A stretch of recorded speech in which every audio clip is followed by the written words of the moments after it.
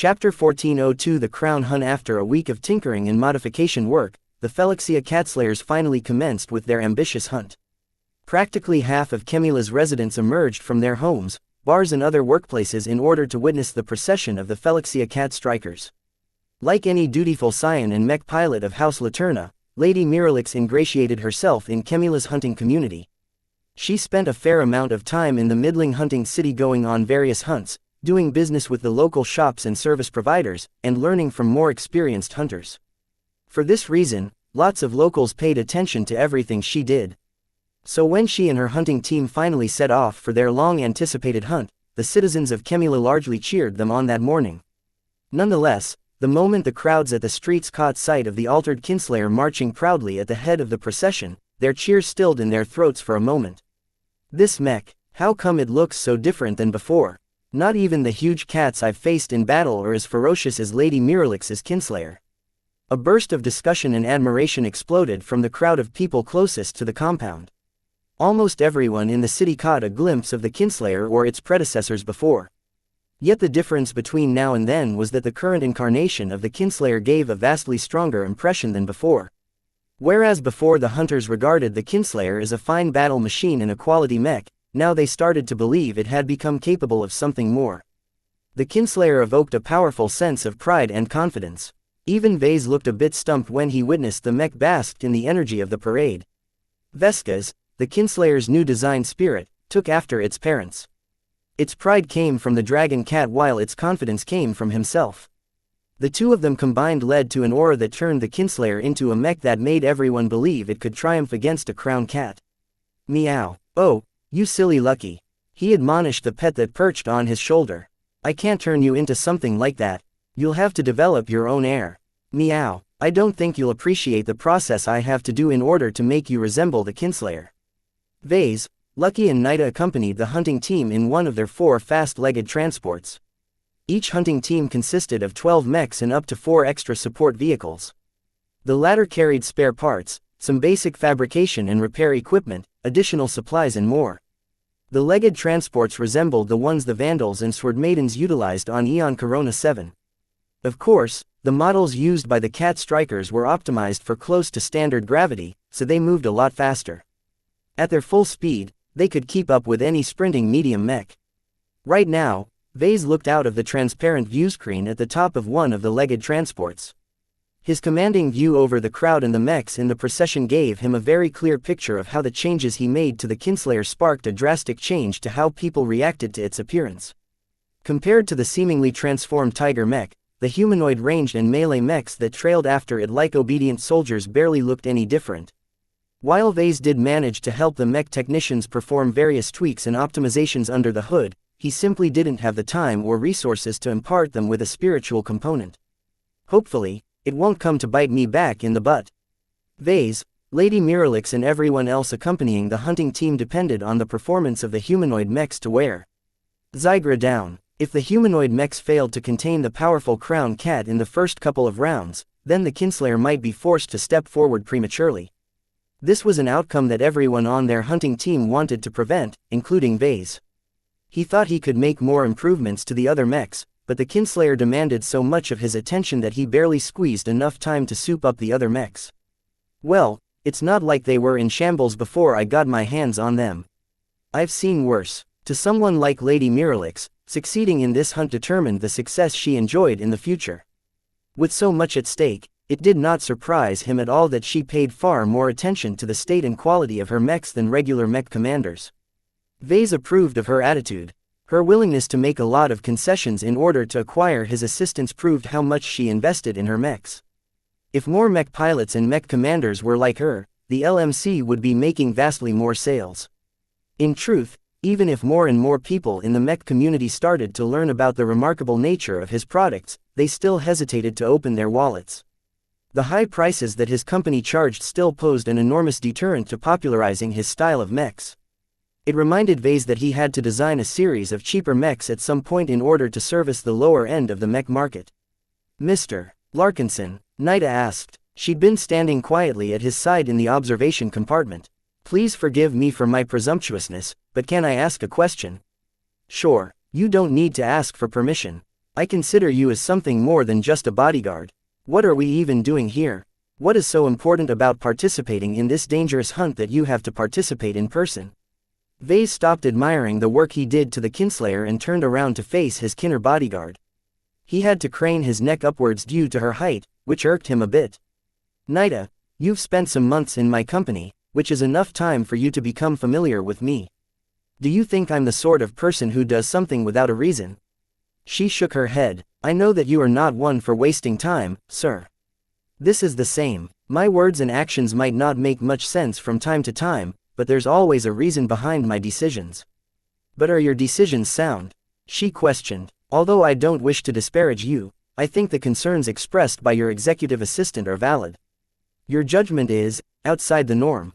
Vase crossed his arms. I'll give you that. I know what Gavin and you are worried about, but you just have to put your faith in me that I am doing the best for both myself and anyone who depends on me. There are factors in play that I don't dare to reveal to you or anyone else. I understand that, sir, but is it worth taking so many risks? She frowned. Right now, we are on our way to hunt one of the deadliest hostile creatures on xianxia. Each crowned cat is a tough and unreasonable monster. Who knows how many mechs have succumbed to the rage of these huge cats, and legged transports aren't exempt from danger. I share your concerns, Nida, but I'm still convinced this is the best course of action for me. I have already made a lot of gains on xianxia, but the grand prize has yet to fall into my hands. I won't leave xianxia until I'm satisfied. He turned back towards the view screen in order to watch the hunting team move out of the city premises and head into the deepest hunting zone within Kemila's range. In truth, Vase already made a lot of gains, without coming across a damaged and dying spiritual remnant from an exo-beast that had recently been slain. Vase would have never come up with his series of new spiritual techniques. It was in rare encounters like these that frequently prodded him into coming up with novel solutions to unexpected problems. Spiritual invasion, spiritual alignment and spiritual restoration were the latest tools he added into his spiritual toolbox. His options and his versatility in the spiritual department grew by the day. He had made a lot of strides in the path of life since the start of his one-year tour, so much so that Vase thought it might be time to hit the brakes soon. Though the path of life continued to tempt him with greater possibilities, he couldn't neglect the path of determinism. Adding too many uncontrollable factors in his mech designs would eventually lead to disaster. To him, life possessed unlimited potential. The danger here was that not every outcome favored him. If his own design spirits turned against him one day, Vase would have to rely on precautions to limit the damage. Unfortunately, the path of life did not place a strong emphasis on control. Once a new spiritual product came into existence, Vase lost direct control over them. How they developed was anyone's guess. Only the path of determinism provided a solid framework to rein in his spiritual products. Even if the problem didn't appear to be acute right now, he saw the need for solutions to be ready at hand in the future. Will there ever be a time where you can let your guard down and stop chasing after power? Nida asked, interrupting the silence. Vase ruefully smiled as he stared at the giant tropical forest looming closer and closer. I don't think that time will ever come. There's always a threat in the background that is ready to pull out the knives as soon as I reveal my back to them. If I wanted to be at the whim of fate and circumstance, I can just abandon everything I have and turn back to the life of a normal space peasant. Even then, I'll never be safe, as normal citizens are still subject to events that affect entire states. His answer made Nida uneasy, though she already expected such an answer. When someone grows into power, they have the option to resist. Those that lack sufficient power have no choice at all. Exactly. I've suffered from lacking power plenty of times in the past. No more. As soon as I gained some control over my life, I resolved to never put myself in such a helpless condition again. The decisions I've made and the risks I've taken are a necessary price to pay in order to remedy my deficiency. You could slow down, sir. Nida frowned. I won't argue with you about the merits of pursuing growth, but the speed and urgency in which you are doing it has turned you into a greater threat to yourself than any external enemy. Vase turned around again and faced Nida with a flat face. Haha, that's funny. Nice joke. Just to be clear, I'm always doing what is best for myself. Sure, I have to go through a lot of pain sometimes, but there is always light at the end of the tunnel. The two stopped talking once the hunting team finally moved into the tropical forest. The massive genetically modified trees towered far above the height of Mechs, providing both hunter and prey with plenty of solid obstacles that made every attempt to sprint a nightmare in this environment. Their comms also chirped, notifying that they had both lost connection to the planetary network. The hunting zones are under a complete blockade, Vase said seriously. There's no way we can call for help. Everything fell into the neatly planned arrangements of House Laterna. The hunting zones became areas where hunters had to rely on their efforts to catch their prey. If they failed, no one would come and save them. No matter how many signals they transmitted, no one would come to their aid. Even a privileged member of a noble house was not exempt. In the eyes of House Laterna and almost every other noble institution, the sanctity of the hunt mattered more than the life of a single family member. We're on our own from now on, Vase declared. The true hunt has begun. Chapter 1403 Prey by Design. Chapter 1403 Prey by Design. Tracking an immense cat-like creature in a hunting zone required a bit of effort. The experienced hunting consultants riding on the legged transports constantly scanned their surroundings. Enormous creatures ordinarily left a lot of traces of their passage behind.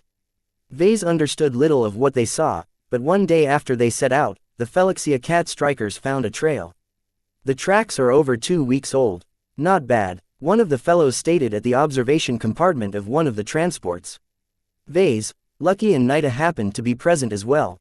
The rest of the cramped transport's interior looked absolutely drab. The vehicle's entire design revolved around function. Hardly any thought had been spent on comfort, which Vase personally thought was a bad design choice. The hunters and other personnel aboard the transports didn't share his complaints. To them, a hunt was serious business. This was no time to sink into a comfortable couch and enjoy a nice glass of wine. Certainly, a longer hunt on an untamed planet might merit some priority on comfort, but the xianxia cat strikers estimated that their current hunt would not last longer than a week. During this period, every mech pilot and every staffer had to be as alert and focused on the job as possible. Even Vase still carried some responsibilities. He had to keep track of the conditions of the mechs of the hunting team throughout the course of the hunt. He also had to pitch in with performing acute repairs in the field after they concluded a round of fighting with the crown cat. He knew he'd become very busy soon, which was why he prized this quiet period at the beginning. If only he had a comfy couch instead of a drab alloy bench to rest upon. His seat didn't even come with a backrest. As the hours passed by, Vase idly distracted himself by studying the surrounding terrain. The hunting zone that kept Xigra contained within its area was situated in the very depths of a very huge tropical rainforest environment. Different from regular forests, House Laterna seeded the lands with supersized tropical trees. It took an extremely long time for these trees to grow to their current height and size, but once they did, they absolutely towered over every mech.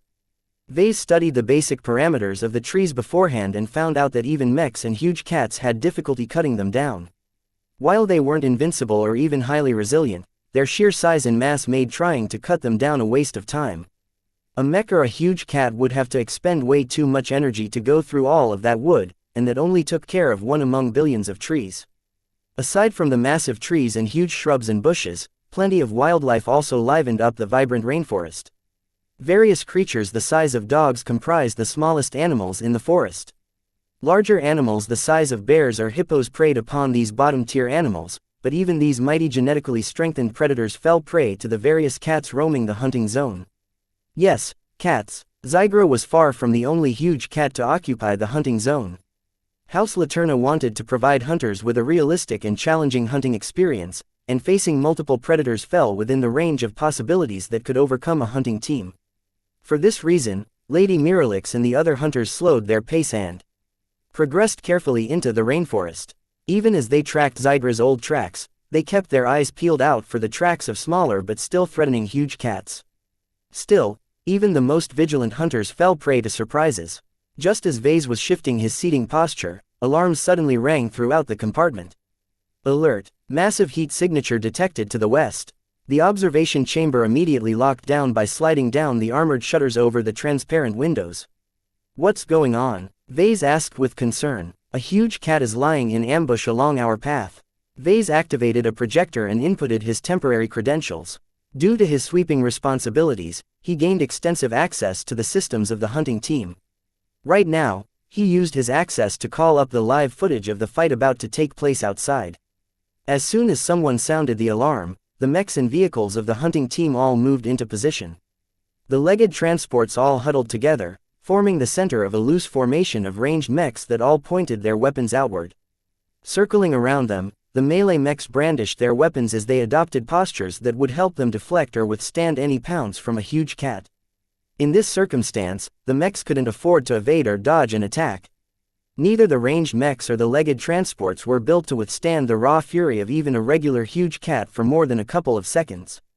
It's coming. The bushes to the west parted as a huge cat pounced at the nearest machine, which happened to be a night mech immediately placed upon the spot. The cat did not utter any roar at all, perhaps thinking that its attack hadn't been noticed at all. In truth, the hunting team already locked on the creature's noise, heat signature and other indicators a while ago. Even if the huge cats were genetically modified to make them harder to detect, that only worked in distances ranging to kilometers. This close, their huge bulk made it untenable for them to remain undetected. As the huge cat which looked like a green and orange panther pounced, the night mech which stood in the way began to bend its stance and angle its kite shield. Clang! The colorful panther's claws raked across the surface of the shield and deflected to the side. The rest of the huge cat's body partially slammed against the shield as well, but due to the clever angling, started to bounce aside as if it was a stone skipping across water. Yes, the cat fell for it. He's dead meat now. The hunting consultant's words proved accurate. The panther, who looked like an abomination of a kid's doodling, had been thrown so off guard by the failed pounce that it failed to react in time to the threats approaching its flanks. Two spearman mechs flanking the night mech charged forward and rammed their weapons through the thick hide of the huge cat. AOOOOOWW. The huge roar emanating from the injured creature was so forceful that Vase had the illusion that it rattled his bones. He picked up Lucky and hugged his cat close to his chest. Look, Lucky, that's what happens to big, dumb cats. I better hope you don't grow up as large and stupid like this genetic failure. Meow. Just look at the awful coloring of its coat. The biotech researchers who cooked up its genes have no artistic sense at all. Anyone who takes a look at it will immediately develop the impression that it's a clown. Considering its idiotic decision to ambush a hunting team, I'm not surprised it's lacking in the intelligence department. Once the cat suffered 2 deep puncture wounds, the hunting team adopted a conservative and vigilant posture. Only the night mech and the 2 spearman mechs sparred with the bleeding panther. The other mechs, including the kinslayer, vigilantly faced every other direction in case any other hidden cats lay in wait to pounce. Just because some huge cats were stupid didn't mean every specimen charged at their deaths. Most cats, especially the more mature and older ones, developed sentient or near-sentient intelligence. This made them especially dangerous as their planning and cooperation exceeded the norm of regular exo-beasts.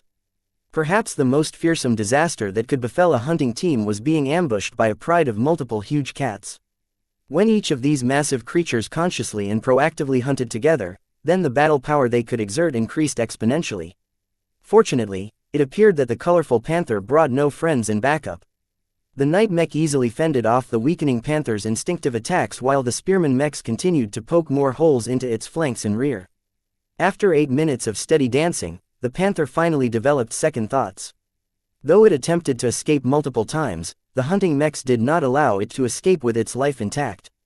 The green and orange panther might develop a grudge against the xianxia cat strikers or other hunting teams. To prevent the resentful cat from taking revenge in the future, the cat strikers had to nip the attacker in the bud. It can't run. Stabbed by spears from both flanks, the huge cat had bled out so much from its puncture wounds that it could no longer summon up the strength to stop the night mech from stabbing through one of its eyes with a sword.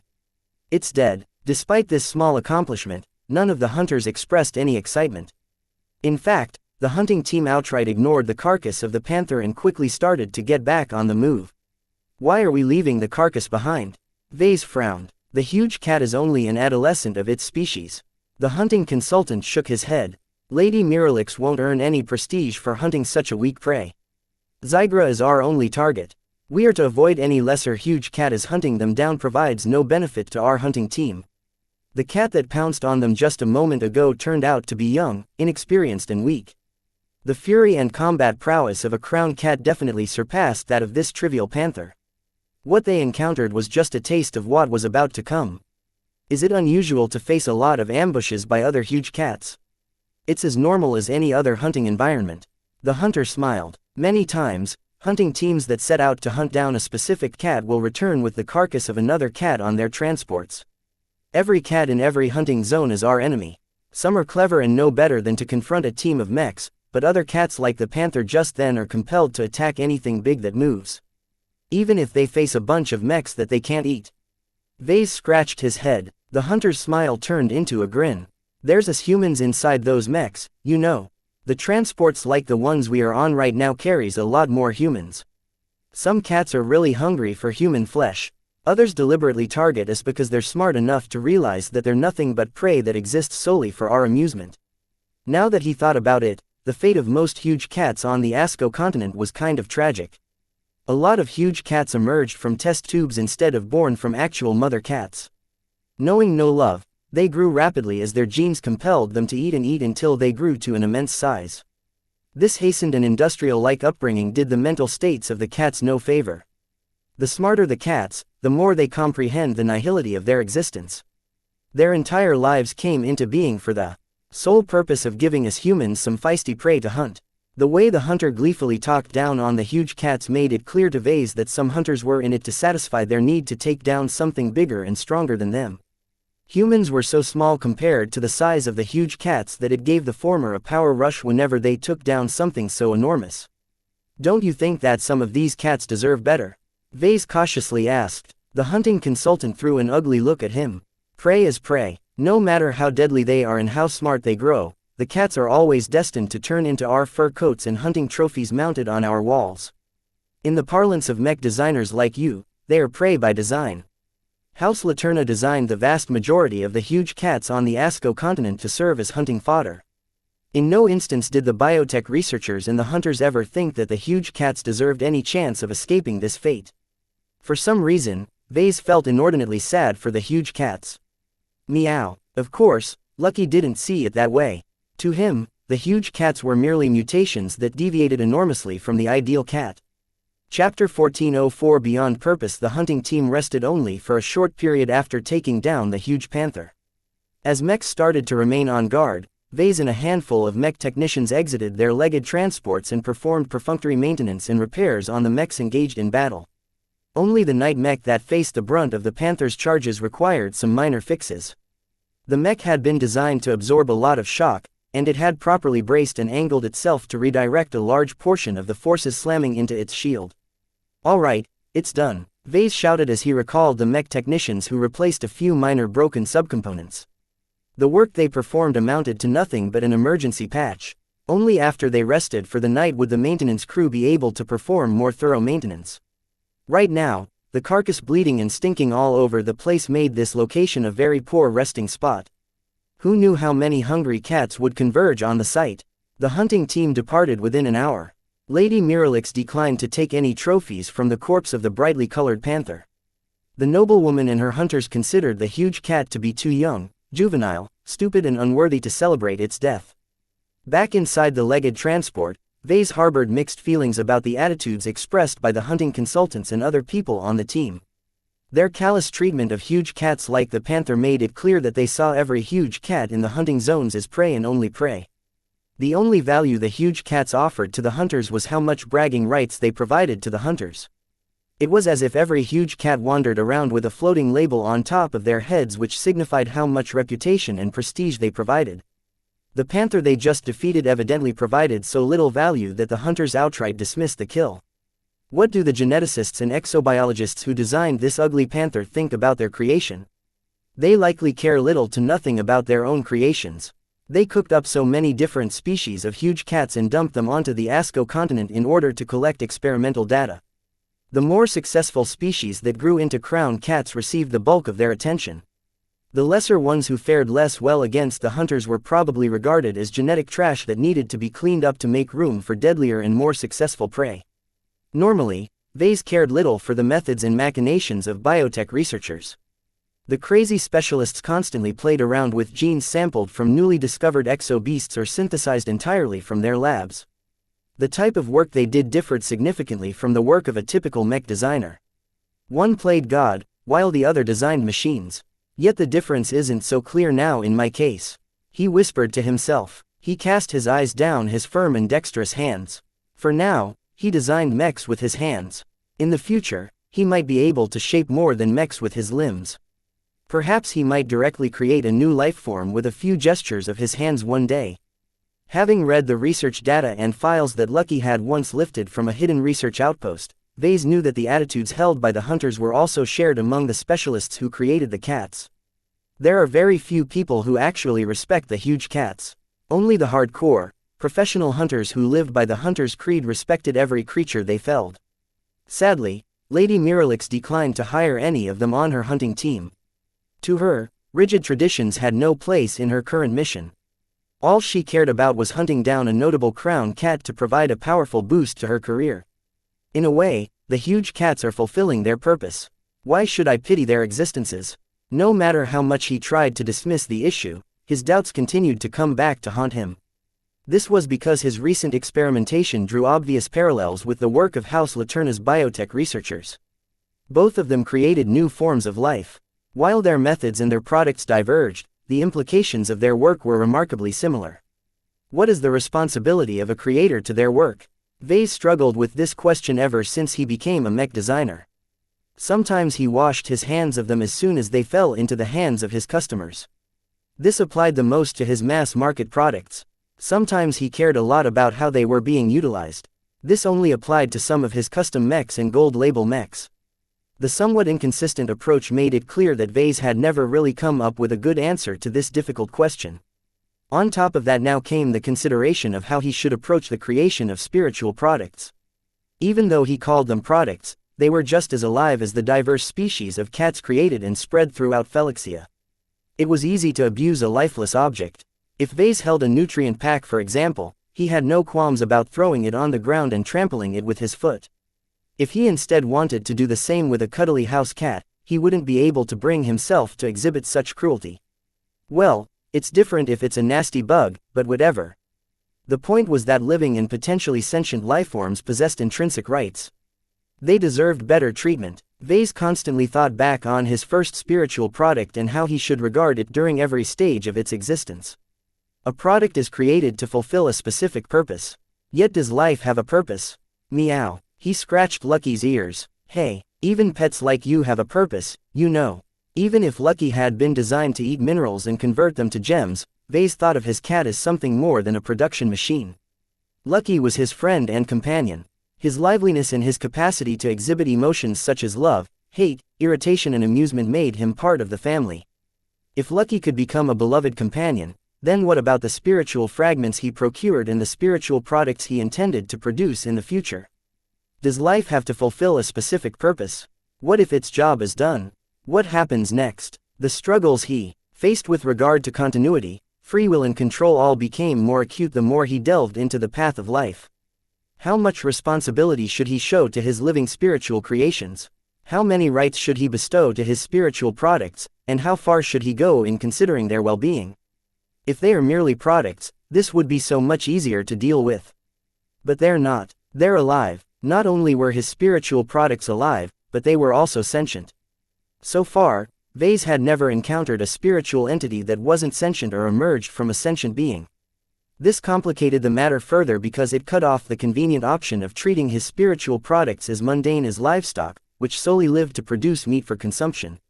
After a bit of thinking, Vase decided to hold off on declaring a Bill of Rights for spiritual existences. Instead, he tentatively developed a number of principles that eased his conscience and made him feel better about his future works. First, as spiritual products were meant to serve as vital components of his mechs, he extended the same regard he held for mechs. Without a design spirit, his mechs were unable to come to life. For this reason, the spiritual fragments and products that fulfilled this role deserved to be considered living beings rather than something lesser. Rather than consider them objects that just happened to be alive, it's better to treat them as living beings that are hired to perform a specific purpose. Vase already treated spiritual entities such as Qilanzhou's spiritual fragment and Prophet Ilvain's spiritual fragments in this way. In essence, he was merely formalizing what he already believed in and extended the same treatment to the lesser designed spirits of his older mechs. Each of them, no matter how strong or weak they became, deserved the basic respect of a living, sentient being. Secondly, the existences of his spiritual creations encompassed more than fulfilling their purpose. Each spiritual entity was alive. Each of them possessed their own hopes, dreams, ambitions and priorities. While Vase really wanted them to serve as the design spirits of his mechs and mech designs in perpetuity, there may come a time when they wanted to move on and do something else in their spiritual lives. Of course, Vase couldn't allow them to quit their jobs willy-nilly, especially if the mech models they enhanced were still current and widely used. I have to make a compromise here. Total freedom and total control are both untenable. He did not wish to enslave his spiritual products and force them to labor on his behalf when they really wanted to do something else. However, as a mech designer, he deeply relied on design spirits to elevate the quality of his mechs in a way that no other competitor could match. For this reason, extending total freedom to his spiritual products and allowing them to express their free will would certainly lead to many disasters. Instead of choosing between one direction or the other, Vase decided to straddle the middle line. As long as his design spirits fulfilled their duty for a certain period of existence, Vase would allow them to resign from their work and find a different purpose in life. I can always create another product to fulfill the void left behind, he muttered, offering hope to his spiritual products and promising that they would be able to take the reins of their own lives after fulfilling their obligatory duties would hopefully keep them motivated. They'll stay honest and dutiful as long as they are incentivized to do so. Perhaps some spiritual products like to work as design spirits and would voluntarily choose to extend their employment contracts. Others might decide they wanted to explore the galaxy or the imaginary realm.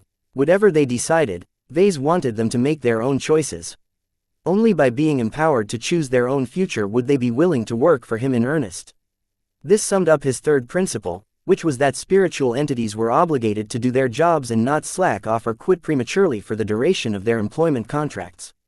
Vase snorted. Would spiritual entities even abide by contracts? Maybe he should find a way to form a binding spiritual contract.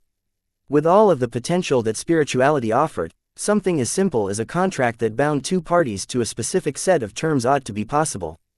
In any case, the three principles he formulated this day would henceforth act as his guiding approach.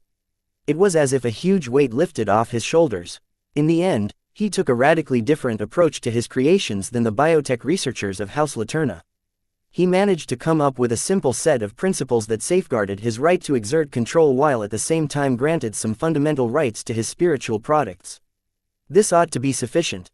The principles aligned closely to the path of balance that he currently followed. The path of determinism would seek to impose absolute control over his spiritual products, to the point of robbing them of the vitality that life had to offer. What's the point of life if they can't express themselves? They'd end up as sad as the huge cats in Asco, who were only formulated into existence to provide hunters with trophies and research data to house Laterna's research institutions. In contrast, the path of life would obligate him to surrender full control and let his spiritual creations choose their own purpose. While this kind of unbound forms of life held the highest potential to produce something remarkable, the lack of order and predictability made them far too hard to work with in the long run. All of his mechs ought to be reliable. Vase would not be able to stay in business if the quality of his mechs fluctuated wildly from model to model. The three principles of life he formulated avoided these undesirable outcomes. Though not everyone got what they wanted, no one received unfair treatment. Chapter 1405 Newborn Implications. His mood significantly improved after he formulated his principles of life. Not only did they match with the principles of his design philosophy, but they also merged with it. By becoming a newly merged aspect of his expanding ideology, Vase had taken one step closer to advancing to senior. Becoming a senior isn't all about designing mechs. He reiterated the lessons he learned from talking to various high-ranking mech designers. It's about achieving the impossible, taking one step at a time. His recent insights prompted him to look at the Kinslayer in a new light. As the hunting team steadily followed Zygra's tracks, Vase constantly kept an eye on the Kinslayer. He continually kept up a projection of its telemetry in his view, and specifically monitored the fluctuations of Lady Miralix's neural connection to her mech. Even if he didn't understand the majority of what was being measured and what it meant if some lines went up or down, he still gained a general sense of what took place. One of the regrets he held about the Kinslayer was that he hadn't managed to replace her neural interface. Just like every other mech in civilized space, the Tiger mech utilized a standard neural interface model published by the MTA. From the telemetry he received so far, Vase observed that the neural interface model leaned somewhere in the middle. It was neither too dangerous or too limited. The neural interface was simply a bog-standard piece of equipment that provided no advantages or disadvantages. Boring, Vase flatly declared. Even so, Vase saw some signs that Lady Miralix had begun to deepen her relationship with the kinslayer. This was especially so once he extended his spiritual senses towards the tiger mech when Lady Miralix actively piloted it. Even if she wasn't aware that a spiritual existence occupied the mech, her fondness for her mech increased after every piloting session. The kinslayer is maturing, don't you think so, Lucky? Meow. The cat held in his grasp turned his gaze away from the tiger mech in view. A giant mech in the form of a cat was still inferior to his own existence. Nonetheless, Vase sensed that Vesca's was rapidly starting to mature. Its frequent bonding sessions with Lady Miralix helped enormously. Vesca's already exhibited some affection towards Miralix as her mind had been the birthing chamber of its existence. The spiritual product subsequently grew smarter and more sophisticated due to its ability to access Miralix's mind and the knowledge stored within. Observing this interaction from the side revealed something important to Vase. The newborn spiritual product's development drew heavily from its environment. This meant that Lady Miralix unwittingly indoctrinated the rapidly maturing Vesca's with her own values, principles, beliefs and biases. Though Vesca's retained a lot of instincts, beliefs and knowledge from both the dragon cat and Vase, these were merely inherited from its parents. Now that Lady Miralix became its only other caretaker, the spiritual product began to take on her beliefs and view its inherited values from the perspective of a noble hunter. Vase didn't know what to make of this phenomenon. On one hand, if mech pilots raised newly born spiritual products, their compatibility continually improved and might possibly reach a monstrous height over time. On the other hand, the spiritual products also diverged from the values and principles instilled into them by him. How much would Vesca's even hold on to aspects of Vase and the dragon cat? It feels like I'm giving my newborn baby for adoption to someone else. The baby might share my DNA, but her upbringing reflected that of an entirely different person. Despite the mixed feelings this brought to Vase, he did not oppose this novel development. In fact, the promise of high compatibility reminded him of his third mastery experience. Back then, he witnessed Venerable Eloise Pelican maintain a very tight relationship with her Space Knight. The bond between them was so tight that Venerable Pelican and her mech managed to achieve the legendary state of complete resonance. Though this remarkable condition only came about after Qilanzhou's spiritual fragment gave them a firm push, complete resonance could have never taken place if Venerable Pelican did not trust her mech to such a high degree. There's value in this phenomenon. Vase saw great value in this kind of development in custom mechs. With mechs designed to accommodate a specific mech pilot, compatibility mattered more than anything. Having a design spirit that gently familiarized and grew alongside the mech pilot was extremely beneficial to the performance of the custom mech. Vase expected much greater synergies to arise out of mechs like the kinslayer if they continued to be used. Previously, Vase deduced that Lady Miralix only saw her kinslayer as a one-use mech made solely for the purpose of taking down a crown cat. Now, the deepening affection she shared with the kinslayer made Vase suspect that she was starting to change her mind. He couldn't help but smile when he observed this change. His work propagated his principles. He had already converted another mech pilot into adopting his insistence that mechs ought to be valued as living companions rather than disposable commodities. He sighed. If only every mech can start off with an impressionable mind. Sadly, Vase did not see any way this could be viable for his mass-market mechs. Both the military and private outfits saw mechs as their possessions instead of the possessions of mech pilots. This was an important distinction. Despite the fact that mech forces mostly assigned mech pilots to specific mechs, they might be shuffled around one day.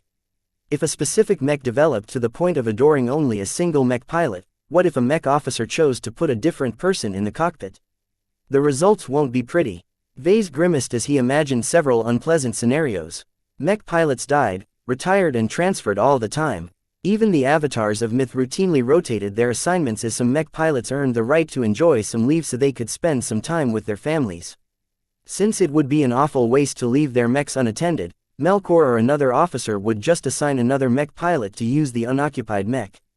For this reason, Vase decided to avoid replicating this phenomenon when he designed a commercial mech. Besides, what will happen if it is being raised by thousands of parents at the same time? If Vase released a new mech model with a newborn spiritual product as its design spirit, then thousands of customers would collectively shape its perspective as it matured. He could hardly imagine the horror that all of this chaos might result. For this reason, Vase resolved to put mature spiritual entities in charge of his commercial mech models. Their flexibility and adaptability will be much less, but it's essential to retain their universality. A mech that turned useless upon the death or departure of its main mech pilot was an awful product to most outfits. Unlike custom mechs, ordinary mechs had to offer consistent and reliable performance as long as any skilled mech pilot entered their cockpits. As Vase continued to muse about the various implications of his recent innovations, the hunting trip continued to creep closer to Xigra. The powerful crown cat never made a habit of hiding its presence. It rarely hid its tracks as it was already the most powerful creature in the hunting zone. Xigra feared nothing. Any cat or mech that wanted to challenge the king of the forest was welcome to try. "We're getting close," Lady Miralix announced with a serious expression. The noblewoman and her closest confidants gathered in a cramped conference room in one of the legged transports. Vase observed the map projected above the center table. It depicted the surrounding terrain and outlined the tracks they observed. The line representing the tracks led forward until they neared a small lake. A hunting consultant started to brief everyone on what they discovered. The lake up ahead is one of the most desirable water sources for the beasts in the hunting zone. It's laced with a high concentration of desirable minerals to the huge cats. Even a crown cat like Xigra likes to linger around the lake. Right now, we are reasonably certain we can find our target in the vicinity, though pinning down his exact location can't be done without approaching the site. Everyone present knew that the critical first round of battle loomed close. "Forgive me for asking, but is Xigra nocturnal?" Vase asked. "We don't know. To be more precise, we haven't been able to discern a pattern from the information we've obtained about Xigra."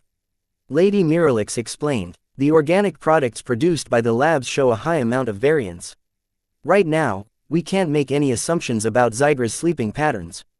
This meant that they had no idea whether Xigra was at his most alert. "State when it was day, night, dusk or dawn. When will we launch our attack, then?" The noble switched the projection to depict a simulation of an attack launched in broad daylight. "Since it is not viable for us to scout and observe Xigra without revealing our presence, we will commence our attack in a timing that best suits our hunting team. My hunters and I are still accustomed to a normal sleeping pattern. This means we are most alert and primed for combat in the late morning, which is the best time for us to confront the crown cat." Lady Miralix and a number of hunters proceeded to explain the plans they made for the first round of attack. The projection demonstrated various scenarios that might happen. The xianxia cat strikers had to be prepared for every eventuality. What if Xigra wasn't alone and enjoyed the company of another huge cat? What if the crown cat sniffed out their presence long ago and quietly slinked away? What if Xigra turned out to be stronger than anticipated and pressed the cat strikers back? What if Xigra avoided the mechs and instead launched an ambush towards the vulnerable legged transports? Emphasizing good preparation, Lady Miralix demanded a ready answer to all of these questions and more. The leadership and competence she exhibited soothed everyone's nerves. She possessed a good foundation to take charge in her future roles in the Sentinel Kingdom's military. As you all know, the first round is critical. Even if we don't encounter any surprises, Xigra may still be able to overpower our mechs through sheer brute force. No one wanted to see this happen, especially not during the first round of combat when Xigra fought at his peak. If worst comes to worst, my kinslayer and I will step in to push Xigra into retreat.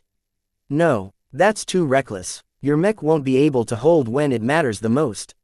Silence. The woman strongly pressed everyone into shutting their mouths. She glared at everyone who expressed their doubts. "I know what you are afraid of, but that was when we still had our old mechs. It's different now. Remember that we have a new guest among us. We are in the company of a mech designer who is famed for creating miracles and has an abundant amount of experience in repairing mechs in the field." Everyone turned their attention to Vase, making him feel very uncomfortable all of a sudden. "Mr. Larkinson here will make sure that any deterioration my mech might suffer will doubtlessly be remedied for future confrontations. Isn't that right?" Vase offered a nervous smile. "I appreciate your compliments, but the spare parts, supplies and equipment you've brought can only do so much. I can probably patch or jury-rig some minor damage, but if Xigra rips off an entire limb from the kinslayer, repairing such heavy damage is beyond my capabilities. I'll make sure my kinslayer won't be pushed to that point." She grinned back. "You can rest at ease, Mr. Larkinson. Everything is under control." If there was one thing the Laternas excelled at, it was in maintaining control. Chapter 1406 First round. The lake. The mechs of the hunting team approach could only be called small to huge cats and giant mechs. For regular humans, the lake encompassed an area the size of a small mech arena.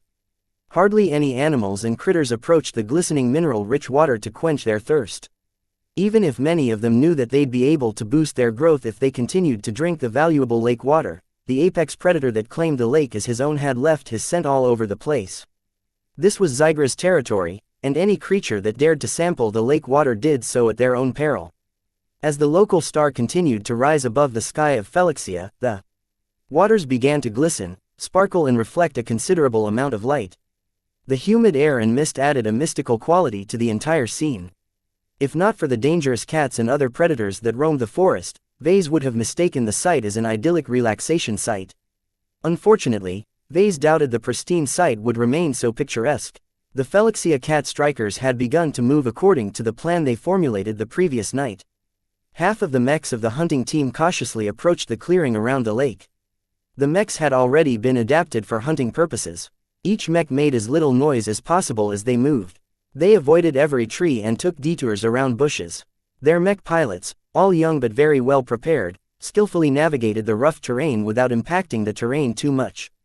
Some huge cats were very skilled at reading the tremors propagating through the ground. Many ambushes failed when the huge cats had put up an act but turned around and clawed the attacking mechs at the last moment.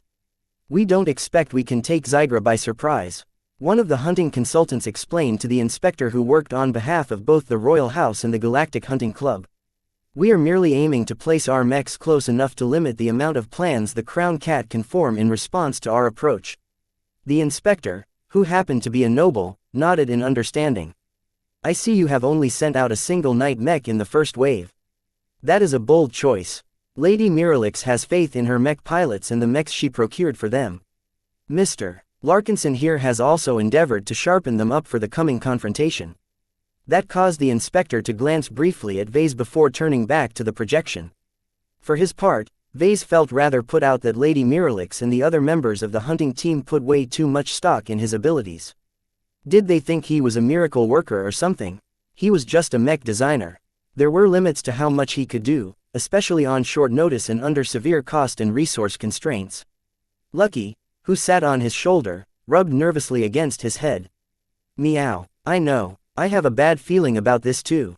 When was the last time a hunting team made a stab at Xigra? We know how strong he was back then, but how much has he grown since this time?" The cat strikers already took Xigra's growth into account. They anticipated that he had grown up to 20% more powerful since his last confirmed battle against a hunting team. Vase hoped that whoever made those estimates knew what they were doing. "We've caught sight of a large signature at the other end of the lake. We have a confirmed sighting of Xigra." The projection shifted towards depicting a huge cat lounging on a low, grassy knoll by the side of the lake. The massive beast squinted his eyes and basked in the sunshine pouring down on the lake in the clearing. "That's a very enormous and dangerous-looking cat," he muttered. "Meow, do you think you can still take him on? Meow, hee. Seeing is believing." Compared to how the newest crown cat appeared in previous footage, the cat obviously underwent some development. Xigra's rust bronze-colored fur coat looked significantly richer and magnificent. Faint spots of deeper red added a remarkable texture to the crown cat's luxurious fur. The cat's massive and heavy tail lazily swished about as if the huge cat had nothing to worry about this fine morning. However, the cat strikers weren't fooled by this peaceful facade. "We've detected several elevated life signs from the huge cat. He has definitely detected our first vanguard. Shall we attack, Commander?" "Not yet, Lady." Miralix spoke over the channel. "Let's wait until our flanking mechs are in position." The attack planned by Miralix and her mech pilots sounded simple. Instead of throwing all 11 humanoid mechs of the cat strikers at Xigra all at once, they would begin with only half of that number. The 6 mechs they sent forth first consisted of 3 ranged mechs, 2 spearman mechs and a single night mech. There was no way such a paltry force could defeat a beast that weighed more than a heavy mech and charged as fast as a lancer mech. But that was not the point. The Vanguard's main purpose was to probe Xigra's capabilities and determine how much the crown cat had grown. Minutes passed as everyone grew more tense. Even the royal inspector looked uneasy. If the Xigra turned out to be stronger than expected, the formidable king cat might take out his ire on the hunting team by smashing aside their mechs and tearing apart the legged transports. Vase and everyone else aboard the transport vehicles would be in big trouble if that happened. As Vase thought that the cat strikers would be content in maintaining the status quo for hours if need be, Lady Miralix finally issued a decisive order. Launch the attack. Follow the plan. All of the mechs stopped their hiding measures and rose up from behind the concealing bushes. The 3 melee mechs all stood ready to react to anything that might get thrown in their way as the 3 ranged mechs aimed their ballistic rifles at their prey. Most hunting teams in ASCO favored ballistic rifles as their ranged weapon of choice. Laser weapons could output a lot of damage, but they fared best in sustained battles, which rarely happened during hunts. While they brought a considerable amount of firepower to the table, especially against cats that didn't specialize against fending off energy attacks, the damage accumulated too gradually most of the time. In contrast, ballistic and kinetic weapons achieved much more immediate results due to the impact damage they dealt. Powerful shells and projectiles not only hit like a good blow from a melee mech, they also rattled the huge cats and incited worry. No matter how formidable they appeared, no creature liked to be peppered with painful rounds. Fire. The ranged mechs unleashed their first salvos. Having read up on the specifications of the ballistic rifles, Vase knew that they fired specialized shells designed specifically to deal damage against exo-beasts with resilient exteriors. As soon as the rounds impacted against the seemingly oblivious crown cat, the enormous creature roared in pain and irritation as 3 loud explosions impacted his flank. Minimal damage. Oh, he's angry. Keep firing. We knew Zygra's hide is harder than it looks, but the damage will add up. According to the analysis performed on Zygra's past battles, one of the more remarkable aspects about the cat was how much damage he resisted. The cat's hide incorporated a lot of exotics and materials ordinarily seen in mech armor. While every huge cat developed by House Laterna's biotech researchers incorporated this ability, Zygra was vastly more efficient in ingesting and transforming materials into hardening his hide. In their previous encounter, the cat strikers easily defeated an ambushing huge cat by impaling it with simple spear thrusts. Against Zygra, it was much more likely for the spear point to break before the crown cat's hide got punctured. Fire at will. Weaken his hide as much as possible. One of the reasons why the cat strikers wanted to confront Zygra over at least 4 rounds was because they needed time to chip away at his defenses. A single round of combat didn't offer enough time to create a serious vulnerability in his defenses. Leaving aside whether it was possible to keep the ranged mechs safe against a raging crown cat, their rifles would probably run out of ammunition before they dealt enough damage. For this reason, the cat strikers heavily preferred tiring Zygra out over multiple rounds. Otherwise, the ranged mechs wouldn't be able to replenish their ammunition. He's coming. Damn it, he's diving into the water. What? While the lake wasn't very big, it was still deep enough to encompass an entire crown cat. The ranged mechs continued to fire at the underwater cat. Their firing systems automatically compensated for the angles they needed to adopt to hit the fast-moving cat, but even then their rounds encountered a lot of difficulties. Vase knew that the ballistic rifles hadn't been designed to fire into the water. Sooner than he expected, the powerful crown cat emerged on the side of the bank where the vanguard made their stand. Damn it, our flanking mechs are out of position. We thought Zygra would have chosen to sprint around the lake. It will take a little more time for our flankers to get into position. The 6 mechs of the vanguard faced a very tough test right now. They had to contain and withstand the powerful crown cat. Fortunately, his relatively young age meant he lacked the rich battle experience of the older crown cats. Zygra directly pounced against the knight mech with his claws ready to grip and tear at the defensive mech. Just like last time, the knight mech did not attempt to fend off the attack head-on. Zygra's pouncing momentum was way too dreadful for any mech to withstand directly. Instead, the mech quickly took a few steps back and angled to the side. The knight mech held its curved shield with both arms, having never unsheathed its sword. There was no way the knight mech would ever be able to hurt Zygra even if it swung its sword 100 times. Skirt. An awful sound screeched as Zygra's claws raked across the surface of the shield. If the previous huge cat barely left any marks on the shield, Zygra was entirely different. His sharp claws and powerful momentum inflicted a very deep pair of grooves behind. Zygra managed to penetrate multiple layers of armor with his first attack. Everyone looked frightened at the might of the crown cat. If Zygra continued to cut and pound at the damaged sections of the shield, it would surely succumb in minutes. Fortunately, while the shield took a serious beating, the night mech itself managed to smoothly ride out the impact pressed upon its frame by moving backwards and bending its legs to shunt the force to the ground. "Get up," Lady Miralix commanded. "Zygra has already recovered. He's attempting to attack our rifleman mechs." Despite its remarkable stance and techniques, the night mech endured such a heavy impact that it required several more seconds to recover. This was way too much time, as the energetic crown cat already started to close the distance to the ranged mechs. The rifleman mechs had already started beating a retreat, turning around their upper torsos to fire at Zygra's massive bulk while doing so. Nonetheless, their running speed paled in comparison to an apex predator that had reached the top 20 of the ranking. The spearman mechs had no choice but to move into action. They rushed forward and tried to threaten Zygra in order to force him to confront the more immediate threat. "Zygra is attempting to bypass our spearman mechs." The cat was smart enough to realize that the ranged mechs posed a bigger threat. The longer they fired at his hide, the more his defenses deteriorated. Just as the spearman mechs launched their thrusts, the cat released a powerful roar. Immediately afterwards, one of the spearman mechs inexplicably tripped. No. Chapter 1407 Ferocious Ca. One of the two spearman mechs in charge of holding up Zygra as the beast went after the rifleman mechs tripped.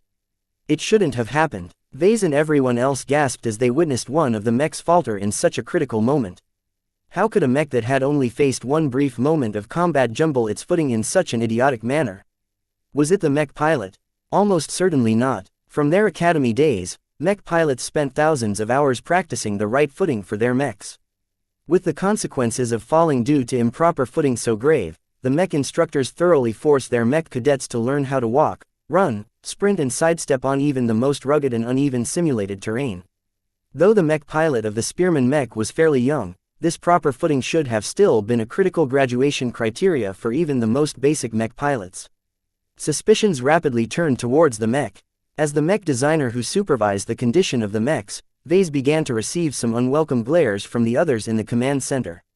If a mech carried a critical flaw that might have led to a mech losing its footing, then he should have caught it well before the battle commenced. Aware of the blame he might receive, Vase immediately manipulated the projected interface to call up the logs and telemetry from the tripped spearman mech. Having studied Zygra extensively, he had already what kind of tricks the crown cat might pull off. This wasn't the first time a mech faltered before the powerful organic product, but it never happened so quickly and abruptly. While Vase tried to seek out the reason for the spearman mech's sudden fall, the battle rapidly progressed. With just one spearman mech left on its feet, its mech pilot continued pushing the machine forward despite the fall of a partner. However, Zygra exhibited no concern towards the lone spear targeting its eyes. Belying its prodigious mass, the beast easily sidestepped the thrust and continued charging onwards to the vulnerable rifleman mechs. Fortunately, the mech pilots of the rifleman mechs had already started moving even before Zygra closed in.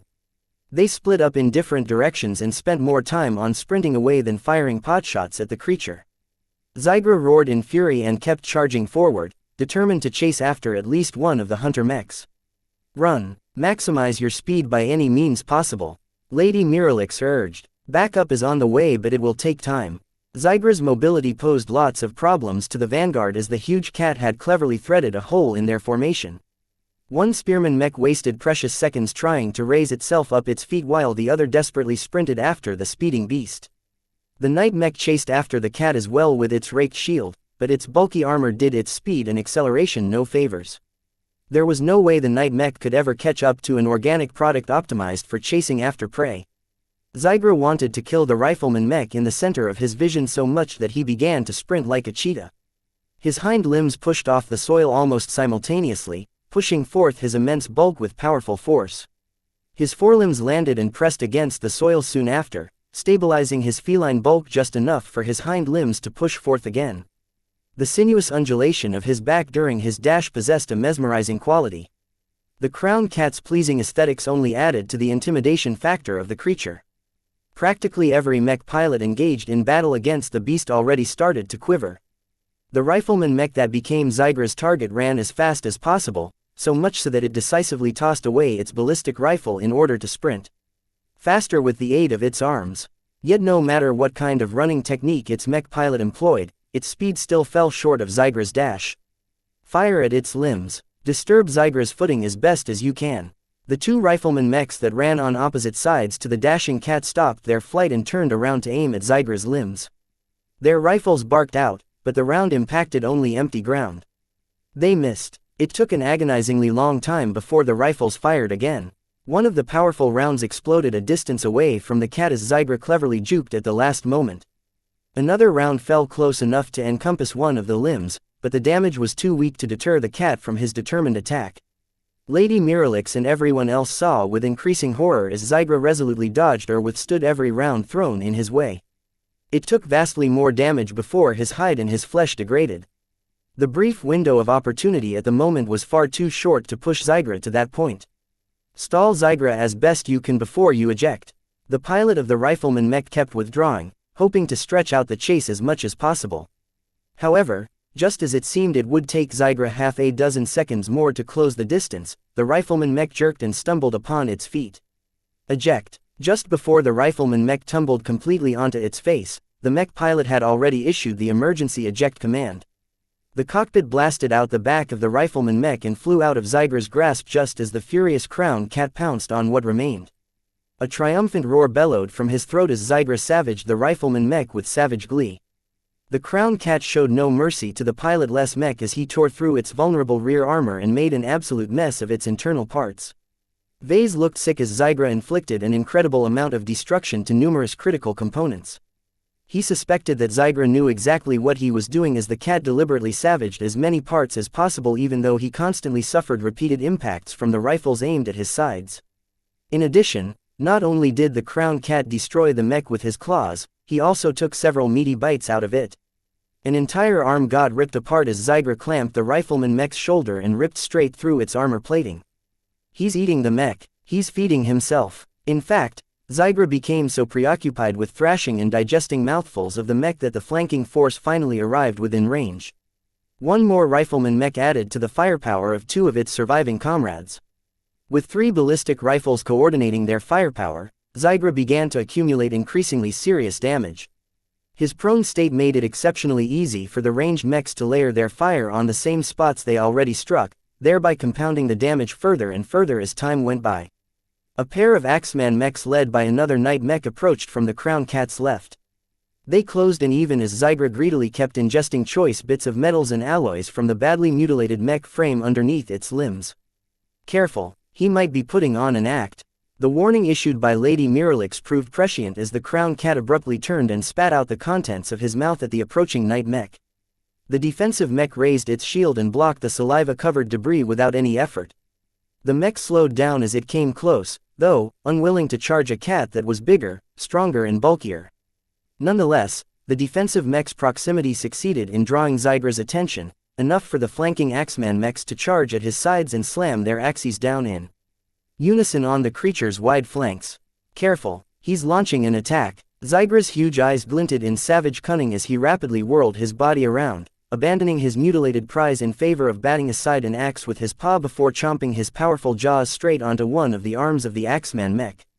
With a powerful heave, the crown cat ripped the arm straight off the shoulder of the cod mech.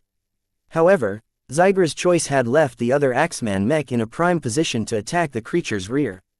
Its mech pilot exploited the opportunity by landing a savage chop with all of the strength and momentum of the charging mech behind the blow.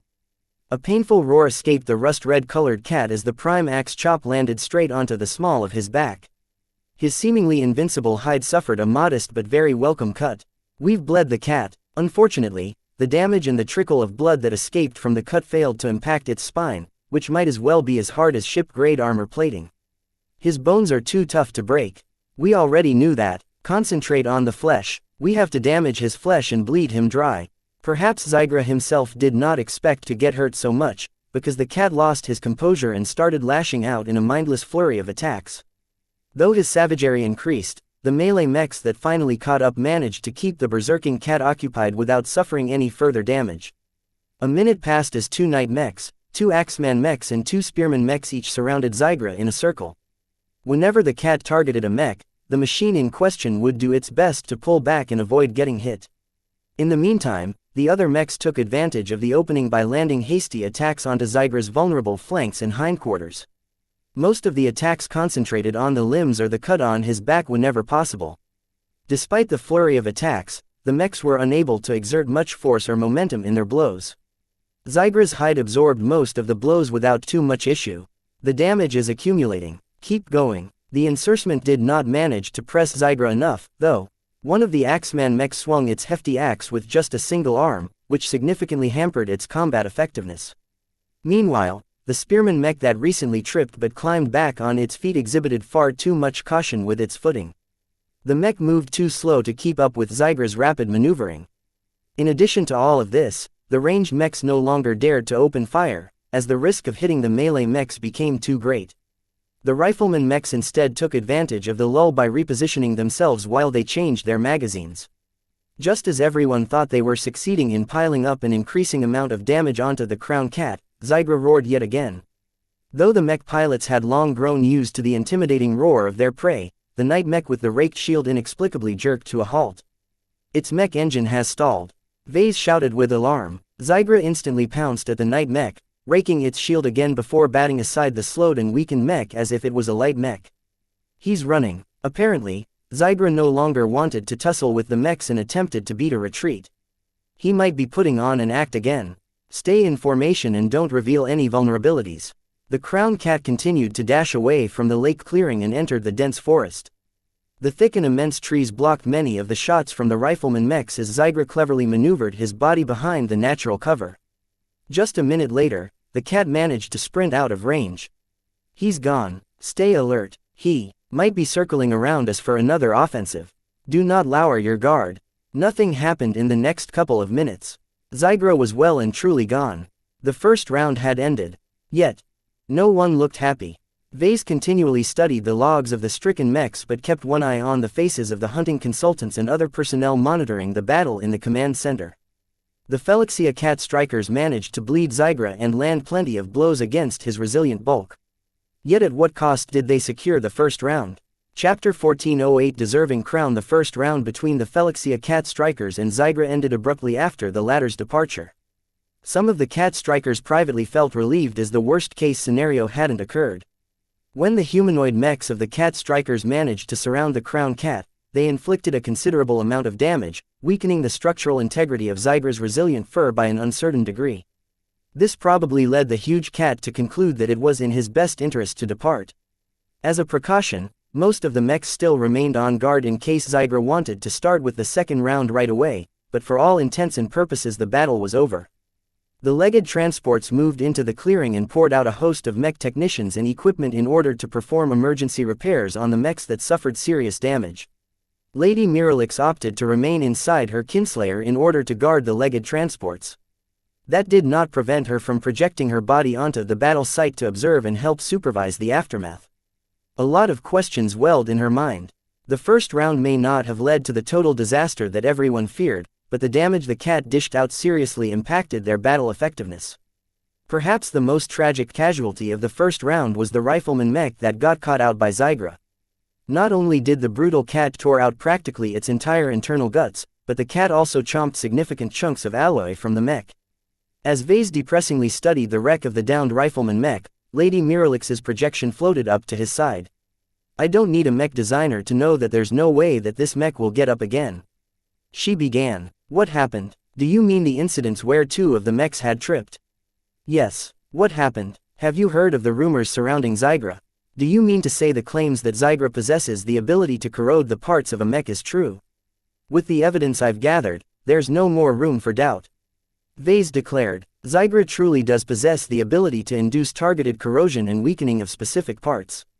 He began to summon up a projection from his comm and pointed at specific log data points which indicated that moments before the spearman mech and rifleman mech tripped, small but critical subcomponents had already started to send out small alerts.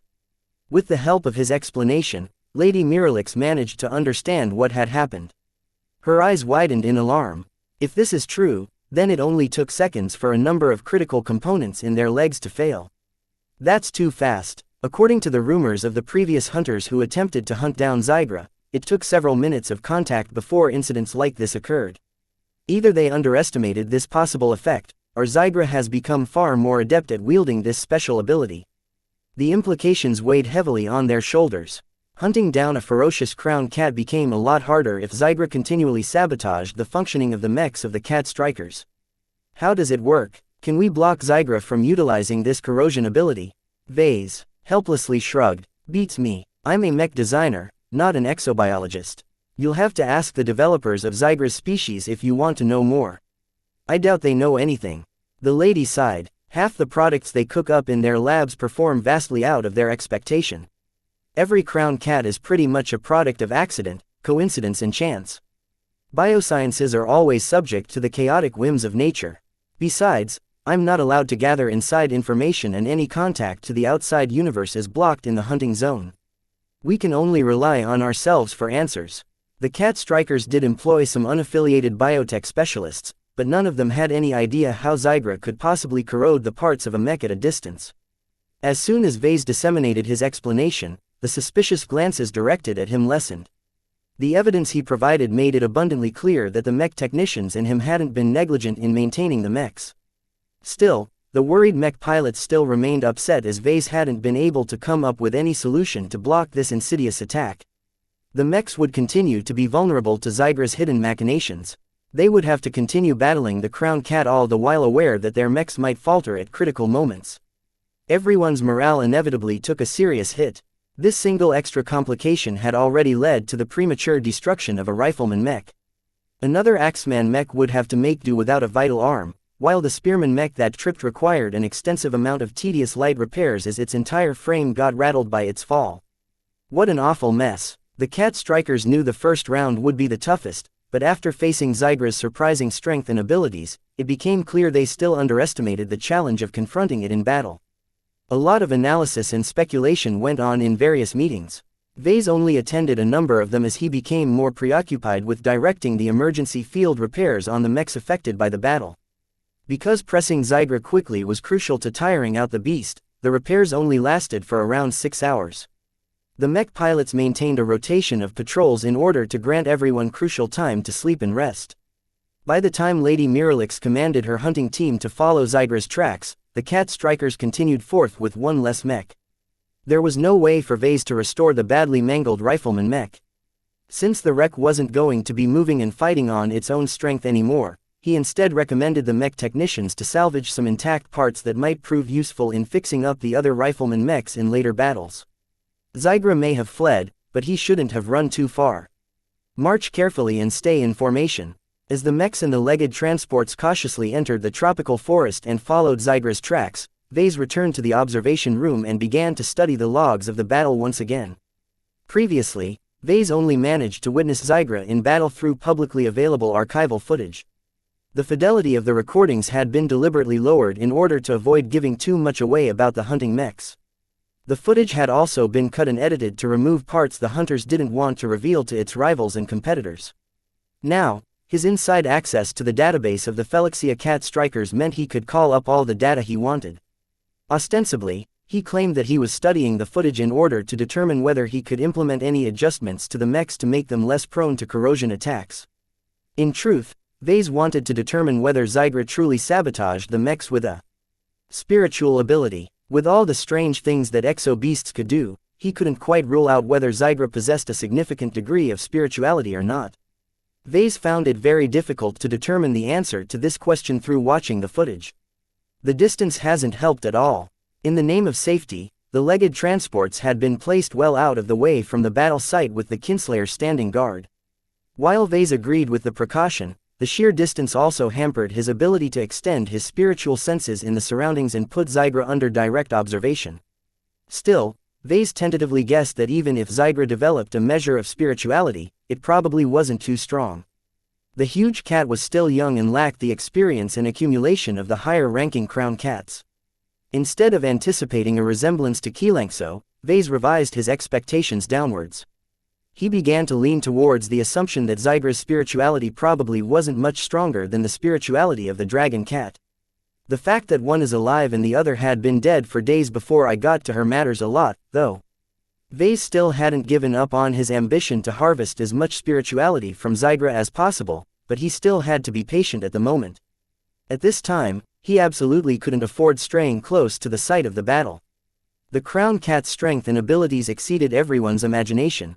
It was easy to imagine that the king of the forest would eventually rise to the top of the rankings with a few more years of maturing. Zygra deserves to carry his crown. As Vase continued to pore over the logs, he failed to detect anything pertinent. The parts that abruptly weakened in a matter of seconds just lost their integrity out of the blue. Even when the mechs were on the move, the parts still deteriorated as if Zygra possessed an uncanny view. He reported his meager findings to Lady Miralix during a short break. Zygra has the ability to target specific components and subcomponents of a mech. Vase began to explain to her projection. His corrosion ability, for lack of a better description, is capable of targeting precise internal components without requiring direct vision. No matter how much armor plating or other parts are in the way, he is always able to affect parts that are ordinarily shielded and protected deep within the mech.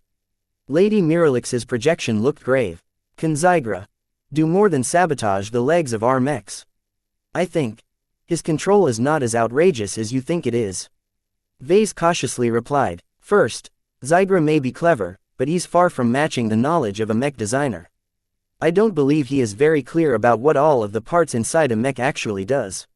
My guess is that he's probably targeting the mobility of our mechs because that is what his instincts as a predator tells him how to best hinder his prey. What if he targets something else besides the legs and engines of our mechs?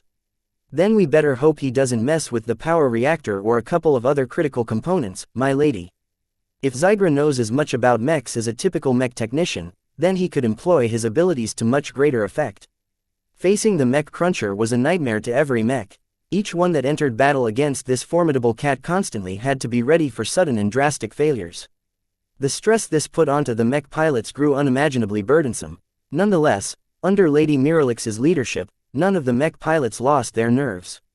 They still became determined to resume the hunt and take revenge against the cat.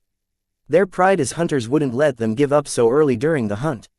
Let's move. We're getting closer to Zygra. Stay on your toes and be prepared for battle at any moment.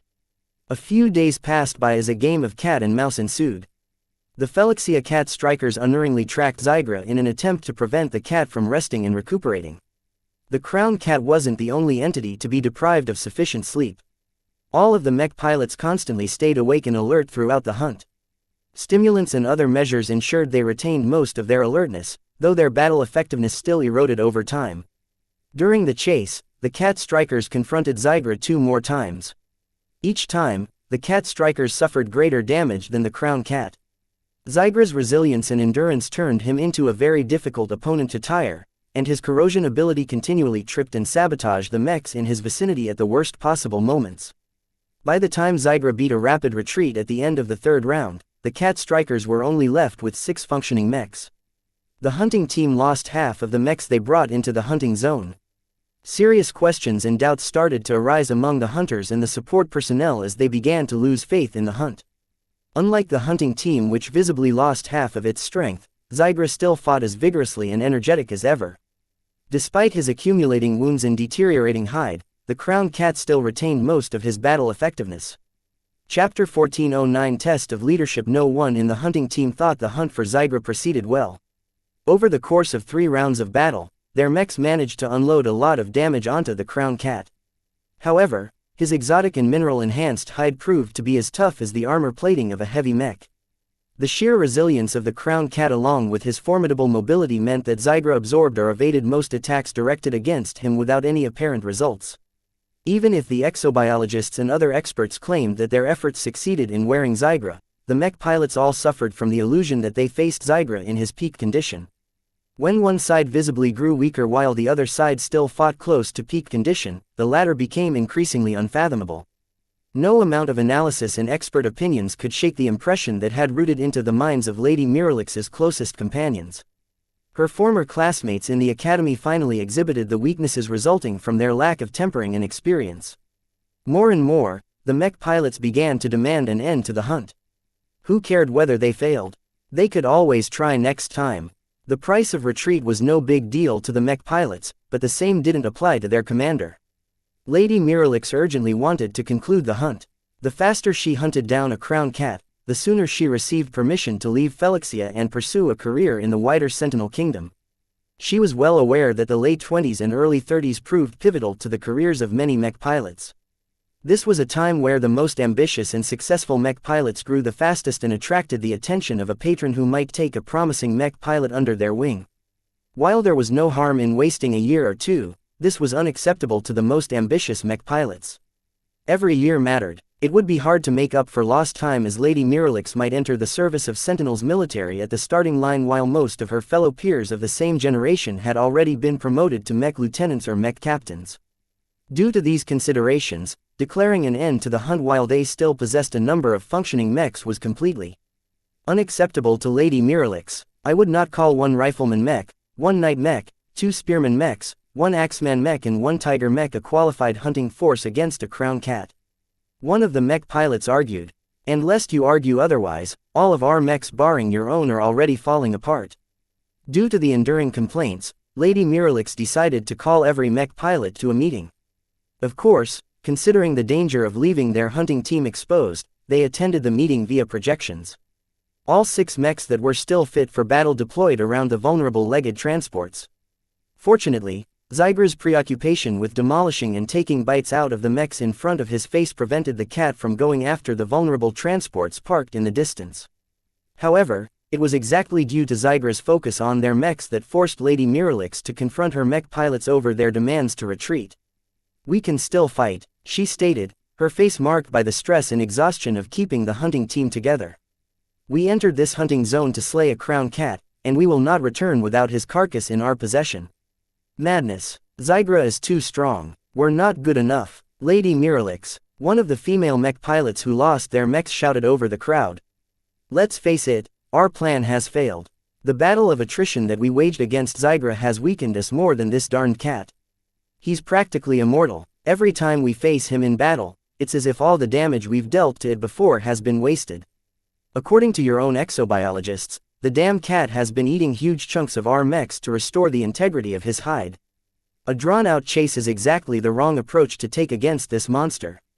The woman's words resonated with the others in the meeting room. The exobiologists carefully studied the data captured by the sensors and found out after the 3rd round that the cat's hide already incorporated a significant amount of exotics and metals it previously ate from their own mechs. Vase sat in the back of the room and observed the meeting while Lucky yawned and napped on his lap. If Genevieve was here, Lucky would at least be able to enjoy the company of a fellow cat.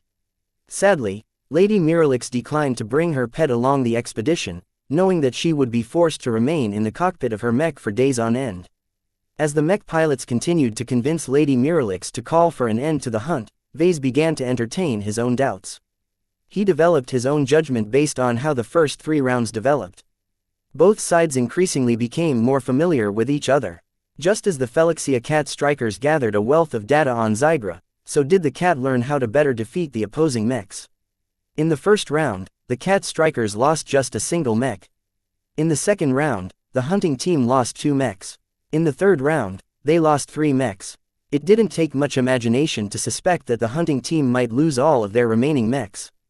A key factor that depressed everyone's expectations was the condition of the surviving mechs. Every mech aside from the Kinslayer lost at least 20% of their battle strength. Some mechs fared worse, such as the Axeman mech that lost its arm in the first round. Despite the best efforts of Vase and the mech technicians, they only managed to make rudimentary patchwork repairs on the surviving mechs. No matter how many spare parts they salvaged from the wrecked machines, the lack of time and heavy equipment severely hampered the extent to which they could repair a broken mech.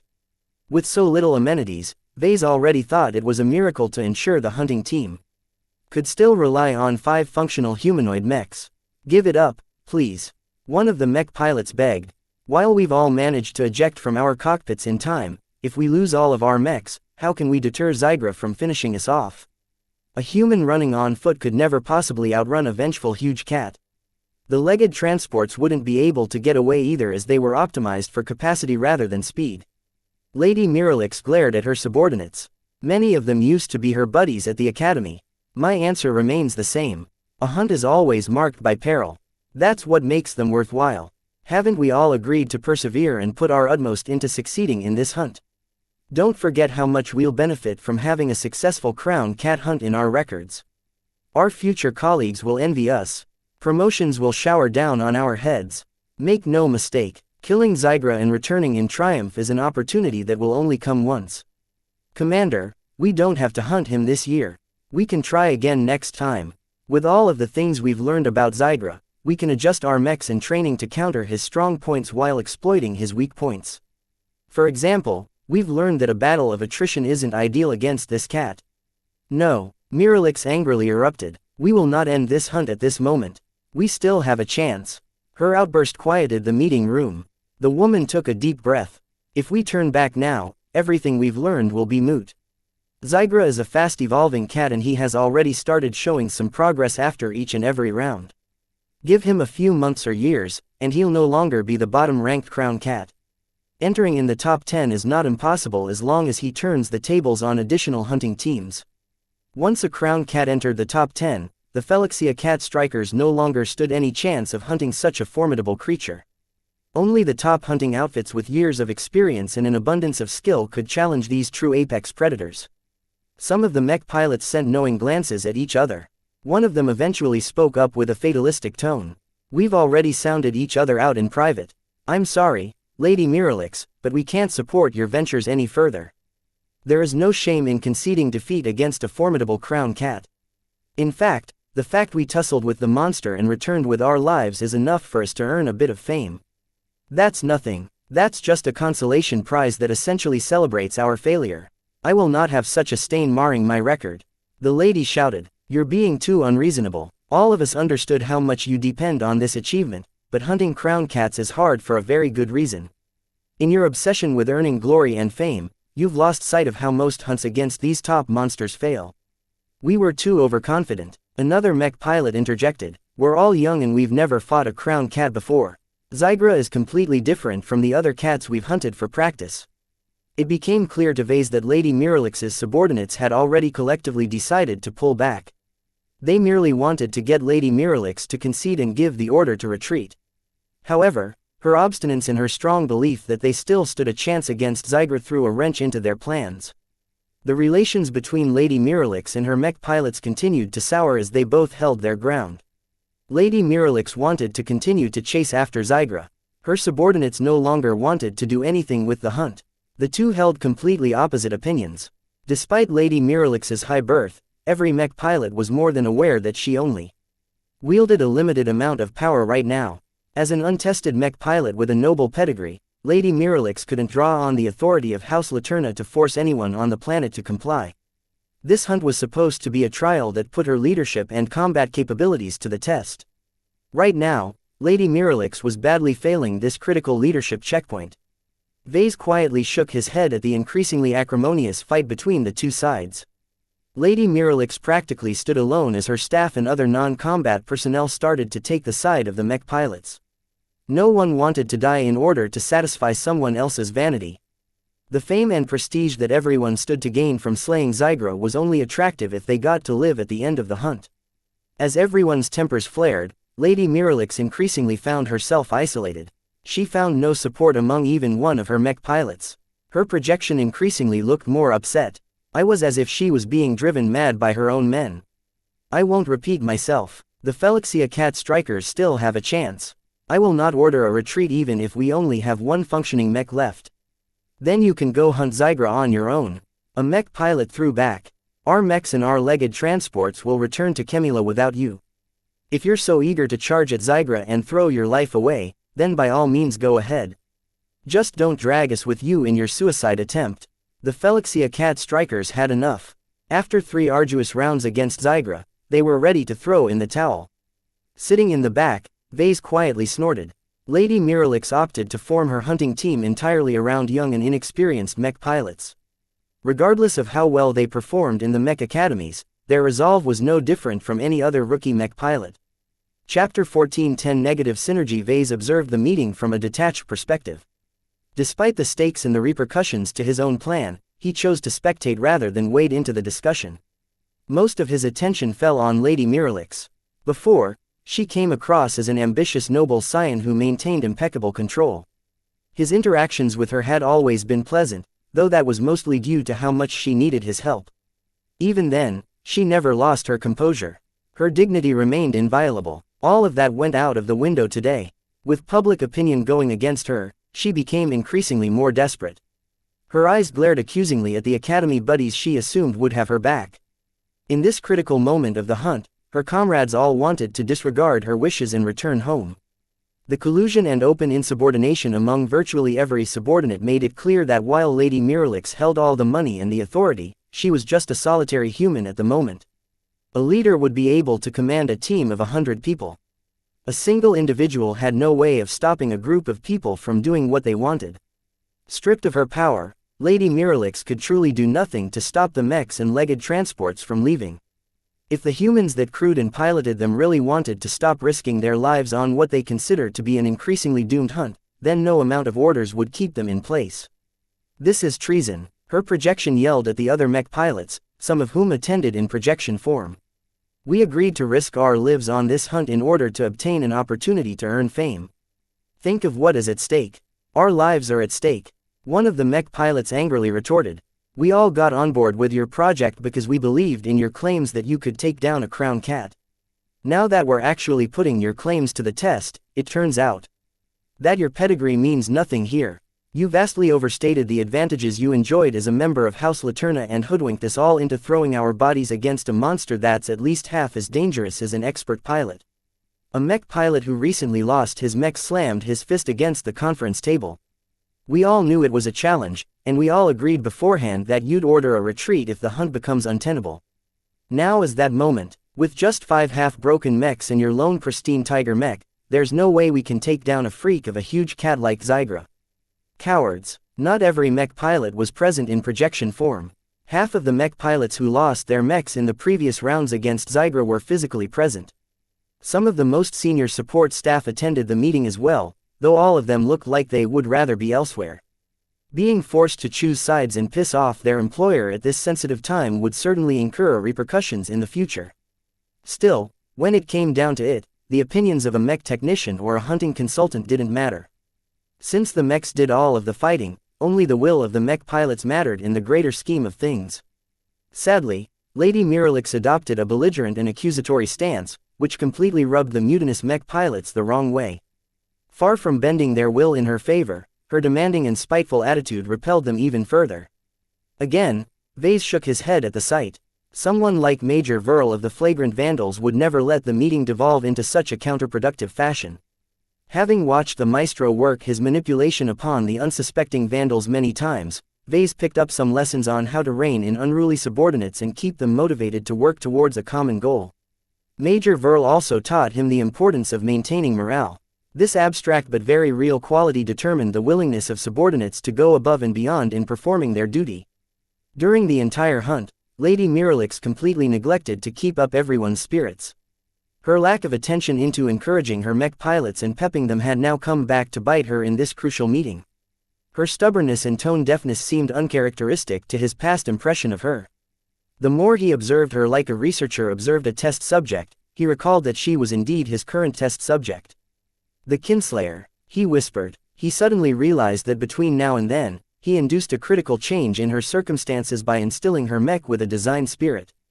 Vesca's originated from his attempts to create a fusion between his own spiritual energy and the dragon cat's spiritual energy. The resulting spiritual product became a new entity that continually bonded with Lady Miralix during her extensive piloting sessions the last few days. What attracted his attention right now was the traits that Vesca's inherited from its birth parents. The aggressive dragon cat needed no elaboration. The alien exo-beast personified fury when she was still alive, and she allegedly possessed the ability to induce others to embrace their rage. As for Vase, while his spiritual energy revolved highly around mechs, it also carried some of his other traits, including his penchant for taking risks and his love for big gambles. His eyes widened. Combining this flaw of his with the dragon cat's fury complemented and amplified their effects. If his guess was right, then Vesca started off with an extreme inclination for recklessness upon his birth.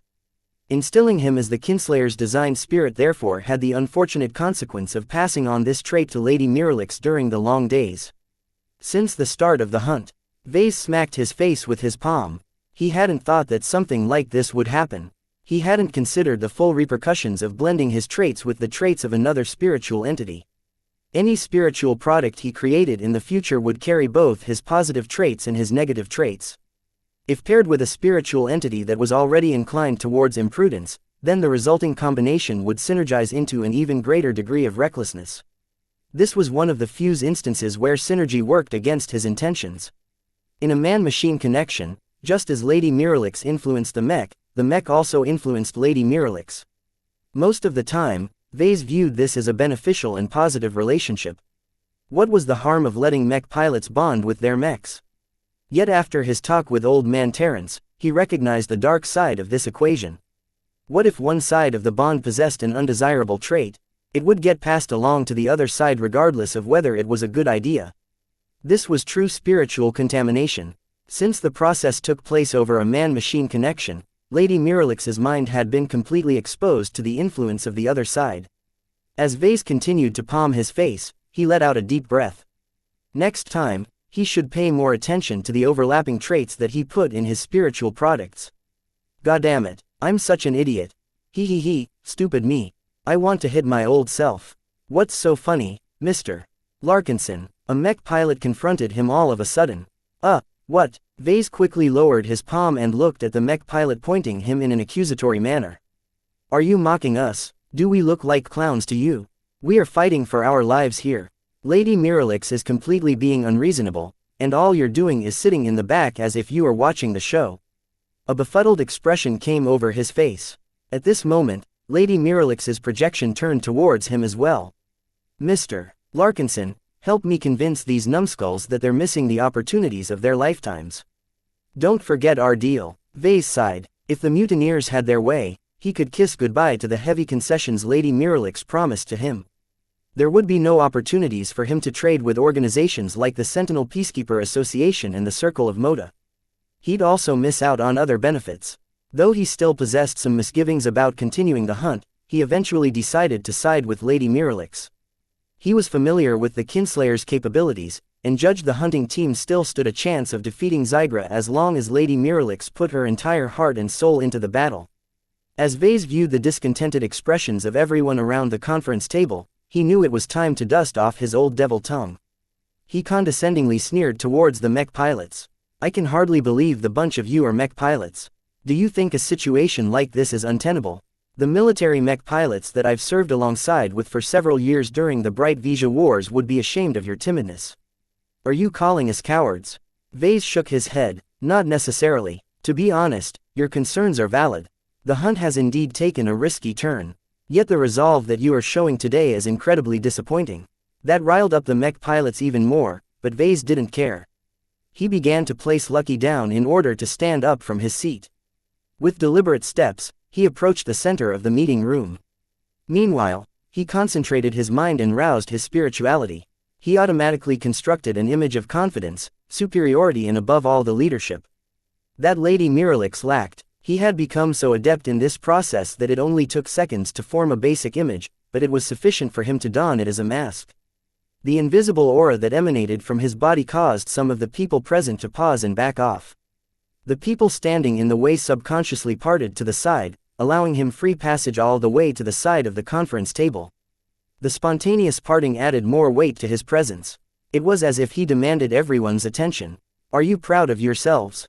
He began, staring down in the eyes of each Mech pilot in succession. Is this what you imagined yourselves to be when you were attending your fancy Mech Academy? From what I've heard of Lady Miralix, each and every one of you scored high in your classes at your Mech Academy. This is exactly why we should turn back. We can't waste our skills in this doomed venture. Vase crossed his arms. Waste? Is that the extent of your resolve? What's wrong with that? So what if we chose to retreat? You're not the one who is risking your life by confronting Zygra up close. It must be nice to be a Mech designer, right? All you cowards do is sit back in the rear and use those big brains of yours to calculate whether it's better to coat our mechs in green or red. A brief moment of silence ensued after a Mech pilot made this remark. The air grew tense as some people began to sense an unsettling feeling in the air. Vase narrowed his eyes. Did you just insult my profession? I repeat, did you just insult my profession? His outburst momentarily suppressed every Mech pilot. You Mech pilots are a disgrace. He continued. Do you think you're entitled to honor? Do you think that battles where you hold the advantage are the only ones worth fighting? It makes sense to, shut up, you sad excuse of a Mech pilot. Vase clenched his hand into a fist and banged it against his heart. I know many mech pilots. I come from a family of mech pilots. I served alongside mech pilots. I sell my products to mech pilots. Of all the ones I've interacted with, the bunch of you are some of the most disgraceful I've ever met. The accusation that Vase threw at the feet of the attending mech pilots did not endear him to them. Even so, Vase still expressed his opinion without hesitation. Chapter 14:11 Wallowing in mediocrity, you should be ashamed of yourself. Vase theatrically shook his head in disappointment. Do you know why? Because you are a bunch of pampered kids. The stares of resentment from the mech pilots attending the meeting grew more severe. Their acrimony towards Vase continually increased as he continued to disparage them in various ways. Even Lady Miralix looked astonished. If Vase continued to pile up insults onto her mech pilots, they might decide to depart right this instant. That was the last thing she wanted to see. Yet as soon as she thought about opening her mouth to reprimand the mech designer, she simply failed to sum up the courage to do so. Her heart quivered each time she was about to speak. Vase ignored the noblewoman's distress and transmitted his full ire towards the mech pilots. Each and every one of them began to feel ashamed when they met his eyes, though they didn't know why. Do you think you are real mech pilots? Just because you've graduated from a mech academy doesn't mean you amount to something. Even the shabby pirates in the frontier are superior to you. Do you know why? It's because they have the courage to fight even under the most awful circumstances imaginable. His rebukes continually battered at their self-esteem. While Vase had to admit that he was taking some liberties with the truth, he really wanted to teach these brats a lesson. Let me ask you, again, he spoke, do you have the guts to consider yourselves to live up to your profession? Silence. Where is your courage? Where is your willingness to push yourselves? I don't see any of that here today. Let me tell you what I've witnessed from true mech pilots. They're willing to fight when ordered to, even when they're outnumbered by 2 to 1. I've seen real soldiers throw themselves into battles when the odds of victory are against them. These men and women in uniform are true mech pilots. You have no right to look down on us. Someone finally summed up the courage to respond. War is war. Mech pilots are expected to do their duty. This is different. Hunting a crown cat is nothing more than a selfish pursuit. We aren't harming anyone by beating a retreat. Vase grinned like a shark. Are you sure about that? In my judgment, the odds are 50-50. Zygra has as much of a chance of winning as us. Are these odds too low for you spoiled brats? It's not worth it for us to gamble our lives for a bit of fame. Bang. There is more than fame and prestige on the line here. Vase burst out while slamming both of his knuckles against the surface of the conference table. You goddamn mech pilots all dream of building up a wonderful career for yourself, but promotions won't come by if you lack the persistence to fight for opportunities. This hunt has always been a golden chance for you all, but at the first sign of difficulty, you've all turned into sniveling cowards. I object to that. You have no right to call us cowards. I'm not painting you as cowards. Your own conduct has painted you as cowards. Vase pointed at the mech pilot who spoke back at him. Don't you see what you people are turning your backs against? This is a rare opportunity to test yourself and push your resolve to the limits. The entire reason why House Laterna imposes this challenge to every mech pilot who bears their name is because a trial like this separates the warriors from the braggarts. A part of Vase felt kind of bad to paint their prudent decision in a bad light. Personally, he thought that they made a rational choice by objectively weighing the benefits and risks. What Vase was doing right now amounted to appending their calculations by bombarding them with additional considerations regardless of whether they were relevant or not. Even if the mech pilots didn't agree with his words, a sliver of doubt would still chip away at their determination. From what I've heard, Nixian pirates are some of the most dangerous scum you can fight against in the Komodo Star sector. Do you think you're ready to confront them in battle when they've stacked the deck against you? There are many situations where they don't play fair. When you inevitably face a situation where the odds of victory can be as low as 20%, are you willing to fight your way out or put yourselves at the mercy of the most ruthless and despicable pirates in the region? We'll never be placed in such a situation. Oh really? Vase snorted. Has every battle the Sentinel Kingdom engaged in been fought on favorable terms? Can you state with confidence that none of the peacekeeper outfits have ever been led into a trap? Another moment of silence. Do you see now why I think you're shaming yourselves? You would never last on the battlefield with your pampered attitudes. The worst thing about it is that every colleague who you'll work with in the future will all be able to see how little you can tolerate discomfort. Any adverse situation you encounter, you'd rather cease and pull back rather than grit your teeth and push through. The arguments that Vase made use of partially drew on the indoctrination that every mech pilot went through in their academy days. As a Larkinson and someone who frequently interacted with mech pilots all his life, Vase knew exactly what kind of ideals the mech academies wanted to instill in their mech cadets. Courage, honor, duty, fealty, brotherhood, sacrifice and more were just some of the common values that every mech pilot internalized from their mech instructors. Mech pilots were expected to fight. In order to make them willing to put their lives at risk and perform the dreadful act of killing other people, their minds needed to be stuffed with specific beliefs. These ideals also served to anchor the morality of the mech pilots in a way that benefited society. Mech pilots trained to kill without any other considerations were much more likely to join a criminal or pirate gang. While Vase wasn't familiar with the precise curriculum that Sentinel potentates had to go through, he could make an educated guess. The kingdom's strong animosity towards pirates almost certainly led to a very intense focus on shaping the norms and values of every mech cadet. This meant that when Vase disparaged the mech pilots in such a direct and confrontational fashion, he directly targeted their hearts. The mech pilots found it harder and harder to respond against Vase. For some reason, they began to feel they truly didn't deserve to be regarded as real mech pilots. It's true that the prospect of battling Zygra once again is not a sure bet. Vase spoke while constantly sweeping his eyes over his audience. The brief instances of eye contact made it even harder for them to stand up against him. Yet Zygra is not a god. He can be defeated. To turn back on this critical moment is a huge mistake. Why is it a mistake? Do I need to explain it to you pampered brats? Where is your competitive drive?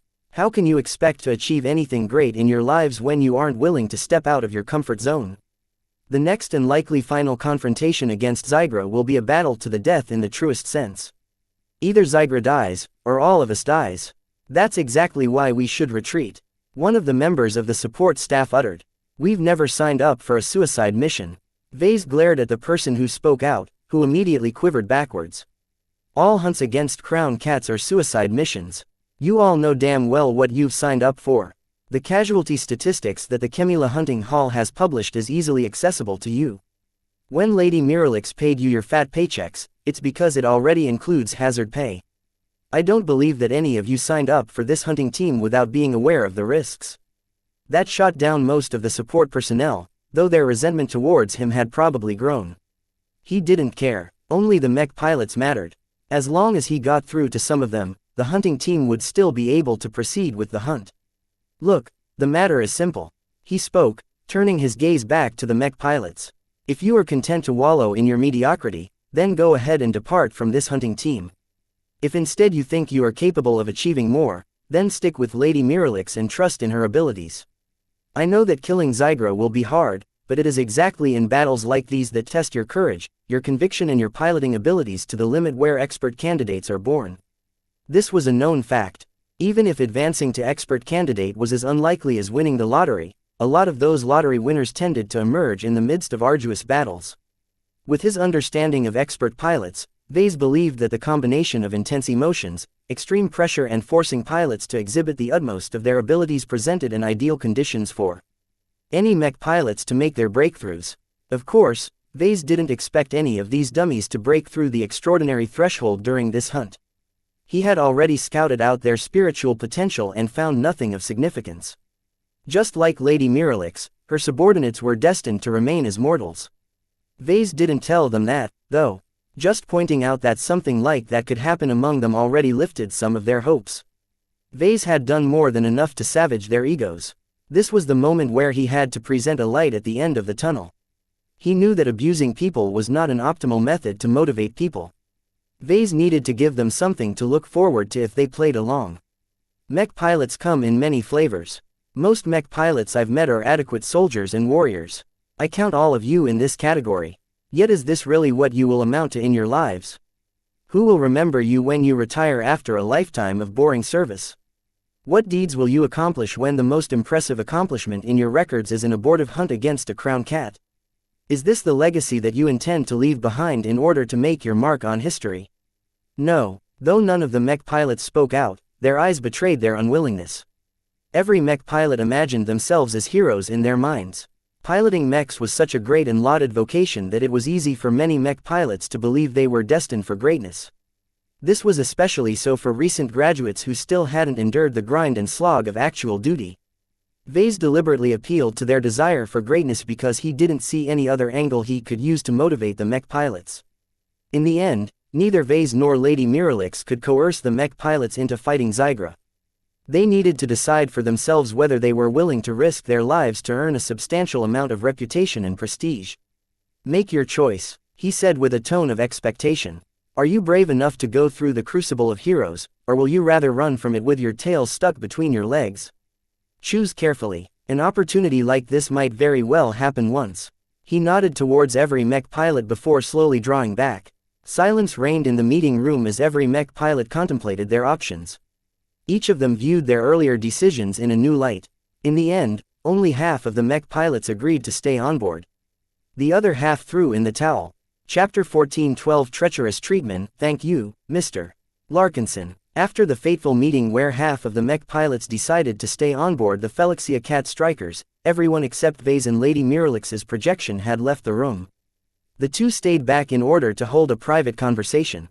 "I bailed you out to further my own interests, not yours," he flatly replied. By now, he had shed his stern persona, which he used to great effect during the meeting. "Don't forget that this attempted mutiny reflects badly on your leadership ability." You're right, perhaps in front of everyone else, she might maintain her belligerent act. However, she couldn't do so against the savior of her hunting ambitions. Vase took a deep breath. After whipping the mech pilots with his devil tongue, he was feeling awfully tired of it all. "Let's move on. We've managed to stem the bleeding to only half of the mech pilots and a portion of the support personnel. What do you intend to do with them, my lady?" She let out a rueful smile. "It's difficult. I can't hold them here. They also have enough crew on their side that they can hijack some mechs and at least one-legged transport and return to Chemila on their own volition. However, I can't let them do that. I need each and every mech we have to fight the final round against Zygra." This left the Xianxia Cat Strikers in a very difficult position. The traitors wanted to leave the dangerous hunting zone as soon as possible, but there was no way they could return safely unless they enjoyed the escort of at least 2 functioning mechs. If Lady Miralix granted them a single-legged transport with no escort at all, then the chance they would suffer an ambush from an errant huge cat was very significant. In fact, the risk of dying in a random ambush was probably larger than the risk of remaining with the hunting team when they confronted Zygra. Neither Miralix nor the traitors could afford to compromise on their demands for the mechs of the hunting team. Nonetheless, to Vase, the equation was simple. Just knock the treacherous mech pilots out and stuff them in one of the holding cells of the legged transports. Make sure to post guards at their cells to prevent any sympathizers from freeing them. Problem solved. That will not endear anyone to me," she retorted. Her earlier bravado was nowhere to be seen.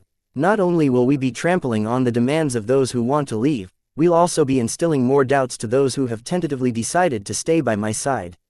"Ha ha ha," Vase grinned. "They're traitors. Each and every one of them has chosen to quit halfway in the middle of a perilous hunting zone. Even if we aren't chasing after a crown cat, their cowardly collusion has threatened the safety of you and everyone else who are determined to fulfill your mission. This isn't a battlefield. While the mech pilots who voted to quit are unquestionably cowards, it's still a step too far to paint them as traitors. This is an extremely serious accusation that will only heighten our divisions even further. Who cares? If you give in to their demands, you'll only be endangering your loyalists, which happen to be the people whose support you need the most. Instead of compromising with the traitors, just lock them up and keep them out of sight until after the hunt concludes. This way, you'll only piss off the people who have already decided to betray you. As for everyone else, the fight against Zygra will quickly distract them from other matters."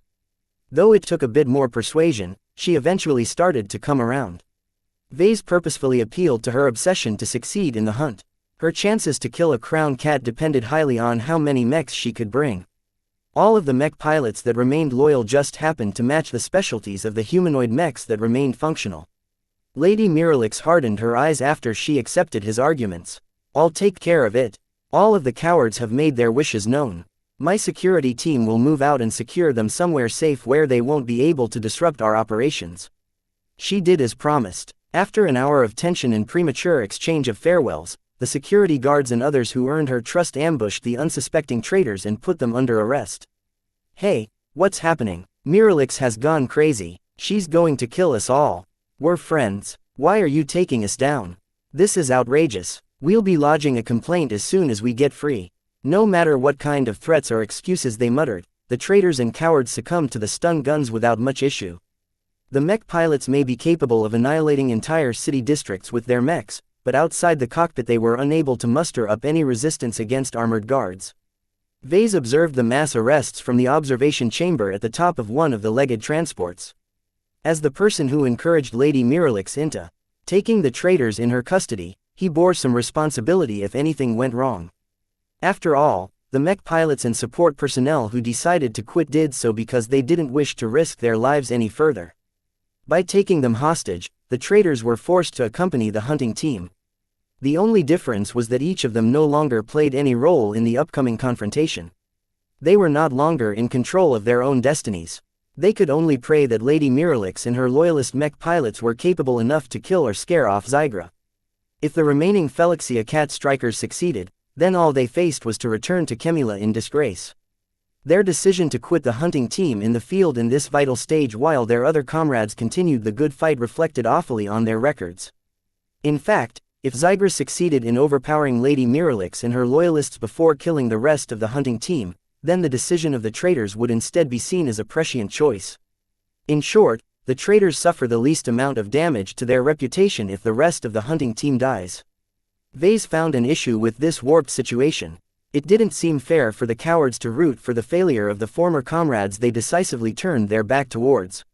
He chuckled. Since you guys are so eager to see us die, then you might as well ride along with us to the end. On the flip side, if the final round ended in Xigra's death, then the traitors would be seen as dishonorable. No one cared whether Lady Miralix hurt their feelings and put them in deadly peril by denying them permission to retreat. In fact, she wouldn't even be blamed for imprisoning the traitors. As someone who succeeded in hunting a crown cat, her reputation and prestige would almost certainly shield her from the minor irregularities that happened under her leadership. This is the privilege that victors enjoy. Vase realized that as long as someone earned more fame, they were allowed to get away with quite a lot of misdeeds. He experienced this himself back in the Bright Republic and Ilvain Protectorate. Meow. Lucky casually jumped on his shoulder and watched what was happening with a curious gaze. Hey, pets are just as selfish as humans. You've disobeyed me plenty of times, remember? Meow. The two of them watched as the excitement quickly died down.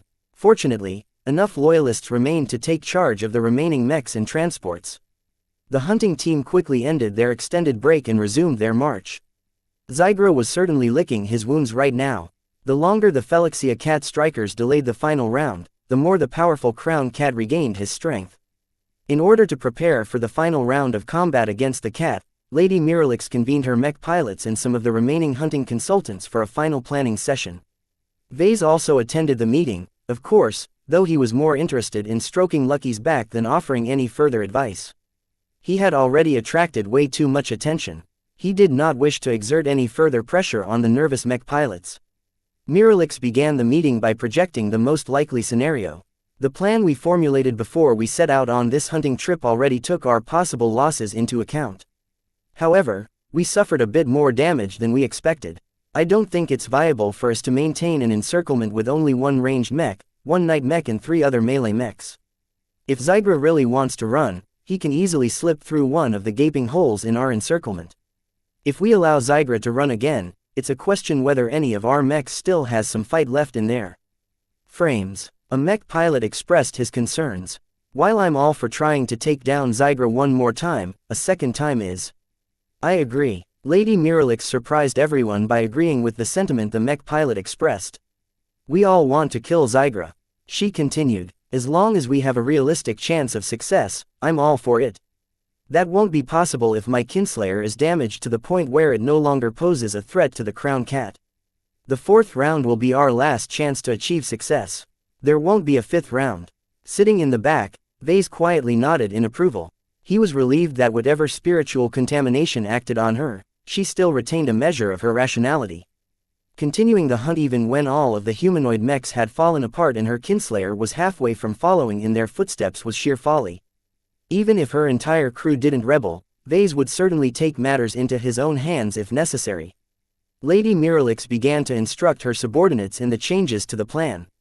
Since Zygra hadn't been as weakened as they expected, the noblewoman decisively gave up her previous intention to corner Zygra in a one-on-one duel. "We need to take the offensive right from the start," she declared with a determined expression.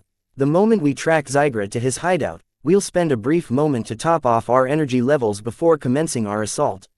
Some of the mech pilots looked concerned. Maintaining an encirclement was a lot less risky than participating in an offensive. "Some of our mechs won't be able to last against Zygra. I know. Even if Zygra quickly takes out one of your mechs by using his corrosion ability, that means he hasn't used it on my own machine. If there's anything we've learned during the previous rounds, it's that sending in our mechs by piecemeal will only play in the Crown Cat's hands. We have to overwhelm him with enemies in order to spread out his limited corrosion ability over multiple machines." Unless Zygra held back during the previous rounds, which was a very realistic possibility, the Crown Cat couldn't use his special power over metals in rapid succession. Zygra always exhibited a delay before he activated this ability again. In fact, the pauses that occurred between his use of his powers lasted longer and longer in each round. This meant that whatever resource or energy Zygra expended to activate his powers, the Crown Cat couldn't easily replenish what he lost. This observation gave Lady Miralix a lot of confidence. Even if the Crown Cat was still a tough opponent without his powers, Zygra almost exhausted his trump card. Whatever limits he faced, everyone estimated that he was close to reaching this point. Lady Miralix unabashedly grinned. "A Crown Cat that relies solely on his body is a cat that we can defeat. As long as we work together and display impeccable teamwork, we can end the short-lived reign of Zygra." For the hunt. Chapter 14-13. The fourth round. The measures taken by Lady Miralix suppressed the internal turmoil in her hunting team. That did not mean that she solved the underlying issues entirely. It was all well and good for Vase to berate the mech pilots for lacking the courage to challenge their limits when Zygra was still far away. Now that the xianxia cat strikers followed the mech cruncher's tracks to his latest hideouts, everyone's nerves began to simmer again. Both the mech pilots and the support staff started to have second thoughts about this confrontation. With the possibility of dying by getting chomped by an immense genetically modified cat getting closer and closer, morale throughout the entire group started to waver. As for Miralix herself, her urgency and eagerness in slaying Zygra drove her to exhort her team to push forward. She wasn't going to let anyone wallow in their doubts for long. Delaying the battle would only provide more opportunities for incidents to throw another wrench in her plans. "Zygra is close," she spoke from her mech. She transmitted her voice to all of her remaining mechs as well as the legged transports parked in the distance. "He's just up ahead, licking his wounds. Though he's still able to exert a formidable amount of strength, all of our analysts and experts agree that he is wounded and exhausted." Vase had declined to sit in the command center this time. Because of the importance of the battle, he decided to see if he could lend a hand this time. For this reason, he took Lucky and moved to the empty observation chamber placed at the top of the legged transport. Though the vehicle wasn't close enough to observe the Crown Cat in person, he already summoned a raft of projections that displayed multiple feeds as well as telemetry from every mech about to go into battle. In truth, Vase paid no attention to the figures and graphs depicting the state of the mechs. He merely summoned them as a smokescreen to hide his real intentions. Considering the uncertain odds of the final round, he decided to contribute to the battle more directly this time. How? By seeing if he could leverage his spirituality to hinder Zygra. After extensively observing Zygra in battle, Vase tentatively concluded that the Crown Cat ought to be a spiritually strong entity. While Vase hadn't been able to confirm this conclusion directly because he hadn't been able to get close to the cat, there were too many indirect signs that this was the case. His intuition leaned in favor of this conclusion as well, so Vase decided to go through with his radical and potentially dangerous plan. If this little move of mine succeeds, then maybe I'll no longer be relegated to cheer from the sides. It only dawned upon him recently that his spiritual toolbox had become filled with many tools, of which some could be turned into weapons if the situation had grown desperate. Vase felt as if he was about to join a fight between armored knights. Against a confrontation between armored warriors, there was little he could do if he came armed with a pitchfork while wearing peasant garments. Yet even a pitchfork could be deadly in the right circumstances. Well, it's not like I'll have to face Zygra all on my own. I'm merely lending a hand, that's all. The Kinslayer and the 5 surviving humanoid mechs would be playing the leading role in defeating Zygra. Vase only intended to tilt the odds in their favor so that their chances of victory increased. For the upcoming battle plan, the Kinslayer played the leading role. The tiger mech that had recently been enhanced by instilling Vesca's as its design spirit remained in tip-top shape by refraining from participating in the previous 3 rounds. That wasn't possible anymore. Lady Miralix needed to enter the fray in person, but under circumstances that Vase thought was less than ideal. The biggest variable that could ruin their chances of winning was Zygra's metal corrosion power. The Crown Cat's ability to drastically weaken specific subcomponents deep within a mech had been the main reason why the Cat Strikers lost so many mechs in the previous rounds. If Zygra was smart enough to employ his ability on the Kinslayer right at the start, then the entire outcome of the battle may have been decided right then and there. In order to lessen the chances of this happening, Lady Miralix planned to throw her subordinates straight at Zygra, keeping him occupied for several minutes. Meanwhile, she planned to maneuver her Kinslayer to Zygra's rear and planned to remain out of sight of the Crown Cat as much as possible. Vase had a lot of doubts about this tactic. First, Zygra did not require line of sight to affect a subcomponent with his corrosive ability. There was a chance that the huge cat might still be able to employ his ability to a mech attacking from behind. Second, Lady Miralix's subordinates would face the brunt of Zygra's ire. With the resolve of the mech pilots already starting to waver, ordering them to stand their ground in front of one of the deadliest huge cats on Xianxia was asking a lot. Third, Zygra may still be strong enough to fend them all off even if he didn't employ his corrosion ability. Though all of the biotech researchers stated that the previous rounds of battle successfully injured and tired the huge cat, Vase believed the creature would only fight harder when pushed into a corner. We can't underestimate any Crown Cat. Meow. Lucky swished his tail in vigilance. Even he knew that this moment would be pivotal to all of them. If the hunting team failed to defeat Zygra in this final round, then everyone left behind on the legged transports would instantly turn into sitting ducks against the Crown Cat's ire. If worst comes to worst, we'll have to sneak our way back on foot. He whispered. Meow. Yeah, with huge cats and other predators infesting this forest, it'll be a very difficult journey back to Chemula. The most important point was that no one could call for rescue in the hunting zone. House Laterna deliberately turned much of the Asco continent into a communications void. Multiple measures ensured that not even Lucky's sophisticated communication methods could transmit a help signal to Chemula or any vessels in orbit. The sanctity of the hunt had to be preserved.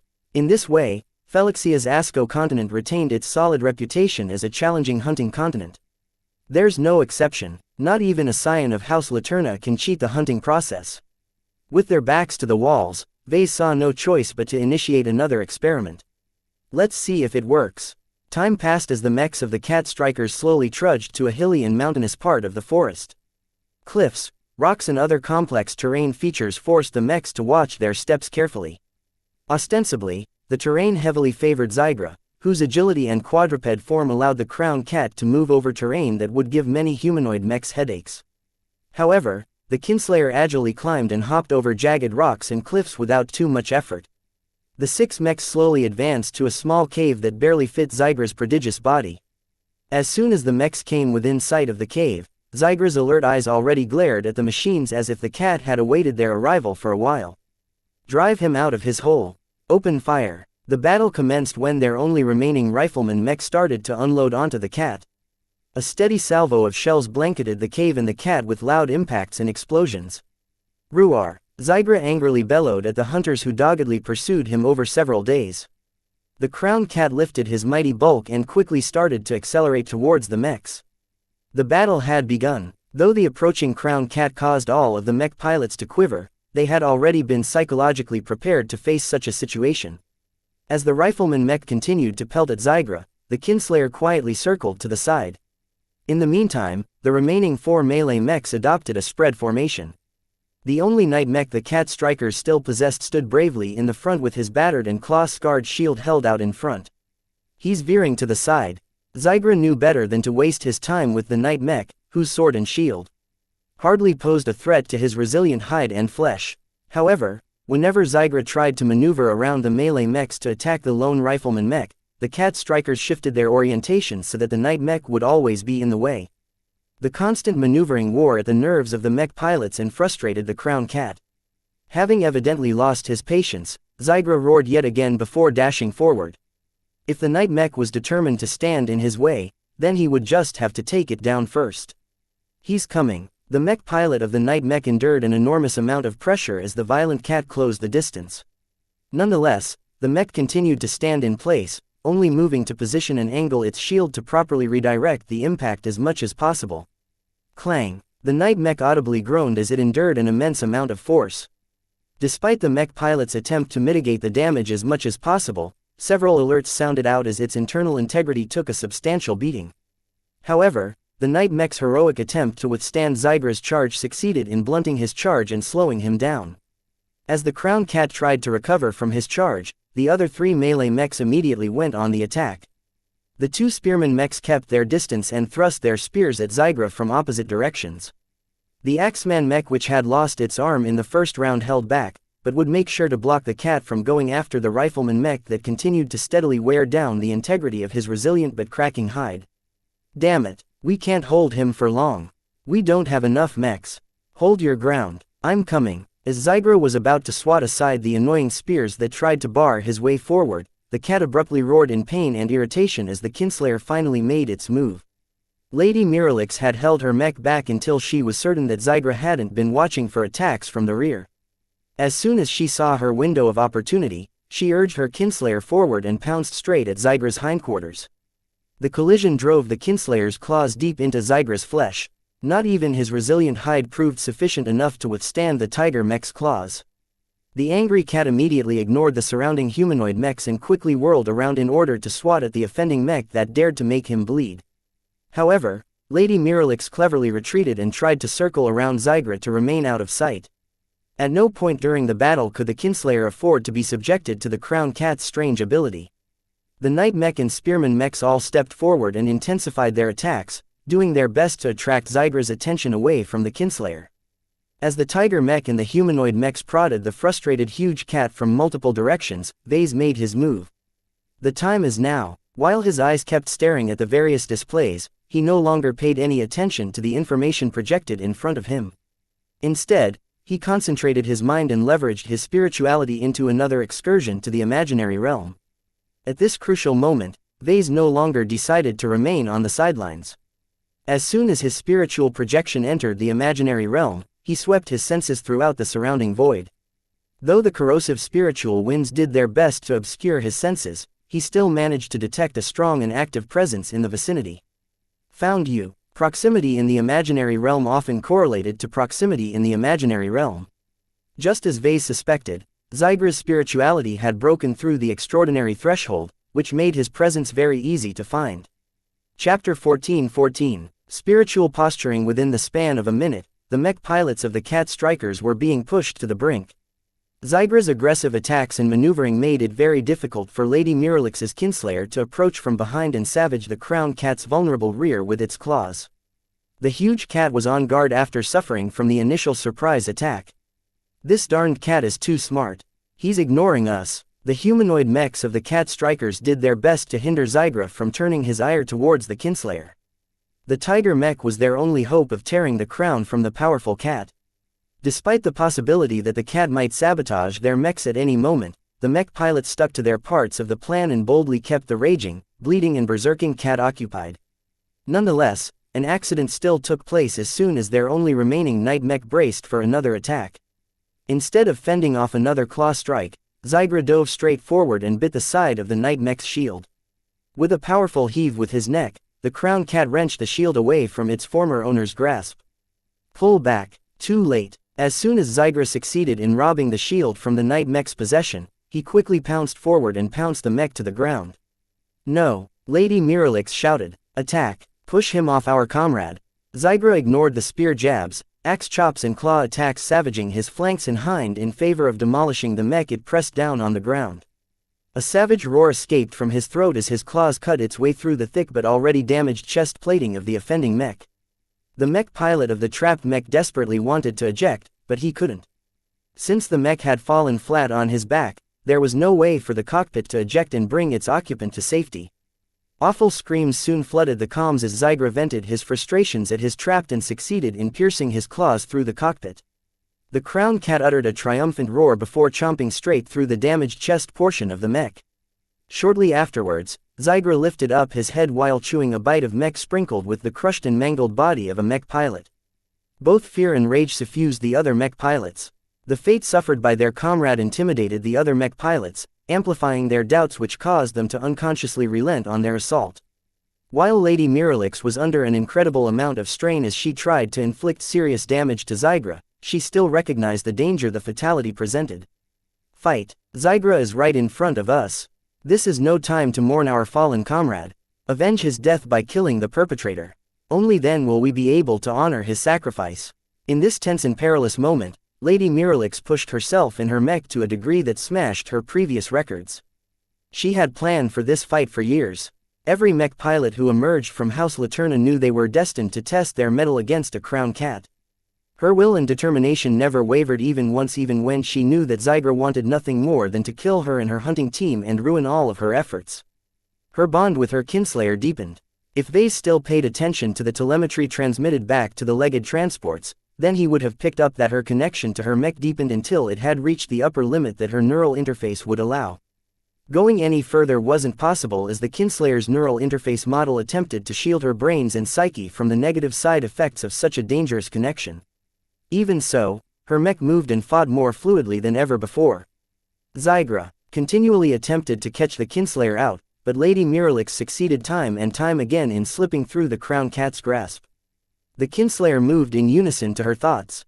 The mech's responsiveness towards her commands had become so remarkable that she felt as if she truly embodied the machine. This wondrous and immersive state saved the kinslayer time and time again as Lady Miralix possessed an uncanny sense when Xigra attempted to whirl around and launch a sudden strike. As long as she could keep this up, she could slowly wear Xigra down. Hang on, men, keep up the fight, don't let up the pressure. While the kinslayer and the humanoid mechs barely managed to keep Xigra contained, the removal of their only night mech meant that the cat became a lot more unbridled. The spearman mechs were doing their best to pierce and bleed Xigra's flanks, but the cat's increasingly aggressive counterattacks were taking a toll onto their already degraded mech frames. As the xianxia cat strikers barely kept up with the raging crown cat in the material realm, a separate battle took place in the imaginary realm. Different from what Vase expected when his spiritual projection neared the coordinates of Xigra's spirituality, he encountered two spiritual entities instead of one. One cloud of spiritual energy dwarfed over the other. A combination of instinct, cunning and brutality suffused this roiling concentration. Vase tentatively identified it as Xigra's spirituality. Surprisingly, hovering close to this larger concentration was a smaller and antagonistic collection of spiritual energy. Vase immediately recognized its flavor. In fact, as its creator, Vase was more than familiar with its identity. Veskas, why are you here? Now that he thought about it, why wouldn't Veskas be here? His first true spiritual product was a spirituality-strong entity. This meant that its presence amounted to more than a minuscule hole in the imaginary realm. Nonetheless, when Vase evaluated the spiritual presences of Xigra and Veskas in the imaginary realm, he quickly realized that their strengths diverged significantly. Whereas Xigra's spirituality resembled a storm, Veskas's spirituality only measured up to a tornado. Still, despite the disparity in strength, neither of them attacked each other directly. Vase could only speculate at the reason. Perhaps both of them were incapable of observing and interacting in the imaginary realm like Vase was doing. The result of their proximity was an indirect standoff where both sides influenced each other with the pressure of their auras. Xigra held a significant advantage in this area. Not only did he possess a lot more spiritual energy, but its quality was a lot more sophisticated and mature. As for Veskas, the newborn spiritual product only enjoyed a week or so of development. This was way too short for it to match the spirituality of a maturing crown cat who already underwent frequent tempering in battle. Still, despite Xigra's superiority in this department, his spirituality failed to break Veskas's spiritual presence. Even when it was suppressed on all sides, the spiritual product admirably held its ground. Its concentrated mix of stubbornness, faith in mechs and unrelenting fury shielded the presence from the brunt of its proximity to the stronger spiritual presence. Is this what happens every time two spiritually strong presences are locked in battle? Vase mentally guessed. Perhaps a battle between expert pilots took place in two realms at the same time. At the same time they locked themselves into battle, they were also pressuring each other with their spiritual presences in the imaginary realm.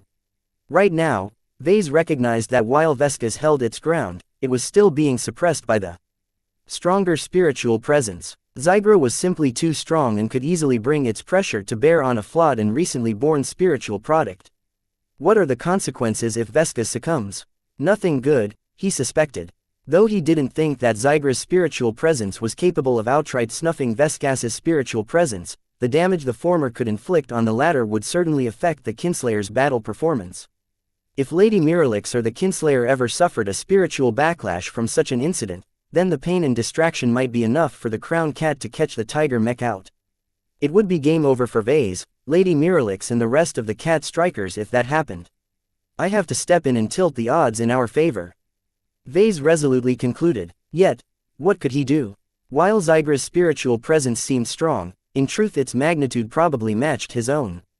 The problem was that Vase was merely projecting a portion of his spirituality in the imaginary realm. Much of his spiritual strength was locked in his design seed, which he imagined as a solid crystalline mass of spiritual energy. This provided him with a lot of benefits such as strengthening his beliefs and amplifying the help it offered to his design work. Yet the downside to such an arrangement was that the effectively spiritual energy he could utilize for other applications was cut into a fraction of its former glory. Still, my spirituality has grown in recent months. I have a bit more spiritual energy than before, and that's not just due to replenishing what I've lost. His maximum capacity had slowly grown and still grew even now. Vase had no idea how much further it would grow, but as long as his design seed didn't claim a larger share of the pie, he'd be able to exert an increasing amount of strength in other applications. Well, that's still in the future. The issue is that I need to do something now.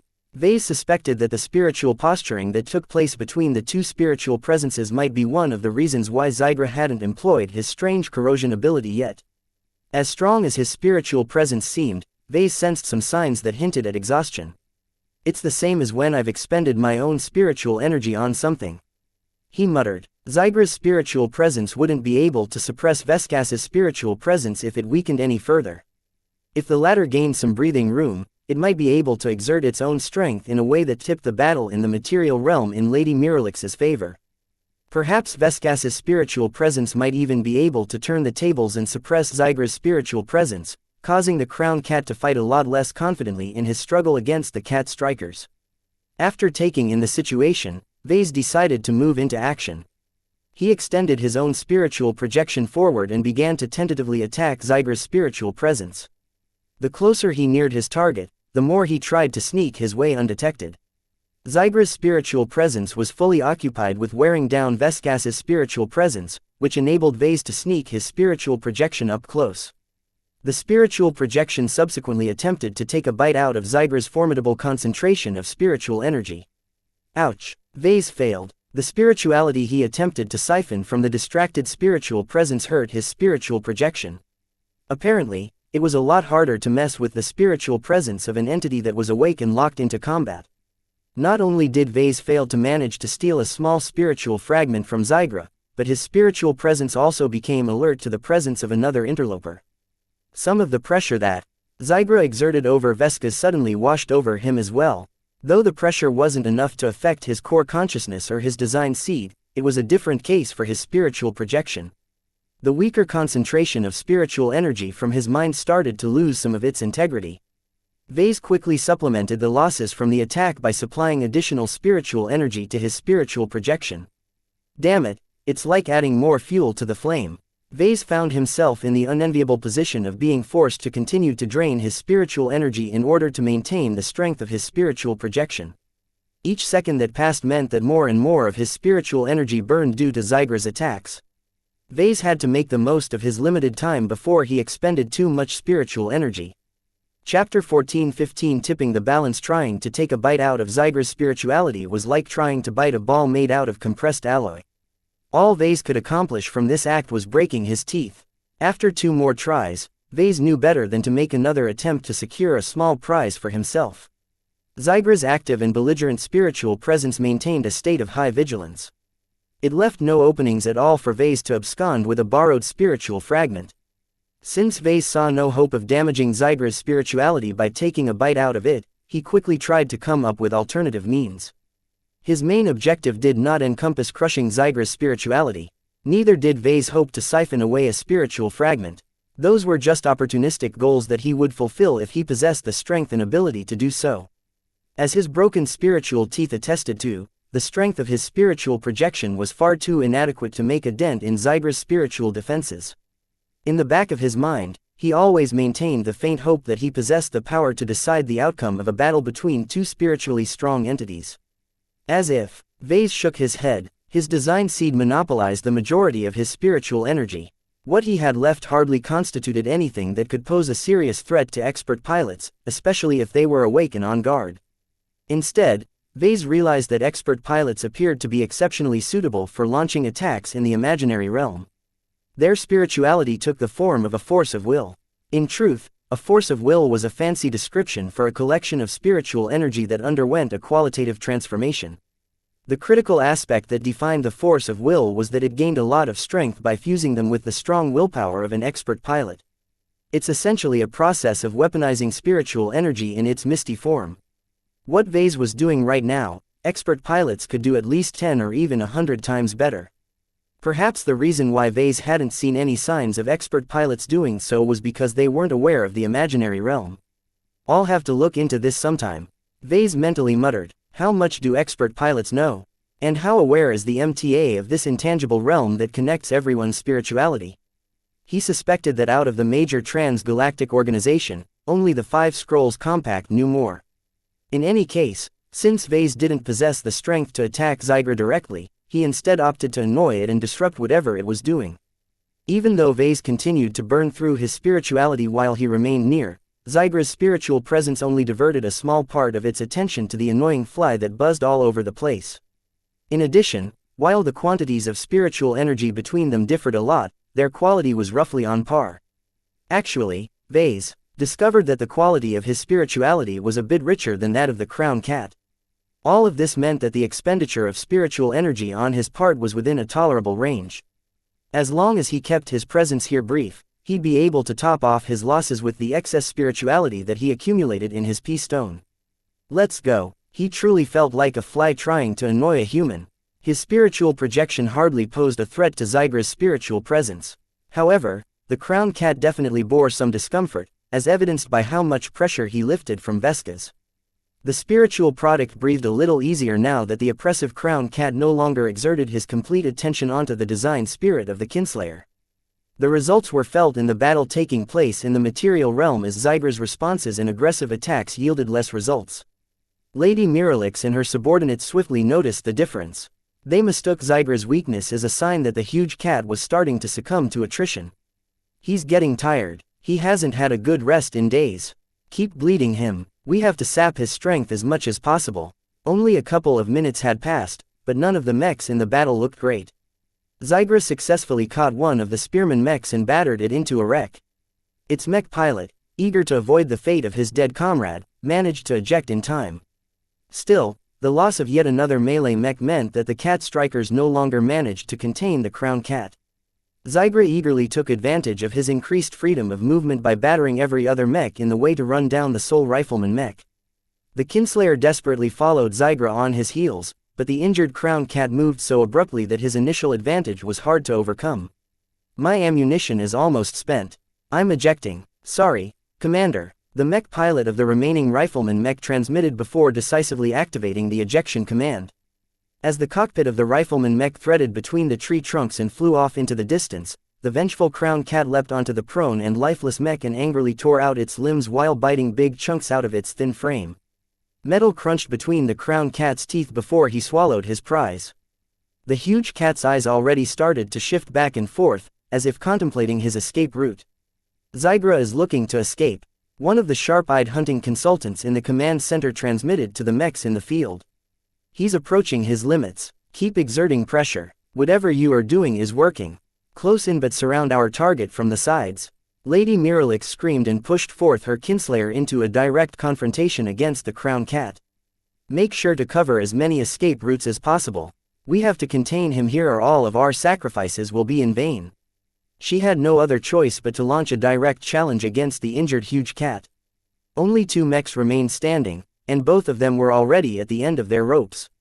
The spearman mech and axeman mech maneuvered to the sides but refrained from getting close. With all of the damage they incurred, their mech pilots doubted that they could inflict any serious damage onto Zygra while most of his hide was still intact. Even though Zygra's mineral and exotic-infused hide largely looked intact, all of the damage it withstood during the battle had taken a toll on its integrity. Zygra's hindquarters and flanks leaked out blood from several nasty cuts as the Kinslayer's claws and a few errant spear and axe strikes managed to pierce through the hide or expand its existing wounds. These wounds now presented the only hope of defeating Zygra. This seemingly unstoppable crown cat no longer seemed invincible now that his hide presented several tantalizing openings which exposed the creature's softer flesh. A rush of excitement and battle mania swirled her mind. The fight she had been waiting for had finally arrived. The prospect of fighting a one-on-one duel between her kinslayer and Zygra did not frighten her at all. Instead, she embraced the moment, betting the entirety of her life and her future on this battle.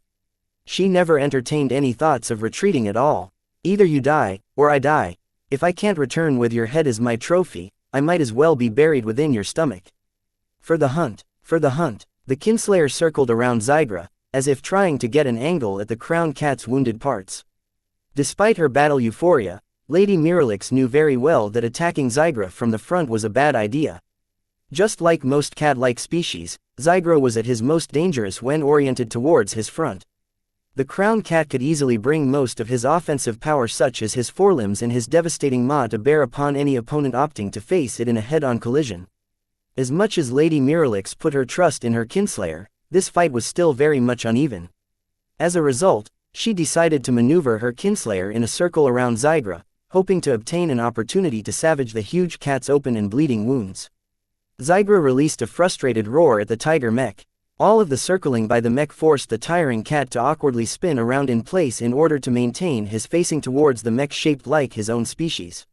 Meanwhile, his discomfort during the battle deepened as a part of him that he might not be aware of endured its own suffering.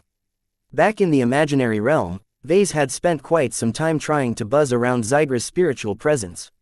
While he faintly believed he was making a difference considering the pressure on Veska's lessened, Vase believed he wasn't doing enough to tip the battle in his favor.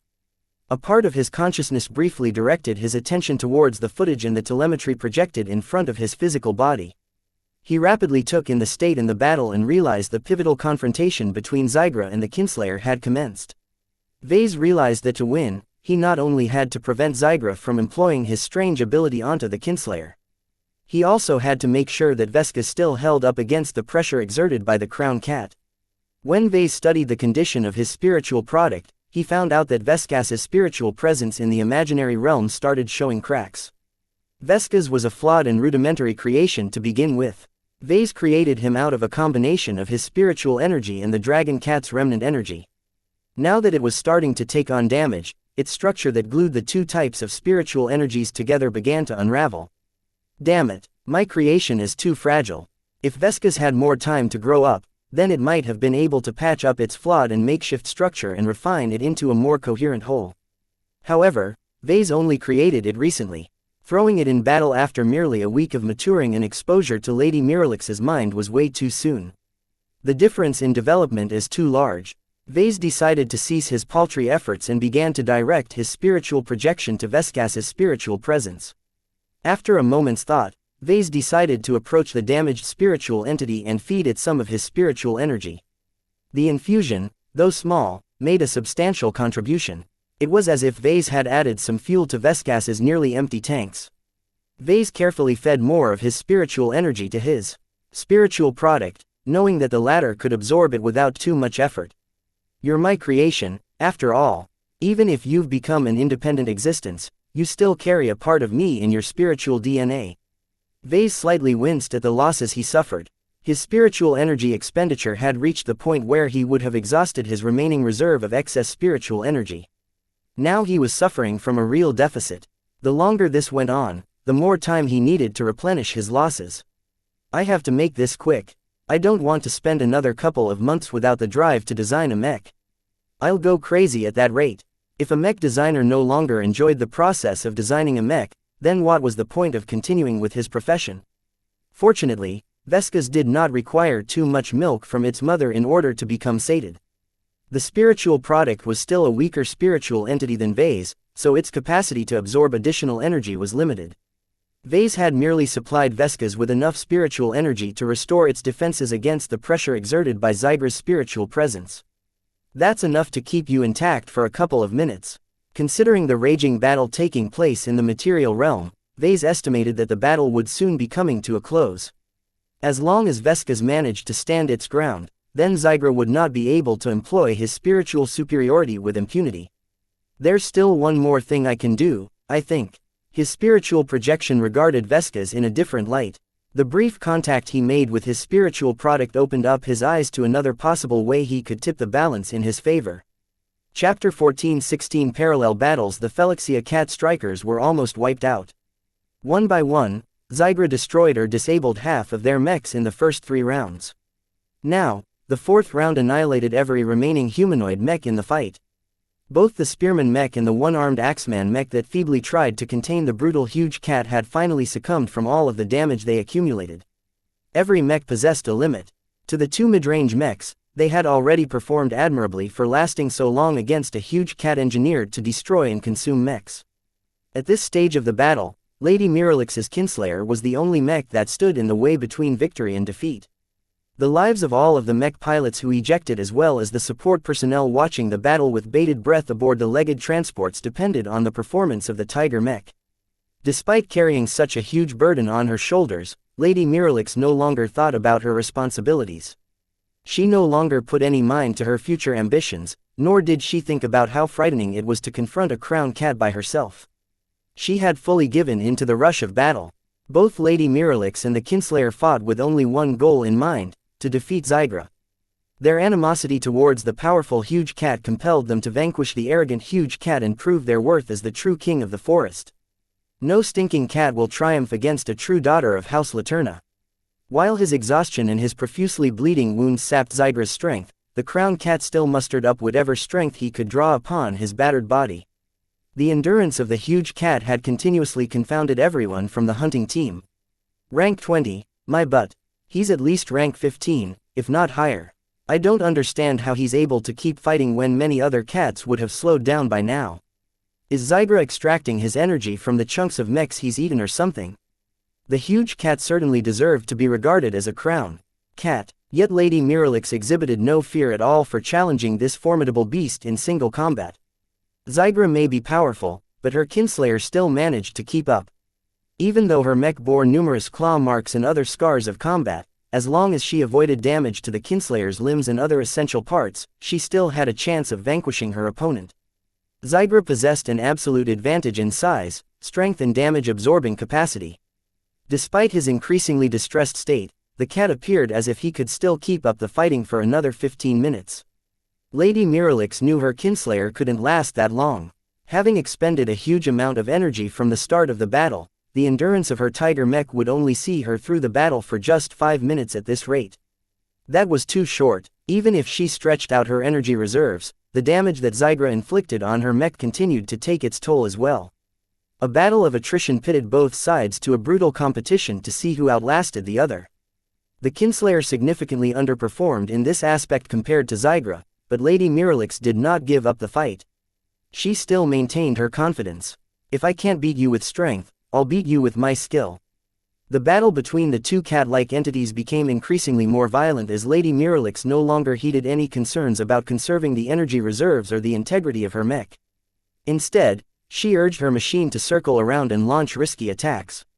Even if she failed half of the time, the strikes she landed succeeded in exacerbating the wounds that Zygra already incurred. Lady Miralix recognized that the key to victory lay in accelerating the bleeding.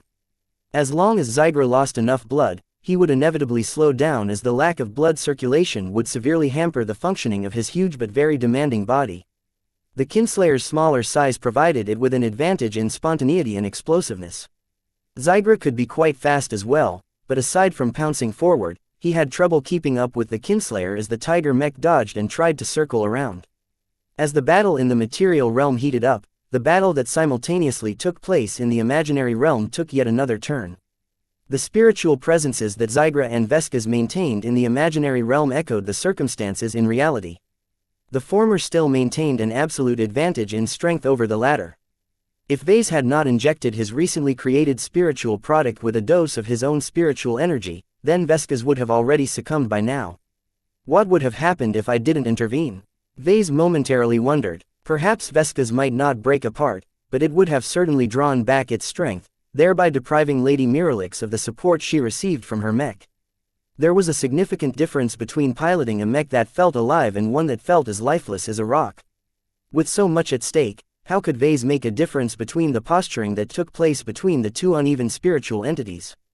His previous efforts in annoying Zygra's spiritual presence might have made a difference, but Vase doubted that he achieved anything too impactful.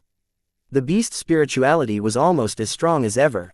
Aside from its energy expenditure, Zygra's spiritual presence still felt as aggressive and brutal as ever.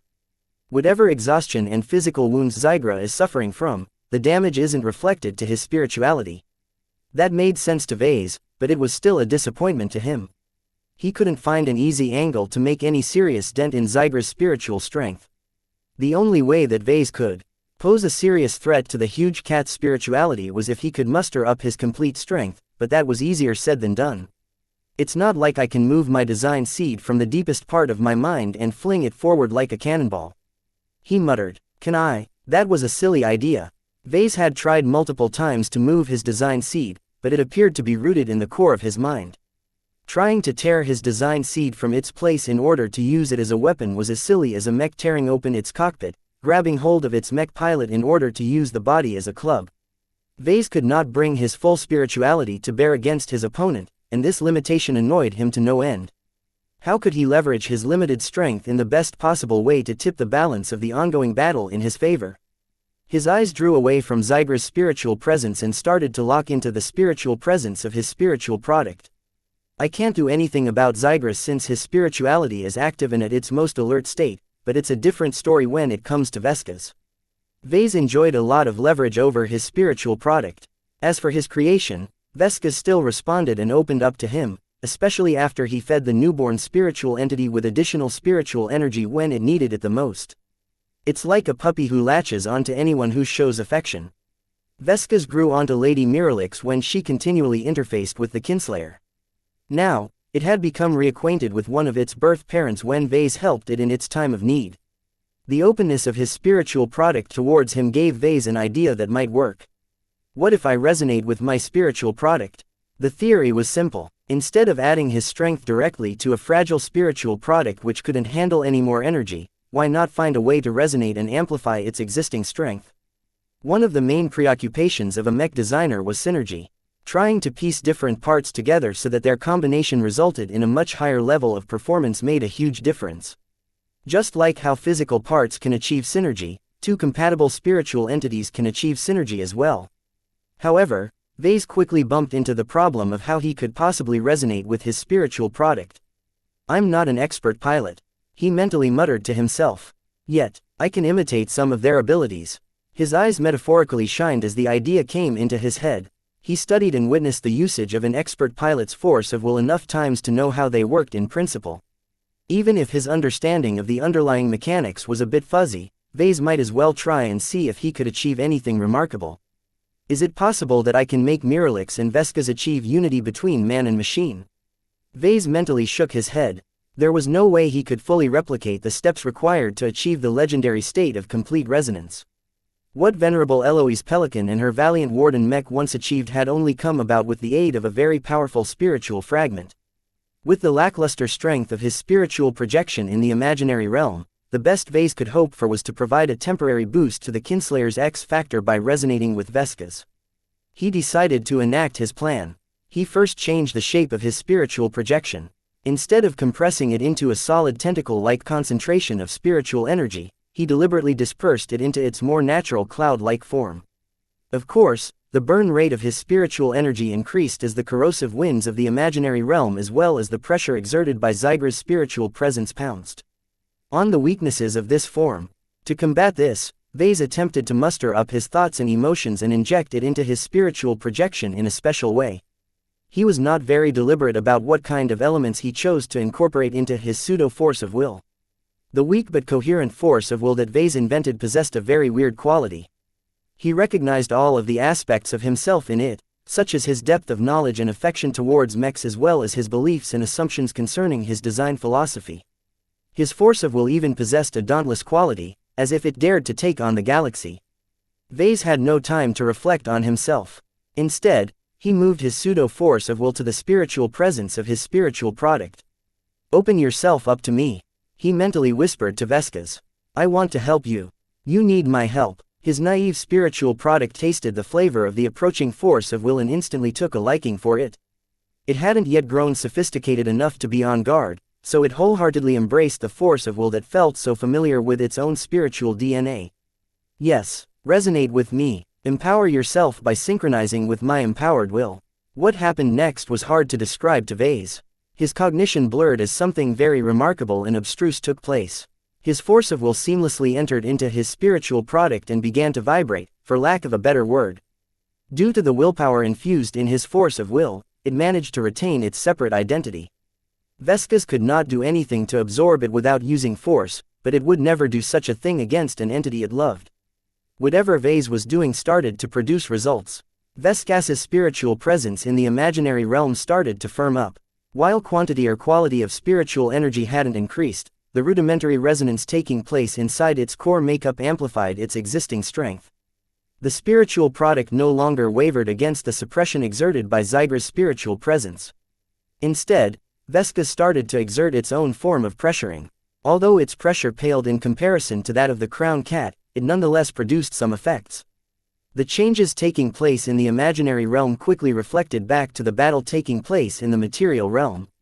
Whereas Lady Miralix felt as if she controlled her mech more fluidly, to the point of where her mech already begun to move before she inputted her thoughts through the connection, Zygra experienced the opposite. The crown cat's appeared less confident and his ferocity exhibited some instability. As his wounds and his exhaustion continued to pile up, this subtle change in mentality compounded Zygra's difficulties.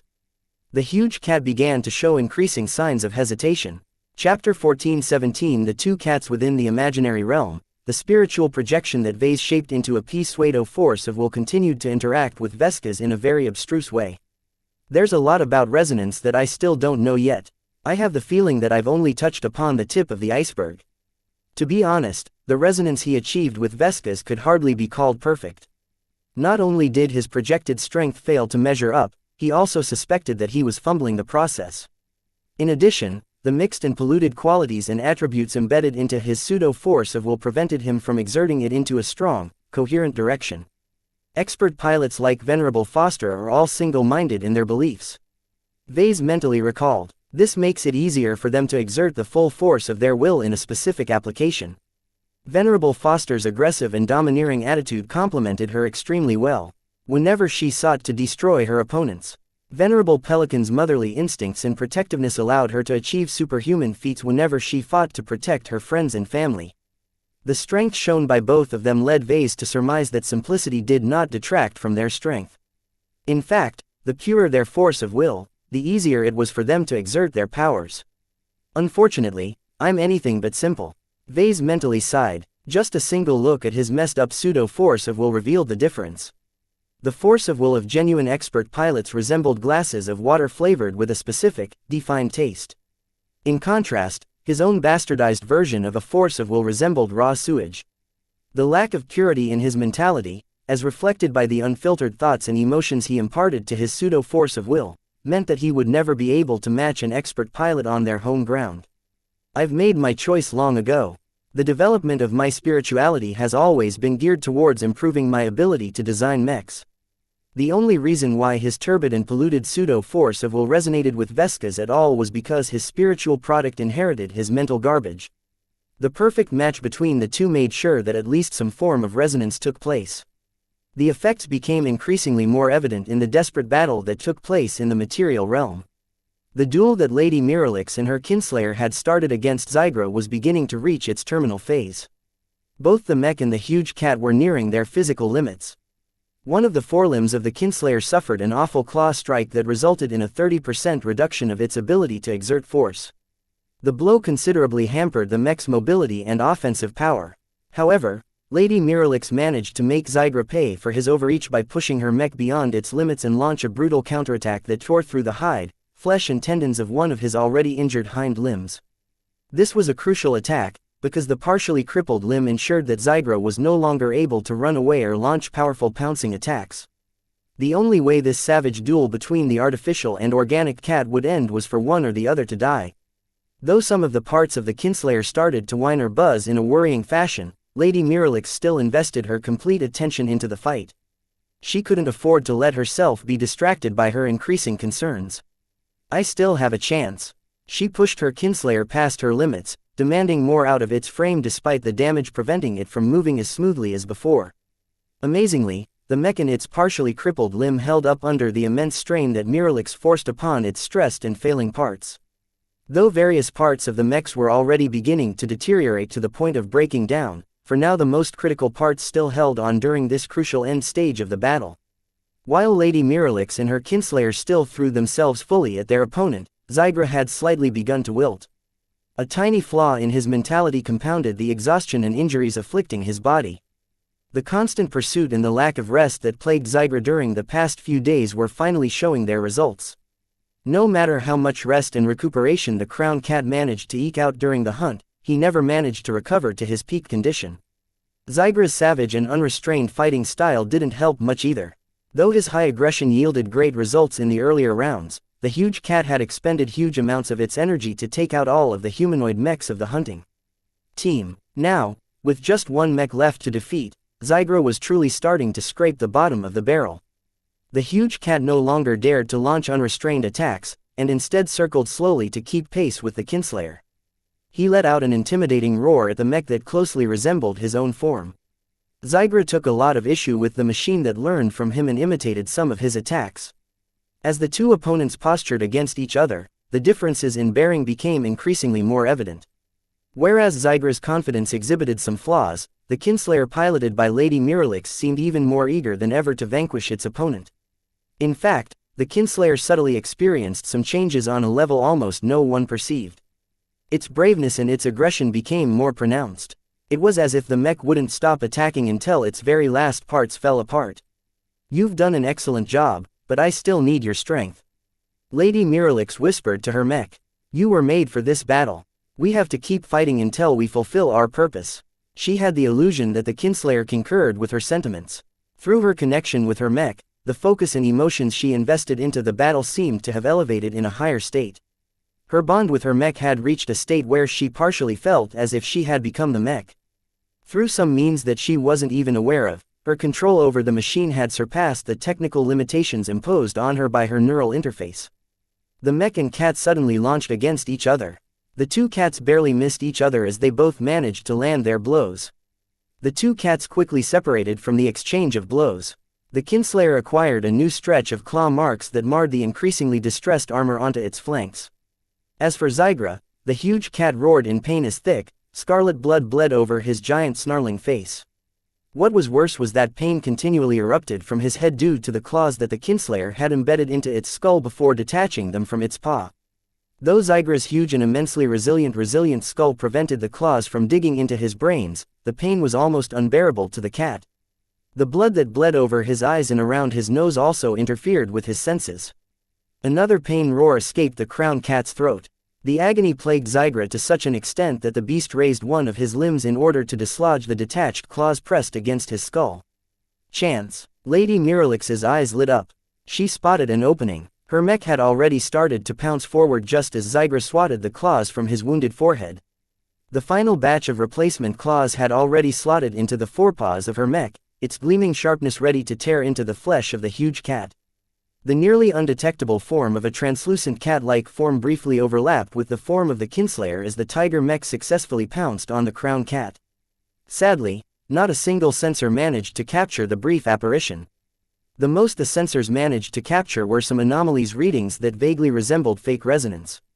However, the instance happened too rapidly to confirm that fake resonance had taken place despite the lack of resonating exotics built into the kinslayer. Lady Miralix herself jostled onto her piloting seat as the abrupt collision pushed the inertial dampeners of her cockpit to their breaking points. Nonetheless, no matter how much abuse her physical body went through, her mouth curled into a razor-sharp grin as she enthusiastically urged her kinslayer to bite Zygra's neck and activate the warming heat projector built into the throat of the mech. "This is it. Unleash your might, kinslayer." Let your rage burn the life out of this crown cat. The tiger mech endured an immense amount of battering as Zygra frantically tried to dislodge the kinslayer from his neck. However, the kinslayer's proximity made it difficult for the crown cat to leverage its strength at the awkward angle that the mech had latched onto his vulnerable flesh. In addition, the attrition brought the crown cat close to his limits and sapped his strength and energy to the point where his strength no longer overwhelmed the tiger mech. Even so, the kinslayer's condition didn't look much better either. Parts continued to malfunction at an alarming rate. Just making sure that it maintained its grip and bite onto the violently shaking crown cat was already taking a huge toll. We're doing it, he's dying, keep burning until there's not a single shred of life left in his body. The crown cat released mangled roars as the heat and flames emanating from the throat of the tiger mech washed into his unprotected neck and constantly burned at his vital flesh. While the flesh of the huge cats had been genetically modified to resist a variety of damage including laser fire, the immense amount of thermal energy that the kinslayer withheld until this final, pivotal moment was too much for any engineered flesh to handle. Increasingly large portions of Zygra's hide and flesh started to char and blacken. Uncountable amounts of tissue were dying rapidly due to being overwhelmed by the heat and flames. Zygra's desperate counterattack against the kinslayer intensified for a moment, making it seem as if the mech wouldn't be able to hold on, but slowly the huge cat started to fade. The strength and frequency of his battering grew weaker. As more and more of his neck and other portions of his body succumbed to the heat, the functioning of his body started to fail at an accelerating pace. Burn, burn, burn. Even though the kinslayer lost some strength as well, the mech heroically persisted in its attack and continued to release its entire remaining reserves of fuel and energy to unleash as much damage to Zygra as possible. Still, there was a limit to how much the kinslayer could hold on. At some point, the mech had exhausted all of its reserves. The tiger mech's throat ceased to emit its deadly payload as the heat projector itself had run out of juice. The component along with the entire mouth cavity of the mech had pretty much begun to melt. The rest of the mech no longer possessed the strength to remain active. Its frame emitted forceful groans as its failing components could no longer hold it together. They'd been pushed well past their limits, to the point where the mech forcibly shut down lest its continued breakdowns resulted in debilitating damage. Both the tiger mech and the huge cat slumped down. Silence stretched across the battlefield. The spectators of the battle aboard the legged transports stared at the footage with amazed astonishment. Who won? An exobiologist checked the sensor readings. Zygra's life signs are fading. He's dying. Does that mean we've won? Lady Miralix is still alive. Everyone realized what that meant. Cheers spontaneously erupted from every member of the hunting team. They succeeded. Through the skin of their teeth, they defeated a formidable crown cat. We've won. The waves of success not only spread out in the material realm. Upon the moment that Zygra succumbed, a radical change took place in the imaginary realm that occupied Vessa's attention. Chapter 14:18 The Great Catch. Two cats entered the battle. Both of them collapsed in the end. Yet the difference between the two was that one cat's life had already begun to fade, while the other cat was as vigorous as ever. The kinslayer magnificently fought against Zygra, the mech cruncher and one of the fastest growing huge cats released onto the Asco continent. Many sensors spread around the battle site beforehand captured every second of the final confrontation between the xianxia cat strikers and Zygra. Such recordings held a huge amount of value as they proved Lady Miralix's courage and valor against a powerful foe. They also proved that Lady Miralix played the leading role in this difficult and risky hunt. Inside the cockpit of the dormant and half-broken kinslayer, Lady Miralix quietly wound down from the excitement that carried her all the way to the end of the battle. Despite her lack of awareness of what took place outside her mech, she already knew she fulfilled her greatest wish. If Zygra was still alive, then the cat would have continued to savage her kinslayer. Since nothing of the sort had happened, Lady Miralix knew that she had finally proved herself to be worthy to fight in House Laterna's name. I did it. We did it. Zygra is dead. From today onwards, she became a true potency of House Laterna. She could lift her head high and leave Xianxia in order to take part in the wider Sentinel Kingdom as one of its most prominent noble mech pilots. The victory I've achieved today will continue the prosperity of my house. As Lady Miralix quietly immersed herself in her exultation of completing her challenge, Vase did not have time yet to celebrate. He still needed to secure his own gains from the destructive battle between the two cats. At the moment of Zygra's death, his spiritual presence in the imaginary realm abruptly started to falter. Vase recognized that the moment he had been waiting for and working towards all this time had finally arrived. This is my chance. He immediately stopped resonating with Vesca's. As much as he wanted to experiment with it further, the act continually drained his spiritual energy, something which he intensely abhorred. Vase mentally patted Vesca's back as he withdrew his spiritual projection from its spiritual presence. Good job. You really helped us all succeed. Now give me some of my energy back. He forcibly siphoned some of the spiritual energy that originally belonged to him back into himself. Though he encountered some resistance, Vesca still held him in high regard, so it didn't resist as much as it could have despite the pain it experienced. Besides, even if the spiritual product did put up a fight, its strength was still lacking against its creator. Don't be so bummed out, Vesca. If Lady Miralix continues to pilot the Kinslayer, then you'll eventually make up for the loss. The spiritual energy he drew back into himself did much to replenish his earlier expenditure. Energized by the recovery of some of his spent energy, Vase began to move his spiritual projection towards Zygra's spiritual presence. Whereas before it projected strength, brutality and cunning, now it started to unravel. The death of Zygra meant his spirituality lost the foundation that sustained its life. It's dying, just as he expected. A spiritual entity that lost its physical body could no longer sustain itself. Even if pieces of it might be able to persist in the form of broken fragments, most of what gave the spiritual entity its identity would be lost because there was simply too much that couldn't be retained. This was what happened to the dragon cat days after Vase managed to access its frozen corpse. A lot of time had passed upon which the dragon cat's spirituality had gradually broken apart and most of its pieces either blew away into other parts of the imaginary realm or deteriorated completely due to the spiritual corrosion they endured. Still, Vase also kept an open mind and considered the possibility that Zygra's spirituality might persist even without a physical body. He had seen stranger stuff, of which the most eye-catching was the paradoxical existence of his dead mother. Was the spiritual ghost that claimed to be his mother truly what she claimed to be? If so, how in the hell did she manage to keep her spirituality intact and somewhat lucid throughout all of those years since her corporeal death? Am I able to do the same? He mentally asked. Vase considered this question many times. He believed that not even expert pilots and journeyman mech designers were able to retain their spiritual existences after their bodies were laid to rest. A lot of places would have been haunted by spiritual ghosts by now if that was the case. From the signs he gathered so far and the guesses he made, he tentatively concluded that life after death required a special technique. His mother probably utilized a sophisticated method that halted the degradation of her spiritual existence. Still, even if she managed to preserve a sliver of her life, Vase doubted that her condition remained well throughout the years. Only until Vase arrived at the glowing planet did she manage to regain the strength to mess with his life and wander off after stealing the corpse of the crystal builder leader from his possession. He was still rather cross about that theft. Vase mentally shook his head. Not everyone could replicate his mother's feat. She was the exception rather than the rule. Zygra was case in point. As the genetically engineered beast met her end at the hands of Lady Miralix and her kinslayer, his spiritual presence increasingly started to lose cohesion. Bits and pieces of Zygra's spirituality even detached from the presence the cat maintained in the imaginary realm. The corrosive spiritual winds feasted upon the debris and whisked them away from this site.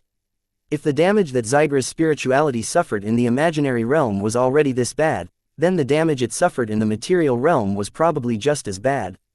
I can't let Zygra's spirituality continue to fall apart. Though Vase briefly thought about capturing the bits and pieces that detached from Zygra's spirituality, he pushed it aside in favor of an even greater possibility. Instead of scavenging a few scraps and merging them into a feeble spiritual fragment, why not capture the whole thing? Although Vase still wasn't quite sure about how he would sustain the spiritual entity's life, he formed a few theories that he wanted to test. He quickly extended his spiritual projection towards Zygra's faltering spiritual presence.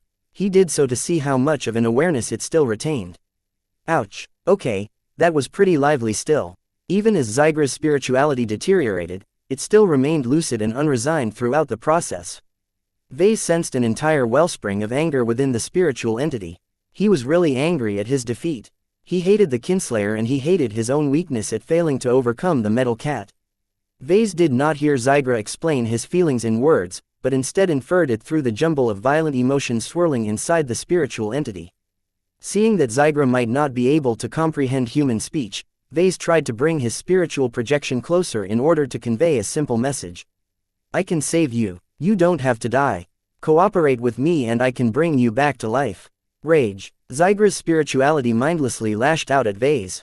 Even as Zygra's spirituality fell apart, it still recognized one of the antagonists that contributed to its death. Knowing that Vase didn't have the time to persuade Zygra's spirituality gently, he decided to take a firmer approach. We won. You lost. Your body may have died, but your spirit still lives on, for now. How long can you last, though? Surrender to me. As long as you allow me to bring you away, I promise I will craft a new container for you to come back to life, both in spirit and in body. Trying to articulate his intentions through a non-verbal exchange seemed difficult, but Vase adeptly conveyed his meaning to the intelligent spiritual entity. While Zygra was still a beast all considered, its spirituality wouldn't have grown so formidable if it was stupid. Unfortunately, even if Zygra was capable of higher-level thinking, it was still a huge cat. Its grief, hatred and animosity towards his killers vastly exceeded his other considerations. Though Vase detected that Zygra still possessed the will to live, his desire to deny his killers as many prizes as possible compelled him to remain stubborn to the end. Do you really want to die? Do you really want to depart from this existence without leaving behind a legacy in the form of offspring? Vase appealed to the huge cat's baser instincts. He continued to coax the spiritual presence with offers of salvation and a chance to live a new life. Still, Vase knew he faced a very tough customer. Zygra's spirituality stubbornly maintained his unyielding stance, seemingly determined to deny Vase to the very end. Time passed. The corrosive spiritual winds continually assaulted the weakened and fading spiritual presence. More and more spiritual debris separated from the greater whole and got carried away to parts unknown. Most of the debris would eventually break down. One or two pieces might survive as hardy fragments, but even they might fall apart after enduring decades or centuries of continued battering. The weak had no place in the imaginary realm. Even though Vase occasionally wanted to capture the increasing amount of debris that separated from Zygra's spirituality, he resisted the temptation. Instead, he persisted in coaxing Zygra's spirituality to give in to his demands. Does it feel good for you to die? I bet it doesn't. Save yourself the agony of death and open yourself up to me. Now that our battle has ended, I am no longer your opponent. I'm your savior. Accept my help and your life will no longer be forfeit. Though Zygra kept up his resistance, it became increasingly harder to do so as its spirituality accelerated its degradation. His spirit was really dying. The closer he got to death, the more his resolve and his instincts wavered. The rage that Zygra held towards his killers began to seem more and more distant as the threat of spiritual death became more acute. Eventually, Zygra's spirituality finally ceased its resistance. It had implicitly given in to Vase. Deep down in the core of his spiritual being, Zygra still wanted to live. You've made the right choice. Vase mentally smiled. Though Vase privately ached at all of the spiritual energy that Zygra lost, he knew it was a necessary step to gain the huge cat's acceptance. The weak had no right to contend against the strong. Now that Zygra lost a substantial portion of its spiritual strength and continued bleeding even now, it fully recognized that it was in a weaker position. Therefore, when Vase attempted to grab hold of Zygra's spirituality, the beast did not resist. Oh, Vase mentally muttered in surprise. He thought he would face a lot of resistance in his attempts to move Zygra's spirituality.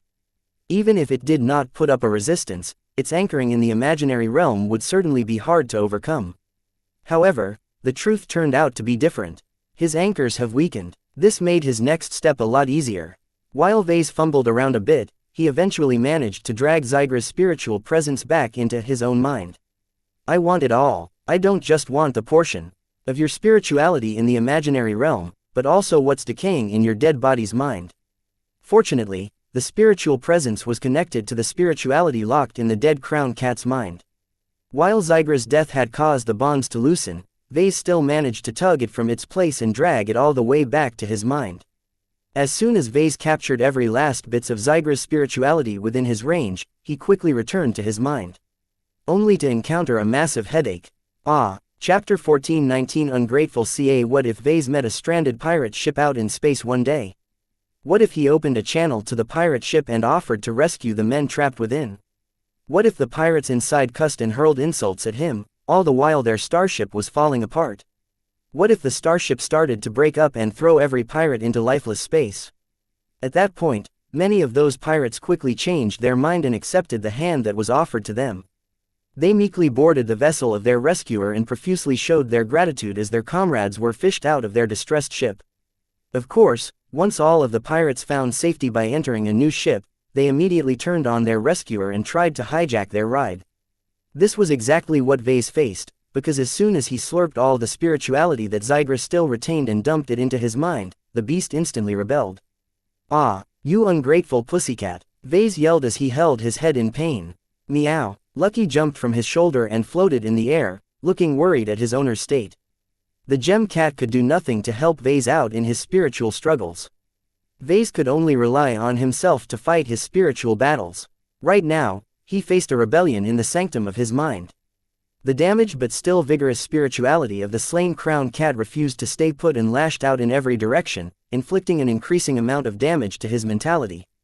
Fortunately, his mind proved to be resilient, but he couldn't afford to keep this up forever. Letting Zygra's spirituality enter his mind was a bad idea. Keeping him contained in his mind where Zygra was free to vandalize his mentality with impunity sounded even worse. He quickly began to suppress the unruly spiritual entity. Because Vase was defending the interior of his mind, he was able to leverage a lot more spiritual strength to contain Zygra for now, but how long would he be able to last? "Pipe down, Zygra," he mentally yelled. "You're not going to come back to life if you keep resisting against me like this. Be patient and let me craft your body." Unfortunately, even if Zygra's spirituality understood his intentions, the beast continued to resist the suppression. After several minutes of wrangling, Vase realized that Zygra was simply far too feral for Vase to tame. This prideful beast who fought his way to the top of xianxia food chain could not tolerate submitting to someone else, let alone the person responsible for killing his physical body. A crown cat could not tolerate any affront to his dignity. Zygra especially wasn't able to stomach submitting to a tiny, soft, bipedal snack who shouldn't have been able to pose a threat to him at all if not for their strange-tasting machines. Vase partially regretted bringing Zygra's spirituality in his mind, though he knew it was a necessary step to rescue it from the vagaries of the imaginary realm. The good news was that its deterioration slowed down enormously. The bad news was that it began to sustain itself from Ves's own body and mind. It lodged itself in his head like a parasite. Not only that, but Zygra was greedy for more. He wanted to supplant Vase as the dominant consciousness. "Screw you, you dumb cat." Vase suppressed Zygra's spirituality as best he could, but he knew the disembodied beast would never subside as long as an opportunity was still within reach. Hosting Zygra's complete spirituality in his mind was a lot different from hosting Xianxia's spiritual fragment. Just like the sacred god herself, Xianxia's spiritual fragment regarded Vase as a friend and tried to do its best to withhold its formidable and damaging spiritual energy within itself. Zygra on the other hand tried to do everything possible to hurt and weaken Vase. The cat felt no gratitude for the rescue but instead saw it as an opportunity to turn the tables and come out on top. A beast is a beast. No matter how smart they're engineered, they're still governed by their baser instincts. Vase grossly overestimated the degree of rationality exhibited by organic products. Zygra may be sentient, but it never enjoyed a human upbringing. It was a mistake to assume that Zygra might act like a civilized human being. Well, tough luck, you stupid cat, because I've already prepared a backup plan. Even if Zygra's spirituality acted docility in his mind and cooperated with his arrangements, Vase still worried about the possibility of betrayal. He drew his concentration from his mind and returned his attention to reality. Ignoring all the projections blaring out for attention, he drew to the side and picked up a familiar box placed to his side. He opened it up, revealing the pea stone stored inside, which he picked up with both his hands. The party stops now. First, he tugged out all of the excess spiritual energy he stored within his pea stone and returned it to his mind. This way, he replenished what he spent and strengthened his defenses against Zygra's ongoing revolt. Next, he leveraged his considerable mental defenses and forcibly pushed out Zygra's spirituality. If Zygra's incorporeal spirituality got booted out of his head, then it would certainly drift its way back into the imaginary realm unless it could anchor its presence in the material realm. There were only two places where Zygra's spirituality could safely reside, his mind or the pea stone. As Vase resisted Zygra's presence in his mind with every fiber of his being, the crown cat's spirituality eventually got pushed into the pea stone, which exerted a strong suction that assisted in the beast's relocation. Ha ha ha, Vase burst out. The Peace Stone felt much different now that it hosted an unruly spiritual entity. Zygra hated everything that happened to him recently. The crown cat detested his new home and lashed out at the spiritual confines of the Peace Stone. However, unlike Vess's mind, the Peace Stone was more of a solid, lifeless structure. At the very least, Zygra found himself unable to deal any significant damage to the Peace Stone. More than that, the Peace Stone also prevented Zygra's spirituality from leaving its new prison. The suction and attraction it exerted on spiritual energy was at its strongest at the very center. Due to strange, abstruse rules, Zygra's spirituality found itself unable to exert a sufficient amount of strength or leverage to resist the attraction and leave the Peace Stone. To be honest, Vase hadn't expected the Peace Stone to be so capable of containing a spiritual entity. Whenever Vase pulled his excess spiritual energy from the Peace Stone, he only had to exert a moderate amount of strength to overcome the suction. But then again, I'm on the outside and not affected by whatever happens deep inside. He whispered. Even if Zygra was capable of exerting a sufficient amount of strength to leave the Peace Stone, what was the use in escaping? Aside from Vess's mind, the deterioration of Zygra's spirituality would quickly resume without finding another suitable body to house its formidable spiritual strength. Both the Peace Stone and Vess's mind represented two lonely starships in the void of space. The moment Zygra's spirituality attempted to escape either of them, it would quickly become exposed to the deadly vacuum, cold and radiation of interstellar space. In this regard, leaving the Peace Stone was an act of suicide. After Zygra chose to set aside its pride for a chance to live, it no longer had the courage to choose death. Vase lovingly stroked the surface of the energetic Peace Stone as he placed it back into its container. Stay put for now, I still have a use for you. Before he closed the box, Vase frowned a bit as he observed something disconcerting.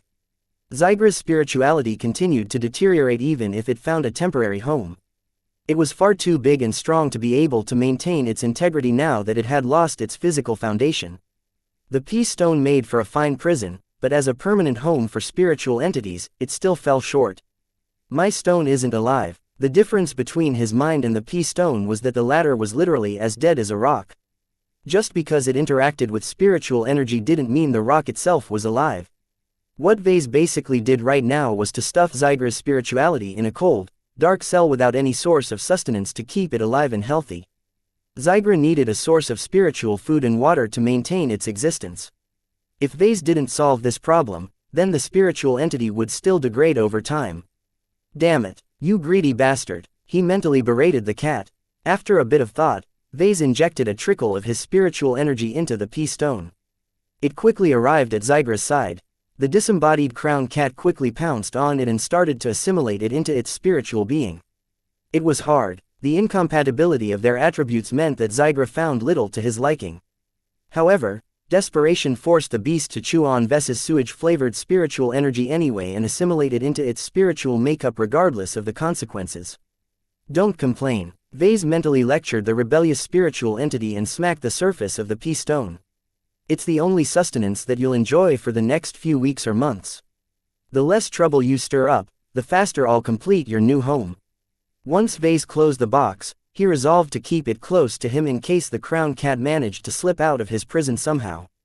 Still, Vase thought it was unlikely for Zygra to succeed. His spirituality still suffered a considerable amount of deterioration upon his body's death. The paltry amount of spiritual energy that Vase threw at Zygra was clearly not enough for the cat to repair the holes and other injuries to his spirituality. After studying the box and making sure that its contents didn't act out or anything, Vase finally let down his guard and relaxed upon his bench. Success. Through his hidden intervention, Lady Miralix and her xianxia cat strikers succeeded in completing their crown hunt. Vase stood to gain a considerable amount of rewards resulting from this accomplishment.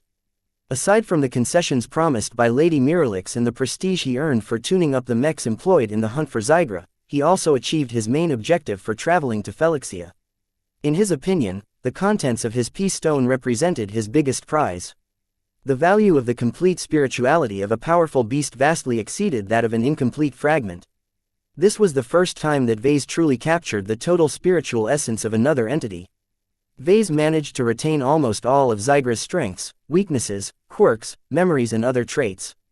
Though the brief moment of deterioration caused Zygra's spirituality to lose a few bits and pieces of itself, the losses were fairly minor all considered. The difference between a complete specimen and a mere fragment of a greater whole made a very huge difference to Vase.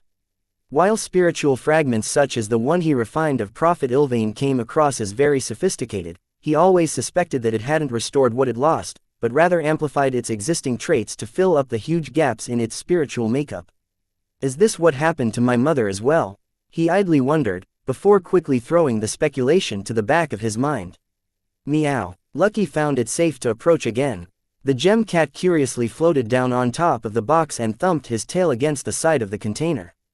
The box slightly shook, causing Lucky to jump back into the air in fright. Meow. Ha ha ha. Careful with what's inside, Lucky. For all of his bravado, Lucky still regarded Zygra with great fear. The latter's performance in the previous battle made it abundantly clear that the crown cat was an absolute killing machine. Well, let's wrap this up and start with the aftermath. We have a lot of work in store. He spoke as he picked up the box and carried it with him out of the observation chamber. Chapter 14:20 Hasty processing. The battle site soon became a hive of activity as soon as the hunting team definitively confirmed that Zygra was dead. Huge cats faked their own deaths before, and ambushed a lot of complacent hunters when they approached with their guards down. Fortunately, the exobiologists on the hunting team confidently concluded that there was no way for Zygra to ever come back alive again. The damage his body suffered was simply too severe. The legged transports approached the messy and rocky battle site, their many sturdy legs easily allowing them to pass over the irregular terrain. Once they approached the corpse, they settled down and disgorged a large number of people and equipment. Two main priorities occupied the support personnel. First, they needed to rush a broken mech back into action. Zygra had done a great job at disabling all of the mechs of the hunting team. Even the Kinslayer could no longer be brought online due to all of the damage it suffered during the final confrontation. This presented a huge concern to the hunting team as they were completely defenseless against the predation of the other huge cats that occupied the hunting zone. We don't have to worry too much about any other huge cats approaching this location for a time. A hunting consultant cheerfully informed Vase as they stepped out of the transport. How so? The huge cats are highly territorial. They detest the presence of other cats on their turf. The only valid reason for the cats to get together is when they are in heat. Even then, many of the organic products are deliberately engineered to be sterile. House Laterna can't tolerate their products reproducing by themselves. Who will buy their products after buying a single breeding pair? Besides, the divergent genetics of each individual cat also makes it difficult for them to produce a viable offspring. Vase nodded in understanding. So for now, we're safe. Yep, we don't have to worry too much about the cats finding out about Zygra's juicy carcass. As a crown cat, his territory is by far the most expansive in this hunting zone. Even if the other cats smell the scent of his carcass, their fear for him will keep them away for at least a week by our reckoning. This relieved Vase a little, because he shouldered the main responsibility of jury-rigging a mech back into service. He had a lot of work to do. Zygra had done a huge number on all of the mechs. From all the data he studied earlier, restoring the Kinslayer to a mobile state was doable. But Vase did not expect he could bring the heavily battered Tiger mech back into fighting condition. His only alternative was to find some way to restore the fallen humanoid mechs. Unfortunately, Zygra chomped judicious bites out of the torsos of all of their frames. The damage to any single mech was too severe for Vase and the mech technicians to restore them to functionality with conventional repairs. Vase already had a plan in mind, though. As long as they cannibalized the intact parts from other broken mechs, Vase expected they could bring at least two of the mechs back onto their feet after a few days of work. They wouldn't be pretty, nor would they be able to withstand a lot of damage, but as long as they could fend off an opportunistic huge cat, that was enough. While Vase and the technical personnel crawled over the fallen mechs, the hunting specialist and biotech specialists quickly moved into action to preserve their physical prize. If they wanted to return with their trophies in the best possible condition, they had to move quickly to preserve Zygra's carcass. Even now, the hot, tropical humid environment was probably not doing the body any favors. Its many cuts, bruises and notably charred and burned neck sections presented huge temptations to any bacteria and other bugs in the vicinity. Fortunately, the hunting team already planned for this occasion. Some of the legged transports brought to the expedition dumped their cargo onto the ground before reconfiguring their cargo bays into mobile cooling chambers. While the carcass was too large and heavy to fit into any single legged transport, some of the hunters in the team specialized in skinning and cutting up huge cats. They expertly directed the workers who employed specialized cutting machinery to process the carcass at the quickest speed. Start with the head, but be careful. Lady Miralix won't like it if we spoil her trophy. The head had to be preserved at all cost. As the grand prize of the crown hunt, the hunters prioritized its preservation with utmost haste and diligence. As for the remainder of the carcass, they would skin it and cut it up afterwards. Since the ownership of the rest of the body went to Vase, the hunters were clearly not as motivated to do their best. It was fine, though. What use did Vase have for a giant, headless carcass? As Vase turned back to his work and drew up some rudimentary preparation work to keep the mech technicians busy, he approached the fallen kinslayer. The tiger mech had been slumped alongside Zygra's body ever since its heat projector expended all of its firepower. Medical personnel already opened up the mech's cockpit to rush Lady Miralix to the infirmary at one of the legged transports. She had fallen unconscious at the end as she expended her all in the fight. Everyone present saluted and looked at her with appreciation as a floating stretcher brought her away in order to monitor her health. As for Vase, he expressed little interest in the noblewoman's condition. Instead, he arrived at the kinslayer's damaged side and placed his palm onto its armor plating. He surreptitiously extended his spiritual senses and managed to find the familiar presence of its design spirit. Vesca's looked dispirited after undergoing 2 battles at once in 2 different realms. Rest well, you deserve it. Hopefully, Lady Miralix appreciates you enough to restore you back to new. Vase had no idea if Lady Miralix intended to do so. She might consider the kinslayer to have fulfilled its purpose. Still, it would be a very heartless act for her to order the kinslayer to be scrapped. As the mech that she took a liking to and had brought her to victory against a crown cat, the kinslayer might very well become her permanent companion. If Lady Miralix decides that her kinslayer has lived long enough, you're free to strike out on your own. That's what you deserve. In truth, Vesca's wouldn't fare any better than Zygra's spirituality when left unmoored and without a space to inhabit. Vase would certainly have to take Vesca's out of the kinslayer and place his spiritual product in another pea stone. It was a good thing that Lady Miralix promised him a second pea stone upon their return to Kemula. If that didn't work out, Vase could always host Vesca's in his own mind. As his own creation, Vase was confident he could contain the spiritual product. Hopefully, it won't come to that. In his opinion, the kinslayer deserved to live. Even though he wasn't involved in its design, he had become very attached to it due to the contributions he put into the mech. Adding Vesca's as its design spirit had made a huge difference in the outcome of the crown hunt. He began to get to work by performing a more thorough inspection on the state of the kinslayer. The judgment he made earlier matched with his inspection. With the supplies and equipment the hunting team had brought, Vase was confident that he'd be able to bring the kinslayer back online. It can move, but it can't fight. That was enough. Though Vase expected that he could only get 3 of its 4 limbs to work, that was sufficient for the mech to drag itself back to Kemula. It would be a shame to leave the mech behind after all it had done. Under these hot and humid conditions, the exposed parts of the mech would certainly deteriorate. Even if mechs were built to take a beating and resist corrosion as much as possible, Vase still believed the mech would not fare well when left alone here for a week. In the meantime, any other huge cat might stumble upon this site and trash the machine. A few days passed by as the work proceeded rapidly. The mech technicians under the expert and experienced direction of Vase managed to restore a spearman mech, an axeman mech and a rifleman mech to basic functionality. The judicious jury rigging and patchwork repairs meant that none of the mechs could muster up more than 30% of their former strength. They were basically paper tigers in the sense that they looked vastly more impressive than their actual battle power. The 3 shambling mechs would certainly struggle against an ordinary huge cat. We'll just have to trust that the presence of the 3 mechs is enough to deter the cats from attacks. A hunting consultant remarked, "We'll be taking a different route on our way back. Before, we didn't make any attempts to avoid the other cats. That's not a good idea anymore. We'll be doing a lot of scouting to avoid unnecessary trouble." Everyone who signed up on the hunting team consisted of professionals. While Lady Miralix had made some errors with regards to the composition of her piloting roster, she insisted on hiring competent personnel. All in all, watching Lady Miralix lead her hunting team with mixed success taught him a lot of lessons. Many of her decisions elicited admiration in him, but a few notable choices had almost caused the hunt to fail.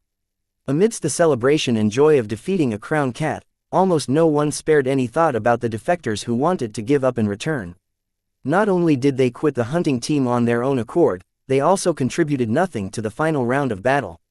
Even if they played an important role in battling Xigra in the previous 3 rounds, their contributions ultimately couldn't compensate for the fact that they stabbed their employer in the back in the most critical stage of the hunt. While their actions technically weren't criminal as they didn't outright desert in the middle of an ongoing battle, such a disgraceful act deeply offended the sensibilities of the mech piloting community. Mech pilots placed a huge amount of importance to the virtues of honor, courage, duty and so on. Families like the Larkinsons rose to fame in the Bright Republic because of their adherence to these values.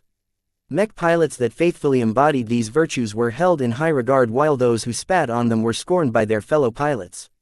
No ordinary outfit commander would want to hire scum who abandoned their employer and comrades before the job was done.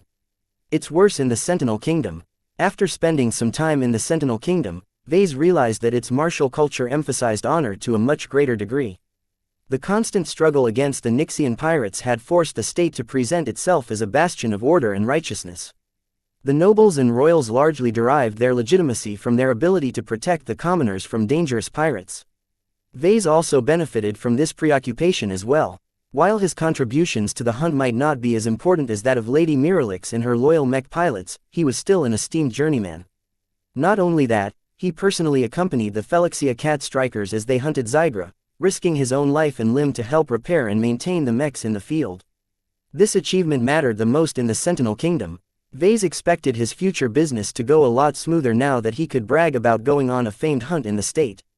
Hopefully, some of the local journeymen will be a bit more willing to conduct an earnest exchange with me. He grinned. Hardly any journeyman has dared to take part in a crown hunt.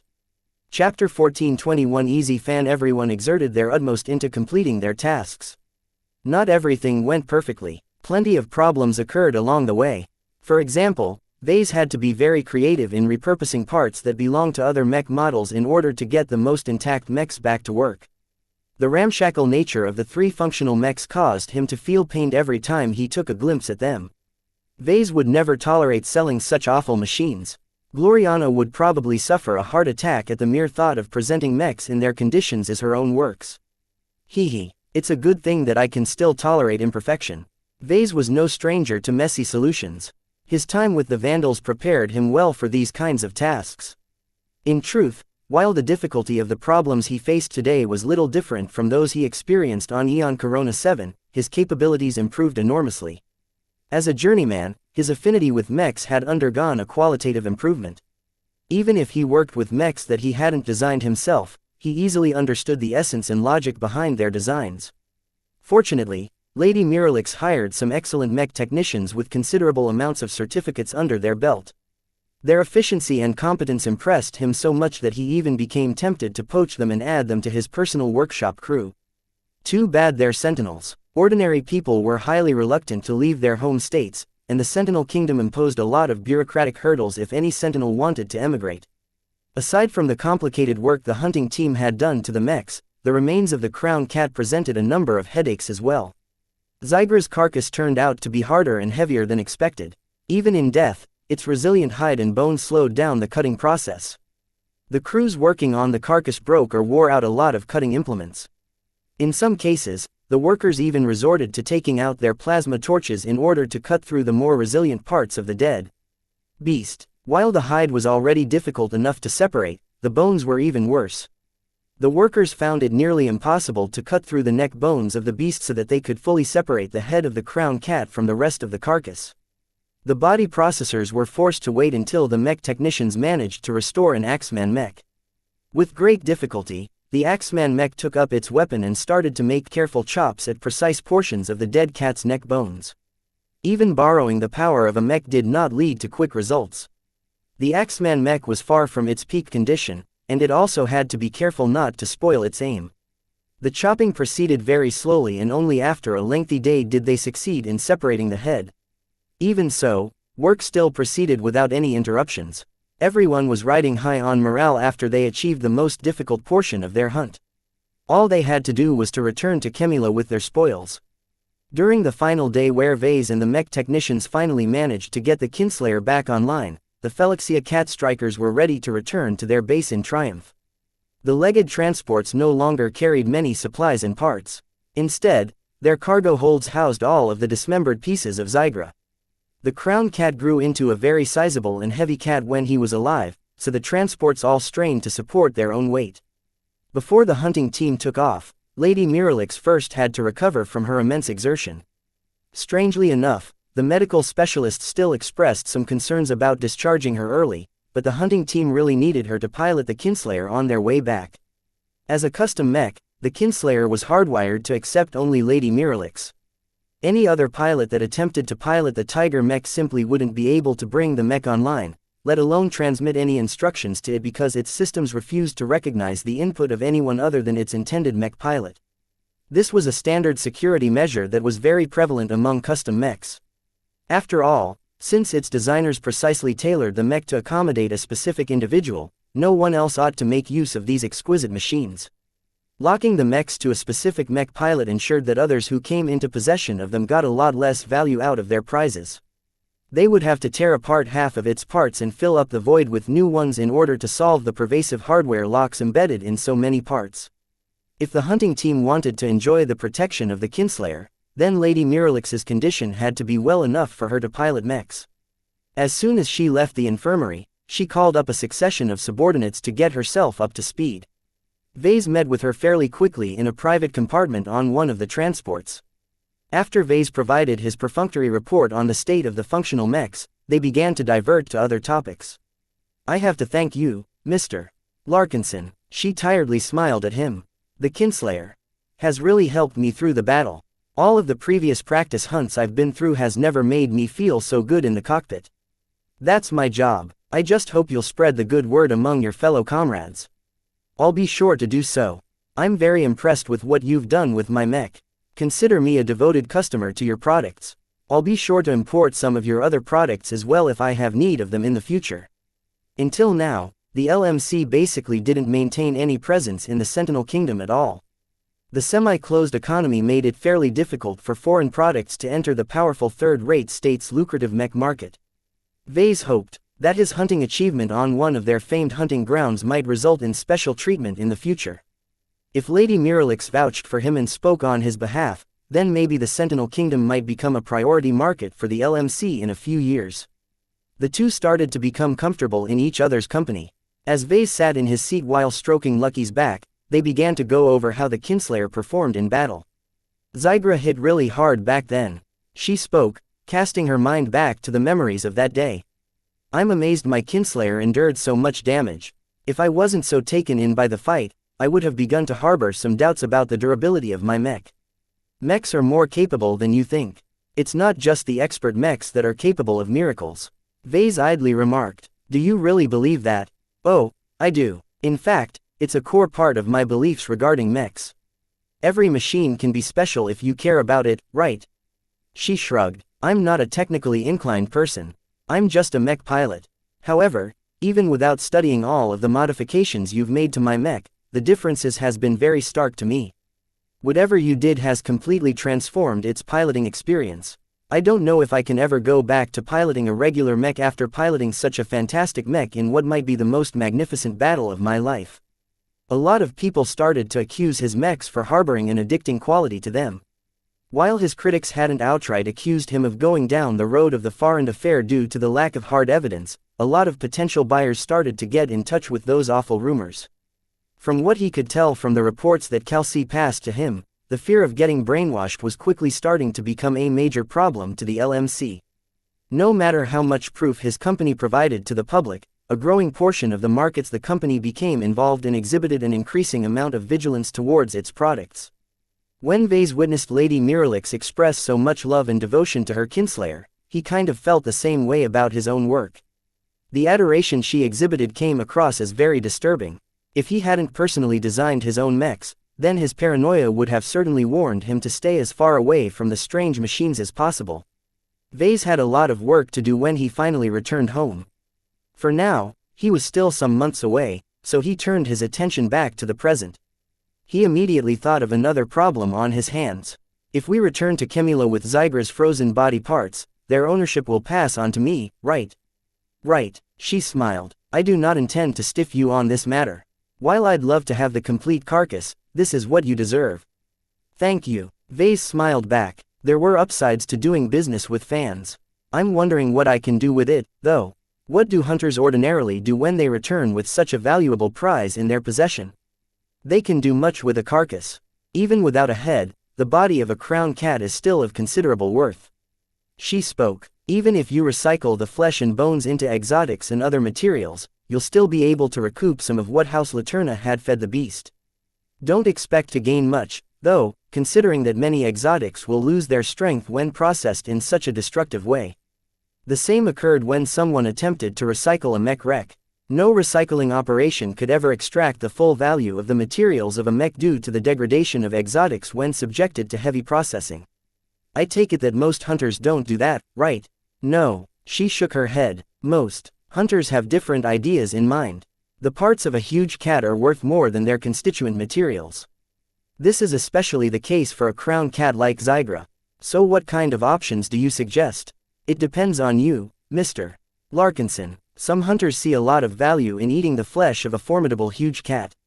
While eating their flesh can't be done without subjecting them to treatment in order to extract the toxic materials out of their tissue, if you want to impress a noble or high official, then serving them Zygra steak is an extravagant way to do it.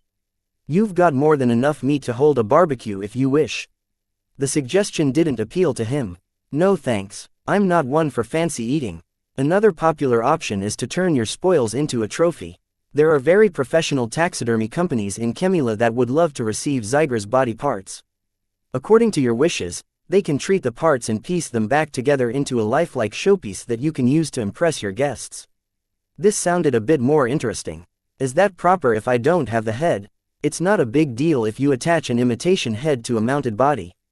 The very best and most authentic method is to partially recreate the outer tissue with cloned flesh.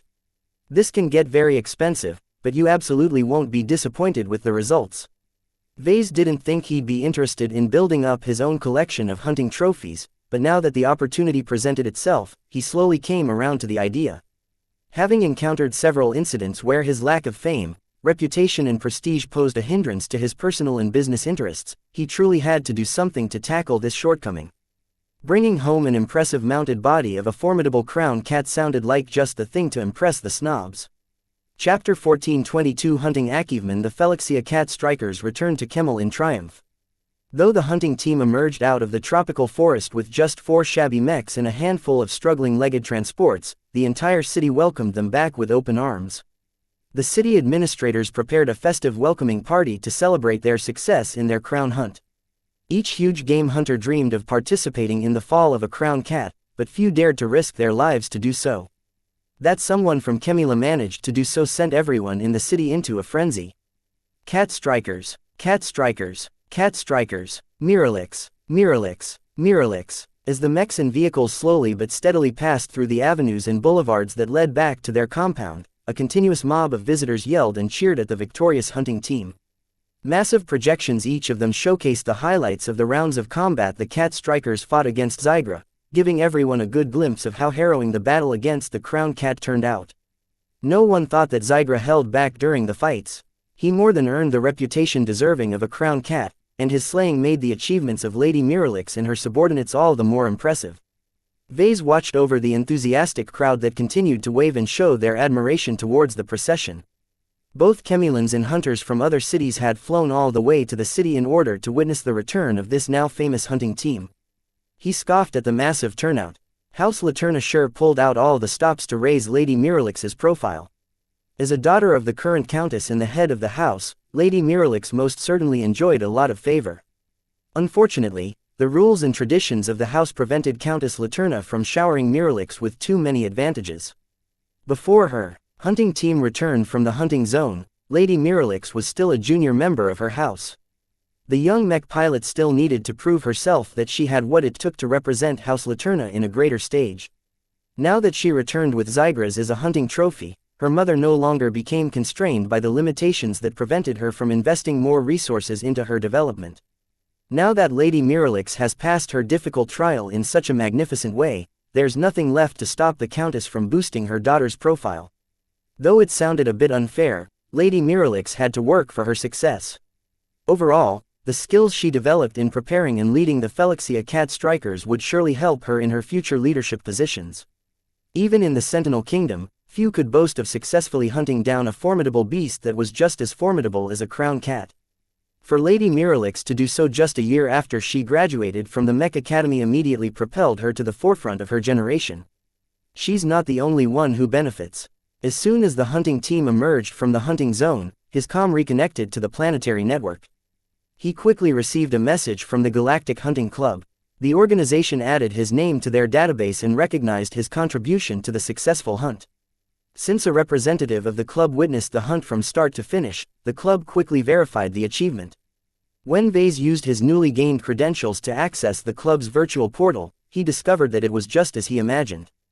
The organization's main purpose was to register, verify and rate the notable hunting achievements of people all over the galaxy.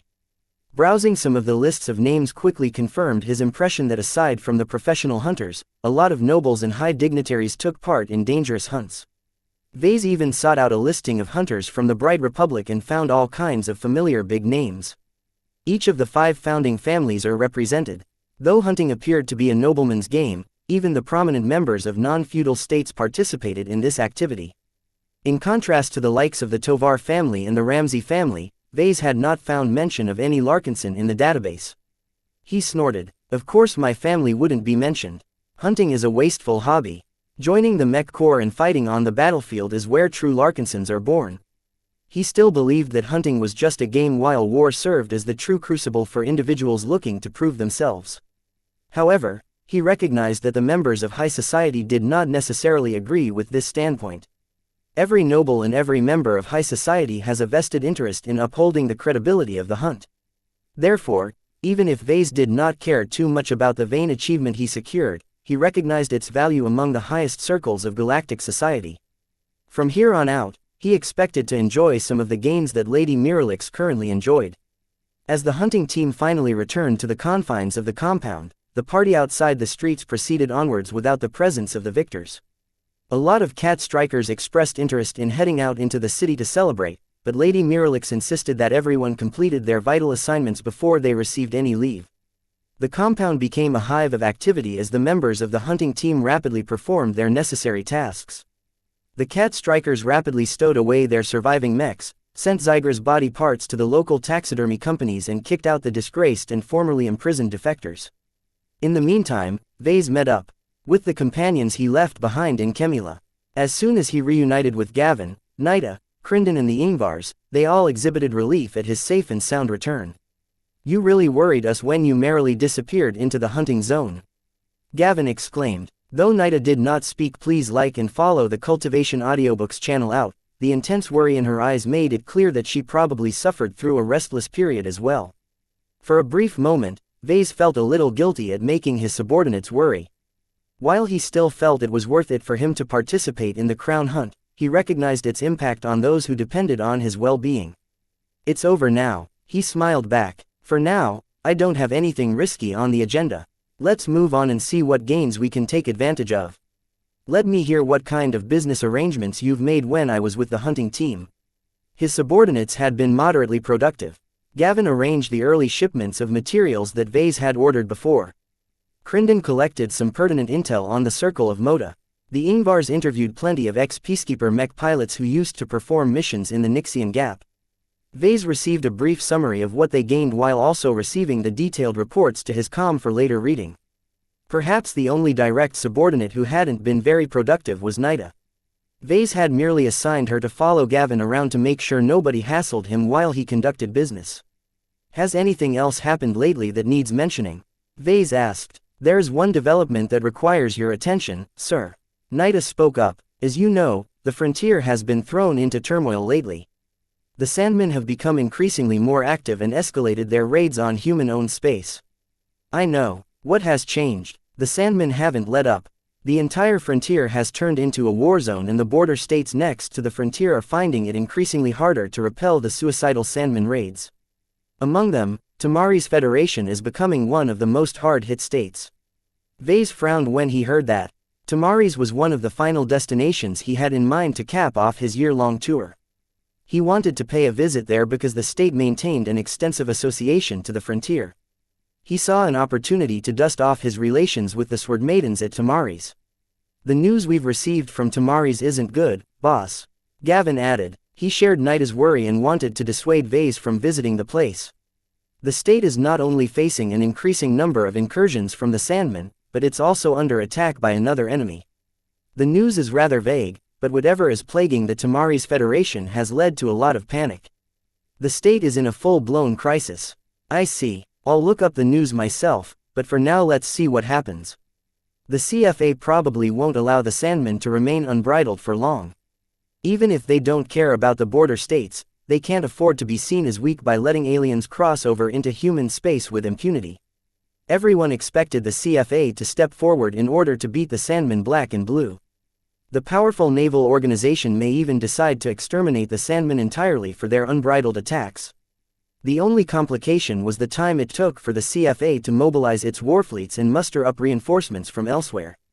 After addressing the worrisome situation at the Tamari's Federation, Vase heard enough and decided to leave the compound. He paid a final visit to Lady Miralix in her office to bid farewell. "You're leaving?" "I am. I have a schedule to keep and I've already spent way too much time on xianxia. I initially planned to take part in the hunt for a regular huge cat." "Do you regret taking part in my hunt?" "Of course not, my lady. Even though I spent more time here than anticipated, the gains I've made is much more valuable than anything else I could have achieved in the same span of time." The key here was that the hunt succeeded.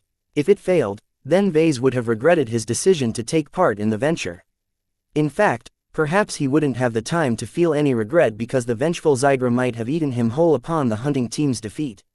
"Before you ask, I am already starting to fulfill my promises to you. You can expect to receive invitations from the Sentinel Peacekeeper Association and the other organization within a day. In addition, the exotic you asked for is right here. You have the peace stone I asked for." Vase shone his eyes in anticipation. "Yes, please inspect for yourself." A gap in the ceiling appeared. A square container floated through the opening and landed on the desk. Vase immediately approached and picked up the box. "Wow, that's pretty heavy," he uttered. He quickly opened the unlocked container and found a bronze-green metallic rock resting inside. The exotic looked just as unremarkable as in the projections. Caring nothing for Lady Miralix, Vase eagerly caressed his palm over the surface. The second peace stone differed quite a lot from the first peace stone he uncovered long ago in one of the many exotic sample marketplaces at Centerpoint. If Vase didn't know any better, he would have mistaken the peace stones as different varieties of space junk. Yet as Vase surreptitiously injected a mote of spiritual energy into the bronze-green metallic rock, it reacted the same as his first peace stone. It absorbed and contained his spiritual energy. Vase couldn't hold in his glee. He grinned as he realized that despite its different physical makeup, his second peace stone likely held the same properties as his first one. If two samples of the same exotic existed, then more of them must certainly be out there as well. One of his greatest fears about the peace stones could be laid to rest now that he learned that it wasn't a unique phenomenon. "I see you're very happy about that rock," Lady Miralix remarked, looking intrigued at what the big deal was about with the sample that her noble house long considered to be almost worthless. "What's so special about it that makes you so excited?" He offered a dumbed-down explanation. "It's helpful to the development of my design style. My mechs will definitely become more distinct after I study the properties of this exotic." That wasn't entirely accurate, but Lady Miralix did not need to know anything more. After a bit of talking, the two finally concluded their successful cooperation and bid farewell to each other.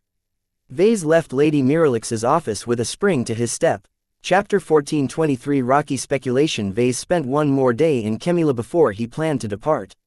Having returned to his hotel, he took the time to study the reports written by his subordinates and get up to speed with various other developments. One notable point of interest to him was the deteriorating security situation at the Tamari's Federation. Sandman fleets continued to cross the fairly porous border into human space and wreak havoc in human-occupied star systems for reasons that escaped every human. No one knew why the Sandmen had suddenly gone mad and attacked in such an unbridled way. However, Vase had a feeling that he might know more about what was driving these insane attacks. The sentient AI he inadvertently released from the Starlight Megalodon may be the chief culprit behind these developments. There must be a reason why Sigrun drove his fellow Sandmen to pick a fight with humanity. However, even though Vase suspected Sigrun's involvements a long time ago, Trying to guess the motives of this bizarre artificial life form was an exercise in futility. Sigrun thought nothing like a human. It didn't seem as if Sigrun cared a lot about the race it used to belong to, because the relentless incursions were really stretching the CFA's patience thin. Vase even felt tempted to reaffirm his decision to visit the Tamari's Federation in person. He wanted to snoop around in order to figure out what in the hell Sigrun was up to these days. Really, some entities are too dangerous to be left alone. He dearly wished to tip off the Big Two to the sentient AI's existence, but the unholy pact he made with the sentient AI prevented him from doing so. Vase knew that Calabast, the only other person alive who knew of Sigrun's existence, kept her mouth shut as well. In fact, Calabast had previously warned him numerous times not to leak any hints. Whatever damage he could do to Sigrun, the AI would certainly hit back twice as hard. These constraints left him feeling helpless as he browsed the various alarmist news articles that spoke of the devastation the more successful Sandman raids had wrought to the border states. In particular, hundreds of thousands of citizens had died so far. The economic damage the Sandman inflicted affected the livelihoods of billions of Tomarans more. Knowing that he could put a swift end to the incursions gnawed at his conscience. Too many people suffered from his inaction for him to dismiss the difference he could make. So much for being an altruist. Well, I can't contribute to human civilization if everyone wants me dead or in captivity, right? He joked. Since he couldn't do anything about what kind of mischief Sigrun was up to, Vase completely pushed the issue from his mind. It wasn't his problem anymore.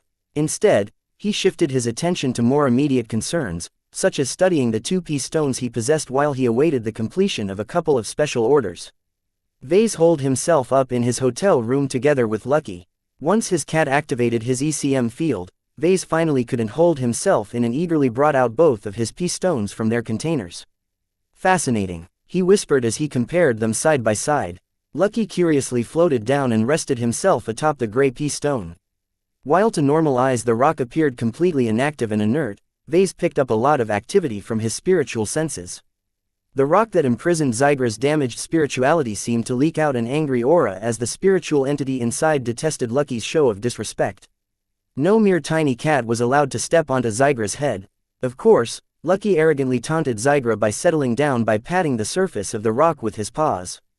The gem cat even bent down his neck as if to take a bite out of the P stone. Stop that, Vase admonished his cat. You're not allowed to eat my P stones. They're too rare to be treated as your food. Meow, I said no. Meow meow. Okay, if I find a few more P stones, I'll promise you can eat one. Only then did Lucky stop making a move on his P stones. The cat thumped his tail against the surface of the gray rock one more time before he jumped onto Ves's shoulder. Even though Vase felt a bit annoyed at Lucky, he did learn something useful out of the interaction. While the P stone did lock Zygra in place, it did not prevent its prisoner from sensing other spiritual entities nearby. Can it see outside? Vase didn't know the answer to this question, but he guessed the spiritual entity probably couldn't see far outside its immediate vicinity. Well, let's see how similar these rocks are. Both of them reacted to spiritual energy, but their interactions might differ. Perhaps they responded completely differently or possessed different capacities. Vase wanted to compare their respective responses in order to determine if he was dealing with just a single type of P stone. He first injected numerous quantities of spiritual energy into his second P stone. As far as he knew, the second rock behaved identically to the first rock. Vase was hard-pressed to find any differences. Aside from their different physical makeup, their reactions are the same. Next, he curiously pulled out Zygra's rebellious and violent spirituality from the first P stone and quickly dumped it into the second P stone. Though the huge cat's spirituality did not enjoy the experience, Vase noted with some satisfaction that the second P stone apparently functioned the exact same way. It exerted a strong suction force that kept Zygra's spirituality locked within its center. They're the same. Vase found it very odd that the two rocks could differ so much in terms of density and physical makeup but shared the same remarkable traits. A part of him felt disappointed at this finding.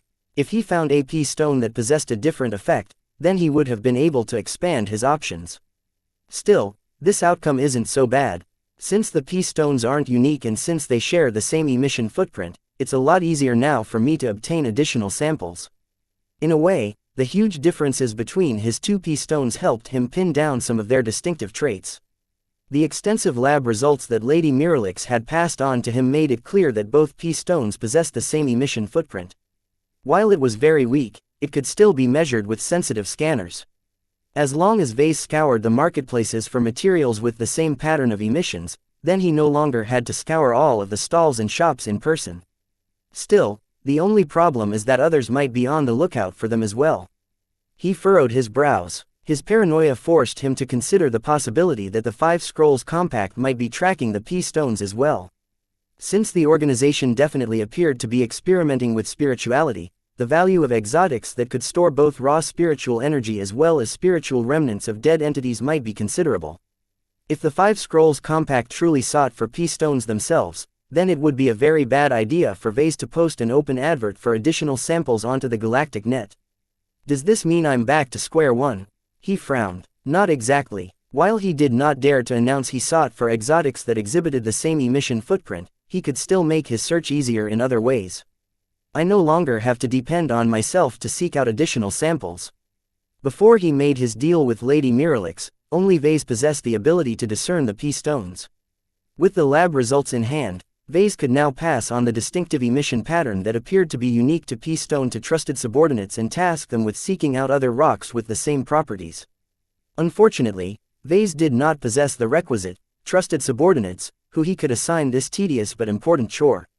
If only he had a shadow force in place that he could trust to perform this task discreetly. Perhaps the only person who came close was Crinden, but Vase did not wish to send his only qualified virtual security expert away. Another idea came to mind. I don't have a shadow force, but Calabast certainly has.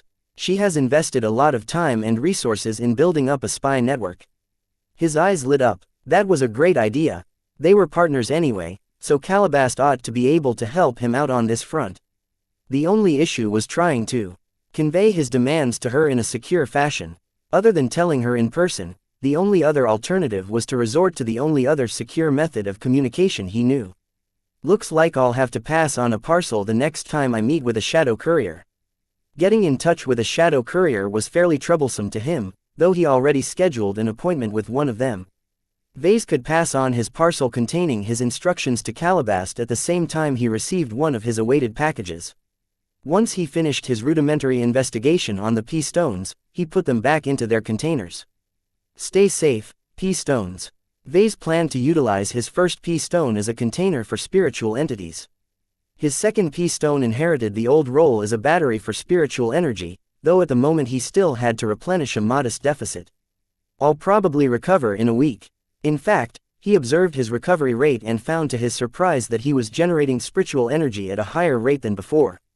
He took this change as evidence that his spirituality had grown even more formidable. Vase wondered if his spirituality would continue to grow by itself. The other possibility was that his spirituality grew in tandem with the advancements he made to his design philosophy. I've been making plenty of new discoveries lately, so that might lead to a lot of growth. The next day, Vase woke up and did his normal business in the morning. In the afternoon, Vase took his subordinates to a certain district in Kemila. He had an appointment with one of the exclusive shops in the city.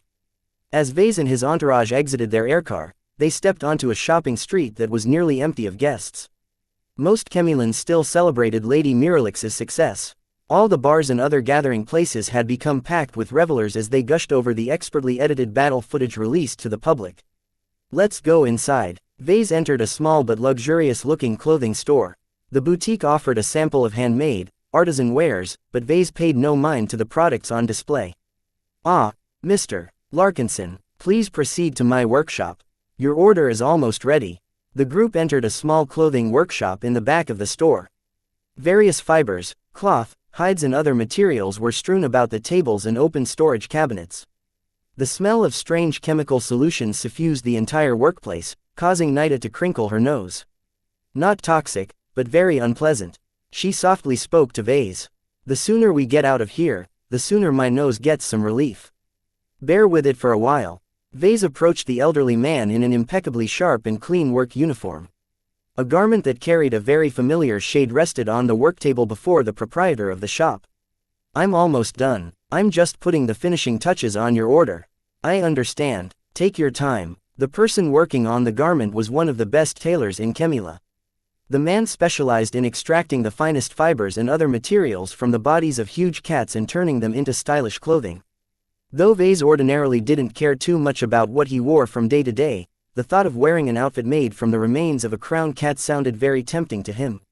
He eagerly accepted Lady Miralix's recommendation upon their return to Kemila.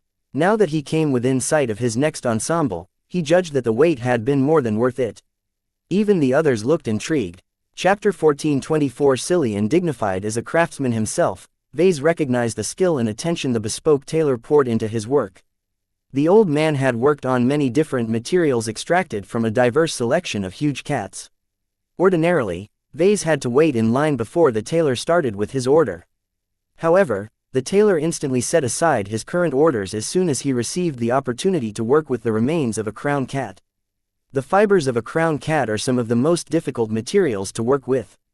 The tailor explained. In many cases, they require extensive treatment and trimming in order to make them workable. The same goes for their hides. Only the lightest, most flexible and most pristine layer of leather can be worked into a garment suitable for humans. My order must have given you a lot of headaches. Oh, not at all. I can count the amount of times I've worked with materials taken from crowned cats with one hand. These magnificent creatures are worthy of commemoration, and it is a dream of every tailor on this planet to work with materials derived from these famous beasts. Vase understood the tailor's sentiments. In some way, he considered his Devil Tiger project in a similar light. The challenges he set for himself pushed his abilities to the limit and stimulated him into developing many new solutions. The sense of satisfaction in developing and completing such an exceptional work represented a seminal moment in his professional development. Soon enough, the artisan finally completed his work. He carefully raised his final piece and placed it together on a table where identical pieces already rested. It is done. A luxurious ensemble of clothing presented to Vase. From fur-tufted boots to a rich and formal-looking coat that imitated some of Zygra's majesty, the entire outfit earned Vase and everyone else's appreciation. Wow, Ingvar uttered. Boss, do you have any spare materials? I want an awesome outfit as well. Casella Ingvar quickly swatted her brother's head. Be reasonable, you haven't participated in the hunt. You are not entitled to any of the spoils. Besides, custom outfits like these are hunting trophies in themselves. They're not as valuable if more copies of them exist. She was right. Vase purposefully ordered the ensemble to impress the people he would meet in the future. Though the outfit already looked impressive in itself, those who were part of the Galactic Hunting Club or were aware of his hunting achievement would certainly recognize its significance. Wearing a garment made out of the materials extracted from Zygra's remains was the same as wearing a hunting trophy on his body. Hopefully, wearing his new outfit would finally put an end to instances where elite figures and exclusive establishments refused to do business with him. He was tired of being treated as a nobody due to his lack of reputation. While Vase still didn't completely comprehend high society's obsession with reputation, he knew he would definitely make a strong statement if he showed up with this impressive outfit. Where is the changing room? Moments later, Vase emerged from his changing room looking completely different than before. Whereas Vase already looked quite decent with the formal business clothes that Gavin prepared every morning, this time he truly came across as a dignified leader. The complete ensemble consisted of a long overcoat, a detachable hood, a fur-tufted cape, a robust pair of pants, a soft and pale dress shirt, a tight-fitting jacket suit, a shiny, dark pair of boots, a velvety pair of gloves, a thick leather belt with a buckle fashioned out of treated bone, and most peculiarly, a pair of decorative furry cat ears. That last option perplexed everyone who saw him emerge from the changing room. You look really good, but what's with the cat ears? I like them. Why not? Don't I look good, Benny? You do, but the cat ears make you look weird. While his overall outfit was colored in the same shade of Zygra's original rust red coat, the tailor artfully varied the shade between the different pieces. The old man also added some silver accents in the decorative frills and designs to break up the monotone look. Though his other subordinates didn't have the courage to express their doubts, Vase could read their dubious expressions well enough. If not for the cosmetic cat ears, Vase would have made a very dignified impression on everybody. He smirked. What his subordinates didn't know was that he deliberately sought to elicit this reaction. While he wanted to appear impressive, he didn't want to come across as stiff and formal. One of the key means of protecting himself was to paint himself as an eccentric mech designer. Indulging in strange and weird hobbies such as wearing fake cat ears on top of his head served as distractions that helped deflect attention to his many secrets. Do you think my cat ears are fine in their original color tone, or do they look better if they are dyed in black to match my hair? Meow. Yeah, you're right, the contrast looks weird. Despite that, Vase opted to keep them in their original red rust shade. The more confounding he looked, the more he could take advantage of the confusion he sowed. I see you have prepared an extra pair of cat ears. Gavin pointed out. Yup, don't you think they would make a lovely present for Gloriana? No one wanted to wade in that minefield. Vase ignored his perplexed subordinates and turned to the tailor. A great work like this surely bears a name. The man smiled as one fellow artisan to another. Indeed, I call it the pride of dusk. Each crown cat is a prideful beast, but from what I have ascertained from the battle footage I've glimpsed, Zygra is especially prickly when it comes to his pride. The cat fought majestically to the very end. Even in his death throes, I observed the stubborn pride that made him die unresigned. Pride of Dusk. Vase rolled the name off his lips. That's a very solemn name. Dusk represents a sunset. Don't you think the shade of Zygra's coat matches the shade of the sky of a fading sun? Dusk also symbolizes a fall in the ending of an era. Zygra's reign as the king of his hunting zone has come to an end at the hands of humans. MMHMM. Very aptly put, Mr. Larkinson. Take care not to suffer the same fate. I hope my work will serve as a continuous reminder that while pride and hubris has their benefits, take care not to indulge yourself to the point of becoming conceited. I have served many impressive clients such as you. A distressingly large proportion did not meet a good end due to their own arrogance. Vase casually waved aside the words of warning. That will never happen to me. I'm always humble. Ahem. Did you want to say something, Benny? No, boss. I have to say that you look really good in your outfit. Personally, I think you could switch up your outfit but keep the overcoat. It adds the most gravitas to your appearance. He nodded. Good suggestion. The tailor approached Vase and carefully inspected the fit, making quick adjustments here and there with his strange tools. Your new garments should all be very durable, he said. While they aren't capable of absorbing shock or absorbing heat like actual combat armor, they won't damage easily if exposed to enemy fire or extreme environments. With proper care, my work will easily last for centuries. Did you add anything else to my outfit? No. Upon your request, I've left out all the usual components that my clients routinely wish for me to add. Mind you, it will get very hot for you if you step outside my shop dressed like this. The lack of climate controls embedded in my work will result in overheating. Vase smirked. That's not a problem for me. My body is more than capable of handling some excess heat. If there was one unintentional benefit that he enjoyed from Dr. Jutland's experimentation on his body, it was that his Jutland organ made sure that his body never grew too hot. In fact, when his body encountered a chill, his Jutland organ was even capable of outputting some heat to warm up his body to an extent. After he received some instructions on how to care for his outfit, Vase bid goodbye to the artisan and brought his subordinates out onto the streets. The impact his appearance made became immediately evident. The handful of shoppers and locals within the vicinity immediately drew their eyes at him and his distinct outfit. All of them pretty much recognized that his clothes had been made from the remains of the crown cat that recently died. Vase indulged in his vanity for a moment before he entered the aircar in order to head to his next destination.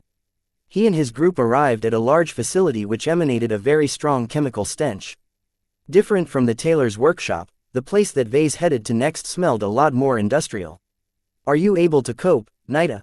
He asked with some concern as he knew his bodyguard possessed a sensitive nose.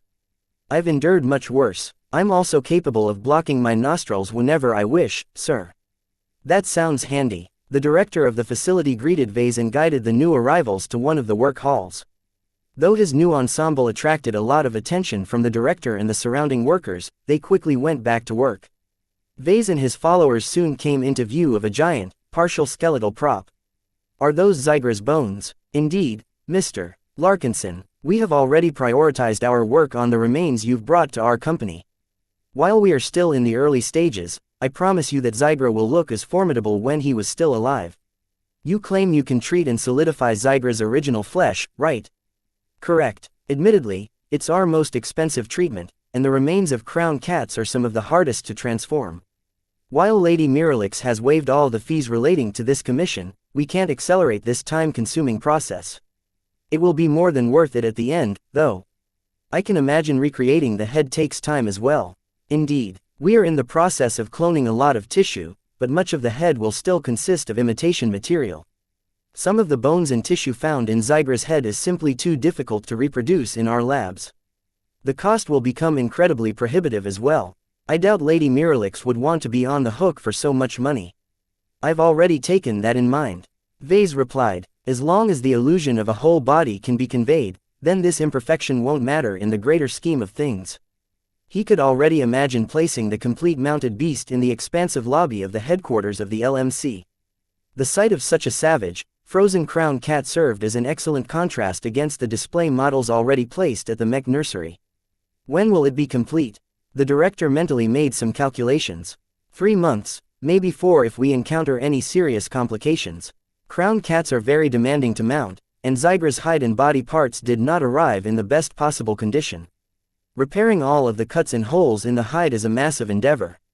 That sounded longer than Vase expected, but good work should never be rushed. If you do complete it, please send it on a secure shipment back to my company headquarters in the Bright Republic. Is that doable? Certainly. We have shipped our mounted huge cats to clients all over the Star Sector. Please rest assured that our work will safely arrive at your intended destination within half a year.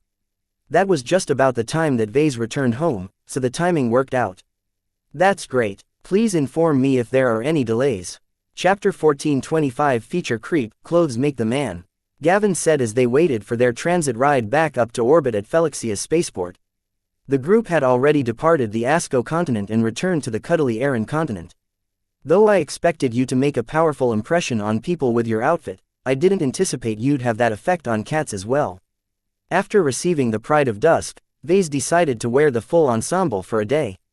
The effect of his outfit was incredibly considerable. His previous business attire already made him appear professional, but plenty of people wore similar clothing. He never actually stood out if not for his entourage following him around. Now, his rust-colored fur-tufted ensemble never failed to draw everyone's fascination. The tailor had already done a fantastic job of processing the choicest of materials from Zygra's remains to fashion the Pride of Dusk. However, the recent explosive round of publicity surrounding the successful crown hunt instantly made the people in the know associate his new outfit to Zygra's fall. If they held any doubts about the authenticity of his clothing, then the subtle but unmistakable platinum logo of the Galactic Hunting Club on his garments laid them all to rest. Anyone registered with the Galactic Hunting Club could scan the logo with their comms. The portal would instantly send an information package containing the details of the hunt. This included its standardized challenge rating as well as his personal contribution to the endeavor. Those who lacked access to the database of the club would merely be redirected to a public page containing a very incomplete summary of the hunt. Apparently, the snobs saw no use in showing off their hunting achievement to commoners. Their vain and wasteful preoccupation might even result in a backlash, which Vase was sure would happen in the Bright Republic. Therefore, while the average bystanders merely admired his impressive outfit, those of higher standing gave him looks of deep respect and apprehension. They knew that a man who materially participated in a hunt was not to be trifled with. People like Vase ought to be treated with respect no matter his actual identity. Yet what caused people to look askance at Vase the most was the effect he had on the surrounding cats. Some of the friendly, playful cats that normally brightened up the spaceport had stopped their usual antics. Instead, they approached and surrounded Vase as if he was a god among cats. Murrow, murrow, meow, meow, meow, mew mew mew. Literally hundreds of cats sat in a circle around Vase, causing him to attract far too much attention than he anticipated. Frankly, the procession of cats was driving him mad. Shoo, shoo, go bug someone else for once. He vigorously waved his gloved hand. Meow, I'm not a crown cat, you stupid feline. I'm human, mew www. Vase instantly pulled off the decorative cat ears from his head. These are fake, you see. I'm human, meow. Lucky angrily hissed at the surrounding cats. Vase belonged to him, all of the other cats had no right to receive his pampering. Vase and Lucky had to deal with the unwelcome fascination of the cats for quite some time until their large transit shuttle finally took in passengers. As Vase entered the vehicle, the cats bumped into an invisible field that automatically repelled their entry. Meow, meow, meow. That didn't stop them from scratching the field in order to follow Vase inside. That's over, now, Gavin sighed. If those cats followed you back to the Barracuda, I don't know how we can get any work done. As Vase and his group slowly made their way back to the Barracuda and the fleet that awaited them in space, they all looked forward to their return to normality. Xianxia may have been a fun and novel destination, but they all had their fill of cats by now. Vase on the other hand studied his new garments with an intrigued expression. The strange reaction he elicited from the cats of Xianxia aroused some strange ideas. As the group reached the orbital space station, they transferred to another shuttle that brought them back to their ships. The Ingvars returned to the ion tracker in order to resume their training with the battle criers. The rest boarded the Barracuda. Once everyone settled in, the fleet soon transitioned to FTL and traveled to their next destination. As Vase entered his stateroom, he removed his Pride of Dusk and laid its pieces onto his desk before changing into a plainer outfit. Since he was in public, he felt no need to impress anyone. Let's see if I can do anything with my new acquisition. He grinned. An idea came into mind as he witnessed how much attention the Pride of Dusk attracted. It already carried a powerful effect from its remarkable cut, exceptional materials and impressive story behind its creation. Could he make his Pride of Dusk more distinct?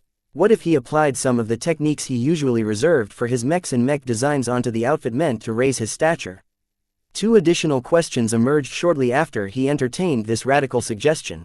First, was it even possible? Second, was it a good idea? He grinned. I have no idea what I'm doing, but I guess I'll find out. Vase first instructed Lucky to activate his ECM before proceeding to his next step. He opened the box that held the first pea stone and retrieved the rock from its container. He studied it for a moment before placing it onto his desk. Do you recognize the pieces of your old self? Evidently, the spiritual entity did indeed sense something intimately familiar to itself, because Zygra's spirituality frantically tried to escape its prison. However, no matter how much Zygra fought against his bonds, the pea stone's cruel suction force firmly kept the spiritual entity in place. Ha ha ha, Vase laughed. The materials that made up the Pride of Dusk may have gone through extensive processing, but they still retained their affinity for Zygra's spirituality. Confirming this interaction meant that his idea had a decent chance of working. What if I'll put you back in a portion of your old body? Would you like that, Zygra? As usual, the angry and furious spiritual entity ignored his words. It simultaneously wanted to lash out at Vase while urgently trying to break through its prison to return to the portions of his old body. Vase shook his head at the sight. Zygra had not grown any tamer since his spiritual imprisonment. In fact, he doubted that the unruly crown cat could ever be tamed. This was also why he decided to keep the Devil Tiger as a one-off mech without claiming credit to its design. If Vase attempted to commercialize its design, he would doubtlessly lead a lot of mech pilots to their ruin. It's such an enormous waste to insert my first complete spiritual entity onto a design which will only ever produce a single copy. To be honest, the amount of time, effort, money and favors he expended on his Devil Tiger project exceeded that of his prior 5 original mech designs. For a project he once considered as a way to fulfill a pair of upgrade missions and an opportunity to experiment, it had ballooned into so much more. Vase recognized that he was guilty of the cardinal sin of feature creep. During the development of the Devil Tiger, he kept tacking on new expectations and requirements onto his mech design. Yet, even if I'm guilty, so what? Though the scope of his design project vastly exceeded his initial demands, he didn't consider that to be a bad thing in this case. Vase put less stock in completing his upgrade missions and more emphasis on the amount of progress he made to his personal development. Already, this project has been worth it when it comes to all of the new spiritual techniques I've developed. Of the techniques he recently came up with, spiritual restoration became his new favorite. Breaking spiritual entities or gathering disjointed pieces of them to bring them back to life by merging them with his own spiritual energy was a very complicated process. He still didn't know how everything worked. Yet considering how well his first attempt worked out by creating Veskas, the new technique held a lot of promise. The more he explored this new avenue, the more refined his future spiritual products turned out. He'd have to delve much deeper into the path of life, though. The creation of life was a very complicated process, and his crude attempts so far exposed him to how much depth this field contained. Well, let's proceed with the next step, he muttered. Vase wasn't stupid enough to take out Zygra's whole spirituality and dump it all into his new outfit. He expected that Zygra's spirituality was way too voluminous and powerful to be contained by a bunch of garments. Perhaps one way to address this issue was to carve out portions of his pea stone and embed them into his clothes. However, Vase did not expect that to go well, since the suction force the tiny pieces exerted would probably be too minuscule to keep the spiritual entity in place. No, you don't get to return to your old body entirely. Just a portion of you should be sufficient to my purposes. Get ready, Zygra, because this will probably hurt. Instead of trying to infuse the pride of dusk with Zygra's whole spirituality, Vase intended to do so with only a small fragment. Of course, obtaining this fragment was easier said than done. Vase knew he wouldn't be able to convince Zygra to part with a portion of his spirituality in any circumstances, so he mustered up his concentration and his free-floating spiritual energy into a blade. Cut. Vase proceeded to attack Zygra's spirituality with the blade he formed. No result. Ouch. Both Vase and Zygra suffered from the collision. Damn it, you're still too tough. Vase realized that he was going at it the wrong way. Instead of trying to cut into Zygra's spirituality like a skirmisher mech stabbing its knife against the chest plate of a knight mech, he should instead target its weak points. Due to the repercussions of Zygra's corporeal death and subsequent deterioration, the crown cat's spirituality looked far from okay. Various gaps and wounds still encompassed its entire makeup. Any of these wounds presented an easy opportunity for Vase to cut out a valuable spiritual fragment. Like a butcher honing his blade in front of a carcass hanging on a hook, Vase clinically studied Zygra's trapped spirituality to find the best vulnerability to exploit. He had to take care to cut out the right proportion. Too much, and Zygra's spirituality would incur too much damage to the point of spiritually lobotomizing its main consciousness. Too little, then the effect to his pride of dusk would be too subtle, defeating the point of this experiment. After a bit of consideration, Vase decided to harvest a spiritual fragment that was small enough to encompass his overcoat. He wanted to reduce the effect of Zygra's spiritual fragment when he removed and hung up his overcoat. Too much of an angry cat wasn't necessarily conducive to all of his business transactions. Well, here goes. It took a bit of fumbling, but he eventually managed to jam his spiritual knife onto one of the medium-sized openings of Zygra's spirituality. With a healthy application force, he leveraged his spiritual strength onto the trapped and immobile spiritual entity and violently dislodged a jagged portion from the hole. Zygra spiritually lashed out in pain and agony at the loss, but Vase paid no mind to the pain he inflicted on the dead cat. Instead, he grabbed the loosened portion and pulled it out, resisting the suction force from the pea stone. It's already deteriorating. Vase quickly squashed and compressed it together in order to form a crude fragment, which stemmed but failed to halt the deterioration process. Well, let's see if this works. He quickly shoved the fragment into his new overcoat and waited with bated breath. The fragment met hardly any resistance as it settled into the spiritual space of the overcoat of the Pride of Dusk. In fact, it settled in very nice, as if it rightfully belonged in it from the start. Success. His prediction came true. The overcoat did indeed possess the capacity to host a spiritual fragment. Chapter 14:26 Taking shape, his overcoat gained a lively aura. Though the addition of a small spiritual fragment taken from Zygra's surviving spirituality did not encompass a lot of strength, the effects on his coat became very noticeable at close proximity. Every other fragment that Vase made use of up to now went on to become the design spirits of his mech designs. The scale and scope of such uses was on a completely different level from now. The size of his coat was many times smaller than the size of a mech, which meant that its aura emanated from a vastly smaller surface area. In addition, the physical interaction between a human and another human is a lot more closer than the interaction between a human and a mech. Most bystanders kept a very healthy distance from a mech, even if they weren't active. Nobody wanted to be squashed under the feet of these massive machines. The same didn't apply to humans, though with the aggressive, prideful and intimidating aura his coat acquired, Vase may as well exhibit some of that effect if he wore it around his body. I like it, he grinned. Though the aura's ire directed a lot of animosity towards himself, Vase did not take it to heart. This little bit of pressure did not disturb him at all. The spiritual fragment locked inside his overcoat was as harmless as a kitten, so why should he be worried? Vase patted the soft but firm surface of his coat in satisfaction. I wonder how other mech designers will react to my appearance. He tested it out by calling both Gavin and Nida to his stateroom.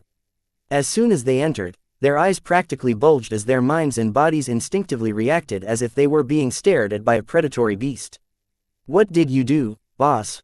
Ha ha ha, nothing much, I just made some adjustments to my coat. Well, whatever you did, it's a lot like coming in close proximity to one of your mechs. That sounds about right. I'm afraid you overdid it, though. I can't relax in your presence while you're wearing your coat. Though Vase easily resisted the intimidation factor of his spiritually enhanced overcoat, others were not so comfortable. When Vase removed his coat, its aura still radiated a powerful presence while it remained in sight. He frowned a bit. HMPH. Behave. He mentally swatted at it with his spirituality, but that did not do anything to make the spiritual fragment subside. In fact, Vase noticed that it still possessed a connection with Zygra's main spirituality. This meant that the fragment in fact did not possess a separate consciousness. Unless the crown cat himself changed his mind about Vase, his overcoat would continue to emanate a hostile and intimidating aura. He scratched his head. Benny, go retrieve a cough or something. When Gavin rummaged through the closet and returned with a spare briefcase, Vase folded his overcoat and stuffed it inside. Once he closed the briefcase, a portion of the intimidating aura disappeared. Though Vase still perceived some tension in the air, it seemed that putting his overcoat out of sight succeeded in dampening his overcoat's effects. It's much better now that the coat is out of sight. Gavin sighed. Nida concurred. Maybe a thicker case works better. I doubt it. Some things can't be blocked no matter how many layers are in the way. From what he knew of auras, only distance weakened them due to the inverse square law. Right now, Vase hadn't found any materials that blocked auras outright, though perhaps he might find one in the future. One thing he found curious was that other people like Gavin and Nida clearly perceived the intimidating aura emanating from the coat while not sensing a lot of abnormalities from the peace stone. Vase, lucky and to a minor extent Nida all perceived Zygra's hostile spirituality, but Gavin completely ignored the peace stone. Apparently, peace stones possessed a minor isolating effect that only worked on spiritually weak individuals. Curious. Vase scratched his chin. In any case, he got the results he wanted, so he ended the experiment. As Gavin stowed the briefcase and the other pieces of his new outfit in the closet, the distraction ended. After taking care of his other business, Vase resumed his work on the Devil Tiger project. It's been a long time. As Vase projected the main schematic of his unfinished mech in front of his vision, he compared its dimensions to Zygra's physical appearance when he was still alive. The two diverged in several aspects. Zygra used to be a lot bigger, stronger and heavier. The Devil Tiger relied a bit less raw strength and immense size and more on its mobility to get the better of its opponents. Should I scale up my design? He wondered. He quickly ruled out of the option. Increasing its proportions was not as simple as magnifying all of its components by 30% or so. Vase did not look forward to initiating a complete redesign just to accommodate its design spirit. In any case, it wasn't as if his mechs no longer worked if they carried divergent design spirits. His Aurora Titan worked fine despite hosting a non-human design spirit. The intention of his mech designs was not to bring the deceased back to life. Neither did he seek to clone the capabilities of powerful humans or exo-beasts. He saw no future in imitating or emulating products developed by nature or products cooked up by biotech specialists. Vase believed that proper mech designers ought to be capable of creating entirely new and original mechs that exhibited the strengths that fit them the best. I shouldn't lose sight of the purpose of my work. My mechs still have to function as products that serve a useful purpose. He knew he had a tendency to romanticize his mechs and mech designs. The danger to this was that he could easily lose perspective of the nature of his profession and the actual demands of his customers. Once he sobered himself up, he rejected any thoughts of trying to turn the Devil Tiger into an artificial copy of Zygra's formidable body. It just didn't make any sense from a fundamental design perspective. His Tiger mech design performed the best if it remained in the medium weight class. Still, Vase saw plenty of areas which could use some adjustments. He wanted to steer the Devil Tiger away from a design that relied heavily on ambushes and maneuver warfare to one more suited to brawling and dueling. This would make the Devil Tiger match the brutal and prideful inclination of its design spirit. Before he visited xianxia, Vase hadn't made up his mind on the final vision of his mech. Now that he returned with Zygra's spirituality, the end product was no longer shrouded in fog. He knew exactly what he was working towards. Let's get to work. As the fleet quietly traveled to its next destination, Vase dove into his design work. With the peace stone trapping Zygra's spirituality resting on his desk, he comfortably basked in the crown cat's hostility and used his sensations to inspire him in his design work. His recent successes along with the rewards he received put him in a fantastic mood. Even the temporary deficit in his spiritual energy did not hinder him significantly in any way, as his passion overflowed as he worked. Several days passed as Vase achieved rapid progress in the completion of his design. While the incorporation of ASMAS into his mech design meant that Vase had to do a lot of things differently, he eagerly tackled the novel problems that came with configuring the pure ASMAS and substitute ASMAS into empowering the Devil Tiger to the fullest extent. The momentum that Vase accumulated caused him to set aside every other distraction in an attempt to complete his mech design as soon as possible. Many problems seemed trivial to his eyes, and those that posed a larger hindrance hardly stalled his momentum. Within a matter of days, his incomplete design rapidly exhibited fewer gaps. Even the fleet's arrival to its next destination could not bring Vase out of his design frenzy. He brushed off Gavin and Nita's attempt to urge him to meet his appointment on the surface of the planet they orbited. "I can't stop now," he shouted as his shaking eyes kept staring at the zoomed-in portion of his mech design. His hands neurotically flicked around the projection to add, remove and adjust various components to his design. "I'm on a roll here. Tell whoever I'm meeting on the planet to reschedule my appointment. They won't like it, boss." Vase snorted. "They're mech designers. They should understand the importance of when a fellow colleague is in an inspired design mood. Now get out and let me work in peace." Once he got rid of his latest distractions, Vase spent an entire week on completing his design. As the Devil Tiger became more and more whole, it began to embody some of the aspects of its name. The mech that Vase had shaped truly looked and fought like a devil in the form of a tiger. Not only was it a devil to its opponents, it also posed a risk to its mech pilots.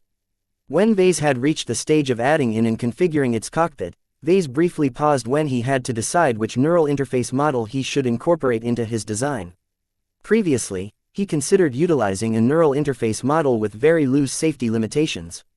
However, he made this decision before he picked up an extremely hostile design spirit. What would Zygra do if he obtained the power to screw around with the minds of the mech pilots of the Devil Tiger?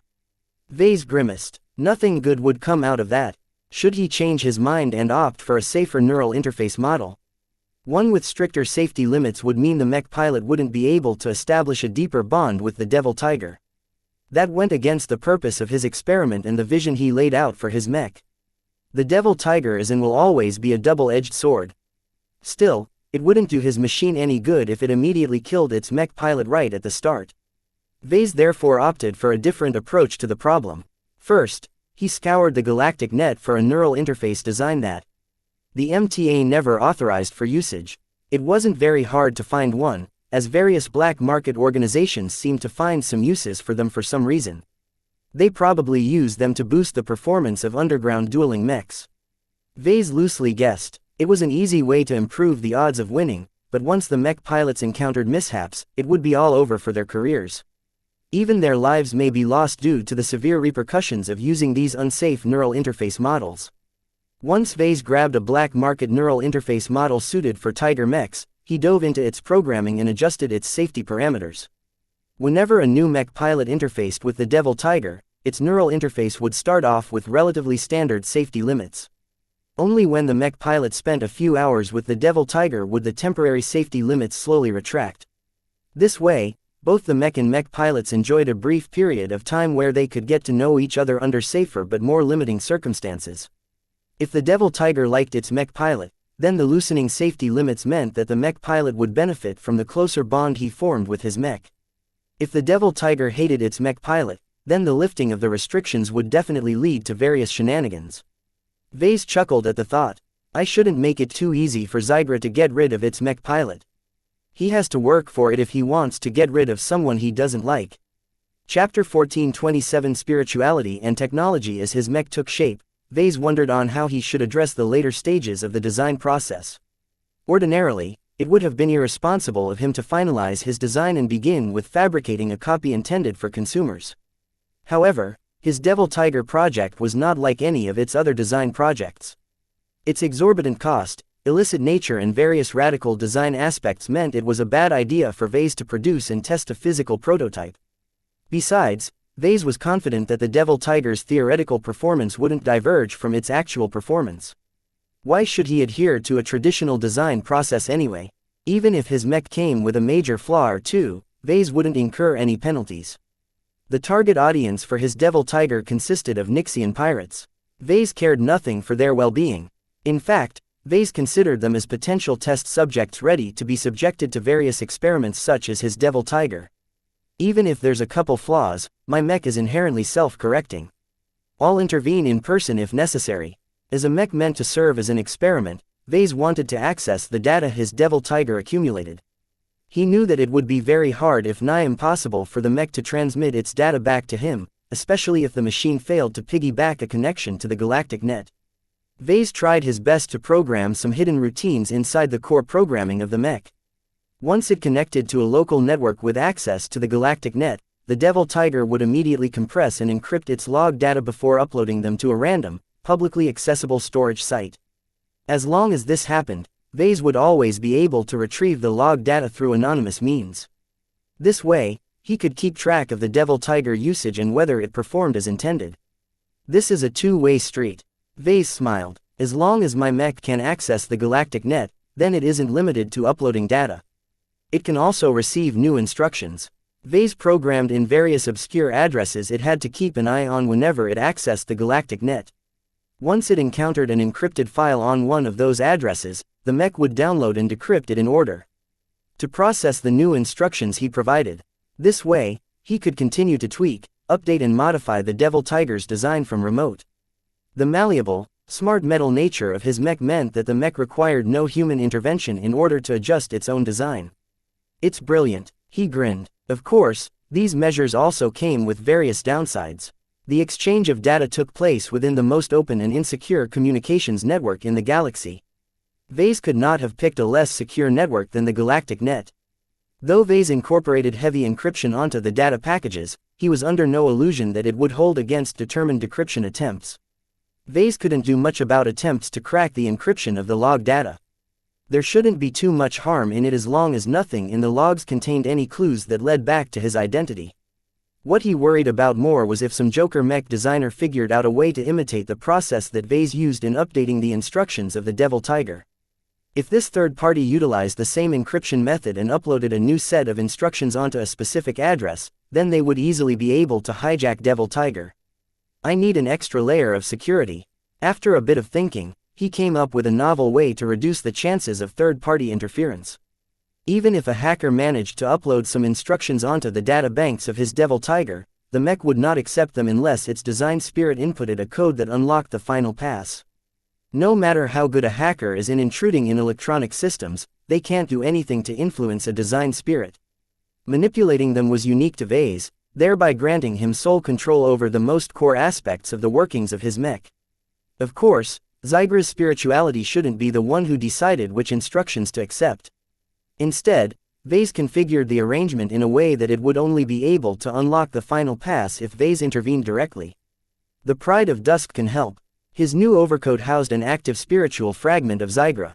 Vase noted that it shared its consciousness with the main spirituality that was locked in his P-stone. This essentially means I can observe and manipulate Zygra's spirituality from remote. This was a very novel arrangement and Vase felt very enthused about implementing it for the first time. If everything went well, then Vase might apply this arrangement to his other works. Keeping pieces of my design spirits close to my person is a good way to rein in my more unruly design spirits. The approach swung the pendulum away from the path of life and closer to the path of determinism, thereby injecting a crucial measure of control over his devil tiger. Vase would not allow anyone, not even Zygra's spirituality itself, to ruin his experiment. Programming all of these additional features into his mech entailed a lot of extra work. Vase recognized he had to do a thorough job in order to close as many loopholes and exploits as possible. As long as he left out a single opening, some clever hacker or mech designer would surely jump in to take advantage of his devil tiger. He especially encountered a lot of difficulties in envisioning the interaction between his design spirit and the systems of his mech. Vase had to revisit some of his existing mechs, study the extent to which their design spirits influenced the operation of his mechs, and extrapolate from there. Trying to get both spirituality and technology to work together felt like trying to make magic work with technology. Vase had to wear two hats at once in order to figure out the means for one to influence the other. Still, Vase already made some strides in this new and uncharted territory by figuring out how to grant exclusive control over the tail of the devil tiger to the design spirit. While he wasn't sure whether it was a good idea to give Zygra direct control over one of the aspects of his mech, the tail was one of the least consequential limbs of his mech. Whether all of this worked as intended remained to be seen. Vase would only be able to find out once he finally fabricated the mech, which was a challenge in itself. I need a secure and private mech workshop to put this mech together. He already had some plans in mind for that. I'll be picking up the final batch of materials as well as Gloriana's pure ASMAS shipment in my next stop. Once I've gathered all of the materials, I can begin to find a suitable workshop. As for finding a workshop, there were plenty of underground workshops and manufacturing facilities on major manufacturing planets. Trying to rent a reliable one that wouldn't screw him over was his biggest concern, but Vase was confident he could navigate the murky swamp. The next point of difficulty was trying to sell his mech. Previously, Vase considered entering the outskirts of the Nixian Gap in order to pass off his devil tiger somewhere, but this was exceedingly risky. It will be a lot more convenient for me if I can sell my mech through the Circle of Moda. Vase initially knew little about this mysterious organization, but Crinden managed to collect some scraps of information on them. The Circle of Moda mainly served as a trading channel between Sentinels and Nixians. Because such trade was very illegal and highly controversial within the Sentinel Kingdom, every transaction occurred with the highest level of privacy possible. The Circle developed several traditions that made it harder to track the buyers and sellers of the illicit goods between trading through the Circle's marketplaces. Considering the special nature of the Devil Tiger, Vase knew he would never be able to sell the mech at a profit. The cost of its pure ASMAS alone was enough to bankrupt the LMC. How could Vase possibly expect to sell his mech at such an exorbitant price to the ruthless but shabby pirates that inhabited the Nixian Gap? It was likely that Vase would have to share his mech at an enormous loss, but he never intended to profit from its sale in the first place. The techniques he invented, the lessons he learned and the solutions he developed represented his real gains. As for the money, that came extra. Even so, if he ended up selling his Devil Tiger for just 30 million bright credits or so, there was no way he'd end up satisfied. I have to do my best to sell my mech at a fair price. From the stories that Crinden collected about the Circle of Moda, Vase knew that the underground organization offered various avenues for him to get what he wanted. First, a lot of goods offered by the Nixian pirates consisted of unknown exotics and strange curiosities. Even the best appraisers in the employ of the Circle of Moda struggled to estimate the value of these prices. Due to their uncertain value and applications, these goods tended to pile up in warehouses as their demand was non-existent. I can obtain a lot of strange exotics in exchange for my mech. While Vase wouldn't know if he got the better of such a transaction or not, there were a lot of uses to expanding his collection of exotics. Even if none of them reacted to spirituality or contained any useful traits, he might still be able to find a use for them in his future mech designs. Every successful mech designer builds up a collection of exotics for this reason. The other, more uncertain alternative would be to submit his mech to the auctions that the Circle regularly organized. Vase pursed his lips at the thought. Mechs like the Devil Tiger are often sold in auctions. The idea intrigued him, but who knew if anyone would recognize the actual worth of his mech? What if the bidders in the auction only possessed a paltry amount of money? Will the Circle even allow me to submit my mech for auction? He wondered. Auctions only accepted the submission of great and unique mechs. It was meaningless to auction bog-standard mechs that could easily be bought through other channels. Considering all of the features as well as the overall performance of his Devil Tiger, Vase was quite certain that the Circle would love to put it on auction. However, if Vase ever exposed the Devil Tiger to so many auction goers, then he'd have to be really careful not to leave any clues behind that exposed his hand in its design. This was difficult. Vase had already taken a lot of precautions. For example, one of the reasons why he waited to pick up the shipment of pure ASMAS was because he wanted to obtain it in a secure and anonymous fashion from a shadow courier. With how much Gloriana paid to the shadow couriers, they better keep their mouths shut. He muttered. While Vase was confident he could hide the collection of materials and obscure the fabrication process, all of that would be moot if his Devil Tiger radiated a similar aura to that of his other mech designs. I have to find a way to suppress this effect. This was the final headache he faced before he completed his design. Normally, Vase did everything he could to maximize the external influence of his mechs. The more impressive their auras, the greater their ability to influence allies and enemies alike. This was one of the core strengths of his products. How can I go against my instinct and suppress my devil tiger's aura? Vase frowned. Chapter 1428 Aura Manipulation. How could Vase design a mech that advanced his design principles without tying it back to his identity? The devil tiger is way too controversial.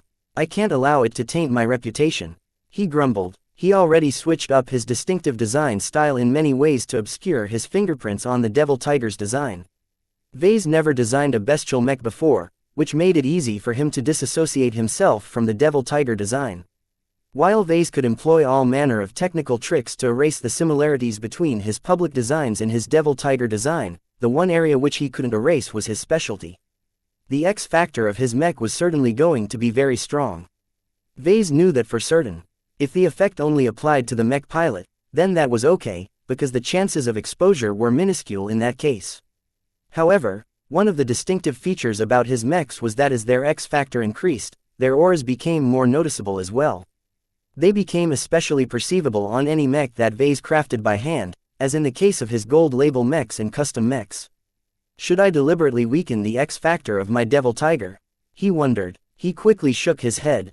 His pride as a mech designer would never allow him to sabotage his efforts for such an inane reason. Though he was afraid of exposing himself, he detested crippling a mech that had the potential to be something great. There is no way I'll allow my devil tiger to be born in a stunted state. I just can't. Vase had become way too invested in this project to dial his efforts back. Nothing compelled him to go this far for what he considered to be an experiment. He did not expect to gain any recognition or material rewards either. He simply wanted to design a mech that surpassed his previous efforts. In many of my mech designs, I have to restrain myself. I have to abide by the rules. The demands of my customers rank first. Yet that can get tiresome at times. Working on the devil tiger design challenged him enormously. He also felt liberated.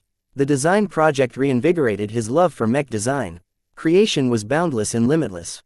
A mech designer like Vase would only stagnate if he kept to just a narrow slice of possible mech designs. Due to this, Vase initially resisted attempts to restrain the strengths of his mech design. However, as he thought about it more, he considered it to be an interesting exercise. This might not be the only time he wanted to restrain the outward expression of the X factor of his mechs. When Vase thought about the problem, he recalled a distinct phenomenon concerning the mechanics behind auras. When multiple identical mechs are standing side by side, their auras overlap with each other. In fact, they didn't just overlap, but they also synced with each other. This caused them to merge their strengths and amplify their effects to observers. If auras could be layered on top of each other to amplify their effects, what if they could dampen each other instead? Interesting. Vase rubbed his chin in an intrigued manner. However, this can only be done if I have at least two mechs. If there's only one source of aura, I don't have anything to dampen it with, unless. What if he split Zygra's spirituality in two? Then put them both into the devil tiger? Could a mech design accommodate two identical but separated design spirits? The idea tempted him a lot, yet it sounded way too crazy even for Vase. The risks involved with splitting a spiritual entity into two was way too reckless. He could hardly predict what might result if he attempted such a radical act. The entire point of the devil tiger is to see how it will function with a complete spiritual entity. If I split them up into two super-sized spiritual fragments, the entire nature of my experiment is different. Besides, Vase doubted he could arrange the two spiritual fragments together in a way that caused them to completely negate each other's auras. He had to find a different approach. As he mulled over the issue, he came up with another simple idea. What if the X factor of my mech is expressed inward rather outward? Is it possible to tweak this aspect? He had never consciously tweaked the parameters of the X factor, mostly because he never imagined he could manipulate it directly. In all of his previous works, the X factor always came about indirectly. One source was the focused emotional and spiritual investment he put into his designs. Another source was the design spirit he placed into his designs. The latter had stolen the show the last few years. As an external source of strength, the use of design spirits vastly strengthened the X factor of his mech designs. Yet underneath my shiny design spirits rests a bedrock of subliminal spirituality that serves as the spiritual foundations of my mech designs. This was something that he could influence directly. While it was ordinarily too weak to affect the strength of a design spirit, what if he strengthened it to a degree that it could? It's worth a try. Of course, his enthusiasm quickly subsided when he thought about how much spiritual energy he had to invest to negate Zygra's aura. If he tried to dampen it directly, then the amount of energy he had to expand would likely suck him dry. I have to resort to a different approach. Dozens of theories flitted past his mind as he tried to come up with a novel approach that produced his desired result with as little sacrifice as possible. Vase eventually palmed his head. Why am I thinking of dampening when I can just block it instead? What if I can shape the spiritual aspects I'm in control of into a container that blocks any aura from radiating outwards? It was kind of like treating his mech as a source of radiation. If he wanted to contain the radiation and protect the outside environment from becoming exposed, then he could simply build some kind of barrier that expressly disallowed its passage. The key was that this barrier did not have to be too strong or fancy. It just had to be strong enough to contain the aura of the X factor of his mech. Aura is a byproduct of the strength of the X factor. It's not really all that strong on its own. Vase realized, I can use this property to develop an efficient barrier. He invested all of his mental processing power to this solution. He called up a projection of his largely complete mech design and injected it with some of his spiritual energy in a specific fashion. He formed an intangible, conceptual barrier along the outer contours of his design. Vase used his imagination to instill his spiritual barrier with a specific instruction. Its only goal was to prevent the devil tiger's aura from escaping from the mech. He contemplated adding more instructions, but he was afraid of screwing up his original intentions. As soon as the barrier took effect, Vase immediately perceived the difference. The devil tiger design no longer appeared to radiate anything remarkable. Vase found his design to be a lot duller now that he could no longer perceive its residual aura. I'm on the right track. Of course, his thin and weak spiritual barrier only blocked the devil tiger's inherent aura. Vase still hadn't instilled it with a design spirit. It's about time, though. Solving this final problem meant that Vase overcame the final hurdle that prevented him from finalizing his design. While he felt rather cross that he couldn't test his design with a prototype, he thought he did a pretty good job regardless. In any case, since his design philosophy mainly affected people rather than technology, Vase never suffered from a huge divergence in simulated tests and real space tests. Vase took a mental step back and evaluated his work up to now. After several weeks of intensive design work, his mech looked as formidable as he envisioned. The mech's overall appearance bore a vague resemblance to Zygra, though he opted to dye the mech in a deeper, darker and more striking shade of red. Black stripes interspersed across its exterior added a menacing tiger-like quality to the mech. In order to make its name even clearer, Vase also stamped a small but noticeable label of its name onto its flank. This way, no one would mistake its actual name. While its cost was way higher than its actual performance, the Devil Tiger was no slouch. Among third-class mechs, its performance equaled that of an expensive custom mech like Lord Javier's Loquacious Raphael. It's more accurate to describe the Devil Tiger as a mech that straddles the zone between second-class and third-class mechs. With ASMAS at its core, his mech had the potential to complete its step into second-class mechs. The only issue was that his mech would have to consume a lot of expensive materials and upgrade all of the third-class components that the mech wasn't able to upgrade on its own.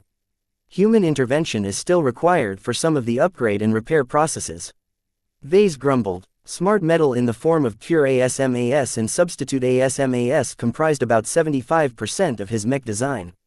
While this was a very high proportion, the 20% that consisted of regular mech parts still required human attention in order to repair them or upgrade them with better parts.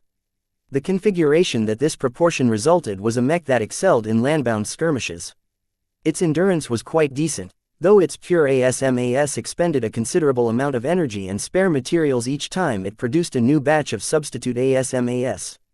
To repair its losses, still, it was better for the mech to perform its own repairs than to let enslaved or ill-educated pirates tool around the guts of his mech. Vase had already programmed his mech with various nasty responses if anyone incompetent tried to screw around with his machine. As Vase evaluated his mech for one last time, he picked up Lucky, who was lounging next to his pistone, and showed off his design. "Look at this design. Isn't it a beauty? Meow. Don't you wish you'd be as huge, dangerous and menacing as my Devil Tiger?" "Meow. Size matters, Lucky. Meow meow." Lucky angrily phased out of Ves's arms and floated out of reach. Who claimed bigger cats were better? A gem cat like him was perfect for cuddling and sneaking. Once he finished chuckling, Vase grew solemn. It was time for him to finalize his design by adding its final, special touch. He picked up his pea stone and inspected its intangible prisoner. Zygra's spirituality still hadn't let up on its animosity towards Vase. The deceased crown cat wanted nothing more than to hit back at Vase in retribution for the hunt. Your struggles are pointless, you loser cat. Behave for a moment and accept your new home. It will be the only safe harbor you'll enjoy.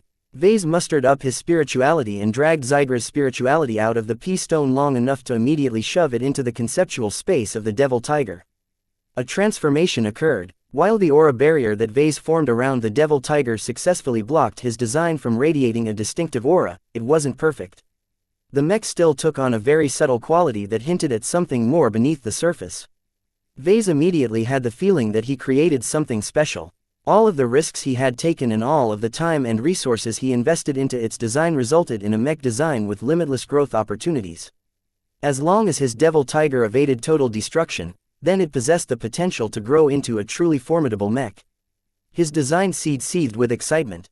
Even it acknowledged that Vase had created something exceptional. My devil tiger design is complete. Now, all he had to do was to produce its only copy. Chapter 1429 Commanding attention. Vase admired his finished mech design from multiple angles. He noted that forming a barrier to contain the aura that resulted from its strong X factor did not magically make the aura disappear. As Vase examined the interaction closer with his spiritual senses, he realized that as the aura found no outlet to escape outward, it instead sank into the interior of his mech design. This resulted in a strange effect that gave the devil tiger design a very strange and subtle quality. The devil tiger doesn't feel like my regular mech designs, which is what I wanted, but it was as if his mech glowed in a different way. Instead of radiating a clear aura, it started to emanate a hidden pressure that made him doubt the wisdom of what he did. He had the feeling that percolating his mech with its own aura all the time might lead to unpredictable results. Instead of worrying about it, he actually looked forward to what this might result. Ha ha ha ha, I hope you won't succumb too soon. This alternate expression of aura served as a way to disassociate himself from his creation. Although both expressions shared a couple of similarities, the inward expression of aura was a lot less blatant about drawing attention to itself. There's enough differences to establish plausible deniability. That should be sufficient. Vase nodded in satisfaction. The only other concern he held was the lack of restraints keeping Zygra's spirituality in place. Unlike the pea stones, his mech designs did not possess a powerful attracting force on spiritual entities. This basically meant that Zygra's spirituality was free to stay or leave as it desired. Of course, when Zygra realized this soon after inhabiting the mental space of devil tiger design, he immediately tested the waters outside his open cage. As soon as Zygra made his escape, his spirituality immediately began to deteriorate. In fact, its existing wounds along with the gaping hole from the time Vase carved out a fragment accelerated the breakup process. There were no other places that could shelter Zygra's spirituality except for the pea stone that it had just left.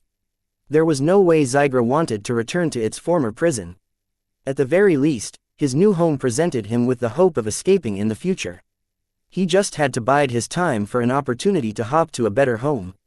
Vase grinned. He sensed Zygra's thoughts and knew that there was a risk that the crown cat's spirituality wanted to leave. However, Vase believed that Zygra would gradually become used to the devil tiger. The mech possessed a high growth potential that wasn't any inferior to that of the crown cat's original body. He actually considered the devil tiger to be a much more effective prison than his pea stone. The best prisons aren't the ones with the thickest walls, but the ones whose inmates want to stay. Now that he finally completed the devil tiger design and confirmed that Zygra had nowhere else to go for the time being, Vase switched off the projection and deactivated all of the jammers and security precautions in his stateroom. As soon as he reconnected to the rest of the galaxy, Gavin immediately entered his stateroom with a concerned expression. Are you finally done with your work? Vase nodded. Yeah, I'm done tinkering. Sorry for being so rude, but I can't control the onset of inspiration and creative moods. Creative and passionate states of mind are very valuable to me. All of my best works came about with inspiration. I know, boss, you've told me that before. I know how you tend to be when you are completely taken in by your work. I just want to suggest you ought to find a balance. You can't just isolate yourself in your room for weeks or months on end. It was much better when you worked with Keddies, because at least you were forced to come out of shell. Now that you're back to working alone, you've regressed. You have a point. Though he recognized Gavin's concerns, Vase wasn't apologetic at all. He considered upending his schedule a small price to pay to rush his mech design to completion. Right now, our fleet is orbiting xianxia for a while. We originally scheduled appointments with 2 journeyman mech designers who reside on the industrial planet. Have you successfully rescheduled those appointments? Surprisingly, the journeyman expressed a lot of understanding for our request to postpone the appointments. Gavin replied in a puzzled manner.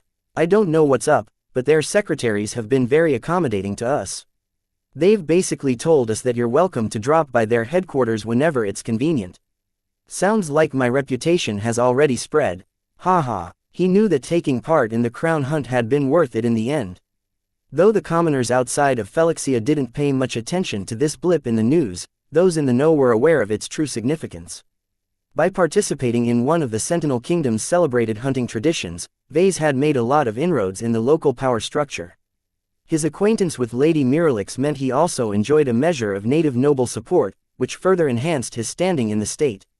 Once Vase got up to speed with what he missed, he immediately proceeded to get down to the surface of xianxia.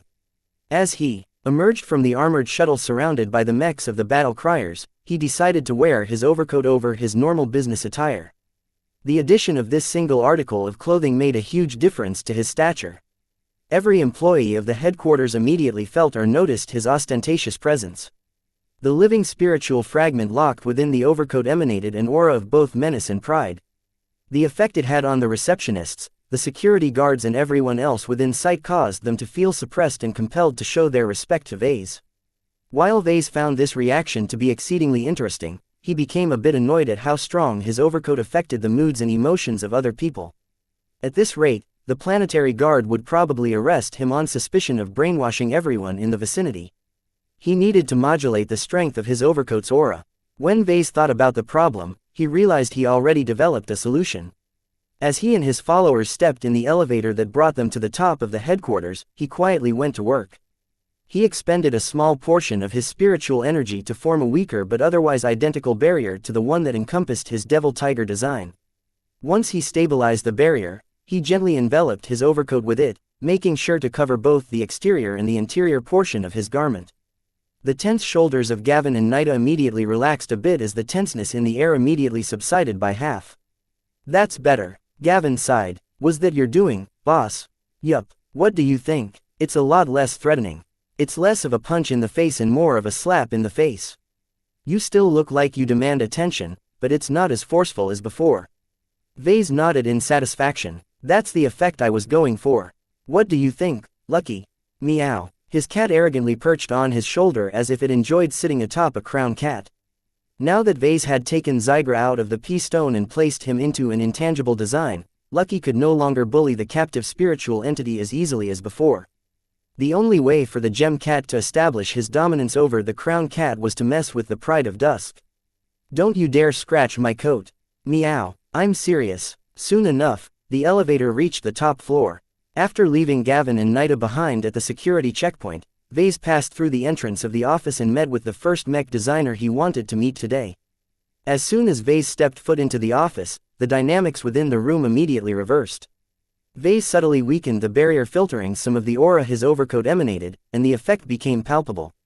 The man sitting behind his desk on the opposite side of the room immediately stood up in respect. Mr. Larkinson, welcome to my headquarters. I have looked forward to your visit for a long time. I'm honored you've decided to meet me first. Vase calmly stepped forward and stretched out his arm to shake the other journeyman's hand. As the distance closed, his counterpart experienced an increasing amount of pressure. Thank you, Mr. Pell. I hope I haven't troubled you with the changes in my schedule. Oh, not at all. There is nothing else on my agenda that demands my attention, so it is no issue for me to meet you at this time. Marcus Pell was a local Sentinel journeyman who hadn't come to success on his own. While he showed some promise when he graduated from a technical university, the man lacked the capital and connections to start his own mech company. It was only when one of the local noble houses in the Rian system recognized his capabilities and invested in him that Pell propelled his way into success. He even managed to advance to journeyman a few years ago when he reached 35 years old. While the mech industry did not consider anyone who advanced to journeyman at that age to be remarkable, it still served as proof that Pell possessed the drive and competence to reach greater heights.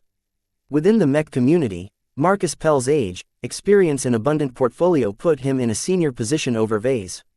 Yet as the small talk proceeded, the Sentinel Mech designer did not put on any airs and instead gave ground to his guest. Vase knew that Pell's unusually accommodating attitude came from the intimidation effect of his coat as well as his recent bump in reputation. Considering the man's close ties to a noble house, the man was especially sensitive to noble associations. While Vase enjoyed establishing his superiority over Pell, he quickly reigned in this vain desire. If he started to revel in this act, then it might come back to bite him in the future. Relying on fear and intimidation to coerce others into cooperating with him would only breed more hostility. Therefore, as much as Vase wanted to indulge in his macho desire to put himself on top of others, he consciously tweaked the filtration barrier that enveloped his coat to reduce the effect of its aura to a point where it faded into the background. The shift happened so discreetly that Marcus Pell hardly noticed the air between them lightening up. While the man grew a bit more comfortable with his guest, he still maintained some guardedness. "Let's move on to the exchange, shall we?" Pell suggested. "You first." Generally, Vase liked it when others went first. He could gauge the sincerity and the willingness of the other party to conduct an honest exchange by the opening they delivered. Those who wanted to conduct a sincere exchange were fairly liberal in what they revealed. In contrast, those who wanted to hoard their secrets spent much of their time on vague descriptions and worthless anecdotes. Considering the circumstances, Marcus Pell did not dare to mess around. "Are you aware of my design philosophy?"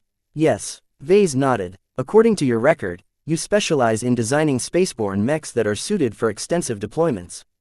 Your products are famous in Sentinel for being able to operate in space for weeks." Marcus smiled. "That claim is already outdated. My latest mech design is able to operate continuously in space for more than a month." "That's very impressive. Was it unique to design a mech that could operate for months at a time in deep space?" "Not really. However, those who wanted to design such mechs had to make a lot of considerations that other mech designers never thought about. One of the most prevalent problems that occurred when mech pilots were deployed in the cold of space for so long was that they tended to become unstable. What Marcus Pell actually specialized in was designing mechs that mech pilots didn't mind piloting for weeks at a time. Vase saw a lot of similarities in their priorities, hence why he became eager to exchange with this Sentinel mech designer. Chapter 14:30 Gaping Void. Marcus Pell began to explain the rationale of his design philosophy. One of the biggest threats plaguing the Sentinel Kingdom is the pirates spilling out of the Xianxia Gap. As you have probably heard by now, the Xianxia Gap is not a normal region of space. Unlike regular space, which consists of empty space interspersed with star systems that consist of one or multiple suns orbited by varying amounts of planets, it almost entirely consists of an endless field of asteroids. The amount of asteroids floating within the Xianxia Gap defied natural law. Some very strange anomalous effects caused a huge region of space within the Komodo star sector and its neighboring star sectors to host a seemingly endless sea of rocks, most of which consisted of worthless materials. However, the Xianxia Gap also represented a source of wealth. Some of the rocks floating in the Xianxia Gap contained scraps of exotics of varying rarity and value. Low-grade and medium-grade exotics were fairly prevalent in the finds that prospectors uncovered, but sometimes they hit the jackpot by uncovering a small deposit of high-grade exotics. The wealth buried within the Xianxia Gap attracted the greed of every state that surrounded the hazardous region. Despite the pirates and other scum infesting the area, the Sentinel Peacekeeper Association continually dispatched outfits and expeditions to the mineral-rich portions of the Gap in order to prospect for exotics. The Sentinel Kingdom's territories weren't all that remarkable. The reason why the kingdom grew so impressively to the point where it became the strongest third-rate state in the star sector was because of how much wealth they extracted from the Xianxia Gap. Due to the Sentinel Kingdom's preoccupation with the Xianxia Gap, their mech culture distinctly placed a lot of emphasis on spaceborne mechs. That did not mean that the Sentinel Kingdom saw no use in landbound mechs. Notable mech pilots like Lady Miralix still had plenty of fighting in store if they deployed to the Xianxia Gap. Anomalous heavy-gravity planets such as Mernshell attracted a lot of landbound mechs, while many moon-sized asteroids transformed into secret pirate settlements sometimes required boots on the ground as well. Still, most battles still took place in space in the Xianxia Gap. Due to the complex environment within this area, the peacekeeper outfits sometimes develop unusual demands. There are many uses for mechs that can operate continuously within the Xianxia Gap. Marcus Pell elaborated. One of the biggest problems with the Xianxia Gap is that FTL drives are completely useless in this region aside from a few exceptions.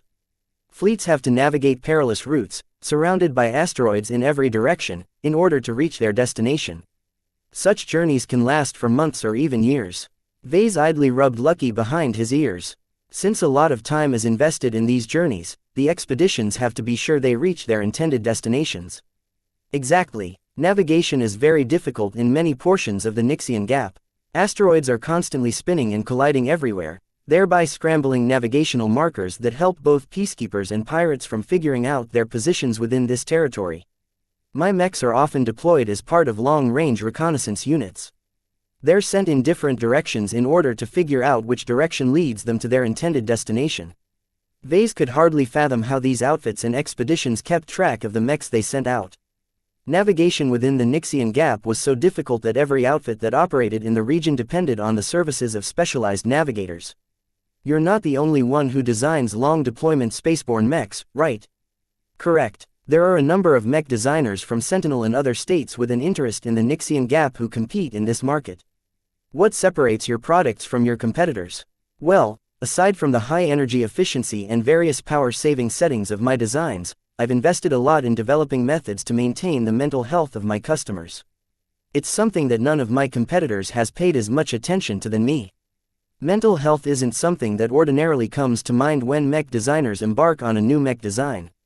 In other words, Marcus Pell's actual specialty largely encompassed the field of psychology and other fields related to the human condition.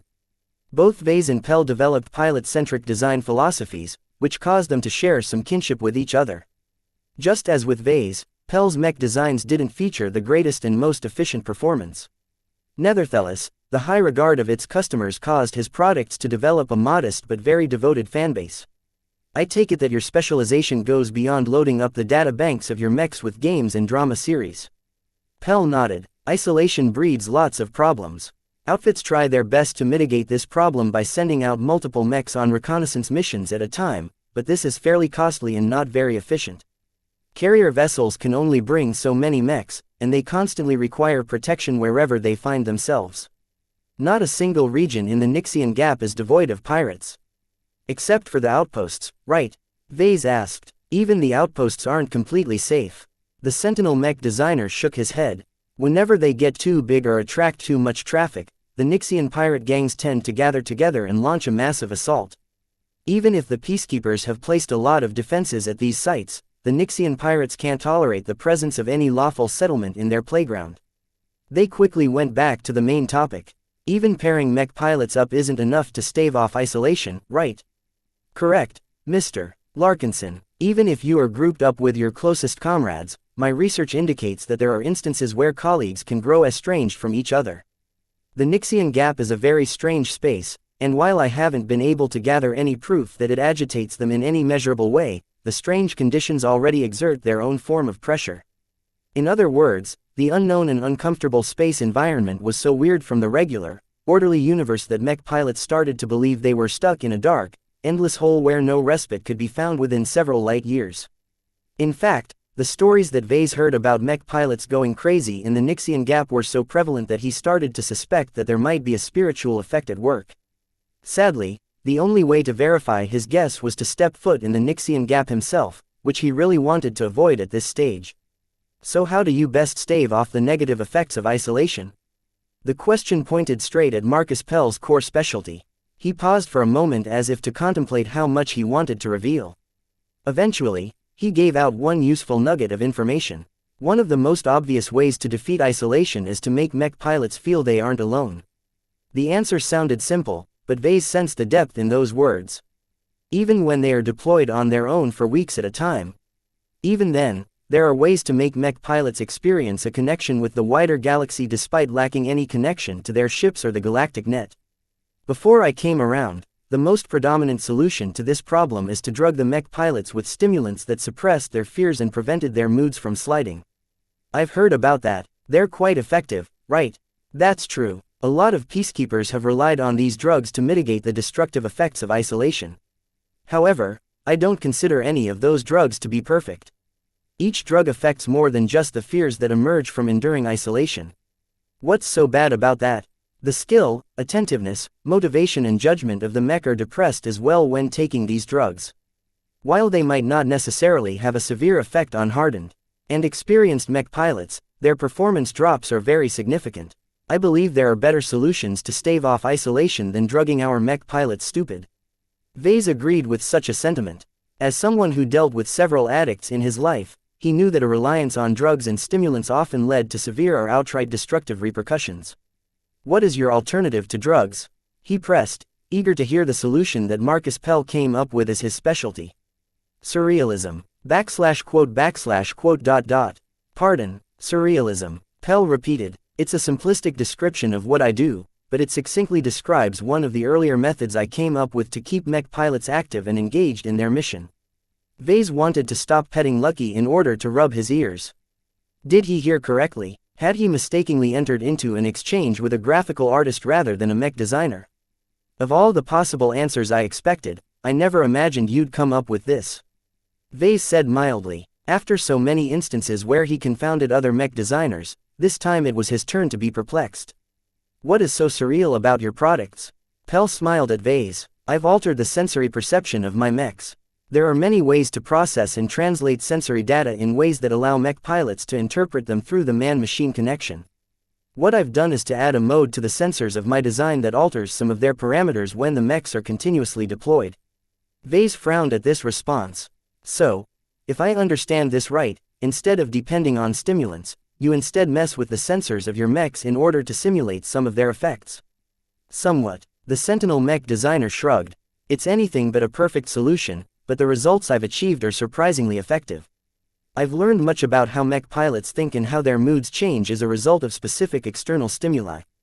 It still sounds weird for me. Are you projecting eyeballs onto the surfaces of asteroids or something?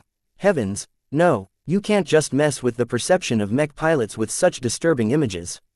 So this method can easily backfire and go awry. Right. Frankly, this method is very dangerous and can easily lead to the deaths of your customers. That's why I don't recommend you utilize this method yourself. Pell spent some time to warn Vase of the many possible repercussions if he attempted to imitate this method without a foundation in the underlying theories. Vase sensed the seriousness in his counterpart's warnings.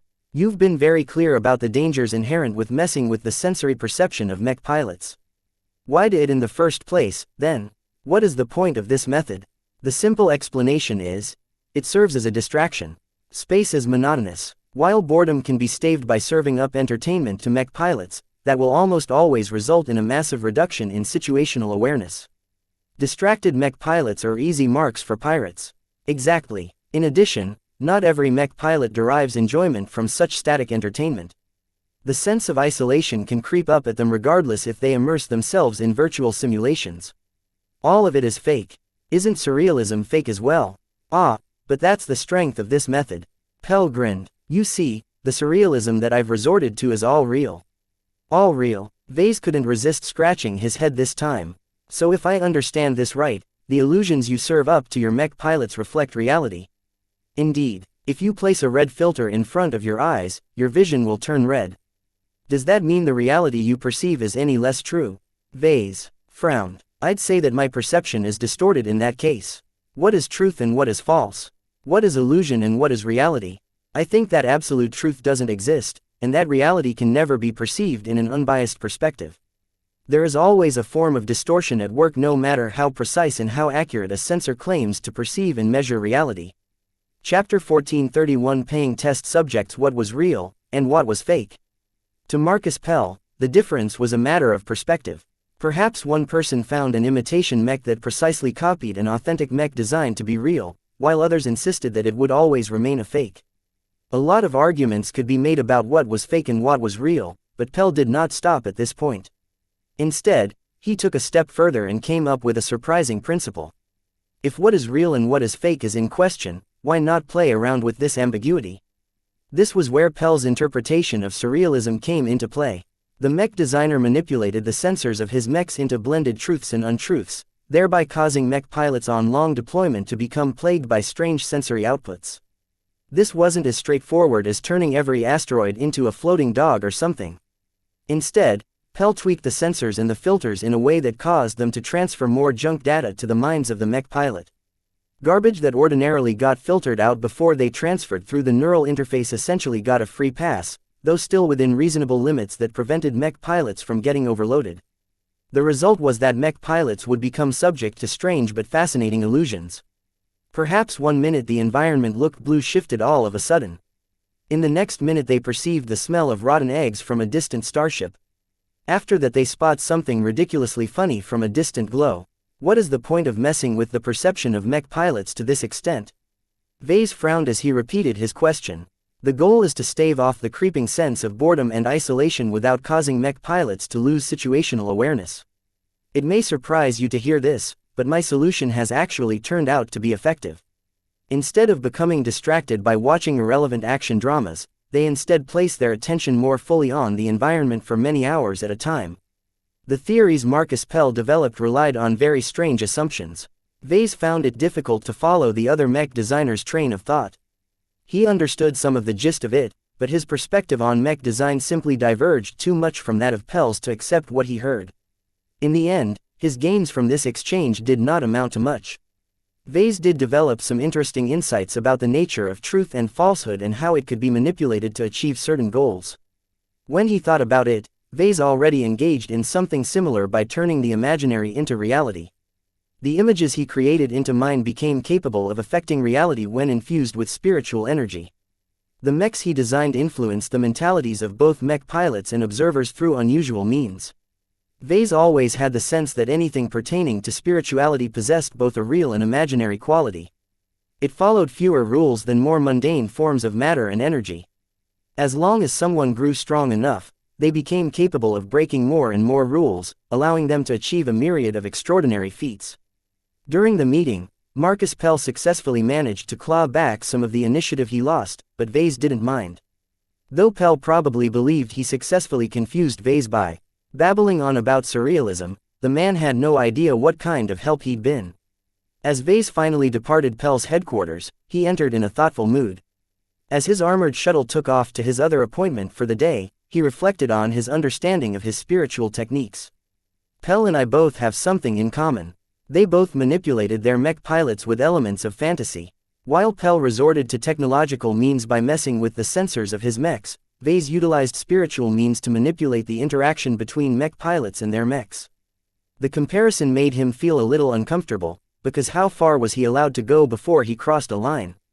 His recent actions, such as intimidating Marcus Pell with his overcoat and developing a radical mech like the Devil Tiger, both pushed his manipulation abilities to a new extreme. In both instances, Vase got caught up with the rush of possibilities that opened up when he utilized his new spiritual techniques. Just because I can, doesn't mean I should, he whispered to himself. Vase recognized he'd been indulging himself a little too much. The temptations of the path of life lured him into a direction that compelled him to perform increasingly more radical actions. The unusual and frankly unethical methods that Marcus Pell developed in order to keep the users of his mechs awake and alert repelled Vase to an extent. Mech pilots didn't get the full story and were subjected to strange surreal illusions without their consent or control. It reminded Vase to how neural interface specialists such as Old Man Terrence surreptitiously manipulated the neural interfaces of his mechs. In all of these cases, the mech designers all treated their customers as test subjects. Maybe this perspective is much more widespread than I initially thought, Vase mused. In most cases, the mech designers harbored good intentions, but that did not necessarily make it right. His Devil Tiger project especially crossed a lot of lines he really shouldn't. It was fine though, since it was just a one-off experiment. He would never dare to introduce such enormous dangers to his commercial mechs. Not all mech pilots are my test subjects. Only some of them are. A temptation always existed to push the boundaries with every mech he designed. With how frequently he came up with innovative new techniques, he always had to try his best not to get caught up too much in his excitement. Admittedly, this was a lot harder than he thought sometimes. He always believed his new inventions worked and hated the thought of restraining himself due to an abundance of caution. Vase always thrived by pursuing his passions. Yet surrendering to them also made him prone to warping his judgment. The ideas he came up with sounded very frightening to him when he recalled them afterwards. In cases like these, Gavin's recent words reminded him of a solution against this judgment problem. I should stop designing mechs alone, he muttered. He remembered the times he designed his mech alongside the likes of Professor Ventag and Kedis. Each time they discussed their collaborative works, they constantly conducted small professional exchanges as they shared some of their own insights and perspectives. Vase also had to rein himself in and ground himself to reality each time he wanted to explain or justify his design choices. He sighed. When I get home, I should really intensify my efforts to expand my design team. In the following hour, he met up with another journeyman on Rian's Eye. Sadly, Vase gained much less out of this exchange. Their design philosophies diverged even further than he expected. Nonetheless, Vase was already happy with his gains from his first exchange, so he didn't mind his lack of results this time. In any case, he became more practiced with manipulating the aura of the Pride of Dusk's overcoat. It hardly took any effort for him to dial its intimidation effect up or down. He also managed to find a sweet spot that lowered the intensity of its aura to the level where he commanded respect without arousing too much fear and suspicion. Let's leave this boring planet and be on our way to our next destination.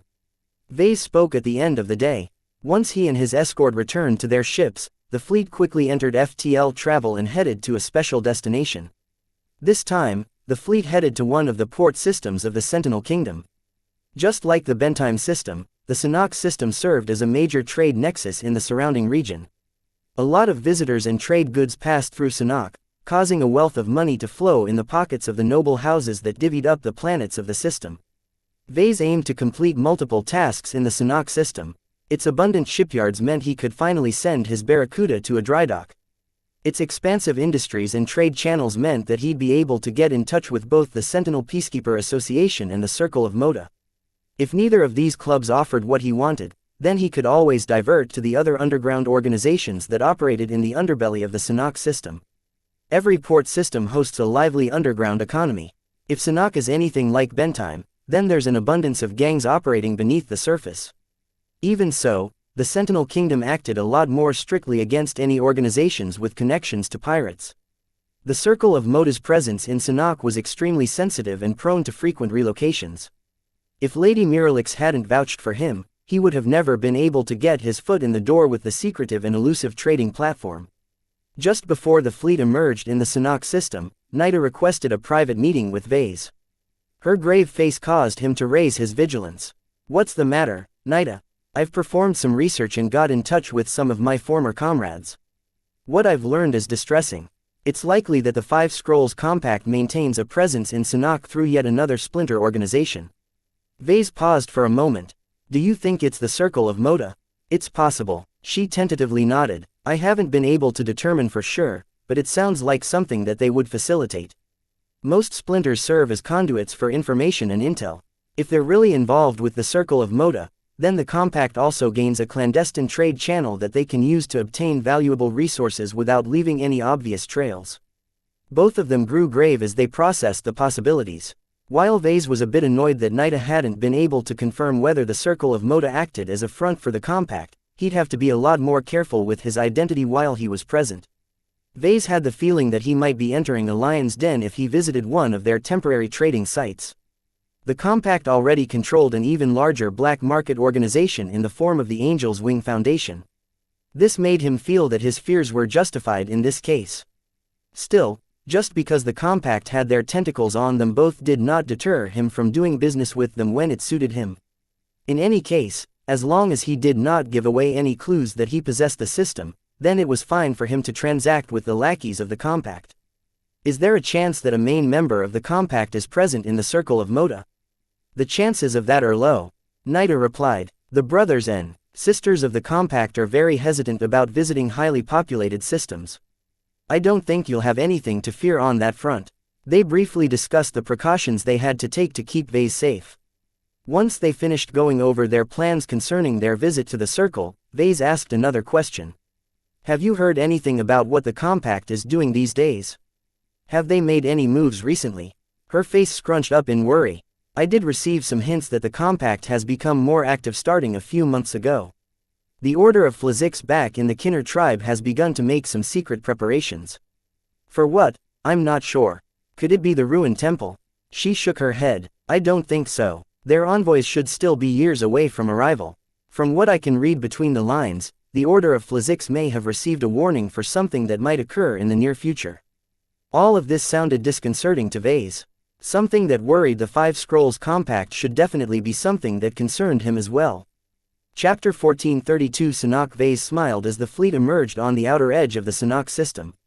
Just as he expected, the star system hosted a boisterous amount of traffic as thousands of trade vessels and passenger ships. One of the strengths of the Sanhok system was that it held a large number of planets and moons. All of this real estate enriched the ruling noble houses and attracted even greater amounts of trade. The Sanhok system hosted 3 notable planets. Sanhok V, under the control of House Evanson, hosted a large number of mech companies. While the other planets in the system produced mechs as well, Sanhok V worked hard to become the premier destination to anything related to mechs. Sanhok 8, under the rule of House Jin Tefa, excelled in education and research. It hosted a large number of universities and research institutions that produced and employed a large number of highly educated people. Many of these universities ranked in the top of their respective fields in the Sentinel Kingdom. Sanhok 12 may be the most distant planet from the local star, but it hosted lots of non-mech related industries. Most raw materials entering the Sanhok system arrived at Sanhok 11 in order to go through extensive processing before they were being passed to the hungry industries elsewhere on the planet and in the system. The latter planet also happened to feature an extensive orbital industry geared towards producing, repairing and modifying all kinds of starships. The first priority that Vase wanted to address was to bring the Barracuda to one of the dry docks they booked. While the ships of the battle criers parked in the orbit of a moon, the Barracuda flew ahead and entered one of the massive structures orbiting Sanhok 12. As the corvette settled into the dry dock, Vase called up Crinden and Captain Sylvestra for a brief meeting. Has the shipwright company agreed to perform the planned overhauls? The captain nodded. Yes, sir. Nothing has changed despite the slight delay in our arrival. Aside from paying an additional fee, the work can still proceed. After this, my vessel will be a lot more secure, right? Relatively. Crinden noted with care. Jammers will still be necessary if you want to enjoy a moment of privacy. We're essentially exchanging Fredaman ship components with Hexer ship components. You can bet that the Hexers will keep a very close eye on you through the backdoors they've implemented in their own parts. In addition, the CFA and MTA will always have access to the systems of your ship. Vase groaned in exasperation. How do the pirates manage this problem, then? They're smart enough to produce their own homegrown communication systems, sir. While not every pirate is as diligent, the more established and powerful pirate gangs all tear out the existing communication systems and replace them with versions developed by their own kind. Of course, it's very probable that those communication systems come with backdoors as well. This is why belonging to a pirate alliance is so highly prized by their ilk. If they are to be subject to monitoring, then they would be watched by their own side. That made sense. The Dragon Alliance and the Ravian Alliance were the 2 premier pirate blocks in the Ferris Star region. A lot of pirates that Vase encountered in the frontier dreamed of becoming a part of those alliances. The backing they provided massively increased the chances of survival for the pirates who were lucky enough to shelter under a large umbrella. I'm getting really tired of dealing with all of these backdoors all the time. Vase groaned again. When we get back to the Bright Republic, I think I'll start developing and producing my own communication systems from the ground up. Do you think that's viable? Crinden immediately expressed some doubts. It's a lot more complicated than you think. While it is easy enough to create a decent communication system, it's the security issues that require the most attention. I can help on this front, but I'm not trained to program security suites from scratch. You have a point. I guess I'll have to consider this option further. I think you're heading in the right direction. Every large and wealthy organization develops their own communication systems. While this does not make them immune to hacking, they will at least be able to minimize their vulnerabilities against their own rivals. However, Captain Sylvestra added another caveat. You can't replicate every communication system. Instantaneous communication across all of human space is an essential capability, but the COM Consortium maintains a tight grip on the development and production of quantum entanglement nodes. This is one communication system that you can never reproduce. That was also true. It was unthinkable for Vase to rip out the quantum entanglement node residing on the Barracuda. The best the upcoming overhaul could accomplish was replacing some of the external subcomponents produced by companies they trusted more. Vase left Crinden and Captain Sylvestra and the rest of the crew of the Barracuda to assist and supervise the extensive overhaul in the works. All of the work being done required about 2 to 3 weeks to complete, which meant that Vase had plenty of time to fulfill his other goals in the meantime. A week went by as Vase visited numerous journeymen on Sanhok V.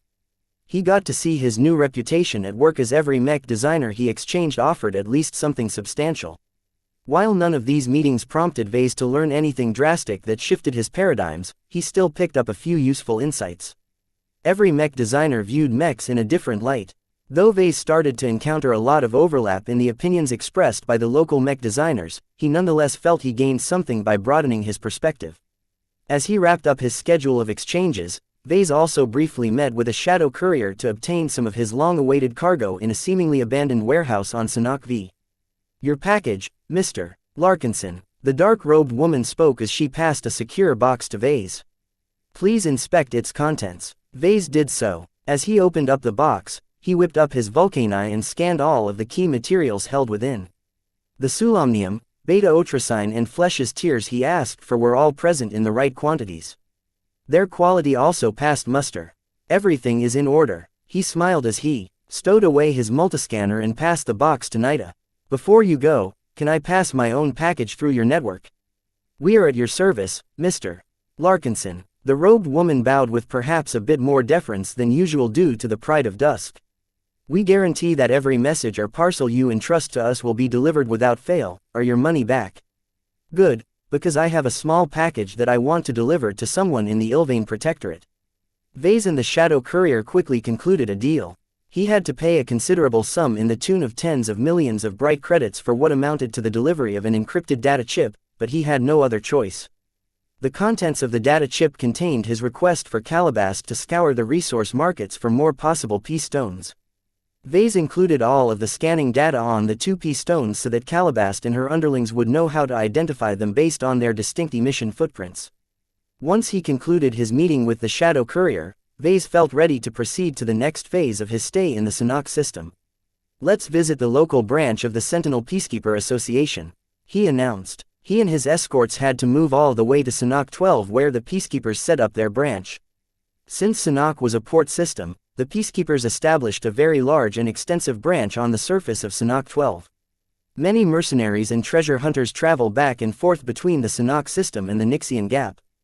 Gavin explained. The Peacekeeper branch on Sanhok 12 attracts a lot of mech pilots, mech commanders, mech designers, traders and representatives of major companies. A lot of goods and services change hands here as Nixian spoils are highly prized. Some of the most lucrative transactions in the system take place in their exclusive trading halls. The key word here was exclusive. The Peacekeepers existed to organize every private outfit that was willing to undertake missions in the Nixian Gap under a united banner. Because some of their spoils were in high demand, the Peacekeepers limited the possible business partners that were allowed to take part. In general, the Peacekeepers mainly catered to the nobility of the Sentinel Kingdom.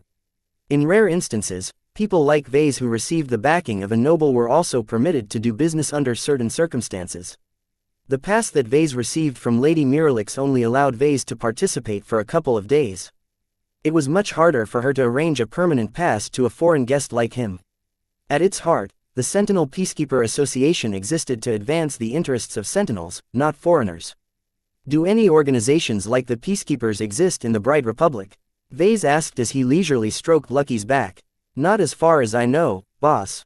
While the Bright Republic is fairly close to the frontier, most of our private outfits are more engaged with jobs closer to home.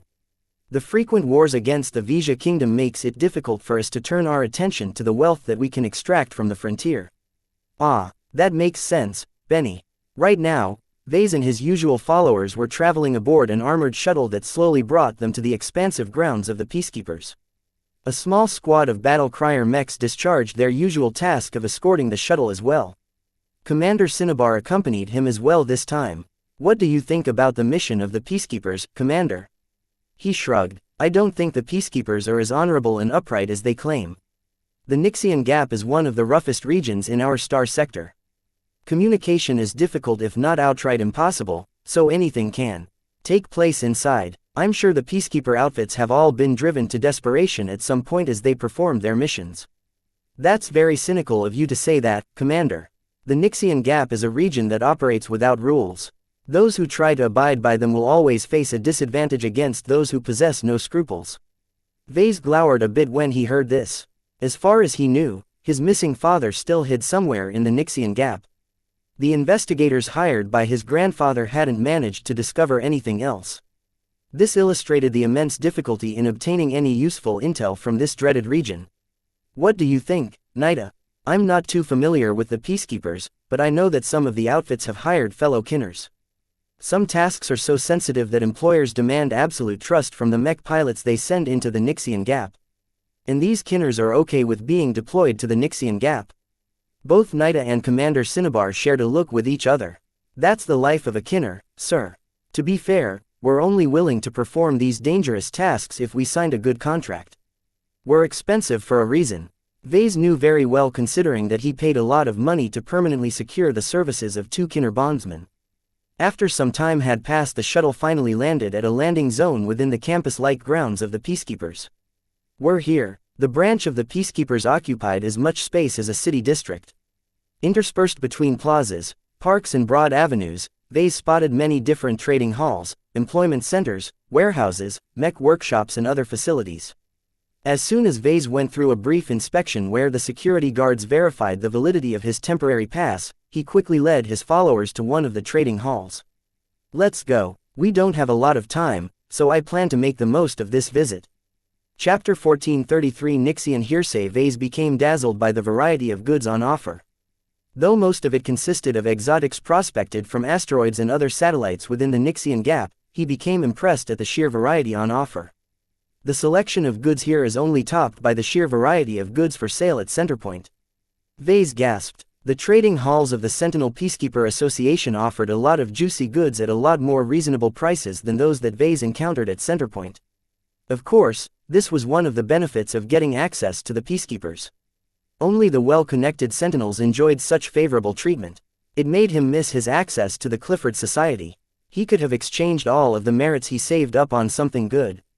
It would have been nice if Vase managed to obtain permanent membership to the Peacekeepers, but that was not in the cards. So what are we looking for, boss? It would be nice if I can get another peace stone. Vase mulled for a moment. I'd also like to secure more Garrel spice and learn where it comes from.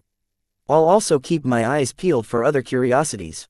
This time, Vase opted to wear his full Pride of Dusk ensemble over his business attire. The sight immediately attracted the attention and respect of others, especially as he weakened the aura-filtering barrier around his overcoat. Normally, he loathed presenting himself in such an ostentatious fashion. This time was different, though. Just like other exclusive trading platforms, the traders here cared a lot about the people they transacted with. A nobody would not be able to gain access to the more exclusive goods and services on offer. Even if they managed to convince a trader to sell something, then the prices they had to pay may turn out to be prohibitively high. The effect of his outfit made a huge difference. As he calmly waded through the bazaars, not a single vendor or trader treated him lightly. Even when he placed his silly decorative cat ears on top of his head, this still didn't detract from the respect he received. Neither his wealth nor his status of a journeyman caused the peacekeepers to take note. Instead, with the aid of his Pride of Dusk, the locals mainly acknowledged his involvement in a successful crown hunt. Sadly, even as Vase encountered numerous interesting goods, he didn't actually encounter anything he considered a must-buy. Conscious of his budget, he was loath to blow his reserves on expensive trinkets with dubious value. While the peacekeepers offered an impressive variety of exotic, none of them were relevant to him. Occasionally, he did come across a few materials that Vase wanted to add to his Devil Tiger mech, but he left them alone. It was too expensive to buy all of these interesting exotics. The Devil Tiger already forced him to expend too much money and resources. There was no need for him to sink more investment into a mech that was already prohibitively expensive. Of course, just because Vase didn't feel the urge to procure anything special didn't mean that Lucky was the same. Meow, meow, meow. Just like when they visited Centerpiece's marketplace, Lucky acted like he entered a dragon's horde. His cat clung to his shoulders and constantly patted his cheek and pointed his paws at a certain store within the trading hall. Stop hitting me, Lucky. Meow. I don't care if there's Rorich's bone for sale in that store. Do you know how expensive they can get? The windfall mined from the glowing planet has all been gobbled up by the various states that took part in breaking it apart. In fact, Vase wasn't sure whether the Rorich's bone emerged from the Xianxia Gap or the glowing planet. Its regenerative properties were highly valued but also hard to work with. While he could think of plenty of uses for the material, obtaining a sample of Rorich's bone was more of a luxury than a necessity to Vase. Meow, I'm not neglecting you, I'm just watching my budget, that's all. In order to placate Lucky, Vase bought some cheaper exotics, forking over the equivalent of tens of millions of bright credits each. Lucky's complaints quickly subsided with the purchases. The cat comfortably munched on a hearty mineral as Vase and his followers moved on and visited other trading halls. Aside from exotics, the peacekeepers also traded a lot of salvaged and captured mechs and ships. A lot of pirate spoils are for sale here. Vase noted, if you want to pick up some mechs or ships for cheap, here's your chance. Vase grimaced, no need, I can produce my own mechs, and I'd rather obtain my ships from reputable sources. He still browsed the venues to learn what kind of equipment the Nixian pirates used. While he encountered plenty of mechs and vessels they probably stole from their victims, he also stumbled across numerous offerings that appeared to be produced by the pirates themselves. While the Nixian Gap is a harsh region, the Nixians can be very inventive sometimes, sir. The vendor politely explained. The pride of Dusk exerted a lot of pressure on his shoulders. The Nixian Gap is home to quite a number of exiled mech designers and even shipwrights. If they're skilled and good enough, the pirate outfits lure them to work on their behalf. That's how most of the products that I'm selling have come about. Vase grew curious as he inspected some of the salvaged mechs. The quality of most of them were quite decent. How much industry takes place in the Nixian Gap? The vendor looked apologetic. I have no idea. Most of the Nixian Gap is just an empty sea of asteroids, but I've heard stories that there are places where the pirates have built space stations or larger settlements at some sites. How large are we talking about? Not as large as Sinnoh 12 or anything. I don't think there's any settlement that hosts more than 100,000 Nixian pirates, but don't take my word for it. I only hear some rumors every now and then. Though the seller claimed he didn't know a lot, his position within the peacekeepers exposed him to a lot of hearsay and rumors. One of the reasons that Vase spent so much time in the trading halls was to sample some of these rumors. He wouldn't be able to approach so many peacekeeper staff otherwise. Vase kept his ears out for stories of random pirates and dark mercenaries, hoping to hear any signs of his father. However, his father probably did everything possible to obscure his identity in the Nixian Gap. There was no way he'd be stupid enough to use his real name while he remained in hiding. The Oblivion Hand has been gaining ground lately. One of the vendors gossiped. Ever since the Dark Cleaver, their new commander, launched a coup against Commander Defoe, they've been making a lot of noise. They made a lot of enemies along the way, but under the leadership of the Dark Cleaver, the Oblivion Hand managed to break every enemy that stood in their way and absorb the defeated remnants into their ranks. That sounds very interesting, but let's move on. Vase muttered with a disinterested expression. Have you heard about any settlements in the Nixian Gap? Well, supposedly there's a really huge pirate haven in the Nixian Gap. Some of the pirates the peacekeepers have captured have claimed to have visited a hollowed-out rogue planet in the deepest parts of the Nixian Gap. That immediately aroused Vess's interest. Tell me more. It's supposedly called the Archport and is under the absolute control of a pirate boss who styles himself as the Enlightened King. From all of the pirates the peacekeepers have captured and interrogated over the years, we're pretty sure that the Archport exists. Such a massive pirate haven sounds like a great target for the peacekeepers. It would, if it wasn't so deep in the Nixian Gap. The vendor retorted, unless the peacekeepers manage to find some sort of shortcut, it literally takes decades to reach this far into the Archport. That sounds ridiculous. That's how space travel is like in the Nixian Gap. There's a lot of oddities at work. Distances don't make sense sometimes, and this problem will only grow more severe the deeper you head into the inner region of the gap. It's as if there's a massive hole in reality in the center of the region that radiates all kinds of strange anomalous effects in the surrounding space. That might very well be true. A lot of scientists cracked their heads to figure out how the Nixian Gap came into being. Perhaps some kind of extremely powerful magnetar got struck by some ancient alien superweapon which collapsed and scrambled the space it used to occupy. The phenomenon of space compression meant that the Nixian Gap encompassed a much smaller region of space than it appeared on the maps. It was just that the inability to engage in FTL travel counteracted this effect. I see. Vase nodded thoughtfully. If it literally takes decades to reach the Archport from the outside, then I'm not surprised that the peacekeepers haven't done anything about it. Do you think it actually exists? Yeah, we don't have any idea how to get there, though. I'm sure that some kind of shortcut exists that shaves off the travel time, but strangely enough, the pirates who claimed to have visited the Archport literally don't know. The knowledge of this route has been plucked from their brains. That caused Vase to grow suspicious. He began to wonder whether the Five Scrolls Compact secretly controlled this so-called Archport. It made a lot of sense and it fit their modus operandi. However, Vase could lodge this accusation to a lot of things. He even entertained suspicions that the Compact even managed to infiltrate the peacekeepers. Vase vigorously shook his head. There he went again, letting his paranoia get the better of him. It was ridiculous for him to suspect that the peacekeepers were secretly controlled by the Compact, considering that the aristocracy was firmly in control of the organization. As Vase continued to interact with the vendors and other staff, he abruptly paused when he noticed a very remarkable piece of salvage for sale.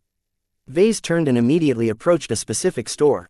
He walked up to one of the projections that showed something that he never expected to find in this region of space. This. Gavin hesitated. This wreck looks like it came from an Aurora Titan. Is this your mech? His lips curled downwards. No, it's an imitation, and a good one at that. The imitation mech suffered very heavy damage and almost every part of its exterior sustained damage. Nevertheless, Vase could easily imagine that the machine performed close to the authentic versions produced by the LMC and Nora Consolidated. Vase shook his head at the sight. Let's go. Don't you want to purchase the wreck and investigate it further? Gavin asked. Nah, I've already seen what I've wanted to see. I'm pretty sure the copycat mech didn't come from one of the underground mech manufacturers based in the Reynald Republic. I'm not interested in learning more. Every mech designer who designed a good mech suffered from copycats looking to rip off their work. It was futile for Vase to try to stamp them out completely. If the MTA wasn't able or willing to do so, then what could he do? What Vase found most egregious about the wreck of the imitation he encountered was that he actually sensed the hint of something remarkable in its projection. This meant that the copycat mech manufacturers managed to obtain the full design schematics and reproduce them well enough that they even managed to impart their imitation mechs with a hint of X factor. This did not bode well for Vase and the LMC. Chapter 1434. Another find. Vase got what he came for during his visit to the Sentinel Peacekeeper Association. The gossip, rumors and other nuggets of information he pumped from the mouths of the peacekeepers at their branch on Sanok 12 might not be the most reliable intel around, but collectively they painted a broad inside picture of the Nixian Gap. His perspective of the Nixian Gap had deepened. He became a little bit more aware of the dynamic between peacekeepers and Nixians. The Nixians themselves also fought against each other for supremacy, survival or greed. The highly unusual anomalous effects within this vast, disturbing region of space led to the emergence of a unique society where fugitives and exiles found second lives as brutal pirates or merciless dark mercenaries. As Vase and his followers entered a private courtyard in order to enjoy some lunch, they began to share their own thoughts. The Nixian Gap is like a supercharged version of the frontier. Vase opined. The resources there are richer, but the pirates there are far more ruthless. Commander Cinnabar scratched his red beard. The population of humans in our star sector is astounding when you think about it. Only about 3.5% of them are potentates, of which many of them become mech pilots. Of this group, only a minuscule proportion turn into bad apples. When you think in percentages, the proportion seems small. But when you start counting in absolute numbers, the figure is quite astonishing. Vase summed up. No one knows how many mech pilots roam the Nixian Gap, but I've heard estimates ranging from 1 million to 100 million mech pilots. 100 million mech pilots. Though Vase personally thought this estimate was way too inflated, if the pirates could muster up even a fraction of that number, they could easily overrun the Sentinel Kingdom. However, while analysts generally agree that the Nixian Gap harbored a lot of scum, their sense of unity was non-existent. Pirate alliances existed, but the effective size of the Nixian Gap was too large to exert effective control over large regions of space within the gap. In the Ferris Star region, both the Dragon Alliance and the Ravian Alliance held sway over considerable portions of space. Navigating between their holdings was generally easy, as it didn't take more than a few months to go from one end to the other end of their territory. Not so for the Nixian Gap. Dozens or even hundreds of disparate pirate alliances existed in a region where it took decades, centuries or even millennia to travel from one end to the other end of the gap. The lack of FTL travel really hampered any group's ability to assert effective dominance over the entire region. Surprisingly, Gavin mentioned an upside. The Nixian Gap is a magnet for trouble, but I don't think that's necessarily a bad thing. Don't you realize how few wars the Sentinel Kingdom has fought against other states? Sentinel and the other states in the vicinity of the Nixian Gap are more interested in defending against pirates and exploiting the boundless resources of the Nixian Gap than waging destructive wars against each other. The states know if they are pulled in any war, then the Nixian pirates will all come out of the woodwork to take advantage of the chaos. Nida remarked, they'll be the only winners of war by the time the fighting ends. All of this sounded probable to Vase. He never heard of any instances like the Bright Vija wars occurring in this corner of the Star Sector. Every state already had their hands full trying to defend their territories against the ravages of pirates. No matter how many pirates they exterminated, there was always more. This reflected the ubiquity of bad apples within the mech piloting community. Potentates did not magically transform into virtuous saints when they trained to become mech pilots. While the mech academies did their best to instill notions of honor, duty, sacrifice, justice and other virtues, people were just too diverse. Some mech pilots were just too rotten to redeem or turn a new leaf. When these dangerous and unstable individuals entered the cockpits of their mechs, their capacity for murder, destruction and other violent acts went through the roof. When these rotten mech pilots finally showed their true nature, they were no longer welcome in civilized space. They needed to find somewhere to escape pursuit. Places like the Frontier and the Nixian Gap therefore ended up as the garbage dumps of the Star Sector. They accumulated all of the human trash that the Komodo Star Sector generated and digested them into the next generation of pirates and scum. Hey, it's not just the mech pilots who have turned pirate, you know. Gavin complained. An even greater number of norms like us are driven to desperation as well. Even mech designers aren't exempt. Vase nodded in agreement. A lot of people who entered the Nixian Gap didn't have what it took to survive or retain their freedom. Many of them died, and most who survived ended up as slaves or lackeys to powerful pirate gangs. Only the strongest and most ruthless among these fugitives ended up on top and gained a measure of power over their lives. The Nixian Gap constantly brought out the worst in people because they had no other choice if they wanted to survive. The thought of his father trying to stay alive while avoiding the Five Scrolls Compact weighed heavily on Vase. He had to grow stronger before he could save his father. However, even as a journeyman, his ability to influence his father's fate was still non-existent. At this rate, by the time Vase finally advanced to master, his father might reach the end of his lifespan. He vigorously shook his head. He couldn't let himself fall into despair. Perhaps he might be able to offer aid sooner. Vase would just have to keep his eye on the Nixian Gap and wait for opportunities to help his father or hinder the Five Scrolls Compact. Meow. Lucky just finished crunching the minerals served in a small bowl placed on the table, but he was already begging for more. You already ate enough for the day. Vase admonished his cat. Meow. If you want to earn more, then be on the lookout for anything interesting. Once everyone finished their lunch, Vase resumed trawling the trading halls and other venues for gossip and something interesting to buy. Along the way, Vase also kept a lookout on imitations of his work. Yet aside from the copycat Aurora Titan wreck he encountered earlier, he hadn't found any other ripoffs. He didn't know whether to feel relieved or insulted. The LMC hasn't expanded its reach to this part of the Star Sector yet. Gavin noted, give it time, I'm sure more imitation mechs will pop up in the markets here.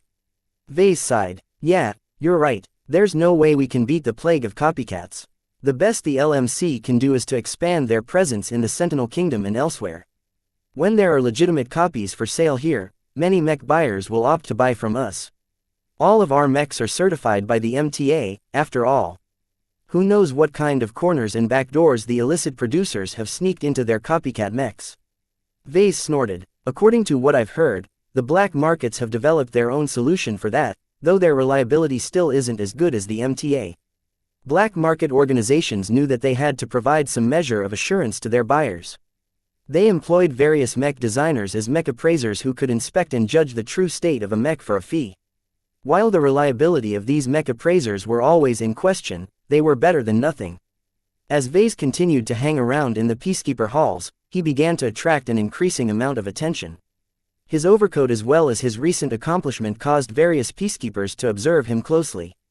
He even received a couple of commission requests from various outfits. He refused them all on the spot. Vase did not intend to entangle himself any further within the Sentinel Kingdom. None of the commissions promised anything interesting as a reward either. Vase had better things to do than to spend months to design a custom mech for an underwhelming sum of money. Though Vase felt a little bit flattered at being approached, none of the offers matched the rewards given by Lady Miralix. None of the peacekeepers managed to match her sincerity. As Vase kept browsing the goods for sale, he continually kept his senses, hoping to catch another pea stone in the wild. According to Lady Miralix, his second pea stone originally came from the Xianxia Gap, so Vase held some hope that he'd be able to find another sample among the goods that the peacekeepers managed to gather. Sadly for him, Vase failed to uncover any new pea stones that he could add to his collection. However, he did find one interesting exotic that attracted his attention. When he idly brushed his spiritual senses over the rock, his spiritual energy suddenly seethed in excitement. Even Lucky, who clung to his shoulder, suddenly jerked his head at the mineral. Meow, I know, stay put. Wary of being ripped off, Vase did not immediately enter the store that sold the exotic that reacted to his spirituality. Instead, he lingered around the section of the trading hall and pretended to browse the other wares for sale while he cautiously inspected the rock with his spiritual senses. From his brief glimpse, he saw that the exotic looked like a gnarly bright yellow rock with strange red dots spread throughout its surface. It resembled a squat, solid mango infested by parasites. It was these strange red dots that caused the spiritual energy he extended to react.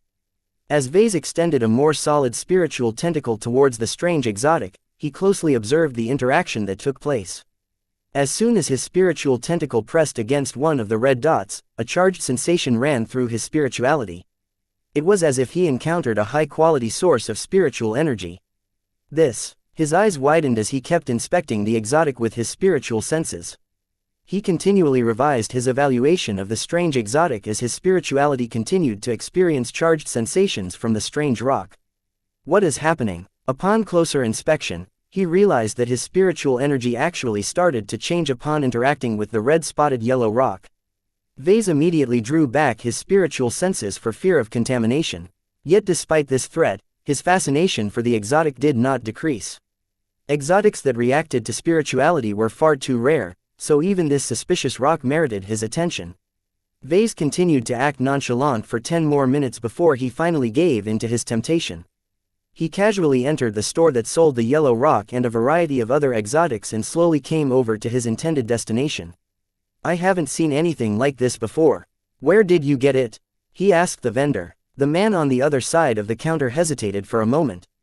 Right now, Vase had dialed up the strength of the aura of his overcoat, thereby exerting a lot of pressure to the salesman. The staffer did not have the courage to pull off any shenanigans. He answered the question without any embellishments. This sample is part of some spoils brought back more than a year ago by one of our peacekeeper outfits. Ostensibly, the rock came from the center of the Xianxia Gap. While we have no way of verifying this claim, we've never found anything like it, so the chances are low that it can be found in the periphery of the Xianxia Gap. That discouraged Vase a bit. The second type of exotic he found that reacted to spirituality turned out to be another unicorn-like exotic that was extremely difficult to find. It was impossible for the peacekeepers to travel all the way to the center of the Xianxia Gap. Chapter 1435 Charged Energy. Vase already spent several days at the peacekeeper branch on Sanok 12. While its trading hall sold a large variety of exotics and other spoils, he hadn't bought anything aside from snacks for Lucky. He didn't consider any of the goods he'd seen so far to be must-buys. While some exotics possessed interesting properties, they were usually expensive for him to bother. The second-hand mechs, ships and other equipment for sale were not in good condition and of dubious construction. If Vase wanted to buy some new equipment, then he might as well buy them from the legitimate markets. Amidst all of the junk, the yellow rock covered with mysterious red dots stood out from the junk due to its intriguing reaction to spirituality. Even now, when Vase had already retracted his spiritual senses, he still felt some lingering charge running through his spiritual energy. It was as if his spirituality had been injected by a stimulant that turned it hyperactive. What's it called? Vase asked the intimidated salesman. Its official name is a bunch of serial numbers as we haven't found anything like it before. Personally, I like to call it the fruit rock. Don't you think it kind of looks like a passion fruit but with its seeds strewn all over? The name sounded undignified for a rare exotic that reacted to spirituality, but it wasn't as if his own naming sense was any better. What does this so-called fruit rock do? The vendor shrugged. In truth, we don't know. While we've subjected it to lots of scans that confirms that it is an exotic due to its activity levels, we haven't found any effects or applications so far. It's just another weird space rock that might be capable of achieving something great in the right hands. Vase smirked. If this rock is really great, then it would have been sold by now. You said it was recovered a year ago. How much time did it spend in this display cabinet? It looks like you have a hard time getting rid of it.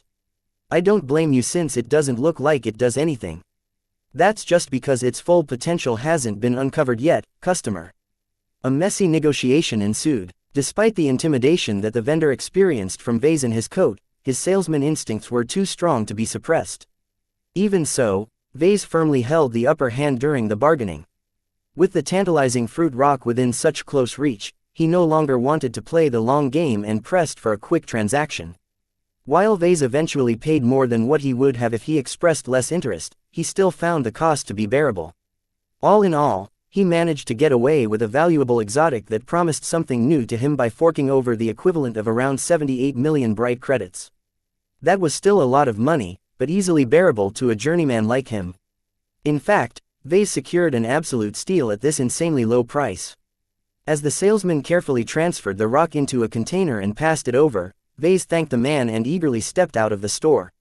Meow. Lucky jumped down to the top of the container in Vase's grasp and directed his cute eyes towards the contents. No, Lucky, this isn't your food, so stop begging. Meow meow. Look, just like the pea stone, if I find more samples of this exotic, I'll feed you some, okay? Meow. Lucky only stayed long enough to secure this concession from Vase. The cat jumped back to his shoulder and settled down constantly. As soon as Vase secured his prize, he quickly led his group out of the Peacekeeper branch and back to their hotel on Sanok 12. There, he immediately jammed his hotel room while inspecting his new find with great interest. What's with all of the excitement, boss? Is this exotic really that good? I'm about to find out, hee. Vase eagerly rubbed his hands before whipping out his Vulcani. Along with his purchase, he also received a lot of files containing scanning data, but Vase wanted to make sure they were accurate. So far, the scans his Vulcani returned concurred with the data he received. Only a single discrepancy occurred. The activity level of the exotic he dubbed the F-stone had dropped by a tiny but measurable degree. Had the exotic degraded over time, or did his recent actions drain it of some of its energy? Vase began to investigate by extending his spiritual energy in the form of a detached spiritual projection while keeping his Vulcani active. Upon contact, his spiritual projection reacted as if it gained a very energetic charge all of a sudden. The effect was even more pronounced this time as the charge concentrated solely on the projection rather than the rest of his spirituality. In truth, his probe was very reckless. If not for his haste and eagerness to uncover the secrets of his new F-stone, he would have never sent out a chunk of his spiritual energy as a lab rat. Nonetheless, as Vase became fascinated at the strange charge infused in his spiritual projection, he hardly cared about the potential dangers it posed. His intuition hinted to him that he was observing something good. However, when Vase directed his gaze towards his multiscanner, he found that the activity level of his F-stone experienced another drop during the moment his spiritual projection came into contact. Evidently, the F-stone acted as a container for a finite amount of unknown energy. The more he charged his spirituality with this strange energy, the more he depleted the F-stone's reserves. Damn it, is it a finite source? As Vase continued to monitor the activity level of the F-stone, it didn't look like it was starting to recover what it lost. Though he would have to keep an eye on the F-stone for a longer period of time to be sure, he suspected that nothing would change no matter how long he waited. This meant that VSE had no way to recharge the F-stone once it expended its entire reserve. Vase felt a bit bummed at the finding. His enthusiasm for the new F-stone diminished now that he realized that it was essentially a single-charge battery. What a waste. Rechargeable batteries are always better than single-charge batteries. Nonetheless, he should be happy that he uncovered something pertinent to his interests at all. Exotics that reacted to spirituality was way too rare, so finding the F-stone still represented a major coup. Now, he just had to figure out what the hell this strange charge did to the spiritual energy it touched. He began to inspect his charged spiritual projection. The detached tentacle floated before his eyes as he engaged his spiritual vision. As he delved deeper into the altered concentration of spirituality, he inspected its attributes. This was where he suddenly found a difference. It's changed. No, it's still the same, but there's something extra in the mix. Vase knew his own spirituality the best. He long memorized every spiritual attribute that could be found in his spiritual energy along with their relative proportions. The most dominant attributes pertained to Mechs in some way, but there were also plenty of other attributes related to his personality that he couldn't quite identify for the moment.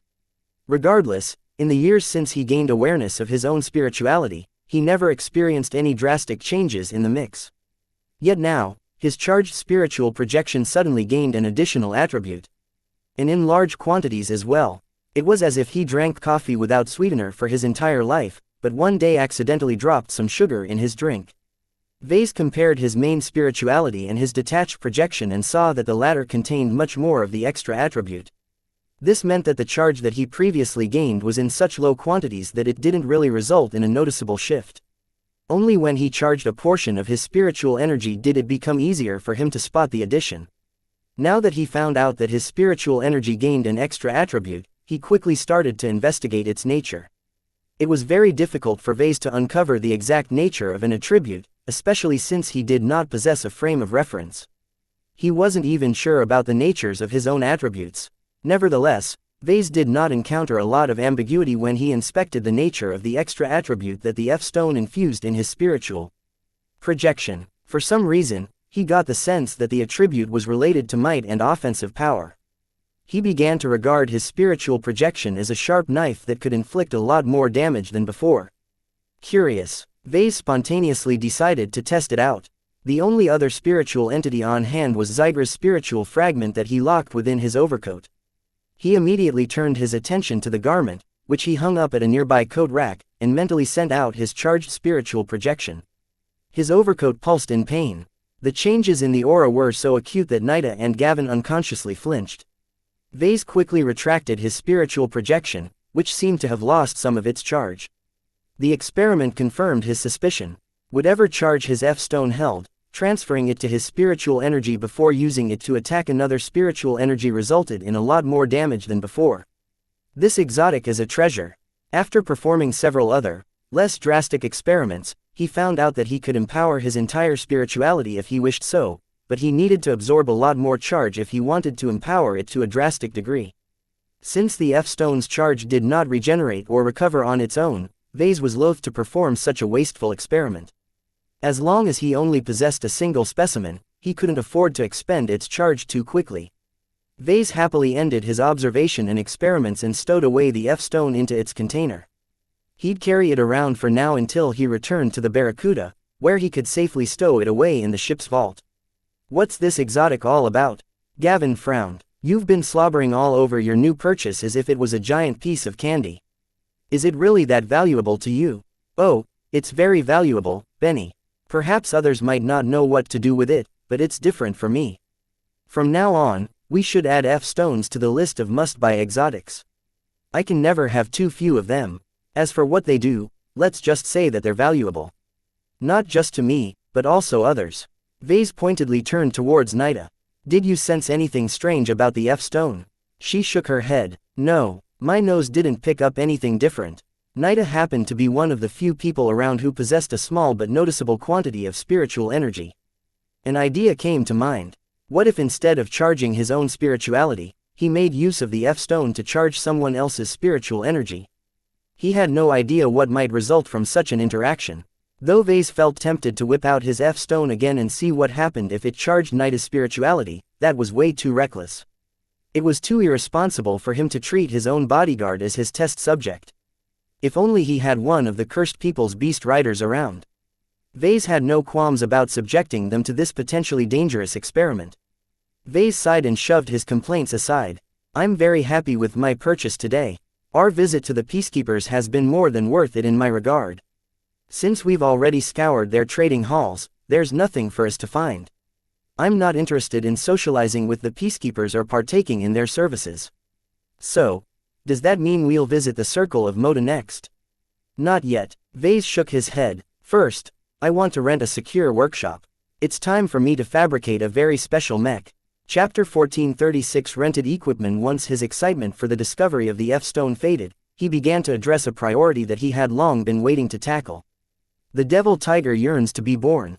Vase already finalized the design shortly before he arrived in Sanhok. Not only did he impart it with a very lively, if rebellious design spirit, but he also collected all of the requisite materials. The battle criers even received the shipment of pure ASMAS on his behalf. Right now, the supply ships of the Kinner Mercenary Corps stored all of the materials in their cargo holds. Vase summoned both Nida and Commander Cinnabar for a meeting. Nida, have you secured a suitable workshop where I can fabricate my mech in secret? His bodyguard nodded. I've anonymously approached an underground syndicate that's in control of an industrial district in a medium-sized city. They've agreed to let us use a well-equipped but abandoned mech workshop in exchange for a hefty fee. They demand half of the payment up front. Details, please. The tall woman handed over a data pad to Vase where he studied the layout and the equipment of the workshop.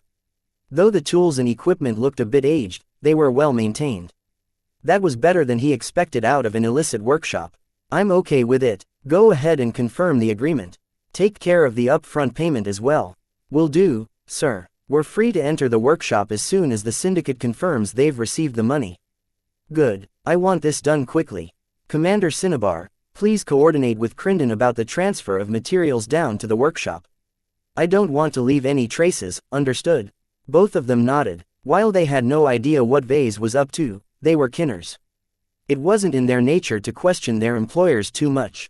We'll have to shuffle the materials around for a while if we want to obscure their providence, sir. To be safe, we should also transfer its contents to different cargo containers and dispose of the empty ones. Take care of it. I trust that you'll ensure we won't leave any loopholes behind for investigators to trace my activities to me. Do you need more time or resources to complete these arrangements? Nida looked confident. It won't take more than a day. If any complications arise, I'll inform you as soon as possible. Sounds good. Don't hesitate to ask for advice from Crindon if necessary. Having a diverse staff on hand provided him with a lot more conveniences than before. Ordinarily, Vase would have contacted a black market organization himself to make all of these arrangements, but now that he expanded his staff, why not delegate these tedious tasks to his underlings? While assigning Crindon to this task would have been better, his security expert was still preoccupied with supervising the overhaul of the Barracuda. In any case, Nida was not a simple bodyguard. While she failed to perform well enough to be admitted into the Order of Flazix, she still acquired many of their skills. The Kinner Order did more than guarding people. Spying, investigating and interacting with underground organizations also fell within their competences. In short, Vase regarded Nida as a budget spy. The only major deficiency she suffered from was that she didn't know how to hack. The most she could do was utilize an automatic hacking tool or program. Nida and Commander Cinnabar immediately started rolling the ball. Taking care to hide their identities with each step of the way, they confirmed their agreement with the syndicate who owned the mech workshop before starting to transfer their cargo down to the surface of Sanhok 12. While Sanhok V provided a much better infrastructure for the production of mechs than Sanhok 12, Vase did not wish to bother with the hassle of moving back to the sixth planet from the local sun. Besides, Sanhok 12 possessed its own advantages. The presence of the branch of the Peacekeepers along with extensive heavy industries meant that a lot of cargo got shifted around. It was easy enough to insert a few unremarkable cargo containers in the enormous flow of traffic and shuffle them from warehouse to warehouse. Though the logistical operation kept Nida and the battle criers very busy, at the end of the day all of the cargo containers safely arrived at the workshop through an underground entrance. Vase also arrived at the mech workshop through shifty means. He secretly departed from his hotel with the use of his stealth augment and under disguise. He had to leave Gavin behind along with a member of the battle criers who acted as a decoy by wearing the Pride of Dusk. While the deception was far from foolproof, it was good enough to confuse most casual inspections. In the end, Vase, Lucky and Nida arrived at the mech workshop through the same underground tunnels they used to deliver the cargo containers. As Vase stepped foot in the mech workshop, he briefly inspected all of the equipment and became satisfied with what he saw. All right, Lucky, go snoop around and see if the syndicate we've hired the workshop from have left behind any bugs. Meow. Vase sighed. Okay. He put his hand in the pocket of his obscuring high coat and withdrew a small mineral chunk. He threw it over Lucky's head, who immediately jumped up to snap the exotic with his maw. Having received his prize, Lucky happily floated away with his tail swishing in happiness. You too, Nida, please sweep the mech workshop to make sure there aren't any traps lying around. Understood. You could never be too sure when dealing with these underground organizations. While Lucky and Nida thoroughly inspected every corner of the facility, Vase approached the equipment and started inspecting their software and hardware. If the syndicate wanted to keep an eye on what went on in the Mech workshop, they wouldn't do something as crude as placing hidden bugs and sensors all over the place. They'd bug the fabrication machines instead. While the 3D printer, assembly system and all the other equipment seemed in order at first glance, Vase was very familiar with how they worked.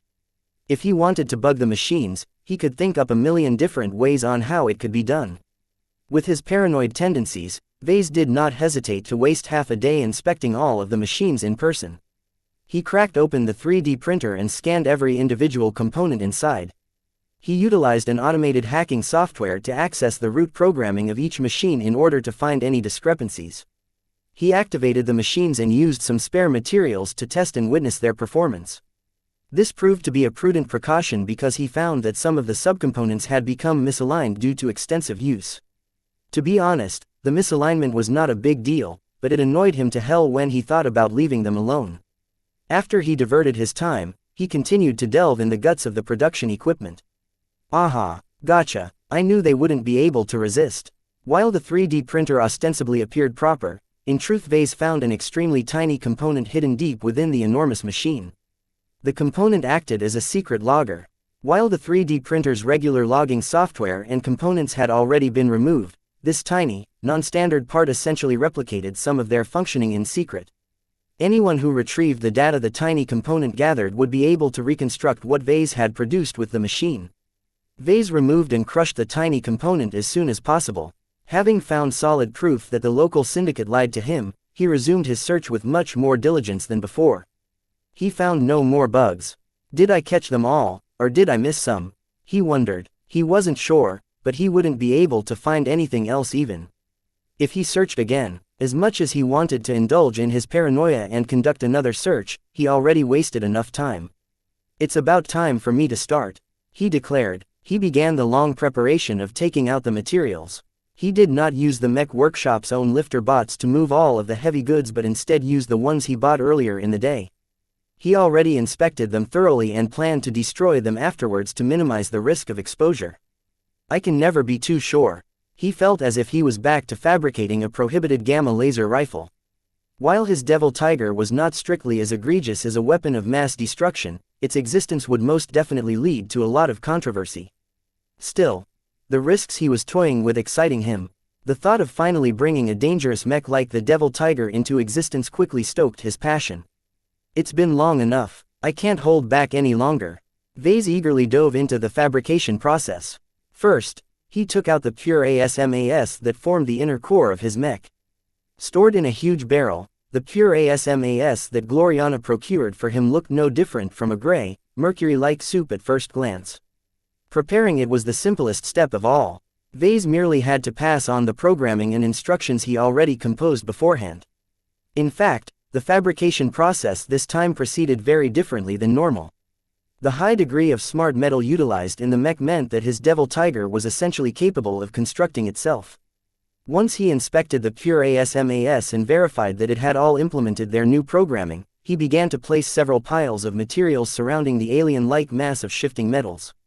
After sending a few more instructions, the pure ASMAS began to engulf some of the metal and alloy bars. An uncountable amount of nanomachines quickly began to break apart the bars into tiny particles. A second pool of shifting, morphing metal began to form. This was the substitute ASMAS made of lesser materials. As more than half of the Devil Tiger consisted of substitute ASMAS, its production took a lot of time, all the while the pure ASMAS demanded a constant supply of energy to power its nanofabrication activities. Vase witnessed the slow process of forming the initial mass of substitute ASMAS with a mixed expression. He had the feeling he was looking at a potential future direction of mech production. If smart metal technology ever matured to the point where they could compete with conventionally produced mechs, then it may become more in vogue, thereby making huge mech manufacturing complexes redundant. Well, that's unlikely. Materialization technology is already making some strides, so that will probably achieve universality first. He quickly centered his mind and rid himself of all distractions. This was a period where he had to devote his utmost into fabricating the Devil Tiger. Even though the use of ASMAS took a lot of work on his hands, there were plenty of parts that still had to be built conventionally. With a focused mind, he began to activate the 3D printer and other production equipment and proceeded to churn out various parts. The power reactor, the mech engine, the cockpit, portions of the internal frame as well as other miscellaneous components quickly flew out of the production machines. His passion and enthusiasm for his project caused him to enter into a strange state of tranquility. While he didn't burn with as much passion as he did when he fabricated the transcendent messengers, he nonetheless believed he was doing a better job than before. The parts of the Devil Tiger slowly accumulated. Though Vase had not put them all together yet, he already sensed the potency hidden within. With the exceptional amount of care and attention Vase directed to his work, practically everything went flawlessly. Even as Vase triple-checked the freshly fabricated parts by subjecting them to scans, he hardly found any discrepancies. His belief in his Devil Tiger grew. With such exceptionally flawless parts, Vase wanted to do everything possible to turn his latest mech into something exceptional. His pride as a craftsman demanded no less. Chapter 1437 State of Absolute Focus. The Devil Tiger design represented several milestones of progress in his design career. It was his first smart metal mech. It was his first true bestial mech. It was his first mech which utilized a complete spiritual entity as its design spirit. It was his first mech where he used an involuntary design spirit. It was his first mech that utilized a much more unrestrained neural interface. If his Devil Tiger only encompassed one of those firsts, then the mech did not merit such weight. Yet because his design pioneered so many aspects in a single mech frame, it gained greater significance in his eyes. Though he was proud of his Aurora Titan and Transcendent Messenger designs, he considered the Devil Tiger to be his first true inaugural work since becoming a journeyman. His design seed matured enough that it provided a great amount of assistance in his latest design project. It not only accelerated his design work, but also led him to develop many small but ingenious innovations. In addition, conducting exchanges with numerous journeymen polished his design work even further. Even if the lessons he learned did not pertain directly to his specialty or his interests, he still found it useful to acquire a perspective on how his Devil Tiger stood among the immense spectrum of mech designs. From a commercial standpoint, the value of the Devil Tiger looked dubious. Though it performed better than third-class mechs, it did not match up to the standards of a second-class mech. Yet its cost firmly pushed it up to the latter anyway due to its expensive ASMAS. A product like this was a huge commercial failure. In truth, the businessman within Vase found the Devil Tiger to be highly repellent. Its price-performance ratio was abysmal and he wasn't even sure if any demand for this type of mech even existed. Its whole mech concept went against the established grain on the rare terrestrial battlefields of the Nixian Gap. Yet for all of these impracticalities, the artist and craftsman side of Vase viewed his Devil Tiger design in a completely different light. Aside from the innovations he incorporated as experiments, the Devil Tiger also represented a sharp divergence from established convention. It was the first, living, mech designed by Vase that extensively embraced the path of life. Its high autonomy, its self-dependence and its ability to help or hinder its mech pilot to a much more extensive degree led to great implications. Vase believed it to be the first living mech to shift the power balance between mech and mech pilots. Mechs should always be under the control of their mech pilots. This was one of the fundamental principles that defined mechs for hundreds of years. The mech community did not have a good opinion of mechs aided by ice and heavy automation. Mech pilots ought to express their genuine skill and spontaneity rather than leave most of the decision-making to rigid, static processors. Yet the Devil Tiger might be the first mech that broke this convention but suffer none of the usual downsides. Empowering his Devil Tiger with Zygra's spirituality did not mean the mech pilot could sit back and let the deceased crown cat do all of the work.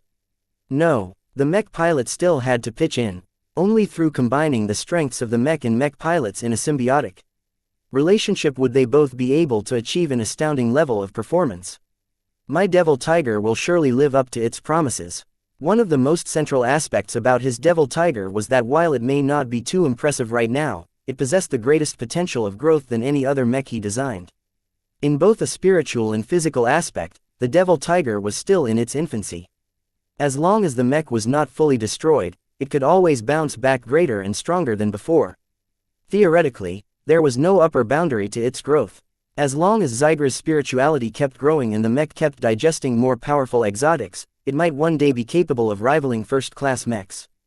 This was not an empty boast. Back when he occupied Axelar Strian's mind during one of his mastery experiences, he learned that first-class mechs did not differ all that much from third-class mechs. Sure, their tech and amazing materials granted them amazing strength, but underneath the hood they all shared common roots to the most humblest mechs. Since the Devil Tiger shared the same roots as well, theoretically the mech might be capable of surpassing the Ouroboros, the first-class hero mech that he designed for Axelar. It requires both time and investment, but I believe in the Devil Tiger. Its urge to survive and thrive will see it through. Imparting it with Zygra's spirituality may not have been his original intention, but Vase believed it to be a real boon for his Devil Tiger. Their qualities and inclinations matched too well with each other. It's like the Devil Tiger is tailor-made to accommodate the spirituality of a metal-eating crown cat from the start. The fabrication of the mech proceeded in a different fashion than before. The production of substitute ASMAS that constituted the bulk of the frame of his mech required little intervention.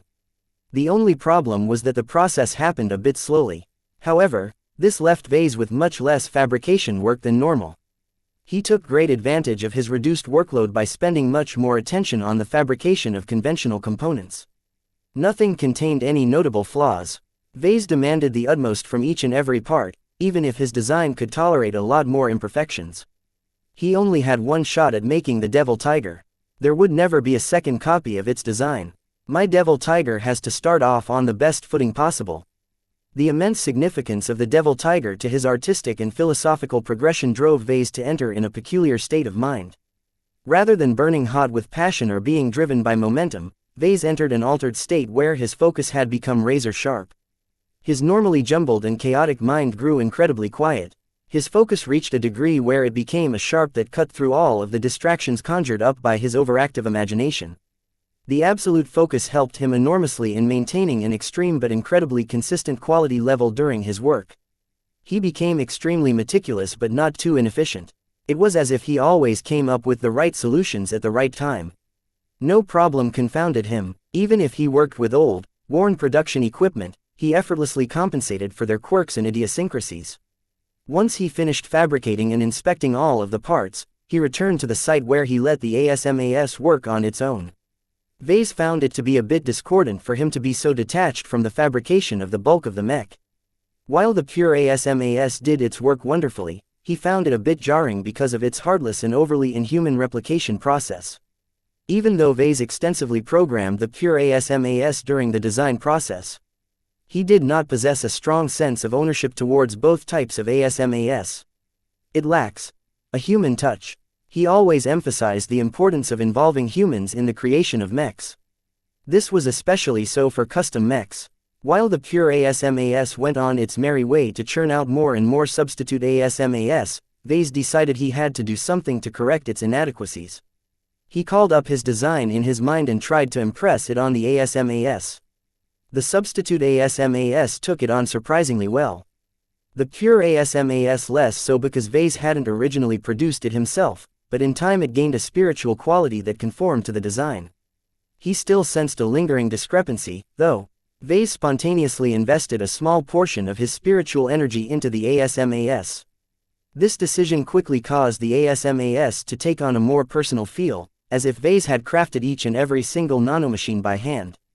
That's better, he smiled. A sudden realization struck him immediately after he did this. He even paused his state of absolute focus over this amazing development. He invented another new spiritual technique. This new technique which he came up with to address a glaring deficiency addressed a problem that long hindered Vase. The fabrication of his gold label mechs consumed too much time. While its value was undeniable, it did not make sense to remain stuck in the mech nursery for years on end just so that he could churn out a gold label mech every 3 days. He'd deprive himself of too much time that he could spend on more productive activities such as designing a new mech or studying new knowledge. Yet the new technique served as a possible means to liberate himself from this time-consuming activity. If I'm right, I can essentially upgrade a silver label mech into a gold label mech. He decided to call it spiritual imprinting. This was because he essentially imprinted a mech with his spiritual energy in a way that made it as if he crafted it by hand. The only downside of this technique was that the imprinting required him to invest his spiritual energy. Perhaps he might not care too much if he did it once, but if he continually performed this technique several times a day, then he would quickly be sapping his strength. His dreams of converting all of his silver label mechs into gold label mechs were dashed. Everything had a price. The only way he could make it more bearable was to grow his spirituality. If he became 10 times or 100 times more formidable, then the amount of mechs he could spiritually imprint became vastly more. In fact, considering its limitations, Vase largely reserved the technique to the mechs of the avatars of myth. Only a portion of his personal force piloted LMC mechs, and of those mechs only a fraction actually consisted of gold label mechs. As Vase wanted to turn his avatars into a glorious example of a mech force that consisted fully of LMC mechs, they deserved as many gold label mechs as possible. Previously, I've always been limited by my lack of time, but now that I can substitute that with spiritual energy, it's much easier. Time was a finite resource, while his spiritual energy always regenerated over time. The stronger he grew, the more his spiritual energy regeneration sped up. Since he was still a journeyman, he had plenty of room to grow in this aspect. He did not linger about the implications of his new technique for long. He highly prized the strange state of absolute focus he had previously immersed himself in. The longer he paused his work, the more it started to fade from his mind. I can't afford to lose my groove. Vase proceeded to the assembly phase. He gradually re-entered his inspired focused state as he obsessively pieced his mech together. Portions of the internal frame along with its critical parts were put into place. Hints of the devil tiger's feline form already emerged. Due to the scarcity of fixed parts, Vase finished his work quickly. He found himself forced to wait until the pure ASMAS finished replicating all of the substitute ASMAS necessary to constitute a complete mech frame. He sat patiently on a stool as he watched the amorphous, mercury-like pools of ASMAS continually dwindle the stock of materials. Once the ASMAS completely consumed the available stock, he directed it to engulf the partially assembled mech frame that Vase had prepared. It was time to put some meat on the bones of his devil tiger. With rapt attention, he watched as the pure ASMAS and substitute ASMAS crawled over the workshop floor. They neared the assembly system where the incomplete devil tiger awaited the arrival of its other half. The moment of completion was at hand. Chapter 1438 Sin of Altruism. Vase dreamt of this moment for months. Ever since he conceived of the devil tiger, he imagined many ways he could complete his mech. Witnessing the ASMAS crawl from one section of the workshop to another section of the workshop under his instructions seemed surreal to him. The strange and unconventional way the devil tiger came together emphasized how different it was from his prior works. A sense of anticipation welled up in his mind. He would finally be able to see the results of the ludicrous amount of resources and effort he put into the devil tiger. After several days of working on the mech, he already believed the sole copy of his devil tiger design surpassed all of his fabrication attempts.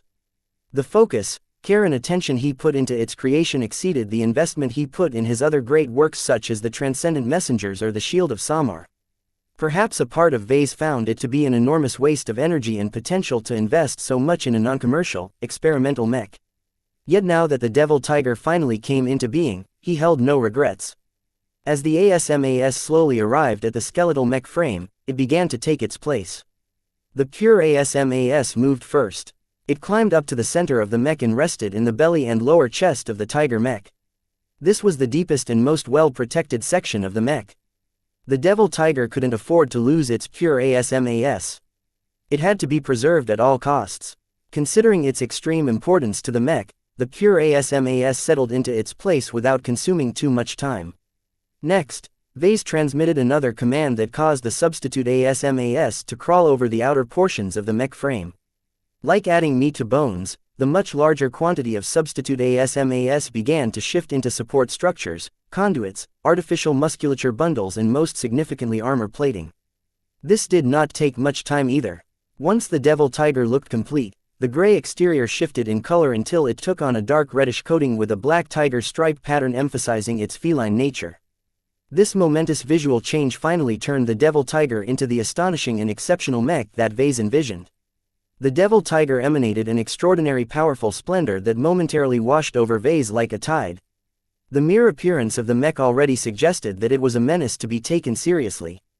Even if the machine lacked the distinctive aura that resulted from its exceptional X-factor, the mech looked notable in ways that made a mech designer like Vase ecstatic. Still, as he saw the words devil tiger forming on the flank of his creation, he started feeling a bit uncomfortable at the sight. As much as the devil tiger already inspired admiration in him, Vase felt it had fallen just short of reaching its height. His design seed, churned and seethed with excitement again, hinting at him that the devil tiger was on the cusp of greatness. What is it missing? Why do I feel as if it is close to reaching a certain threshold? Instead of thinking too much over it, he let his instincts as a mech designer lead the way. An impulse prompted him to retrieve a very special pouch in the inside pocket of his disguised outfit. As he opened the pouch, he observed the small collection of exceptional gems. They were some of Lucky's best gems to date. Produced after consuming an entire CFA shuttle among other valuable equipment, the gems possessed remarkable names and even more remarkable effects. Each of them bore marks from his anonymizing stamp to eliminate their presence from sensors and scanners. Even so, Vase still perceived their inner qualities. He already used one of the gems in this collection on the Shield of Samar.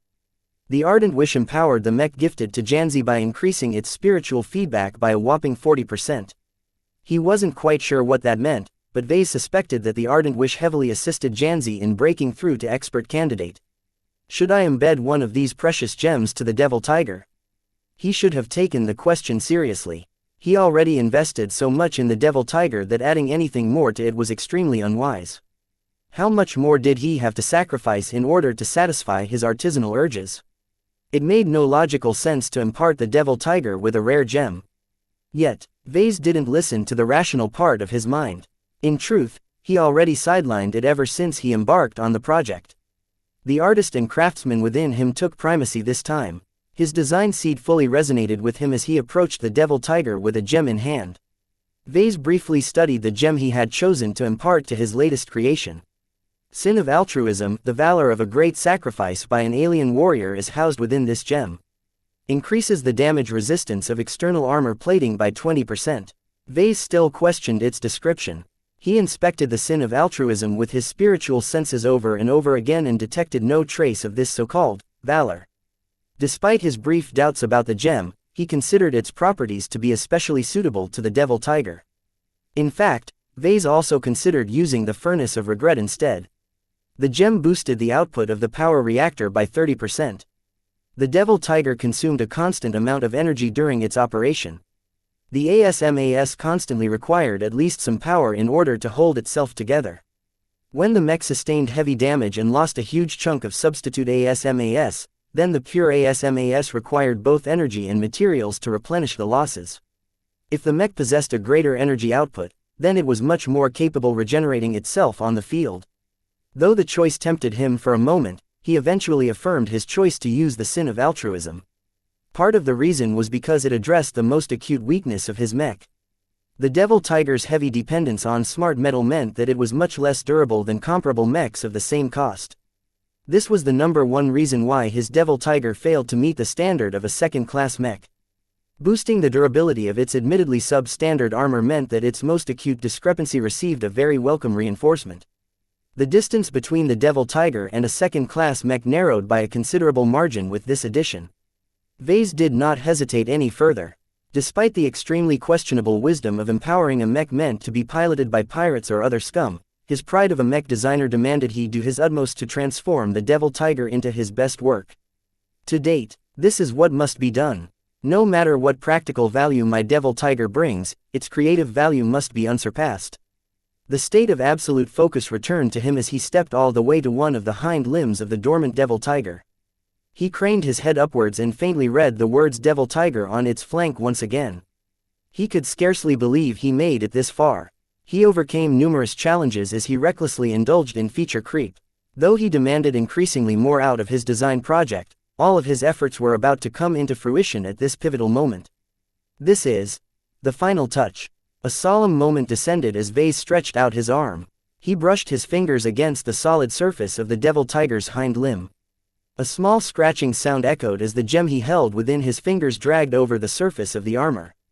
Though from outward appearances the surface looked like a solid mass of armor, in truth it consisted of an innumerable amount of nanomachines too small to be observed by the naked eye. The armor revealed its true nature by morphing like a liquid surface. It began to catch hold of the gem while ignoring his fingers. Following its programming, the substitute ASMAS absorbed the gem and tried to figure out how it could best put it to use. Ah, I almost forgot. It needs a little help. I doubt it knows what to do with the sin of altruism. Vase raised his comm and withdrew a small wire from it before slotting it through the semi-fluid armor plating of his mech. He activated an interface and quickly began to program some additional instructions to the ASMAS. A few minutes later, he completed the update and closed his comm. As Vase looked upwards again, the mech already started to take on a distinctly different quality. It felt as if Vase had given the mech a pivotal push that raised it to a height it yearned to reach. As Vase stepped back in order to behold the mech in its entirety, he attempted to determine his increasingly stronger affection for his devil tiger. Suddenly, two things happened. First, realization swept through his mind. Second, his design seed metaphorically exploded in euphoria. The devil tiger has become a masterwork. Masterwork. Vase could scarcely believe this claim. Yet as he observed the devil tiger more closely, his certainty only grew stronger. He never expected to fabricate his first masterwork mech at this instance. The definition of a masterwork was rather subjective and imprecise.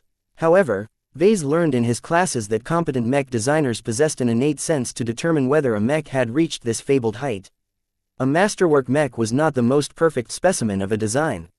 If that was the case, then the innumerable amounts of mechs produced through atomic materialization processes should have been declared masterworks. A general description of a masterwork varied a lot. To Vase, a mech that was so coherently put together that its quality in every possible aspect surpassed the theoretical limits of its design.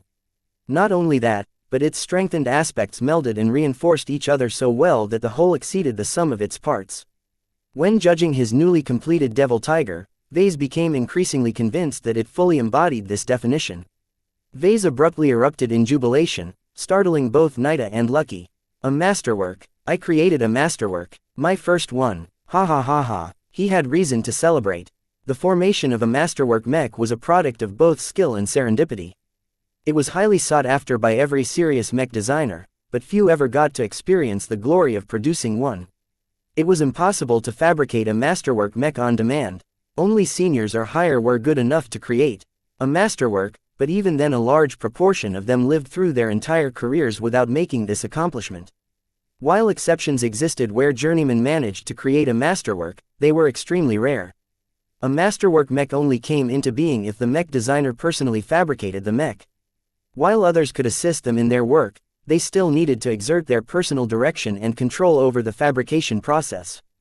Mech designers who thought that fabricating a mech in person was beneath them never got to enjoy the unsurpassed glory of creating a masterwork.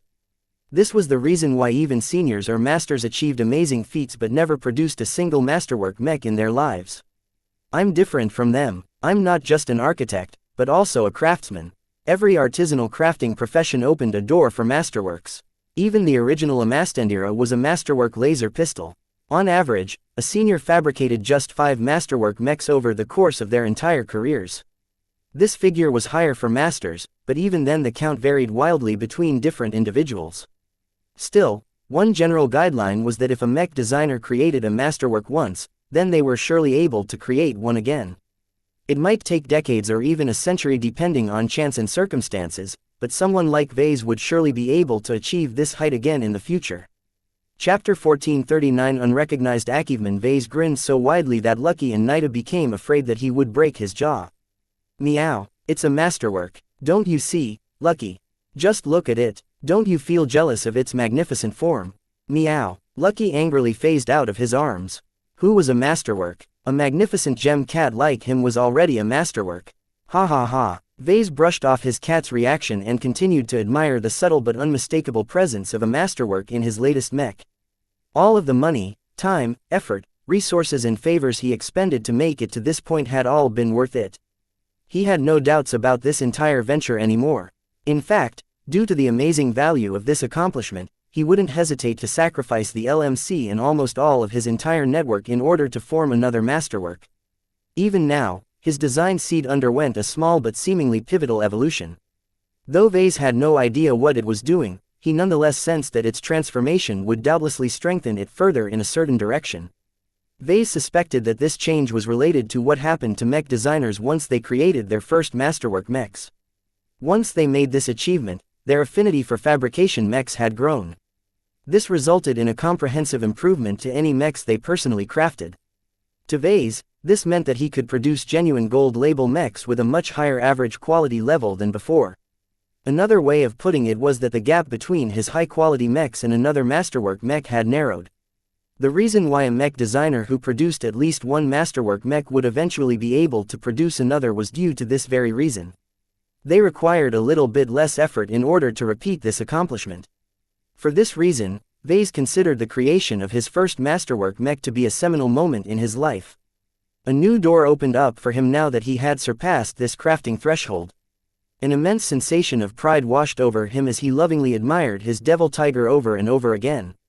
Through his exceptional efforts and his wondrous state during the fabrication process, Vase elevated its menacing form and its powerful capabilities to a higher standard, completely surpassing the potential of its original design. Vase rubbed his chin as a question came to his mind.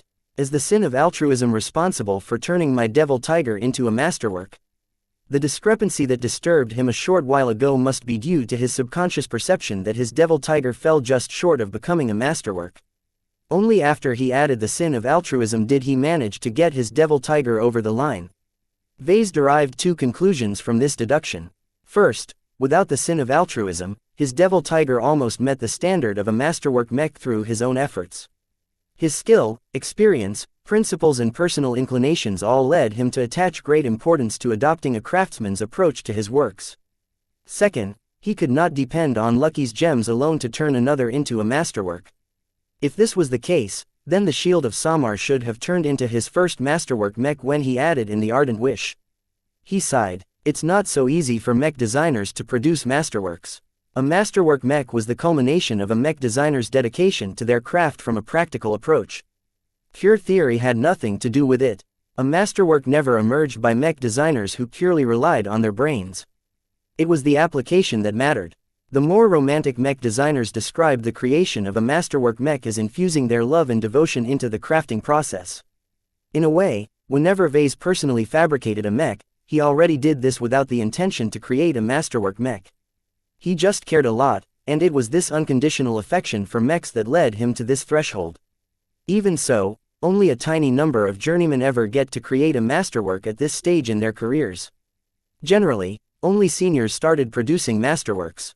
While exceptions existed where a minute number of journeymen managed to achieve the same feat, they were almost always very advanced in their careers. If you aren't over a century years old, you can forget about it. It can't be done. Yet Vase stupendously managed to produce a masterwork just a short time after he advanced to journeyman. The circumstances boggled his mind, but the devil tiger did not lie. Any journeyman, not just Vase, could instinctively tell that the devil tiger was definitely a masterwork. Vase clapped both of his cheeks with his palms as if he wanted to wake up from this dream. The devil tiger was still there. It was still the same. This is unbelievable. In truth, Vase already admitted to himself that he did not produce a masterwork mech through legitimate means.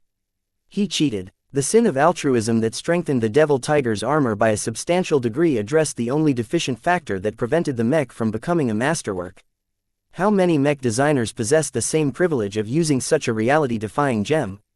As far as Vase knew, Lucky was unique. No one could buy another gem cat like him no matter how much money they were willing to offer. He sighed. His professional integrity forced him to admit that he did not deserve to be counted among the ranks of mech designers who went above and beyond to produce their own masterwork mechs. If I don't have the luxury of using one of Lucky's best gems, then it might have taken many decades before I'm able to surpass the masterwork threshold through my own capabilities. Frankly, he disrespected the accomplishments of other mech designers by counting himself amongst their ranks. Yet, did he feel guilty for taking a shortcut where others poured blood, sweat and tears to reach the same height? Nope. Who cares how I got to this point? The important part is that I've reached it. Every mech I fabricate from now on will forever benefit from the gains of this project. /quote. Vase successfully concluded the Devil Tiger project with numerous gains. Not only did he develop a multitude of new spiritual techniques, he also progressed his career by creating his first masterwork. Though the costs were high, the benefits he accrued absolutely surpassed his wildest expectations.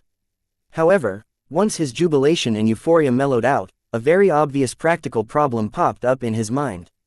I can't submit the Devil Tiger to the MTA to get my masterwork certificate. I'll turn into a fugitive if I do so.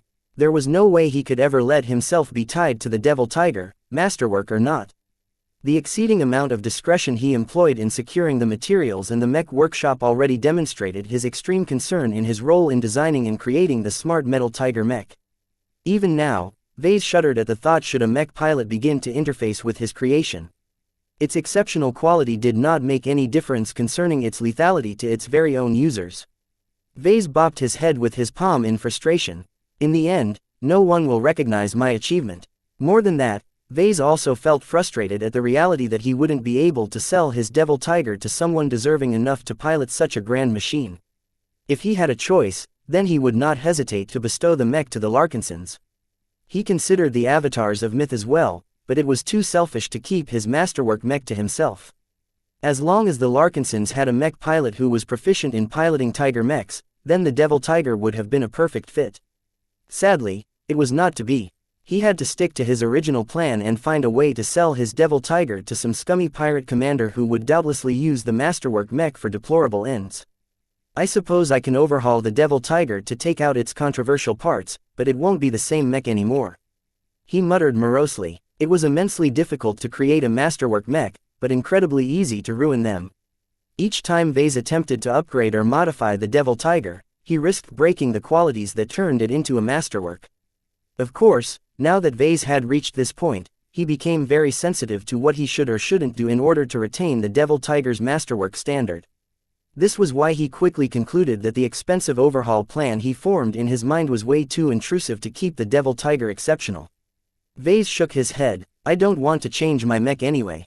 The devil tiger partially became a masterwork because he poured his love into its design and creation. How could he betray his love by butchering and mutilating his own child? No matter what kind of nasty properties it possesses, it's still my work. He was even tempted to call his devil tiger a perfect mech, but he thought better of it. He wasn't Gloriana. She'd probably be ecstatic when I show off my mech to her. Sadly, he wouldn't be able to show off his devil tiger to her up close.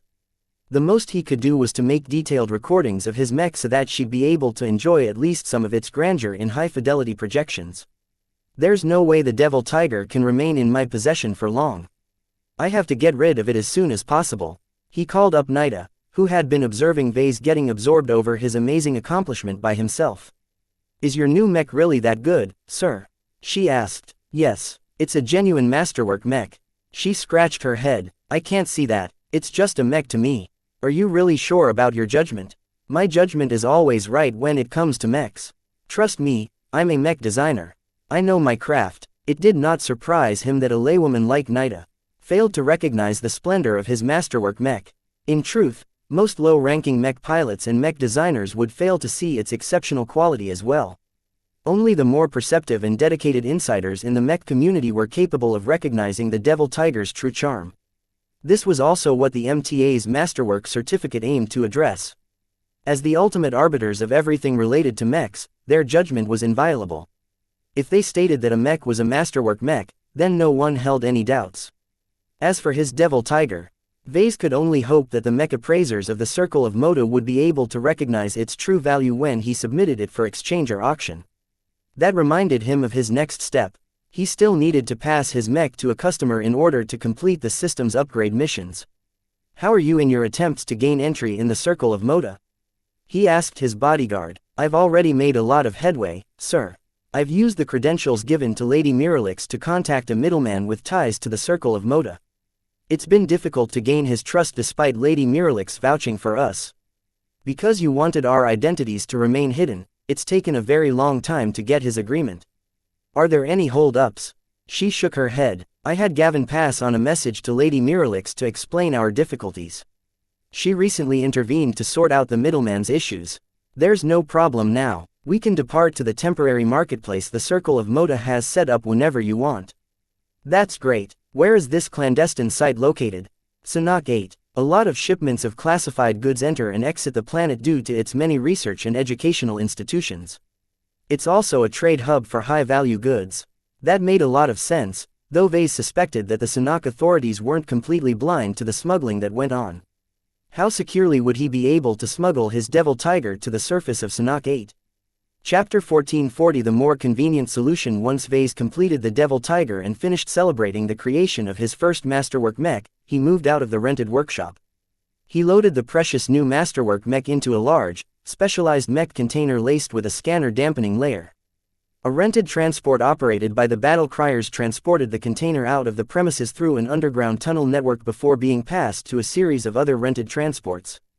Eventually, the transport deposited the container in a small, empty warehouse rented for the purpose.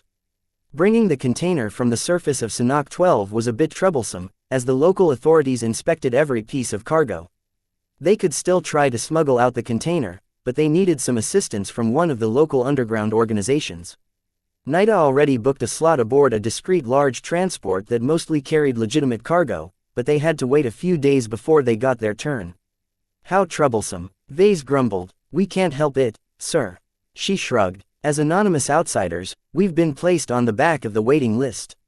The only way to get priority is if you flash your identity to the smugglers. That would defeat the point of all of this subterfuge. He would rather wait than leaving any trail behind. Masterwork mech or not, designing and fabricating an illegal mech would still land him in big trouble with the MTA. Stupid hypocrites, he muttered. They persecute anyone who crosses the line while they're happily allowed to get away with their murky experiments. The difference between the two was that he was just a solitary mech designer while the MTA possessed the power to dictate and enforce its rules whenever they wished. Who wouldn't want to cut themselves some slack if they could get away with it? The MTA was no different from any other selfish organization in that regard.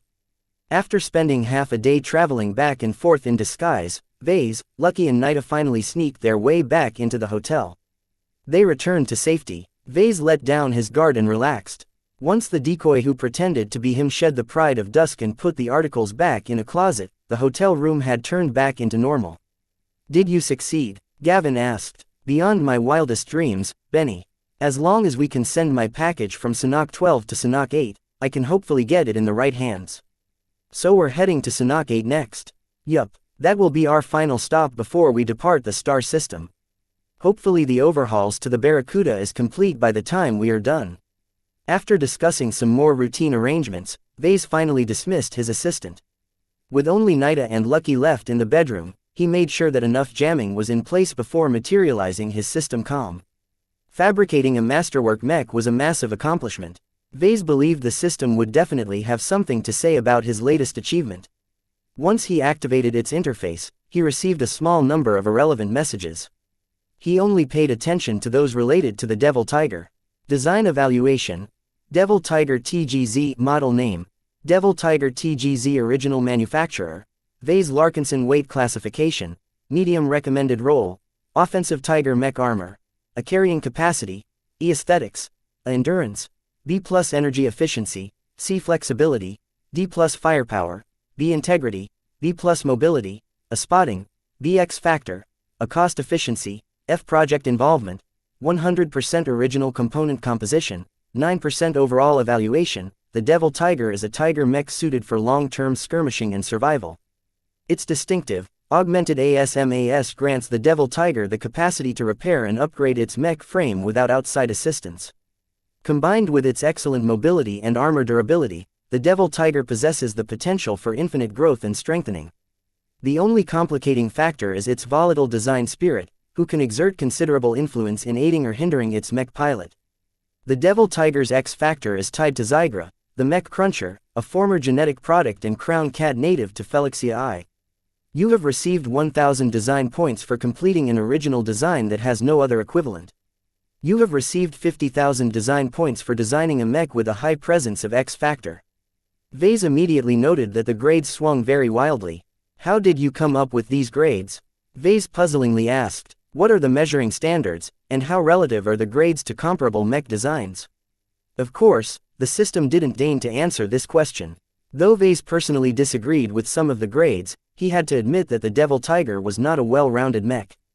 It lacked both flight and ranged weapon capabilities. Its energy efficiency was pretty decent until it started to consume and process new materials. It couldn't carry any significant amounts of cargo, and so on. This meant that while Vase designed the mech to operate by itself in the field if need be, the Devil Tiger truly excelled if a mech commander built a team of assisting mechs around its use.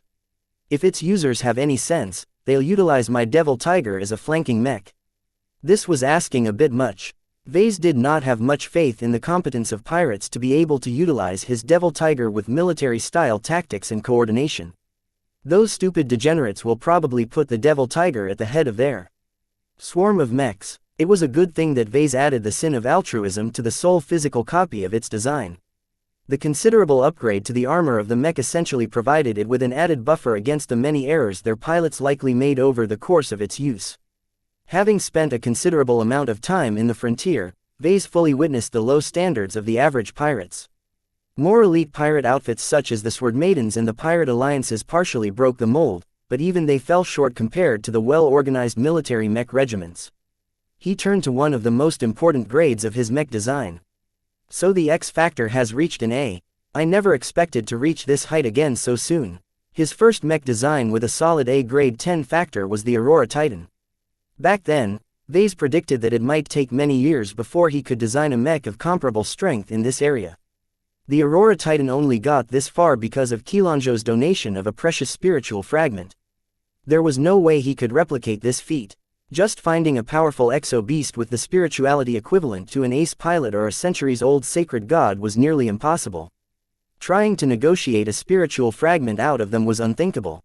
As for trying to steal a fragment from them, Vase could think of better ways to commit suicide. Therefore, Vase did not actually expect that he managed to make it this far just by utilizing a mostly whole spiritual entity as his Devil Tiger's design spirit. In the end, there's a considerable gulf in strength between a fragment and a complete entity.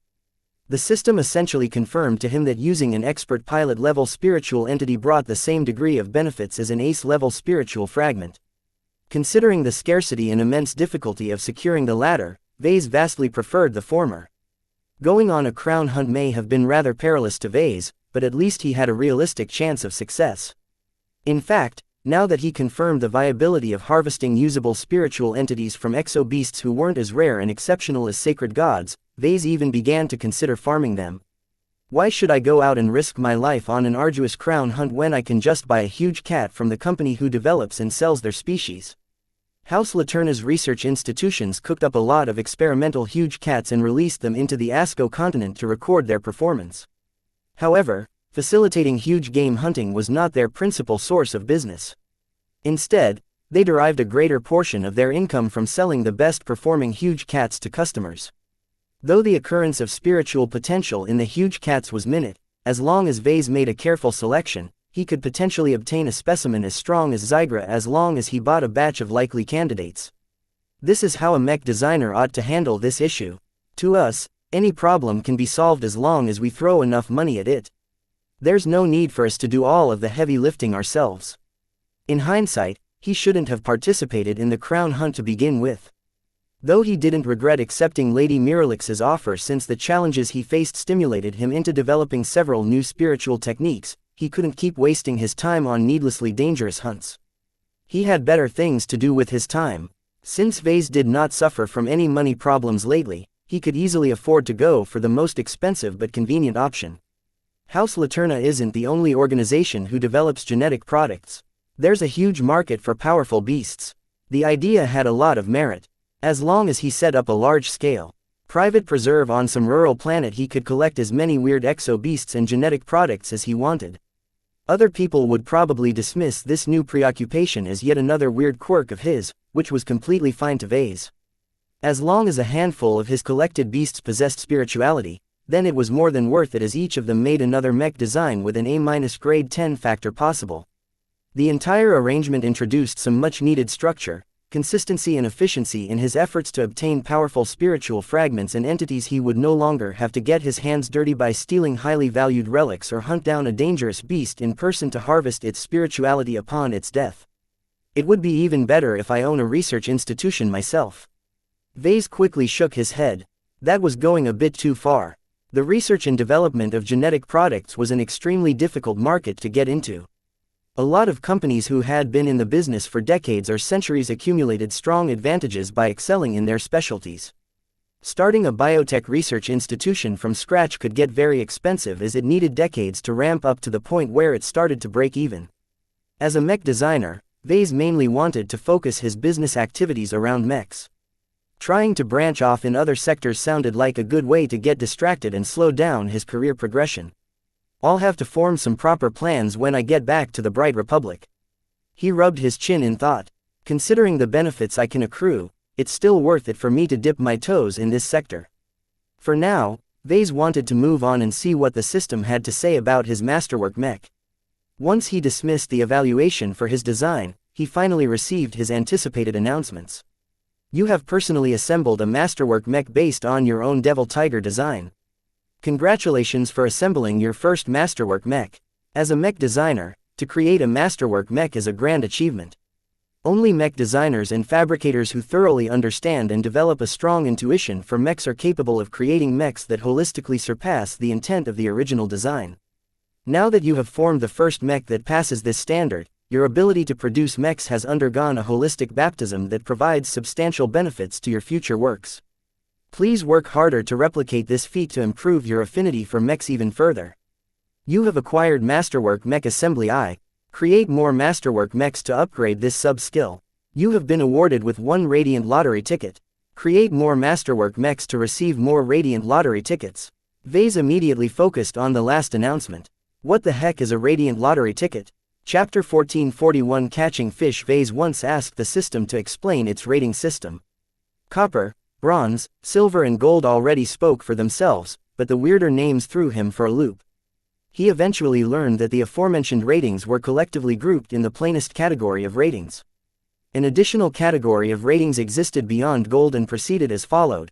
Exceptional, Radiant, Supreme, and even greater category of ratings existed above that, but Vase was far from reaching a level of strength and capability where he could receive something so great. At his current level, Vase already started slobbering his mouth at the thought of winning 10 golden lottery tickets if he completed one of the system's insanely difficult supply missions. I'm too much of a pauper to think that far. He ruefully chuckled. Right now, Vase only possessed 2 objects from the system rated beyond gold. While Lucky started off with a lower rating, his constant upgrades and assimilation of valuable exotics elevated him to the point where the system regarded him as exceptional.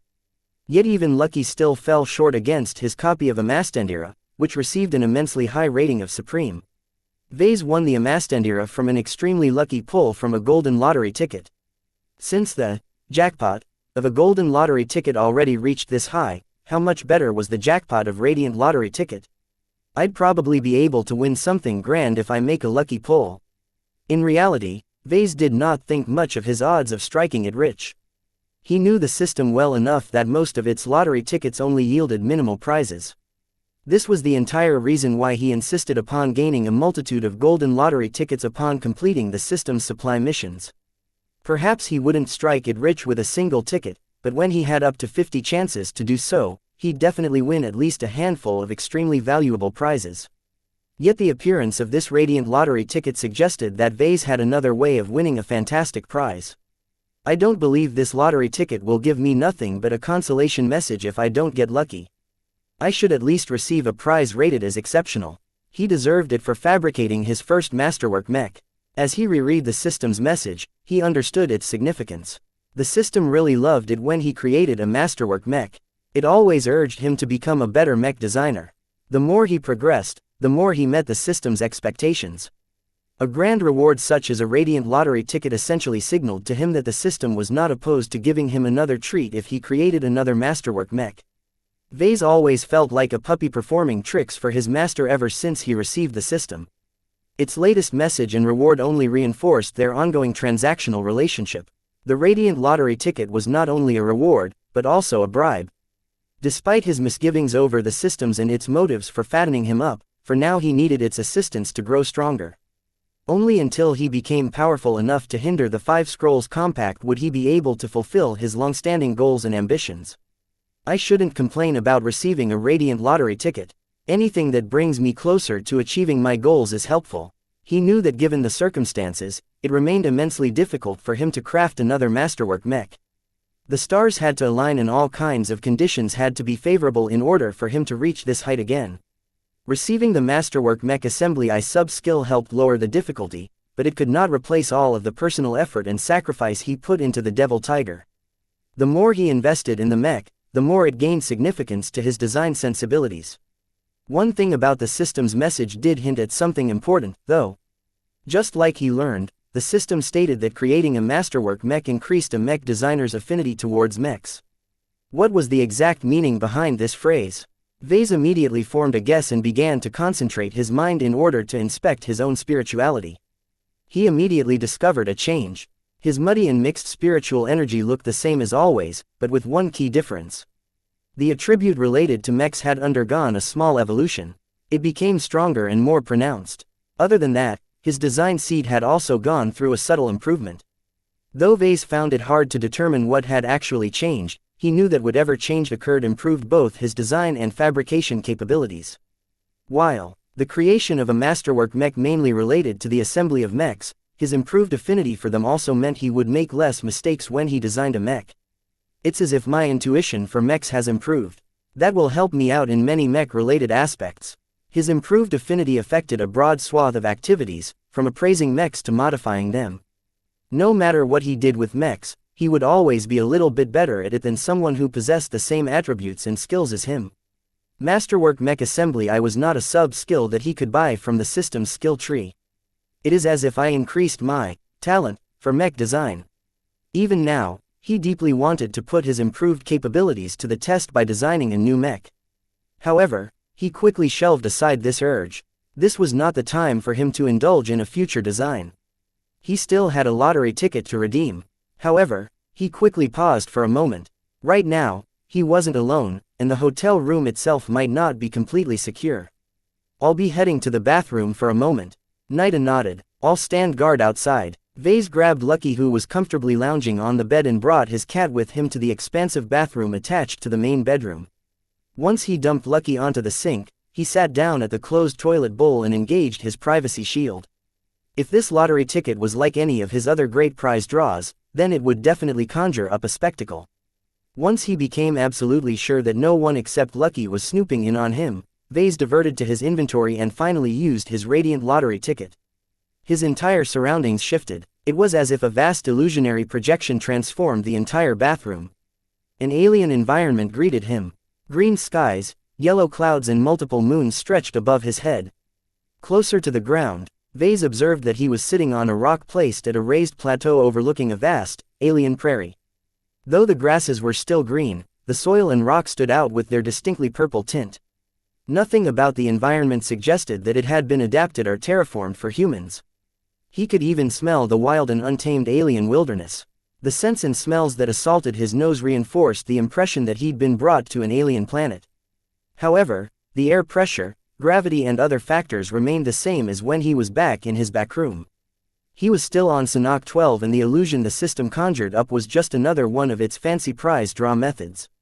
After spinning a wheel and opening up a pagoda, "This is what you've come up with, system." Nothing answered him. He looked around and tried to see how he could draw his prize from the empty clearing at the top of the mountain. Eventually, he encountered a modest pool of water in the very center of the plateau. Dozens of small, finger-sized fish leisurely swam beneath its clear surface. The fish all differed in appearances and inclinations. Some possessed scales that featured every color of the rainbow, while others appeared as black as charcoal.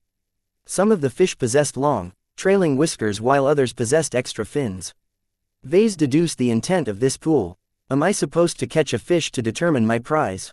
This method of prize drawing differed substantially from his previous lottery prize draws. The system granted him much more agency this time. Rather than subjecting himself to the whims of chance and luck, now the system gave him greater power to decide his own winnings. He'd be able to maximize his gains from his radiant lottery ticket as long as he caught the right fish. However, which fish is the best? He frowned. Vase had the feeling that the prize draw also served as a test. By giving him the power to decide his own catch, the burden of securing the best possible prize fell solely onto his shoulders. He wouldn't be able to blame the system's miserly nature or his inconsistent luck if he ended up with a consolation prize. Damn it, it's much simpler if I just spin a wheel again. He studied the disparate fish. Aside from their varying appearances and behavior, none of them seemed to be difficult for him to catch. Even if he hadn't upgraded his dexterity attribute by a heap, he would still be able to catch one of the leisurely swimming fish. He did notice that certain fish tended to linger at the edge while other fish lounged closer to the center of the pool. Some fish lingered deeper while others playfully leapt into the air at times. Vase believed that the traits exhibited by the fish carried at least some profound meaning. The flashy, rainbow fish might contain an extravagant object. However, it might also contain a useless cosmetic item. The fluorescently glowing green fish may be carrying an infinitely replenishable energy source. It might also give him a highly radioactive exotic. He really hated puzzling out the meaning of the fish with his mind. He was a mech designer, not a fish breeder. Why the hell did the mech designer system serve such a dumb test? He just wanted to obtain a good prize from his radiant lottery ticket. Well, there's no use complaining. He sighed. He began to inspect the fish carefully. After observing them for a few minutes with his eyes, he acted on a hunch and began to employ his spiritual senses and spiritual vision. Nothing. It was an illusion, after all. It seemed as if the system did not intend to test his spiritual perception this time. He frowned and scratched his head. What is the nature of this test? Another thought arose in his mind. The way I see it, it's mainly a test of judgment. The more conventional way of solving it is to form assumptions and utilize my logic to deduce the most worthwhile fish to catch. There was a problem with that. How could Vase possibly form the right assumptions when he knew absolutely nothing about fish? It was ridiculous for the system to expect him to be able to distinguish good from bad. This was why Vase suspected that the system instead expected him to rely on another form of judgment to catch a good fish. The answer is intuition. Intuition, the ability to instinctively understand something without relying on conscious reasoning, formed an important pillar of strength for high-ranking mech designers. Intuition distinguished mech designers from artificial intelligences that had been programmed to replicate their capabilities. Even the most sophisticated ICE never succeeded in replicating the unique strengths of intuition which every sentient being possessed. As soon as he made this realization, he began to look at the fish like he looked at mechs. If he ignored their surface traits and instead tried to get a feel of them, he immediately obtained some results.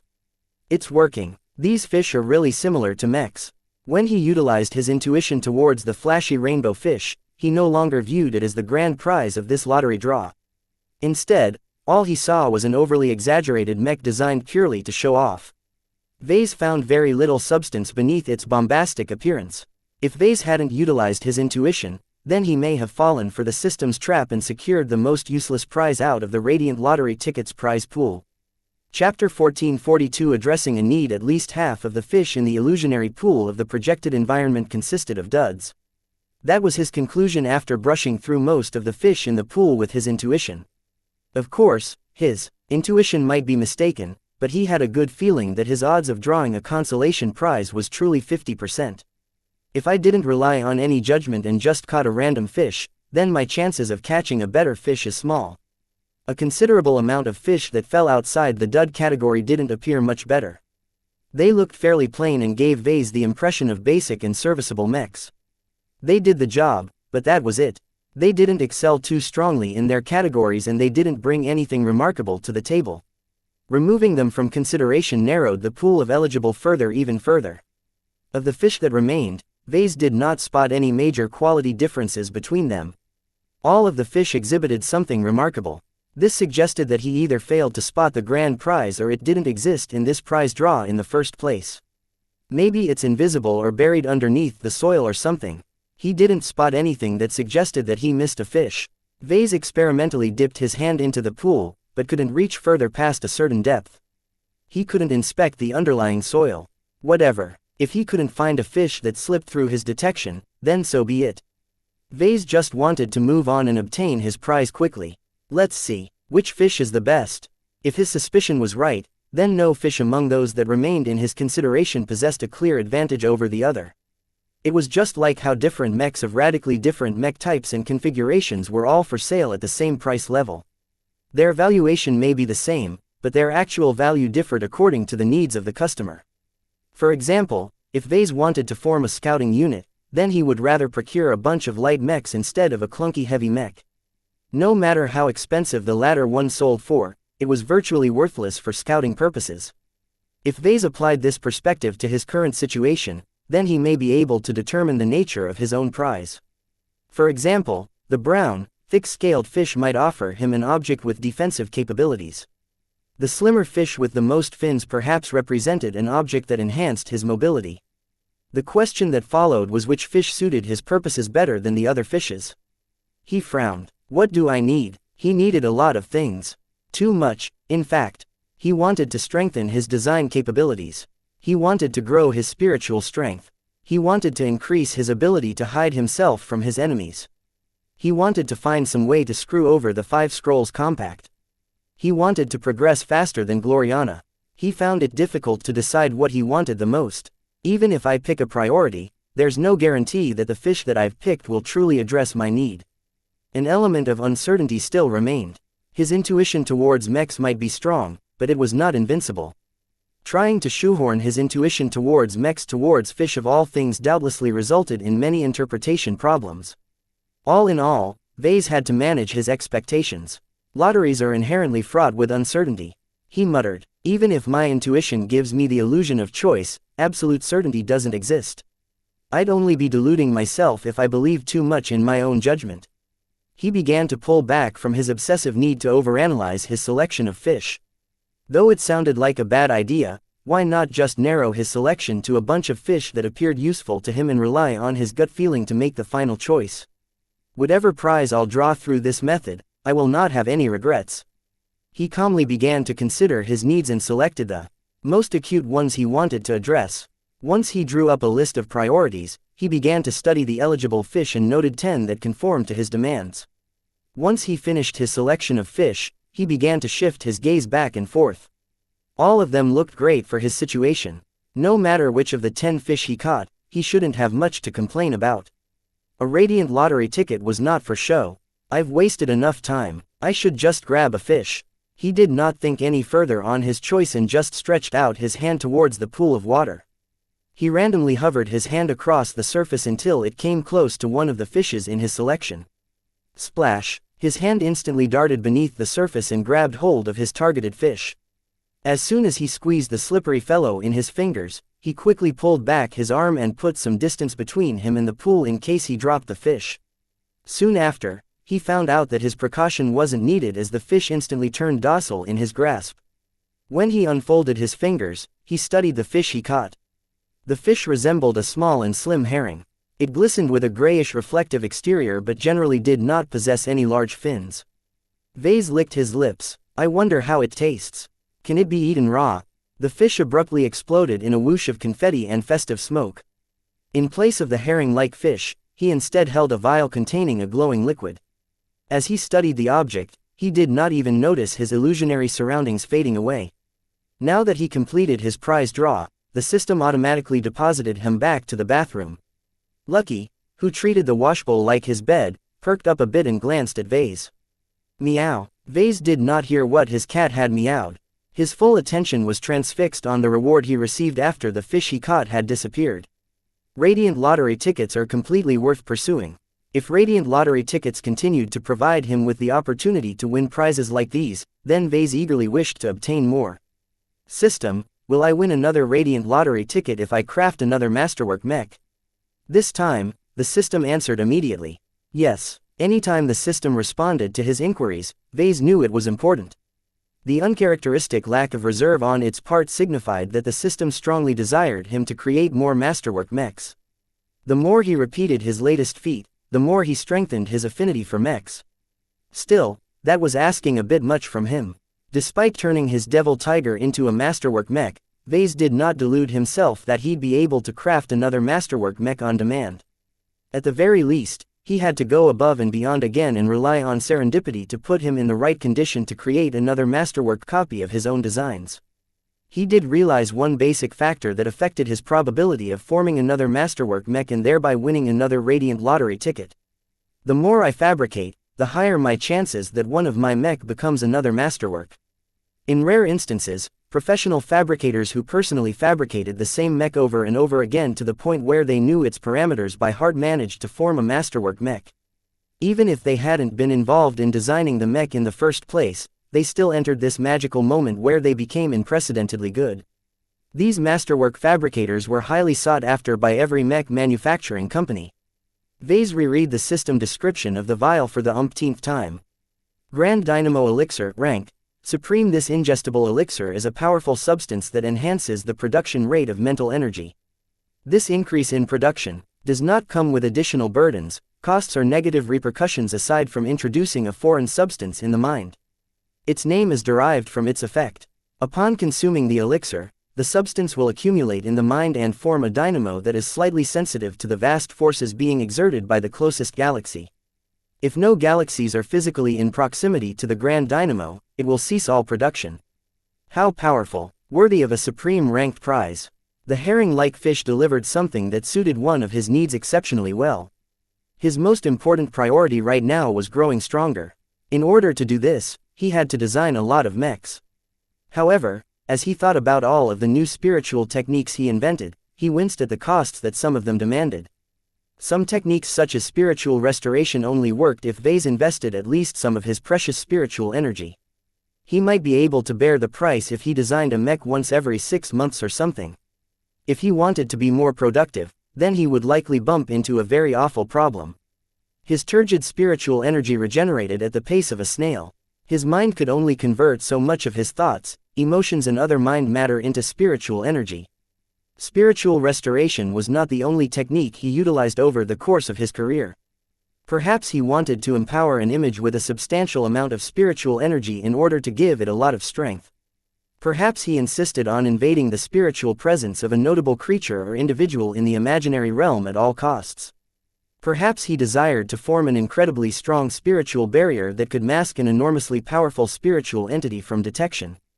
And this isn't all. The more spiritual techniques I come up with, the more I have to stretch my supply of spiritual energy. If he wanted to take advantage of all of his spiritual techniques, then he would quickly drain his mind until he turned into a bot in human skin. Yet if he waited until his lazy mind made up for his previous losses, months would have already passed. To a mech designer who wanted to make the most of his time, this sluggish regeneration rate was unacceptable. Before he won the Grand Dynamo Elixir, Vase only came up with one possible solution to increase his regeneration rate. Ordinarily, I should focus on raising my spirituality attribute, and the only way to do that is to progress my career and develop my design philosophy further. However, a chicken and egg situation occurred where he wouldn't be able to progress his career quickly unless he designed more mechs. To design more mechs, he needed to spend more spiritual energy. To increase his budget of spiritual energy, he had to design more mechs. While there was nothing improper about furthering this cycle by making the best out of his current circumstances, it was far too slow to his liking. The more he delved into the possibilities his spirituality opened up, the greater his greed. He had so many ideas in his mind, yet far too little spiritual energy to address more than a couple of them at a time. The Grand Dynamo Elixir was like a welcome flood of rain after an enduring drought. It addressed one of his greatest shortcomings in a sustainable way. Unlike the Amastendira, the benefits of this elixir will remain with me in perpetuity. The two were both rated as supreme, but one was an object with a finite lifespan, while the other improved one of the most important functions of his mind. The benefits of the Grand Dynamo Elixir couldn't be lost, broken, or stolen. Unless someone invaded his mind and messed it up somehow, the spiritual dynamo would always serve as the goose that laid the golden eggs. His grin grew wider. I can't wait any longer. Bottoms up. Vase removed the stopper and instantly raised the open vial to his lips. A searing liquid poured along his tongue and dropped through his throat before entering the insides of his stomach. As Vase tried his best not to spit out the contents of the vial due to its acid, burning taste, his stomach quickly transmitted a bloating sensation. The elixir was taking effect. Chapter 1443 The Galaxy Engine. Meow. Vase momentarily collapsed on the toilet bowl seat. A searing heat churned in his stomach before the Grand Dynamo Elixir gradually blurred and phased through his stomach.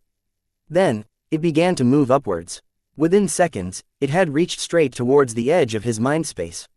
Surprisingly, the barrier protecting his mind caused it to stop.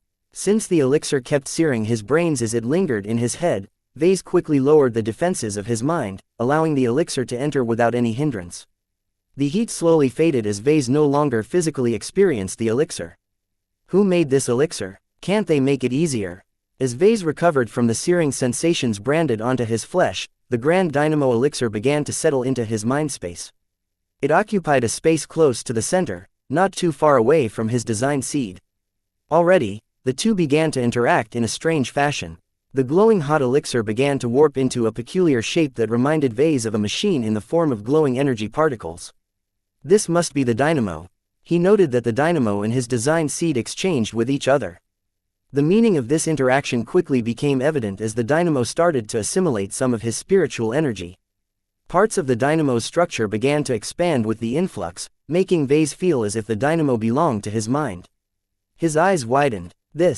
The Grand Dynamo Elixir is a spiritual product. Not only that, but its complexity and sophistication vastly exceeded that of his own rudimentary attempt at creating a spiritual product. He had blundered his way through the creation of Vescas from the ruins of the Dragon Cat's spirituality. His lack of knowledge and his dearth of theory prevented him from programming any aspects about his artificial spiritual entity. If Vase was just a first-year mech design student who had taken his first class on mech design, then the creator of the Grand Dynamo Elixir must have been the equivalent of a master mech designer. The disparity between their application of spiritual energy was just too vast. An incredible insight struck him as he saw the dynamo starting to become more active. Spiritual energy can be manipulated just like any other matter or energy. Even though it abides by different rules, structure and order can still be imposed. Seeing the obvious mechanisms taking shape made it clear to Vase that the dynamo adopted its shape because it had been designed to do so. Someone or something deliberately developed the dynamo to serve a specific purpose.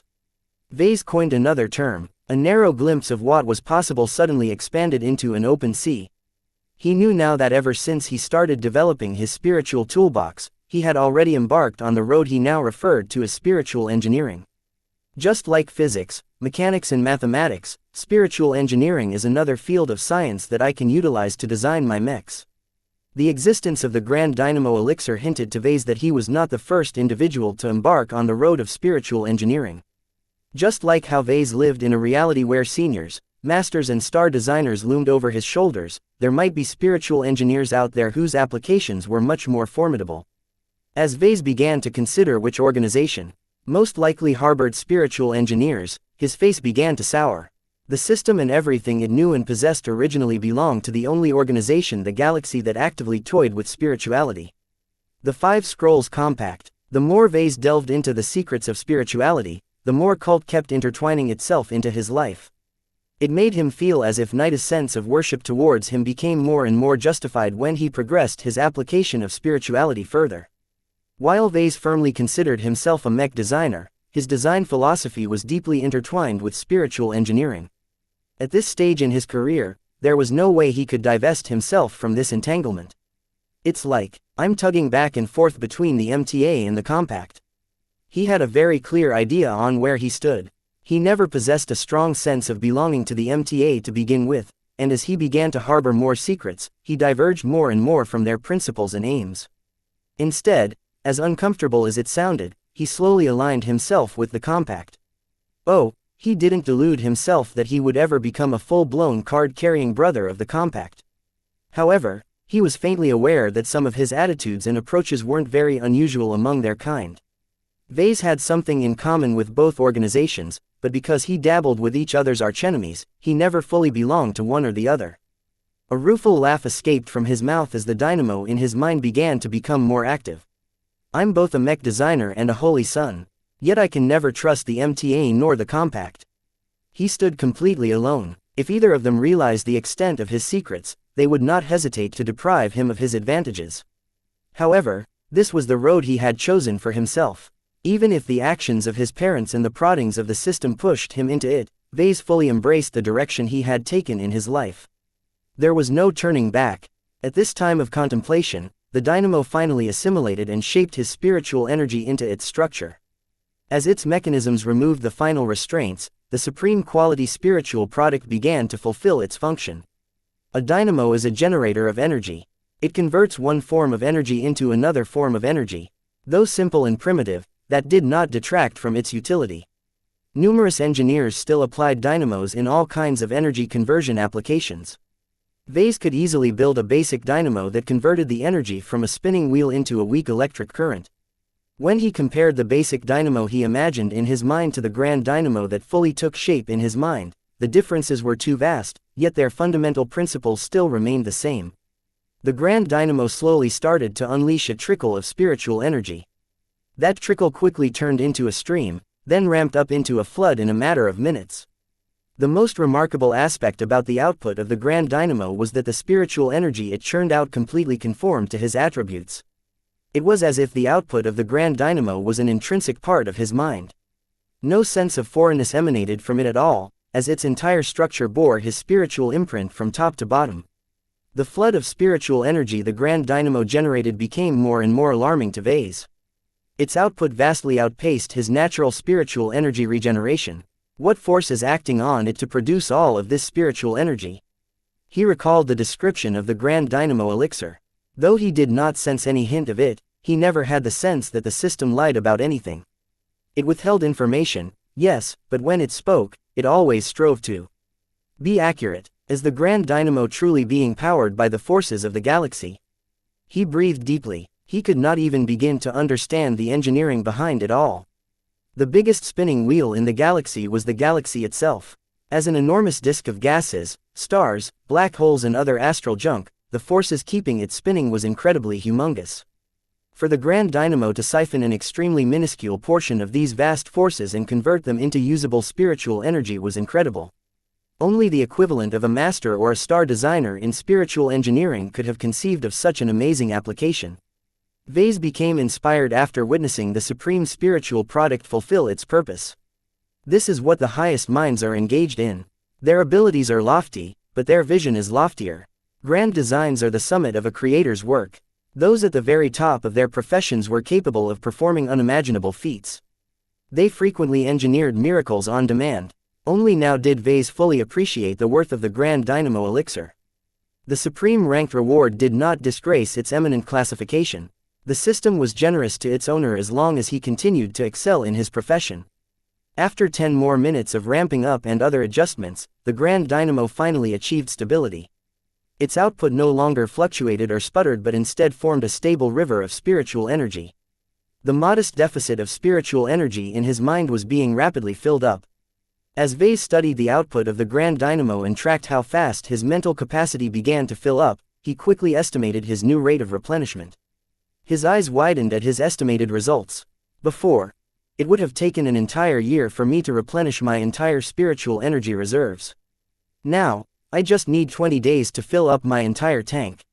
The Grand Dynamo's output greatly surpassed what he imagined. The sheer difference between the natural regeneration of his mind and the Grand Dynamo's workings was far too vast.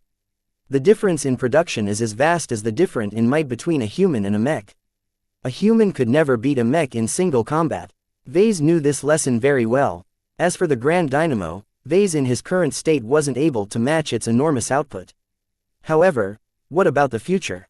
How powerful was the mind of a senior? Or a master? Those who just broke through the extraordinary threshold were only at the starting point of a very long climb. Those who advanced higher became exponentially stronger. It's not ludicrous to imagine that a master or a star designer can easily match or exceed the output of my Grand Dynamo. The value of the Grand Dynamo was proportional to the spiritual strength of its user. To someone who only recently became a journeyman like Vase, the supreme spiritual product was a godsend. As for those who stood at the summit of the galaxy, the Grand Dynamo was just a supplement at best. Vase shrugged. Even if the Grand Dynamo isn't as useful a century from now, that is in the future. Right now, this is exactly what I need to supercharge my progression. The abundance of spiritual energy welling in his mind made him incredibly excited. He could do so much with a deluge of spiritual energy. Spiritual energy is like a currency that I can spend on improving my mech designs. The greater my income, the more I can afford to spend. Even now, his mind quickly reached its saturation point. It could no longer accommodate any more spiritual energy. Vase keenly watched what happened next. Upon finding out that his mind was chock full of spiritual energy, the Grand Dynamo abruptly cut off its output. Some kind of internal mechanism completely disconnected its conversion mechanisms from the forces of the galaxy. The instant reaction made Vase relieved.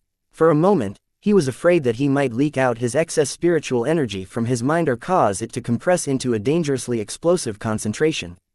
However, seeing the Grand Dynamo becoming inert quickly began to chafe at Vase. Letting this extremely valuable spiritual energy generator go to sleep was a massive waste. He had to kick it back to work. Come on, Lucky. Vase grabbed his cat from the wash bowl and quickly exited the bathroom. As he re-entered the bedroom, he grabbed the box that stored his first P-stone. He did something that he never would have imagined doing before. He quickly dumped a fifth of his entire spiritual energy reserves into his P-stone. Yes, suck it all in. Be a good little rock and accept your fate as my piggy bank. Upon absorbing so much of his spiritual energy, the gray P-stone to gain a lot more spiritual weight in his senses. He determined that his P-stone had not come close to reaching its capacity yet, which was good news. The more excess spiritual energy he stored, the more he could spend at critical moments. It was as if Vase had started off as a spiritual pauper, but suddenly landed a job that elevated him into a spiritual millionaire. The sudden promotion made him dizzy with all of the potential ways he could spend his new riches. Chapter 1444 Spiritual Energy Sink. While Vase wanted to celebrate his new gains even further, he had better things to do with his time. I have to keep moving forward. Vase patted his cheeks as if to arouse himself from his excessive gloating. Indulging in celebration before the race is over is a cardinal sin. Recognizing his small successes raised his morale and strengthened his motivation, yet they seemed trivial compared to the daunting challenges he faced in the future. He was nowhere close to fulfilling any of his major goals. Once he fully reined in his excitement and sobered himself up, he began to take stock of his current agenda. Soon, he and his followers would depart to Sanhok 13, where he planned to enter a hidden marketplace set up by the mysterious Circle of Moda. There, Vase hoped to find a customer for his devil tiger. As a masterwork mech, there was no way for his tiger mech to remain obscure. If their mech appraisers have any sense, they'll treat my mech with utmost importance. He knew that if he arrived at the circle with a genuine masterwork mech on offer, he would doubtlessly receive generous treatment. Perhaps the circle would even be willing to change his temporary access pass into a permanent access pass. I might even be able to sell the devil tiger at a profit. The allure of masterwork mechs were simply that immense. Many seniors were only capable of fabricating 5 masterwork mechs at most over the course of their centuries-long life. This fully emphasized the rarity of such masterpieces. In addition, the selling price of a masterwork mech shot up drastically according to the strength of its performance. After all, if some fabricator somehow managed to turn a cheap frontline mech into a masterwork copy, then its value still did not impress. At most, it might be sold for 10 times its original cost, which would still make it cheaper than a typical Blackbeak. It was a completely different story when it came to premium mechs or custom mechs. The performance of the Devil Tiger may not have caught up with its prohibitive cost, but it still stood far above the level of most third-class mechs. Now that it became a masterwork mech, its actual value may have even exceeded the price of a typical second-class mech. Vase saw hope in recouping a substantial portion of the monetary investment he put into realizing the mech. He always felt uncomfortable about the fact that he had to beg an expensive favor from his girlfriend. While Gloriana did not make a big deal about the pure ASMAS she gifted to him, Vase knew that she must have made a substantial sacrifice to get her hands on something that expensive. There was no way that Gloriana had reached the point where she could easily afford to purchase a batch of pure ASMAS out of her own pocket. Even if Vase was unable to earn back the total worth of the pure ASMAS from selling the Devil Tiger, he could at least ease his guilt by paying back what he could to Gloriana after he completed the transaction. As for the rest, I can slowly whittle that sum down in the future. He knew that Gloriana did not necessarily expect him to repay her. Yet Vase still insisted on doing so. He suspected that the main reason why Gloriana was so generous was due to her Hexer upbringing. To her, men needed to be coddled. Men couldn't take care of themselves. Men were supposed to be dependent on women. Vase hated being treated like a manchild. He furiously held up Lucky in front of his face. I can take care of myself, right? Meow. What do you mean? That's not true. I can be independent. I can stand up for myself just fine. Just you wait, Lucky. Next time I meet Gloriana, I'll show her what a true man looks like. Meow. Though his cat expressed some doubts, Vase paid no mind to them. Now that he augmented his spiritual engineering capabilities with the Grand Dynamo, he felt much more confident that he could surpass Gloriana and advance to senior faster. She better watch out because I'm not going to slow down. His progression depended on the availability of at least 5 scarce resources. Time, money, materials, tech, spiritual energy. Every mech designer depended on each of these 5 resources, though they probably called the last one psionic energy or something. The point was that mech designers had two ways of increasing their productivity. They could make more efficient use of the resources they already had access to, or expand their supply of resources. Why did mech designers work so hard to earn the merits to redeem expensive life-prolonging treatments from the MTA? It was all about expanding the amount of time they had at their disposal. The more years they lived, the more mechs they designed and the more research they conducted. Vase stood out from other mech designers in that he made much more vigorous use of his spirituality. So far, he suspected that most mech designers weren't able to observe or manipulate their psionic power as extensively as him. As a result, they never utilized their psionic energy as extensively either. Only Vase was capable of spending his spiritual energy in such a profligate manner. Unfortunately, the biggest downside to this was that Vase suffered a problem that most mech designers didn't have to deal with, which was that he was spending his spiritual energy way too quickly. He already suffered the drawbacks from a dearth of spiritual energy in his mind, and he did not wish to repeat this deprivation. This was why he valued the Grand Dynamo so much. Its prodigious production rate, seemingly without any cost to his own physical or mental health, conveniently solved his greatest bottleneck that prevented him from designing more fantastic mechs. In fact, Vase lamented the Grand Dynamo's incredible output because he didn't have enough P-stones to store all of the excess spiritual energy. It was as if he was celebrating the arrival of a torrent of rain, but only possessed 2 buckets to store the water for later. If he wanted to make efficient use of his Grand Dynamo, then he needed to find some sort of spiritual energy sink in which he could convert unneeded spiritual energy into something useful. I have plenty of time to figure something out, he muttered. I've experienced enough excitement for one day. He decided to call it a day and sleep over it. He always regained a clearer mind after he enjoyed a good rest. After checking in with Nida to reassure her that he hadn't gone mad or anything with his abnormal behavior, he changed to his pajamas and settled comfortably in his bed. He hugged Lucky against his chest and quickly dozed off despite the rush of activity taking place in his mind. Whether he was awake or asleep, the Grand Dynamo kept churning out more spiritual energy, all of which fully bore his imprint as well as his unique mixture of spiritual attributes. As Vase woke up, he realized that the morning hadn't dawned as of yet on Sanhok 12. The bedroom was still as dark as ever, with just a sliver of night from the city glowing from the windows that had taken on an opaque tint. Lucky wasn't anywhere near his body either. He knew his cat liked to wake in the middle of the night and rummage around, but he would never be too far away. Lucky. A faint pressure started pressing onto his mind and spirituality. The sensation faintly reminded him of something. As Vase swiveled his head toward the direction of the pressure, it quickly grew stronger. Lucky, what are you doing? Vase could faintly make out his pet being petted by a translucent figure. The intruder, for the person was far too short to be Nida, affectionately scratched Lucky's cheeks. There were several women he could think of who treated Lucky in this fashion. He doubted that Keddies left the Bright Republic and traveled all the way to the Sentinel Kingdom in order to pamper Lucky. The only other alternative was, Mother, he hissed in alarm, what are you doing here? The ghostly form that bore a very familiar face directed a motherly smile at him. The spirituality that Vase sensed from the incorporeal intruder flared with happiness as well. Vase, she spoke, her voice so achingly familiar to his childhood memories. I missed you, you know.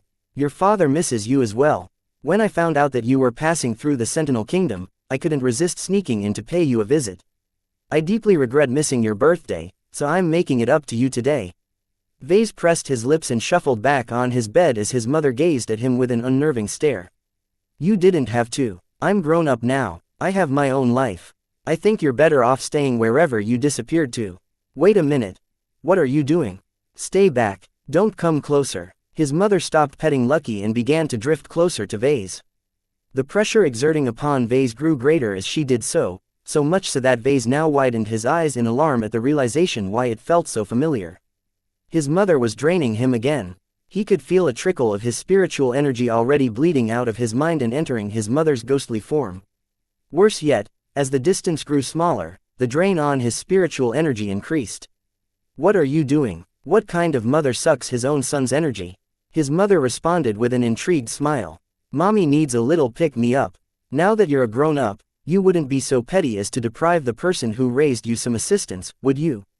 That wasn't what I meant. Stop stealing my spiritual energy. She ignored his complaints. You've grown, Vase. It was just a short time ago when you were just in your infancy. Now, not only did you turn into a handsome journeyman mech designer, but you've also managed to earn the appreciation of your father's gift. I can sense a powerful source inside your mind. Be a good dear and share some of your bounty.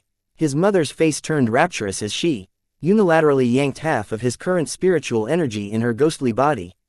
It visibly grew stronger and more defined. As for Vase, the drain was so sudden and abrupt that Vase suffered a disconcerting loss of strength. His body almost flopped down onto his bed as he struggled to adjust to the changes.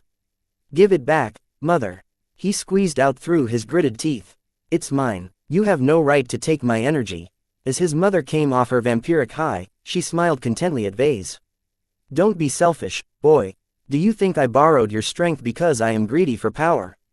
No, all this time, I've stayed at the side of your father in the Nixian Gap, helping him navigate the murky, pirate-infested environment. It's difficult, you know.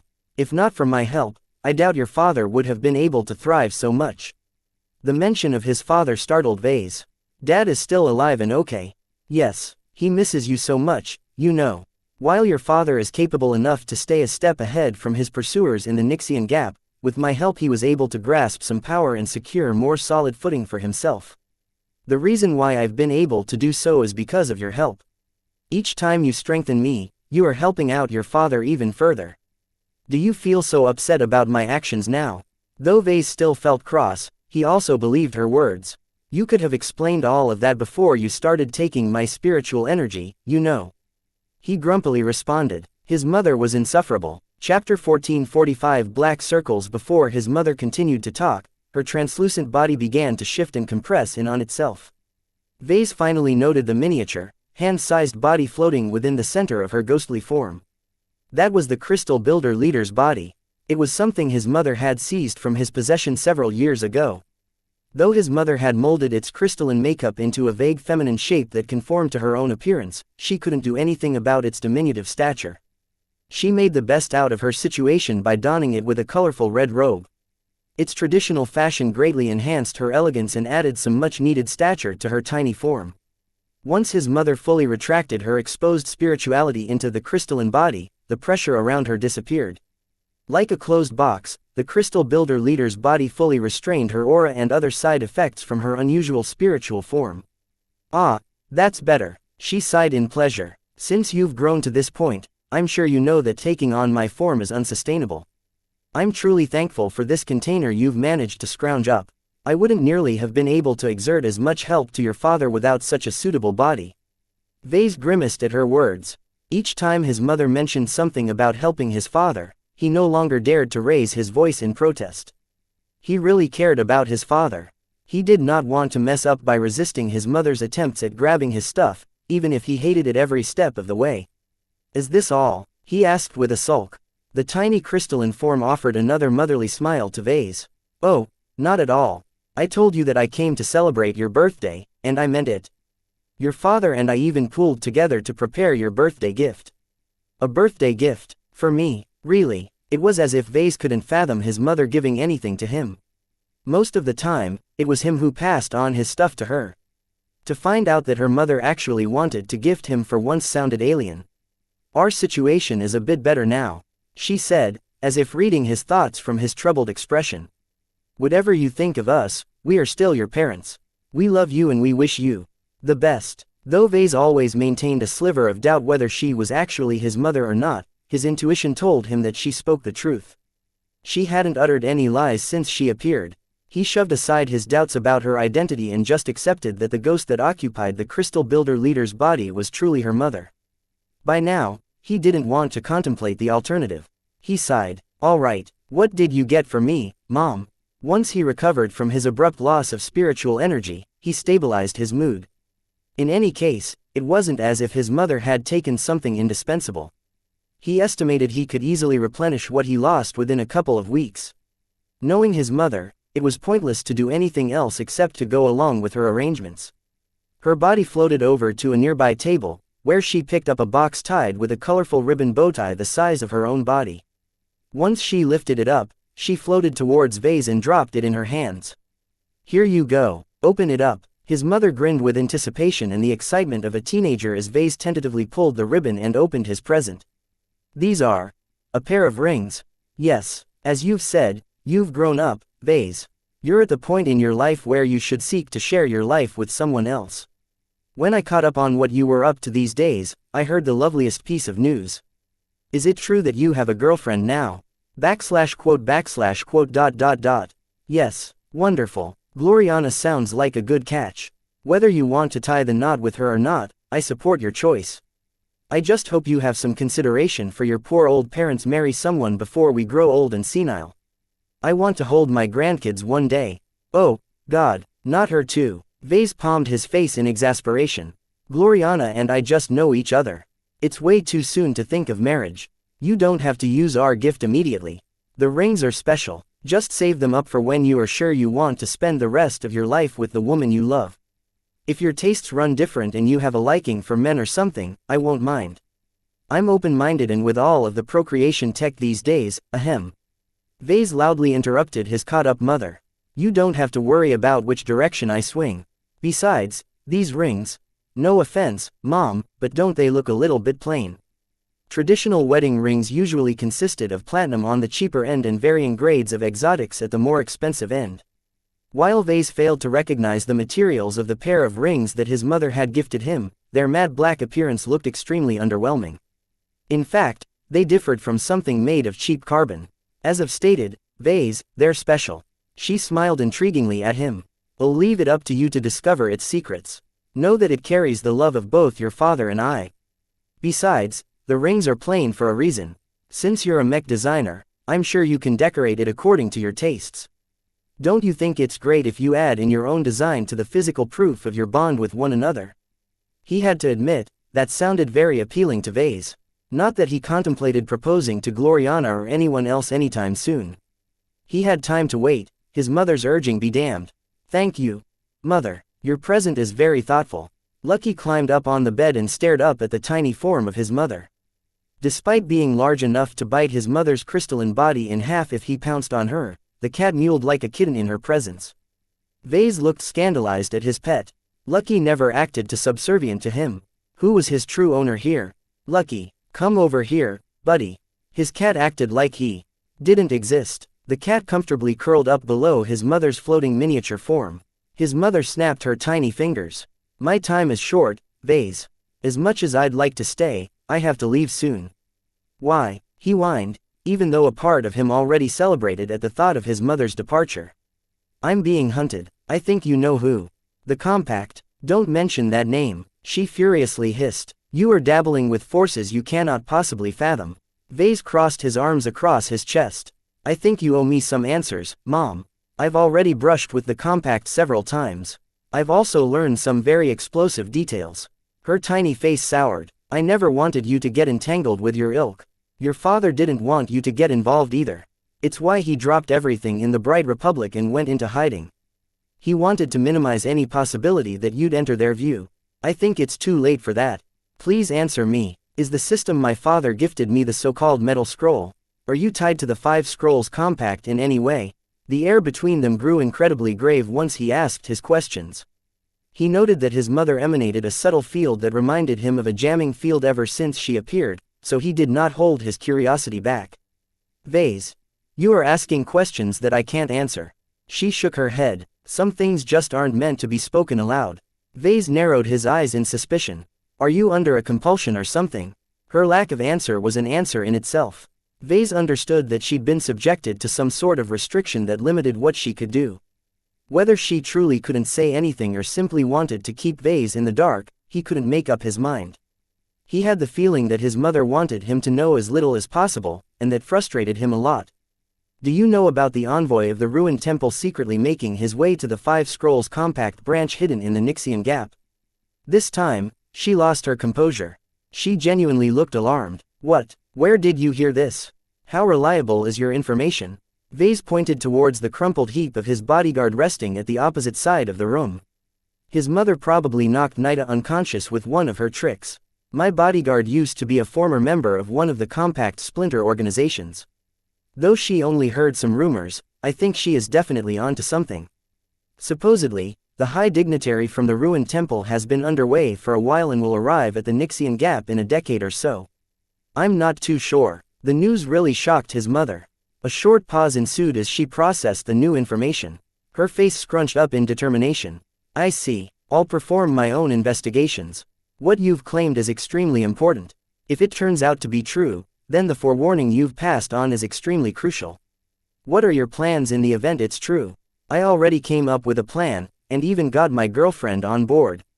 Vase briefly explained his intentions to go on a grand expedition. His mother listened with rapt attention and eventually nodded. That's very wise. Even if your precaution turns out to be excessive, it's still a good idea to stay as far away from anyone who claims to be from that accursed temple. What about my father and you? What will the two of you do? Don't worry about us. We are more than capable of taking care of ourselves. We don't want to entangle you any further in our difficulties. Our burdens are our own to bear. The best way you can make us happy is to live a good life and start a family. We don't want any further help from you. The more you try to help us, the more you risk getting caught up in our problems. Vase argued a bit with his mother about this. He really did not feel comfortable living a blissful, ignorant life while knowing that his parents might be drowning in the Nixian gap. However, his mother strongly insisted on drawing a very firm line between them. The sins of the parents should start and end with them. Vase ought to keep his nose out of their problems. Look, even if you want to help us, there is nothing you can do. His mother shook her head as she placed her tiny hands against her hips. I have to go, Vase. The longer I linger, the greater the risk of exposure. I'm constantly being tracked. It's the main reason I don't dare to spend more time with you, even though I miss you immensely. Both his mother and Vase looked sad at that. He still had so many more questions to ask. How many more years did he have to live in ignorance of what his parents had done to obtain the Mech designer system and provoke the compact? Can you leave me a calm address or something so that I can continue to talk to you? It's really frustrating to me that I haven't spoken to my dad in 5 years.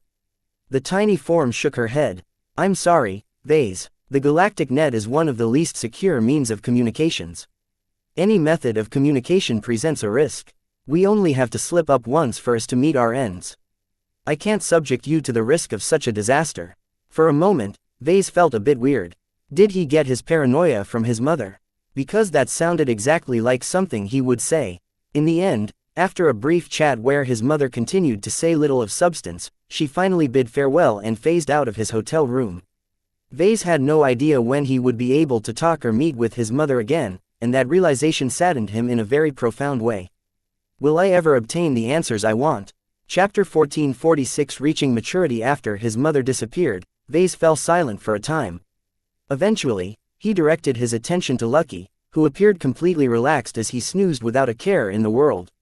You're so unreliable. Who do you really look up to, me or my mother?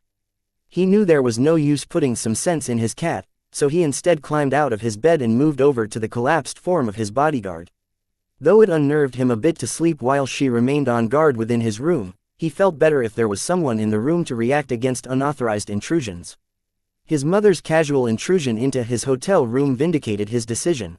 Yet her very appearance also proved that two of his most trusted guards, namely Nida and Lucky, weren't capable of fending off against every intruder.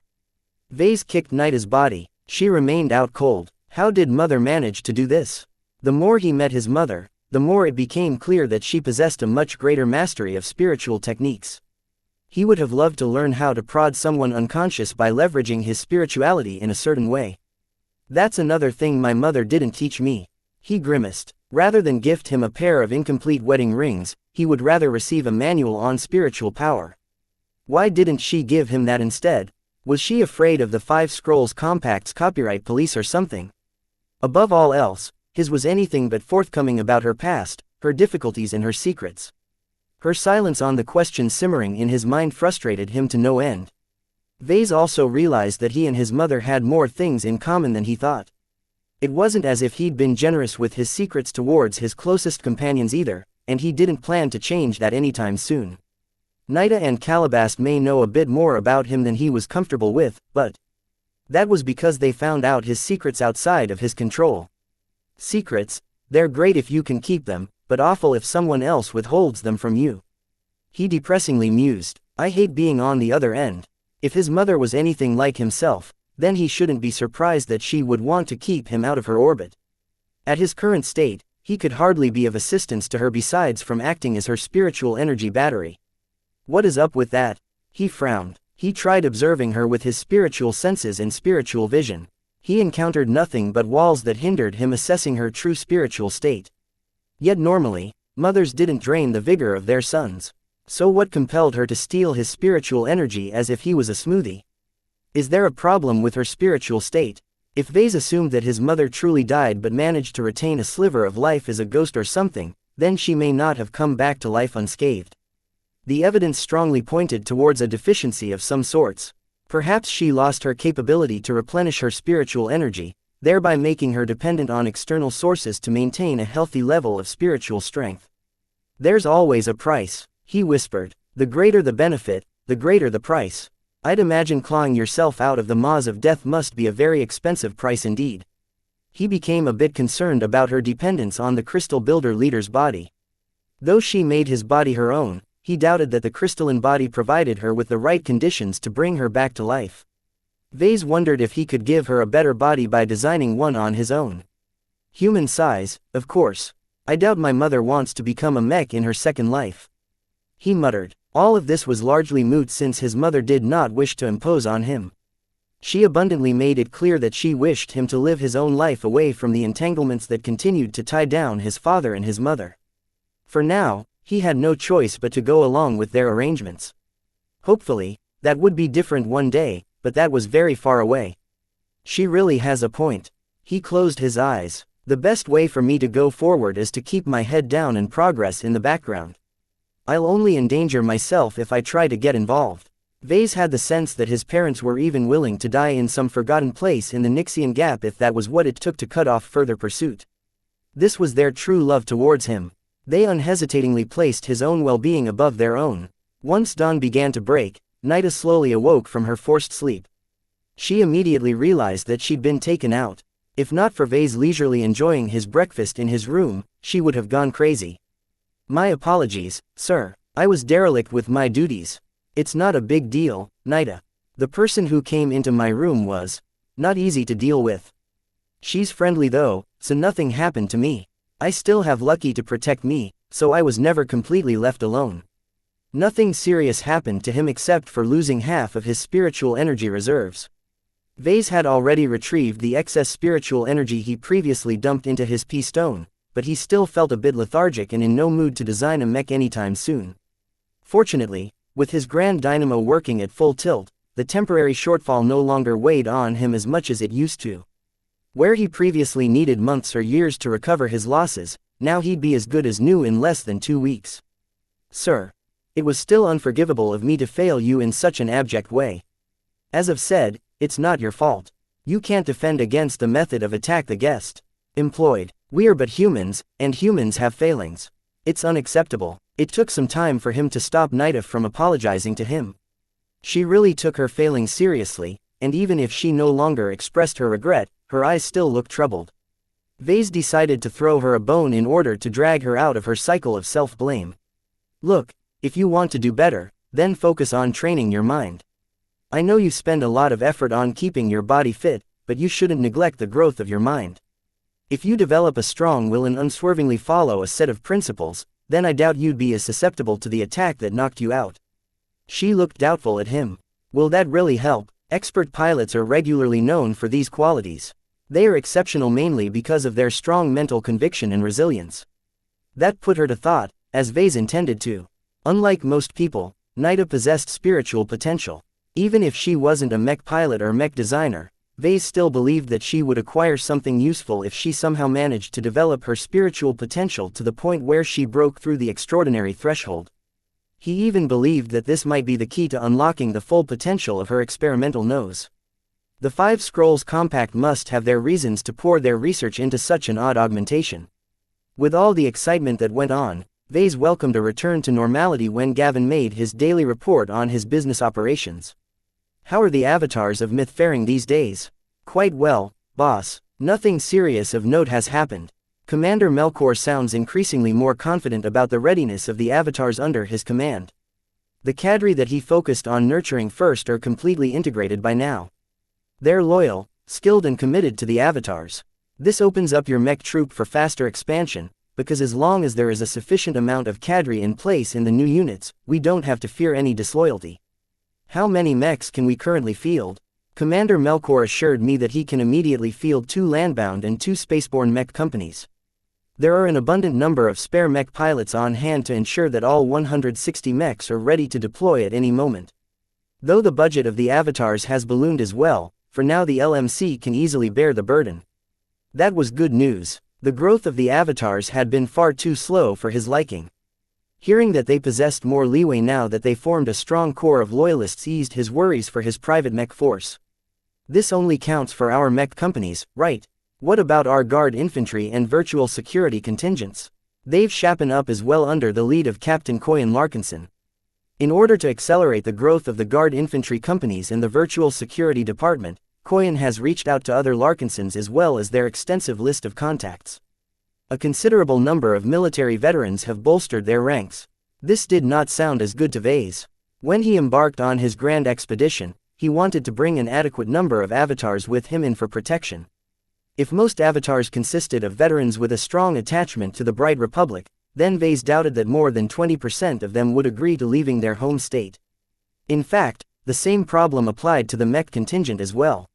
So long as they remained attached to the Bright Republic and their families who resided there, there was no way for Vase to employ them as freely as he wished. Vase began to develop some ideas to address this problem, but he would wait until he finished his current tour before discussing them with Melkor. How is the LMC? He asked, changing the topic. The same. The LMC's considerable growth over the last few months has slowed down by now.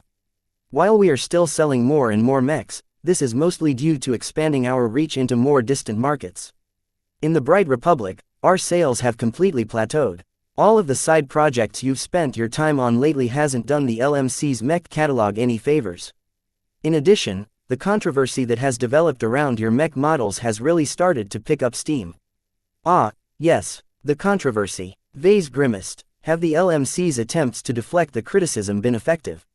No, he said. We don't really have a dependable spokesperson who can speak please like and follow the Cultivation Audiobooks channel to the public on the company's behalf. While Professor Ventag has spoken up in your favor, the Ansel guys are doing everything they can to foster the rumors about the potentially dangerous effects of your mechs. Bang! My mechs aren't brainwashing anyone. Vase slammed his fist against the table. These rumors are ridiculous. My customers just love my products when they begin to use them, that's all. We all believe you. The conspiracy theories completely neglect the fact that the MTA always certifies our mechs. If the LMC's products truly pose a threat to the minds of our customers, then we would have never been allowed to bring them to market. There's no way we can argue against those who aren't open to facts and logic. Vase understood that his business rivals finally found a way to impair his business success. It got to the point where their chosen attack strategy seriously posed a threat to his reputation and the reputation of his company. What can we do to halt the rumors? For a start, you could return home and address the concerns of the public. There's not much you can do besides that. Haters are always going to hate. Don't forget that the LMC has developed a small but dedicated fanbase. Word of mouth has always been favorable for us. Our growth may be hampered, but we aren't in any risk of dropping off from the face of the galaxy. That sounded far from ideal, but Vase understood that barring some exceptional circumstances, this might become the new normal. The only way he could break this deadlock was if he came up with something explosive that forcibly rearranged the current landscape of his company. Publishing a number of fantastic new mech designs ought to do the job.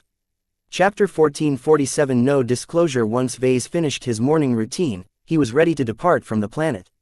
Gavin already booked transit to Sanhok 8. He mainly intended to go there to gain entry to the temporary marketplace set up by the Circle of Moda. However, it would be rather inconspicuous if he traveled all the way to Sanhok 8 only to spend his time in a hotel all the time. For this reason, he added another goal to his trip. He intended to visit one of the Sentinel Kingdom's renowned mech universities and see if he could fish some benefits. Benny, he spoke as he got ready by donning the Pride of Dusk's overcoat over his casual business attire. There was no need for him to try too hard in dressing himself up for a simple interplanetary transit ride. Have any of the mech design universities responded to our request to visit their premises as a guest? The responses have been quite good, boss. A number of them are even willing to host you and show you some of their research in exchange for giving a guest lecture. Vase frowned as he placed his soft, fluffy decorative cat ears over hase head. Because why not? Guest lecture. Yeah, the professors want you to speak. Please like and follow the Cultivation Audiobooks channel in front of a class of mech design students for at least 2 hours. What do they want me to talk about? As far as I know, they want you to impart some of your experiences to the students. In particular, they want the students to get a more practical impression of the life of a mech designer who leads their own business. Personally, I think you'd do great. You should consider the offers. I think they are really sincere since they value you for your rapid advancement to journeyman. You're an example to all of the students. Though Vase felt flattered by the praise, he knew that the only reason he shot up so quickly was due to his hidden advantages. There was no way he could set himself up as a responsible role model to the impressionable mech design students. He shook his head. I'm thankful for the offers, but I respectfully decline. I don't think I'm suitable to lecture about my career trajectory to the students. Why not? Gavin frowned. You're a great mech designer. Sure, your life is anything but normal, but that's what makes it so exciting. In addition, guest lecturing will do wonders for your personal and professional brands. By accepting you as a guest lecturer for a day, the university in question essentially lends some of their credibility to you. That's vital in painting your reputation in a better light and rub away some of the stains it acquired. That put Vase to pause. He and his company did suffer quite a bit from the accusations that their products brainwashed their customers. Giving a guest lecture or two did not do anything to lessen the spread of rumors, but it would doubtlessly help in blunting the negativity. Building up his credibility as a mech designer essentially granted him an invisible suit of armor that was exceptionally suitable to deflect these kinds of attacks. Give me a list of offers. Vase stretched out his hand. I want to see which institutions value me to such an extent that they're willing to put me in front of a class of promising students. Xianxia hosted a lot of universities and educational institutions. Not all of them taught mech design. Only 4 universities sent him an offer to give a guest lecture, and only a single one of them was highly acclaimed. The Rawlings University is one of the best mech design universities in the Sentinel Kingdom, right? They're in the top 10. How they rank within the top 10 is a matter of intense debate. None of the noble houses who sponsor their universities are willing to give ground. Gavin shrugged. Rawlings is definitely the best on Xianxia 8, so I highly recommend you accept their offer. All the other mech design universities aren't worth your time. Vase briefly frowned at Gavin's dismissive words towards the other universities. He personally attended one of the lesser universities, and he had nothing to complain about. Sure, if he had a choice, he would have rather attended a more prestigious institution such as the Ansel University of Mech Design, but his alma mater was not that bad. Still, in terms of reputation and credibility, Rawlings beat out all the other local institutions. If Vase wanted to maximize his benefits, then he really had no other alternative. Vase sighed. Okay then, Benny, reach out to Rawlings and tell them that I'm willing to give a guest lecture. Please ask if I can give my guest lecture on short notice, preferably within the week. I don't want to linger in the Xianxia system any longer. Great, I'll get on it right away. You made the right choice, boss. As the enthused Gavin went on to hammer out the arrangements, Nida suddenly arrived in front of him with a deeply concerned expression. Sir, I've just received some alarming news. We need to speak. Please like and follow the Cultivation Audiobooks channel in private. Vase dropped all joviality and led her to the hotel bathroom. Once he activated his jammer, she began to reveal what she learned. It's about the mech you recently built. When you finished it, we packed it into a secure container and shifted it to an empty warehouse to await further transport. When the smugglers arrived at the warehouse to bring the container off planet, they reported that they haven't found any cargo containers inside. What? Vase became alarmed. It's missing. Yes, the smugglers weren't able to fulfill the commission because there is nothing for them to sneak past customs. Did they lie to us? Nida shook her head. No, that's not the case. I've arranged some monitoring and nothing suggests that the smugglers have lied to us. They genuinely arrived this morning without encountering any cargo containers. Then how can the container that stores my devil tiger be missing? The smugglers haven't found any containers, but they did find something strange in its place. I think we should visit the warehouse in person. Then let's go right away.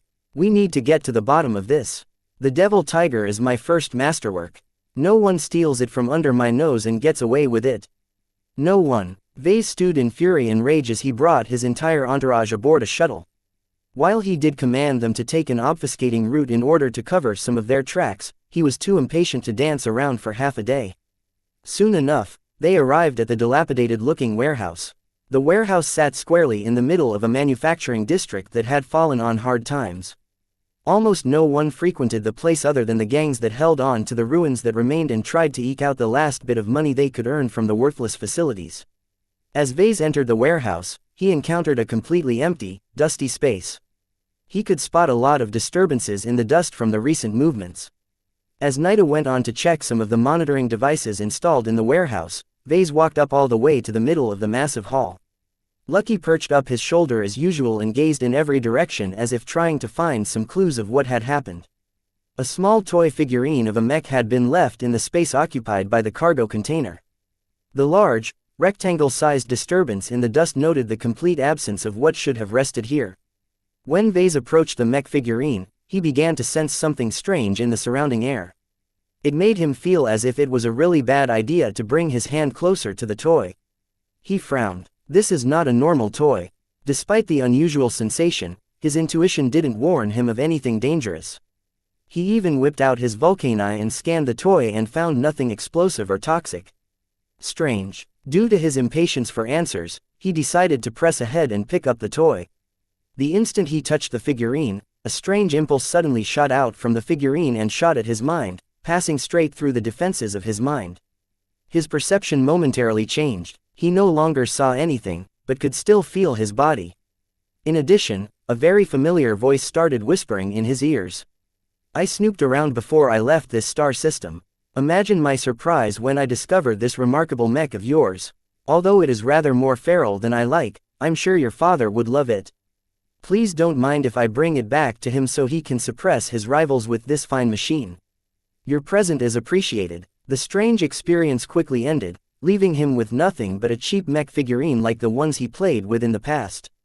A tense pause ensued, as Vase took in his mother's message, because there was no doubt who took his devil tiger. Mother! He burst out in rage.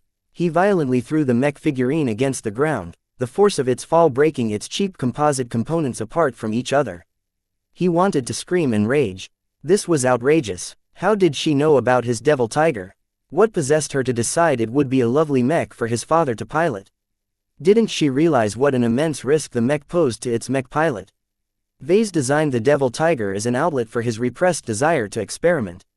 He planned to treat the scumbag pirates of the Xianxia pirates as his test subjects for his dangerous mech. He never intended for his devil tiger to be piloted by someone he cared about. His father would be putting himself in immense danger if he actually went through and piloted his smart metal tiger mech. Nothing about the devil tiger deliberately warned its mech pilots of the risks they incurred if they piloted his mech. Vase didn't wish to scare away any potential mech pilots after all, so the devil tiger did not openly broadcast its risk factors. Once he calmed down a bit, he realized the worst might not necessarily happen. As far as he knew, his father only piloted humanoid mechs. It shouldn't be easy for someone to adjust to a bestial mech. If he's smart, he'll assign a subordinate who specializes in piloting bestial mechs to pilot the devil tiger. Would that truly happen? Vase hoped so. If anything dangerous happened, then his father would just lose a single subordinate. Yet, his mother's words left open the possibility that his father might pilot the devil tiger in person. Due to the lack of disclosure on his part, they would never know what kind of a disaster they invited. Even if his mother sounded as if she might be able to keep Zygra's spirituality under control, that did not detract from the devil tiger's other dangers. The hostile design spirit represented only one facet of the devil tiger's double-edged nature. What Vase worried about more was the illicit neural interface model he incorporated in the cockpit of his masterwork mech. The words of old man Terrence came to his mind. The specialist in neural interfaces spoke quite vigorously about the dangers of neural interfaces with looser restrictions. The greater immersion and feedback they provided may strengthen the mech pilot's performance, but also exposed them to potentially greater brain damage when a battle went awry. This was a problem inherent in the hardware of his devil tiger. No matter what kind of spiritual sorceress his mother turned out to be, there was no way she possessed any idea what kind of threat its neural interface posed. Vase couldn't rely on any of the mech technicians or mech designers under his father's employ either. In order to prevent others from rummaging through his neural interface and finding out the truth, he implemented a lot of measures to camouflage its true nature. Unless a journeyman or hire manually inspected the neural interface in person, no one would know the ugly truth. Neither his mother or father would be able to realize that the devil tiger's strength came with an even greater price. Vase wanted to warn his parents, but his secretive mother hadn't left him with any means to contact her. He had no way of disclosing the full extent of the risks of piloting his devil tiger. AAAAARRRGGGGHH. Chapter 1448 Questionable Wisdom. During the interplanetary transit ride to Sanok 8, Vase constantly glowered. Not even Lucky's playful antics could lift him from his tempestuous mood. The hostile air around him did not do him any favors. Along with the pressure exerted by his pride of dusk, hardly anyone could stand to be in his presence. Fortunately, they booked a private suite aboard a larger passenger transport, so Vase had the entire compartment to himself and his followers. Nida and Gavin both knew that Vase lost one of his precious mechs again. While they were a bit confused upon who actually took the devil tiger, there was no doubt that Vase took its absence poorly. "Boss, if you really care about that mech so much, why not stay behind in Sanok 12? As long as he can find out who's responsible for the theft, we can still get it back." Vase shook his head. "We won't be able to find it. I know who took it and I know I won't get it back. All of the investigation we did in the late morning didn't result in any useful findings, and I don't think we'll be able to find anything considering how careful the thief is in covering her tracks.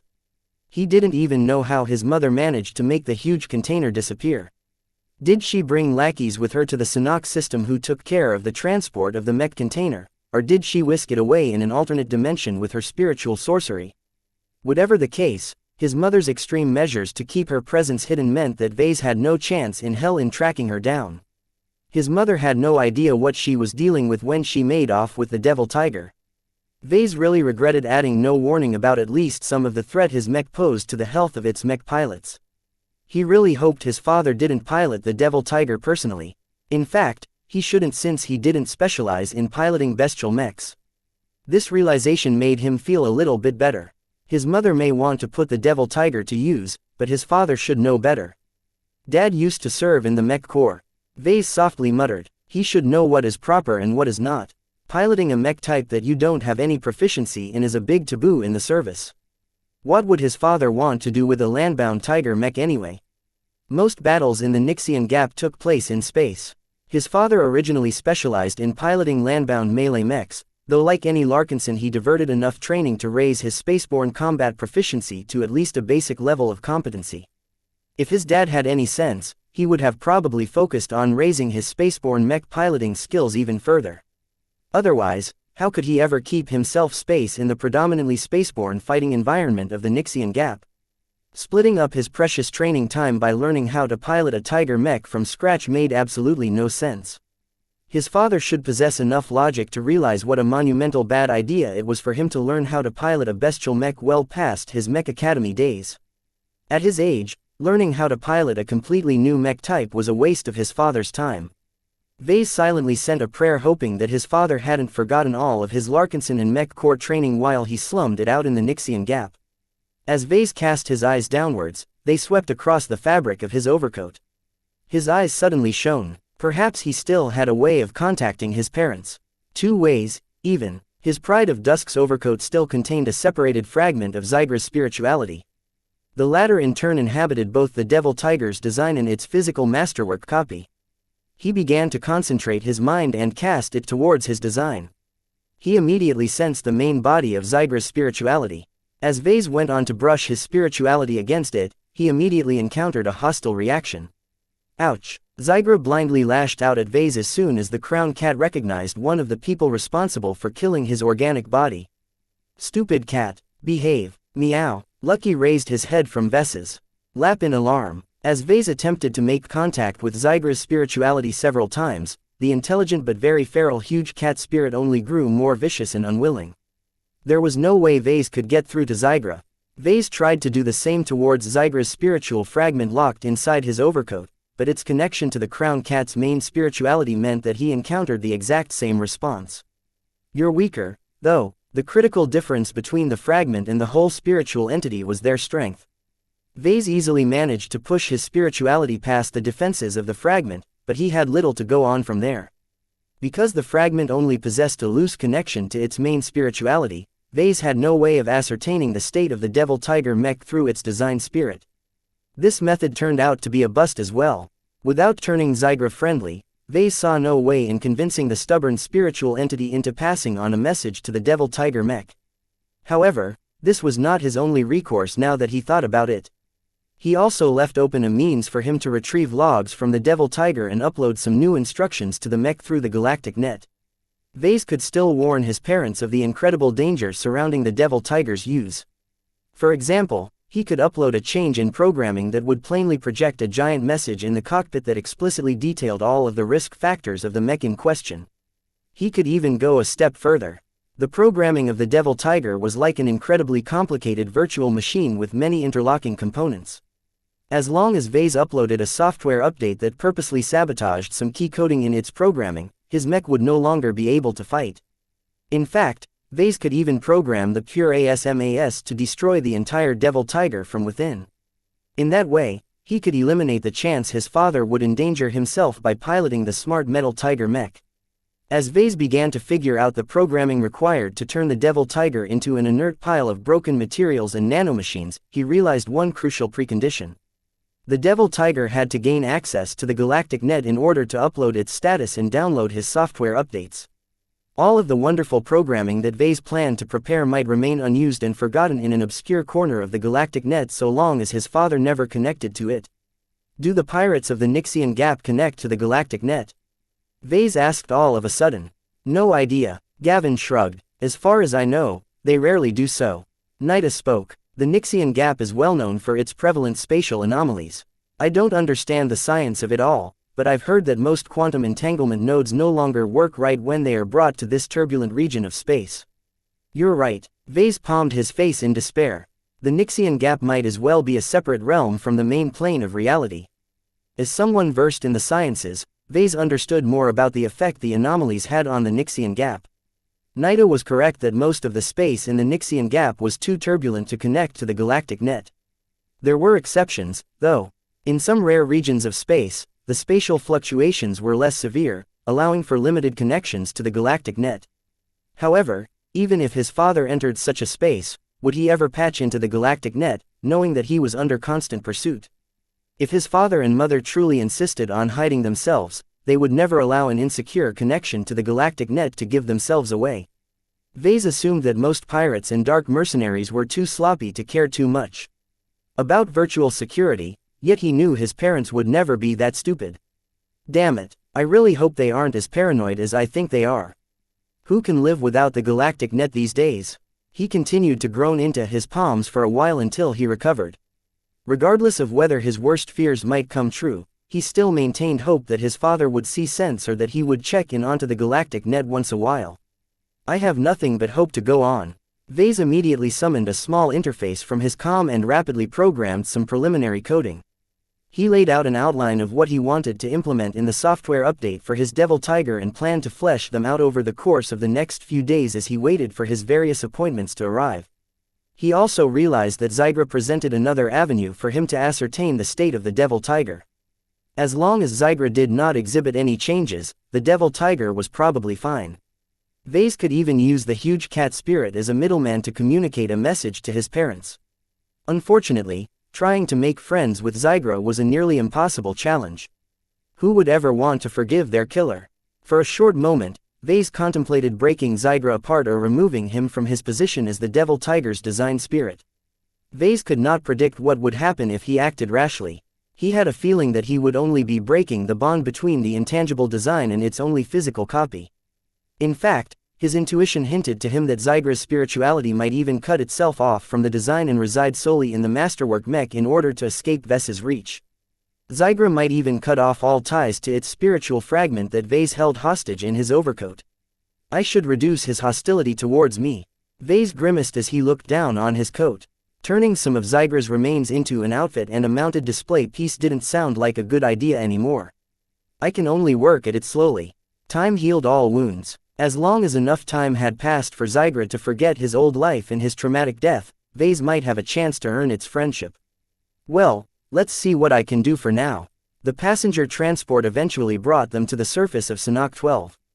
Once there, they checked in an upscale hotel where Vase holed up in his room. He held a small programming marathon session where he programmed a thorough, multi-layered software update that if applied to the Devil Tiger would certainly render it inert or warn its mech pilots of its dangers. Vase encrypted the coding and discreetly uploaded it onto a very specific address in the galactic net. "This is all I can do for now," he sighed. As much as Vase wanted to agonize and beat himself up for unwittingly handing over an extremely dangerous mech to his father, he couldn't ignore his other responsibilities. Vase emerged outside of his hotel room like a recluse who hadn't seen daylight in years.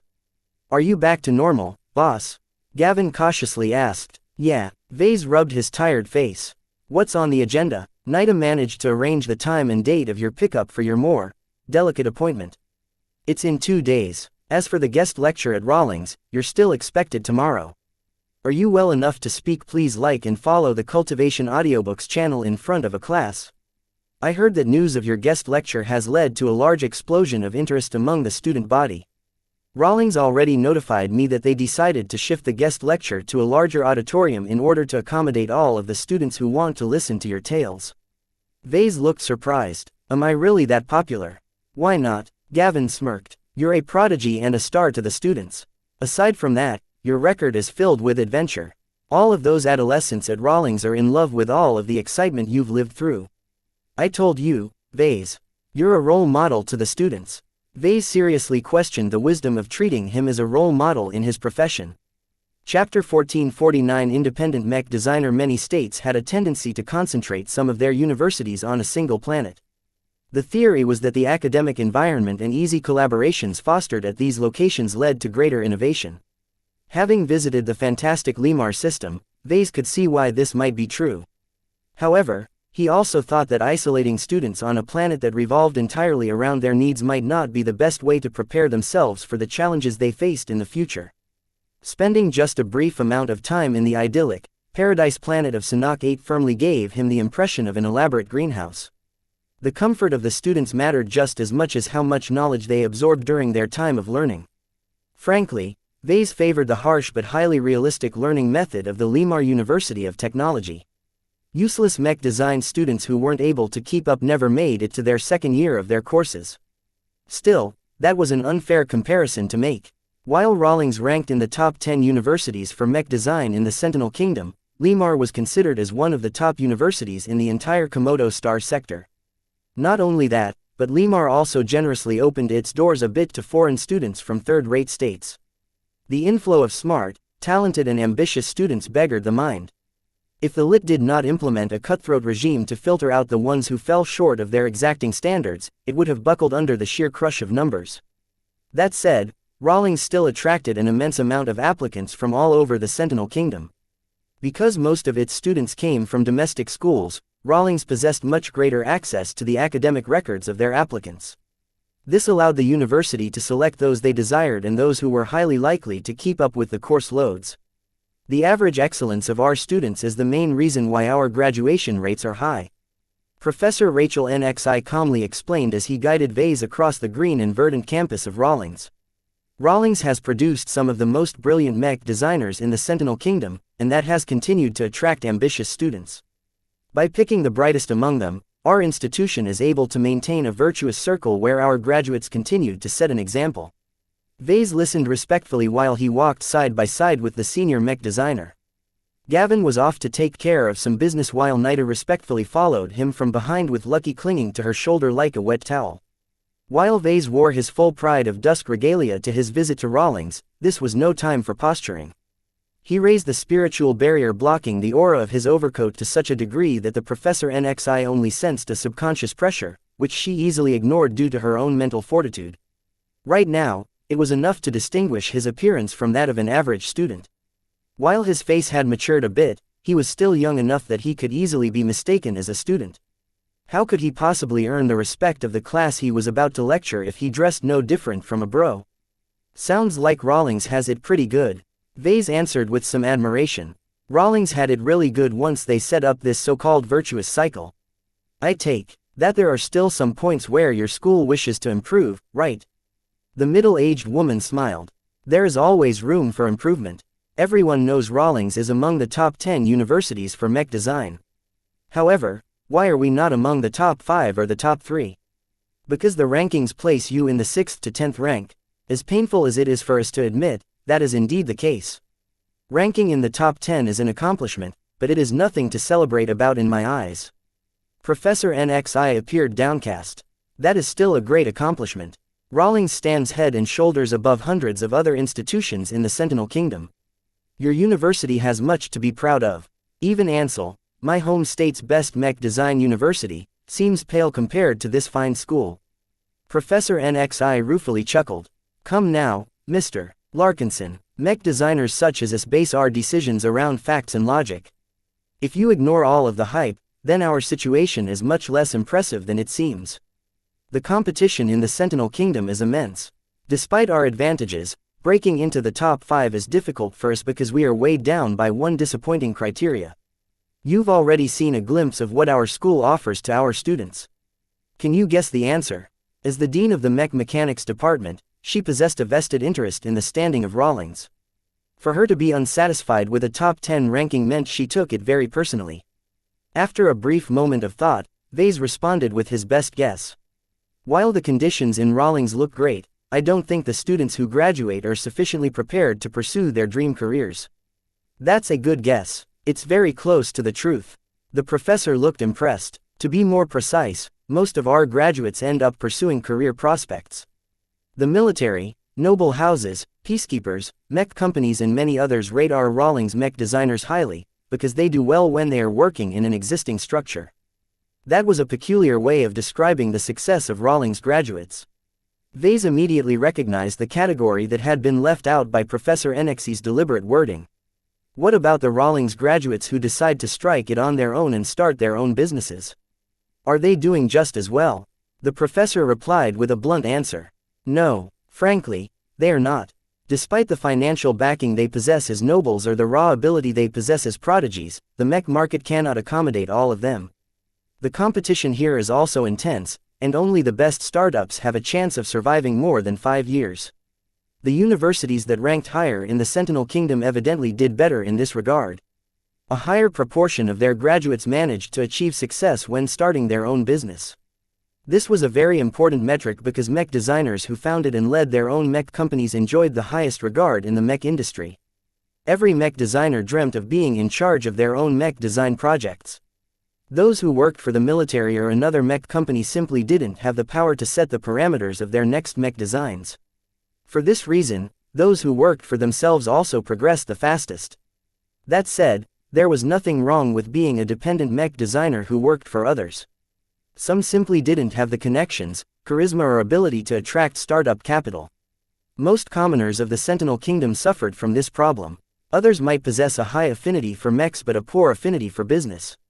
Putting such types in charge was just a disaster in the making. Even noble scions weren't exempt from this problem. Noble houses that threw in good money after bad were just wasting their money trying to lift off the poor business prospects of these financially inept mech designers. Vase found something strange, though. Since you seem to recognize this problem, Professor, why haven't you done something about it? Surely you must have some ideas in mind to improve the business prospects of your graduates.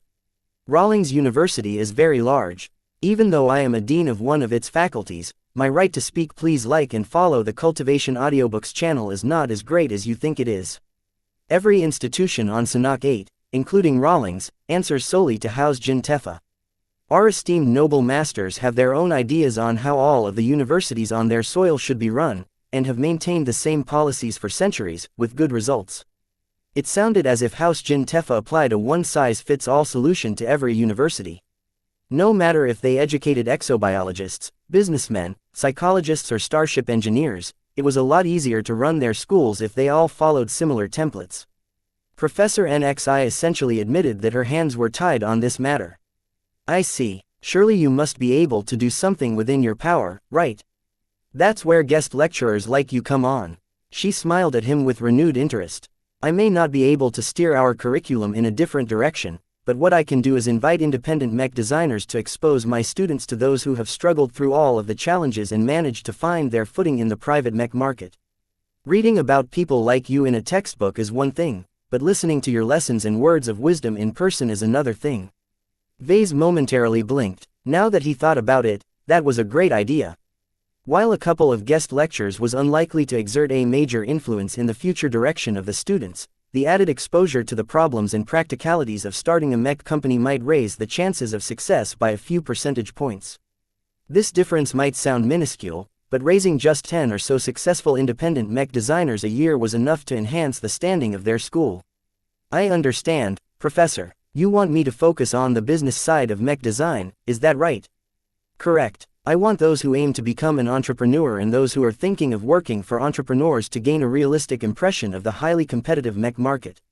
No matter how much our business courses emphasize the difficulty of achieving success in the private sector, the heads of our students are too stuffed with pride to take them to heart.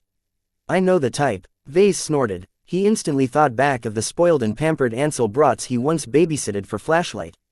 While they might claim they have learned the lessons, secretly they think they are too exceptional to be counted among the failures, right? Even if only 5% of graduates following the independent route achieve success, none of them will ever admit that it's more likely that they will suffer the fate of the other 95%. To Vase, it sounded as idiotic as 100 lottery ticket holders each believing that they were destined to win the jackpot. Ambition is to be cherished, and failure is one of the greatest lessons our graduates can learn. That said, I would really like it if you focus your lecture on raising the business acumen of my students. Will you need more time to prepare your presentation? No. Vase shook his head. It's just 2 hours, right? I can fill an entire day if you want. Our students have other classes to attend. The professor smiled. I appreciate your enthusiasm. Your confidence is encouraging. I'm sure you will be an enlightening figure to our classes and set a great example for our future mech designers. Compared to addressing the entire Ilvain Protectorate during a farcical trial that decided the fate of his life, conducting a presentation in front of a class of mech design students was a walk in the park. Vase did not exhibit any trepidation at all. Is there anything else you'd like me to address, Professor? In fact, there is. I'm sure you know all about our contentious relationship with the Nixian Gap. It's sad of me to acknowledge this, but there are a number of bad apples among our graduates who failed to achieve the success they dreamt about. Laden with debt and abandoned by their backers, most of them rein in their ambition and become dependent mech designers. However, some can't accept that they've lost. They believe they are winners. They're willing to do everything to prove that they are special. It sounds like you already have a good idea of what I'm referring to, Mr. Larkinson. Vase smirked. I know the type. There are probably several Rawlings mech designers who run off to the Nixian Gap in order to obtain a second chance among the pirates, right? They are a stain upon the reputation of the Rawlings University. Each year, at least a handful of our mech designers go pirate. While we have done our best to instill our students with the proper values, some of them are too deaf to realize that the road to evil is a dead end. So, you want me to discourage the students from thinking about working for pirates? Yes, as an orthodox mech designer who achieved great success, you must set a moral example. Teach them that the only correct path is the righteous path. Vase briefly hesitated a bit. A moral example, nonetheless, he did not wish to disappoint the professor's expectation. Have no fear, Professor. Morality is one of my strong points. I'll make sure they follow the right path. Chapter 1450 Guest Lecture. Despite the short notice of his guest lecture, a lot of students wanted to attend it. Originally, Professor NXI only wanted Vase to lecture a single class of senior students.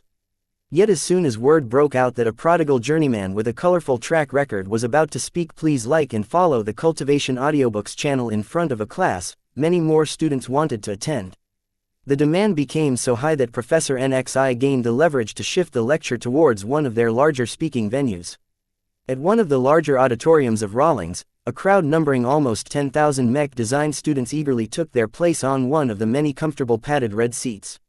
While Vase knew that Rawlings educated even more students, he could scarcely fathom the consequences of releasing so many new mech designers into Sentinel's already bountiful mech industry. Rawlings was not the only university who pumped out mech designers. Other institutions in the top 10 each educated enormous numbers of mech designers as well, and many lesser schools also released a tsunami of badly prepared mech designers into the wild every year. No matter how many employment opportunities the Sentinel Kingdom and the Komodo Star sector offered to freshly graduated mech designers, there was no way it could accommodate that many. Vase already knew that the vast majority of mech designers would face disappointment and failure and be forced to transition into lesser technical jobs. Though Vase lamented the waste, he knew why the MTA pushed for this absurd policy from the top. They wanted to cast a wide net in order to provide opportunities to as many people with psionic potential as possible. The MTA also wished to foster a competitive environment to stimulate every ambitious mech designer. Some of those who survived and thrived in such difficult market environments often went on to become the next generation of seniors and masters. Though Vase understood the logic of this policy, witnessing the sheer amount of students who all wanted to join his profession hit home the human cost of educating so many mech designers. Too many of them are set up for failure, he whispered. Right now, Vase stood in an enclosure in the rear area of the auditorium. No props were being prepared. Though Professor NXI offered him the opportunity to call up some mechs to use as props, he declined the offer. If he couldn't show off one of his own mechs, he would rather resort to projections than someone else's products. It's too bad the Sentinel Kingdom is too far from the Bright Republic.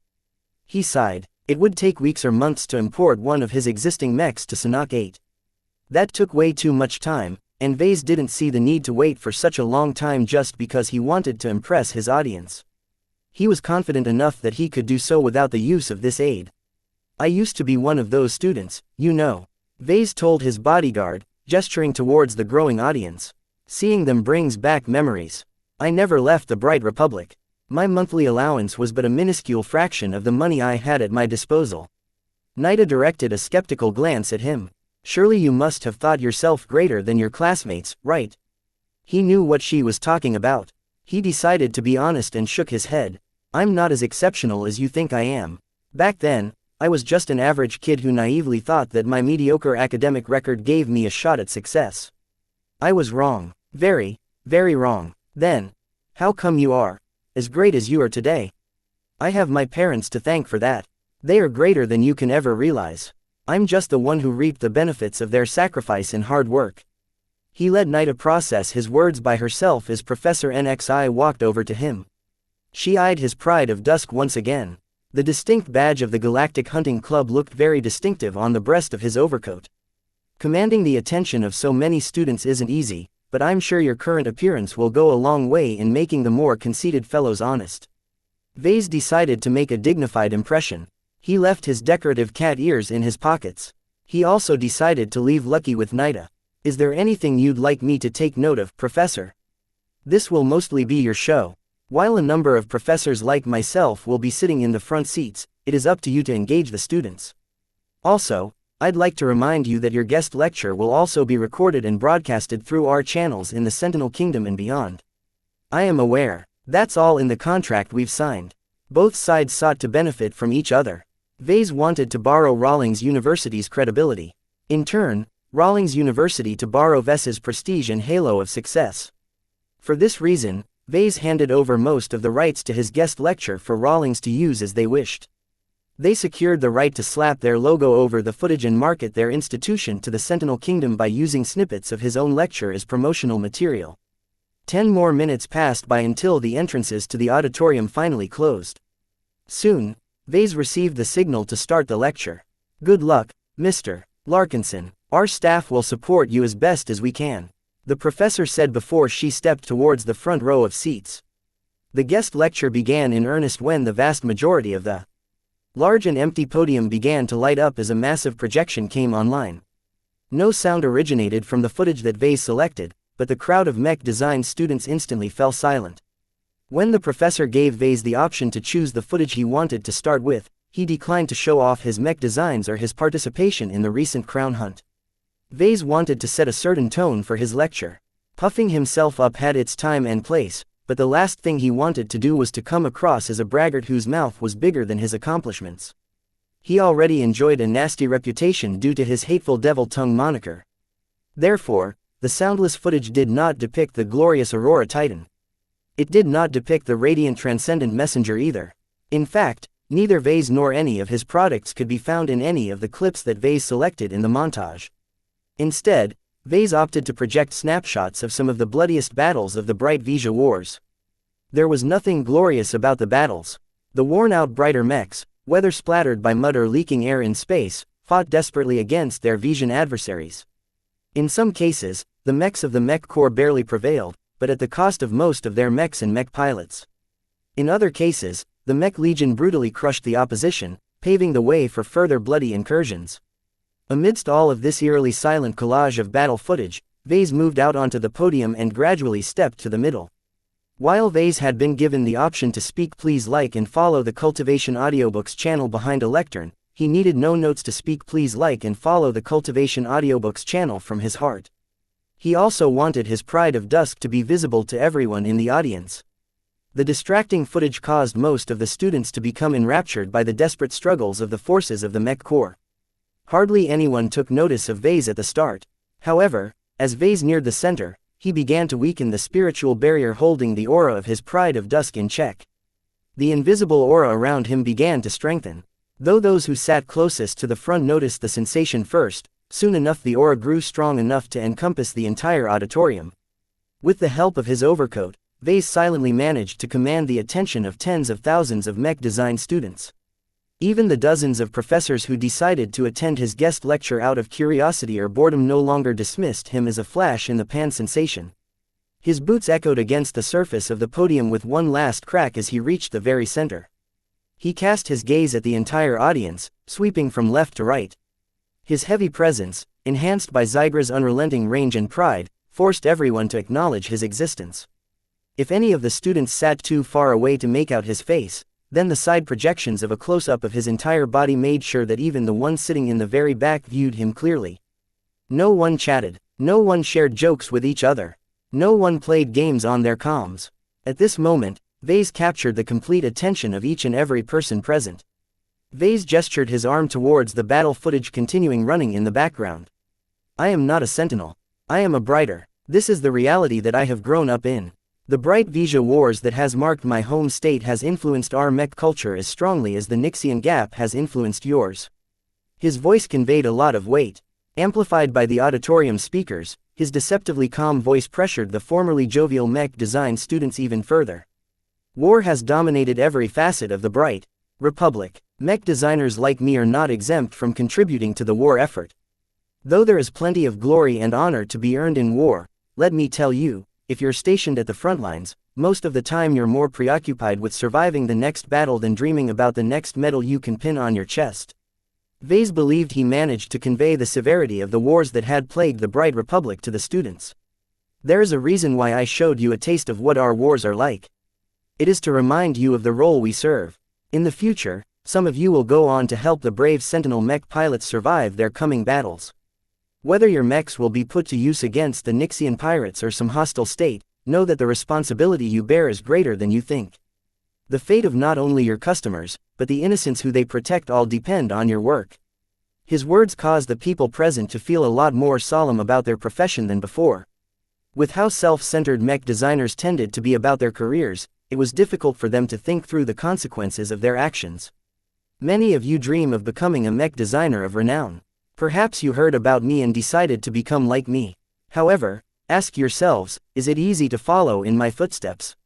Silence ensued. No one dared to speak. Please like and follow the Cultivation Audiobooks channel up at this tense and solemn moment. Come now, don't be shy. He smiled in a wicked fashion. Let me make it easier and pose a simple request. Please raise your hands if you believe you will become a master mech designer in your lifetime. For a moment, only a handful dared to raise their hands. The professors hesitated least of all. They either decisively raised their hands or kept them lowered in an honest assessment of their capabilities. As for the students, Vase still sensed a lot of hesitation among the crowd. Have I visited the wrong university? Am I speaking in front of Rawlings students or not? Come now, where is your ambition? Raise your hands if you believe in yourself. Don't be shy. Under his encouragement, around 30% of the students eventually raised their hands. What an impressive amount of ambition. Vase dramatically gasped. If each and you are able to fulfill your dreams, then the Sentinel Kingdom would probably be home to more masters than the amount of masters in the Bright Republic and the Hexadric hegemony combined. That was an absurd statement. Everyone knew the chances of advancing to masters. The odds of advancing to masters from those who emerged from third-rate states was microscopically small. In fact, it was pretty much unheard of in the Komodo Star sector. Vase exaggeratingly shook his head. Only about a third of you raised your hand. I'm disappointed. He abruptly thumped his fist against his palm before pointing his finger at the audience in an accusatory manner. I'm disappointed, but not at those who raised their hands and thought they have what it takes to become a master. Instead, I'm let down by the rest of you who didn't have the guts to set your sights higher. The moods of every student and professor suddenly experienced turmoil. What kind of guest lecture was this? Didn't Vase know the awful odds that any of them could ever advance to master one day? Chapter 1451 Key Driver, I know what you all are thinking. Vase addressed the stunned crowd. We third-raters will never be able to reach master. It's pointless to set unattainable goals for ourselves. Fredaimon and Hexer Mech designers enjoy too much of an advantage on this front. All of this is correct. Yet even if that is true, so what? His amplified words echoed across the entire auditorium. Whatever the attending students expected to hear, this was nothing like they had ever heard before. Not a single guest lecturer ever approached their presentation from this direction. Mech designers are capable of achieving the impossible. Vase spoke. It is the reason for our existence. When have we ever given up and surrendered to the prevailing odds? A sense of rebellion grew in the hearts of the Rawlings students. Those of you who were brave enough to raise your hands, I salute you. Your courage and conviction is admirable. As for those who didn't raise your hands, do you think my disappointment in you is justified? Although the pressure that Vase emanated made it difficult for the audience to speak, please like and follow the Cultivation Audiobooks channel. Out against him, the seniors among the professors were made of sterner stuff. One of the older figures stood up, drawing some of the crowd's attention away from Vase. Mr. Larkinson, though we respect your opinion, the mech industry is inherently shaped like a pyramid. For every master in the star sector, there are countless lesser mech designers who have been left in the dust. It is not responsible for you to paint an overly rosy picture of how likely our students are able to advance to master. Vase held back the snarky retort that bubbled within his mind. He was not facing a heckler who wanted to spoil his moment. The professor merely expressed genuine concern that Vase was distorting the perspectives of his students. It would do no good to convince the Rawlings students that they were all destined to reach master. A noticeable pause ensued as Vase formed a more respectful response. This was not the time to wag his inner devil tongue. Professor, I understand your sentiment. However, please consider the other side of the coin. Is it really so bad to aim for the top? When you set an impossible goal but fail to meet it, will you truly be considered a failure? You were one of those who didn't raise your hand, right? Correct. I know my limitations. At my advanced age, the gap to master is still too vast. Senior is the extent of what I can achieve in my lifetime. Vase nodded. You are old. You don't have much time left to overcome the challenges standing in the way for you to reach the next rank.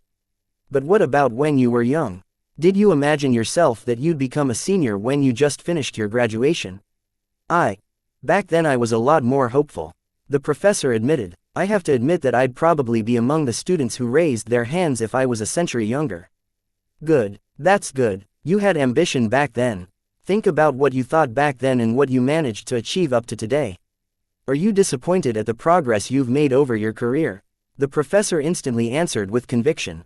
No, I'm proud of what I've accomplished. I may not have what it takes to become a master, but I am more than satisfied with reaching the height of senior. It is more than what many of my former classmates achieved. This is my point. Vase grinned at the audience. Setting an impossibly high goal for yourselves is not always a bad thing, especially for mech designers like us. Normally, people are advised to set achievable goals. That doesn't work for us. We are mech designers. The best of us have never abided by existing limitations. Even if each and every one of you who raised your hands have been unable to reach your lofty goals like the professor here, is it really so bad if the journey you've gone through has already brought you further than you ever imagined? More and more of the crowd began to become illuminated to the point that Vase tried to make. Ambition. Ambition is the key driver of every profession. It is even more important to mech designers because only driven mech designers are worthy mech designers. The market does not accommodate average mech designers who are too timid to publish a mech that deviates from the existing products in the markets. Though Vase had not cleared the topic of ambition with Professor NXI for his guest lecture, he really wanted to address it first. This was because ambition formed the foundation of his principles. Vase raised his arms and snapped his fingers. The main projection that depicted moody scenes of war instantly shifted to depict inspirational scenes of masters presenting their greatest works. Achieving the impossible, breaking the rules, conjuring miracles, masters were some of the most amazing mech designers in the galaxy. Only star designers had the right to stand above them, but even Vase did not dare to dangle the dream of reaching the very top of the mech community to the Rawlings students. Nonetheless, to everyone living in the Komodo star sector, to become a master was to fulfill the ultimate dream that every mech designer harbored in their hearts. Some just entertained it a bit more openly than others. Although it's a cheesy saying, I will say it nonetheless. The journey is more important than the destination. It's fine if 100 years later your career ends at senior, journeyman or even apprentice. This is because if you have earnestly tried to follow your ambitions, you have squeezed out every bit of potential that is present in your bodies and minds. Vase stoked every student's aspirations with his inspiring words. Though his starting direction confused them a bit, now his words truly made sense. This was what he believed. As long as mech designers pursued their ambitions, they would be able to reach the utmost of what they were capable of. Perhaps one of two of the students here might be able to break the seemingly impassable ceiling and become the first mech designer of the Sentinel Kingdom to advance to master. Once Vase provided enough time for every student to process the implications of his words, he chopped his arm, causing the main projection behind him to disappear. Ambition is important, but realizing all of your potential is harder than it sounds. The guest lecture took a sober turn now that Vase no longer attempted to steer the moods of his audience with any footage. It was just him and his words right now. Some of you want to become an independent mech designer. How great is it to set your own agenda, decide the direction of your own design projects and earn most of the proceeds of the sales of your own mechs. Every mech designer aspired to start their own mech companies due to these exact same reasons.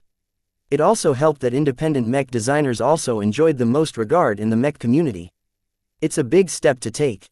Despite my earlier words, don't be too reckless and pile yourself up with debt in an attempt to found a successful mech company. There are multiple ways to realize your potential. I've met many mech designers who worked for the military or other organizations who have achieved just as much as those who struck out on their own. If Vase didn't mention these words, Professor NXI would probably be pissed at him for encouraging a lot of overeager students into starting their own businesses. No matter their ambitions, most simply didn't have the capability to succeed in their ventures. However, right now, Vase focused on those who both aspired to become an entrepreneur and had the means to go through with their plans. As for those who want to become the founder of a thriving mech company, your path is the hardest but arguably also the most rewarding one to follow. Whether it is the correct decision for you to invest so much time, effort and money into founding a new mech company, that is up to you. I would merely like to elaborate a bit on the many challenges you'll face when you start off on your own. He began to explain the common problems facing every mech designer who wanted to compete in the market. He explained the difficulty of competing in an oversaturated mech market where the products designed by journeymen and seniors outright crushed their pathetic first mech designs in both performance and value. /quote. With so many superior mech models for sale, why do you think you deserve a place in the market? You're in your 20s, perhaps younger if you're some kind of genius. Even then, no matter how brilliant you are in your studies, what gives you the right to convince some of the buyers in the market to opt for your early, poorly designed mechs? The question echoed across the entire auditorium. A professor couldn't take it any longer and stood up. Our younger generation of mech designers represents the future of our mech industry. They deserve an opportunity to spread their wings. That is a societal benefit, but is it in the interest of the people who make use of mechs to opt for primitive products over more refined and better designed alternatives? The professor wasn't stupid. He responded with the right answer. If mech designers aren't able to match the quality outputted by the market leaders, then they are still able to find a place in the market by pricing their products lower. I agree. Vase nodded with a smile.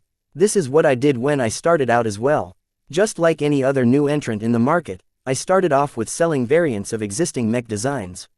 While the quality of my products is far from impressive, I nonetheless managed to keep my head above the water by pricing them low enough that at least a small portion of customers think they are getting a good deal.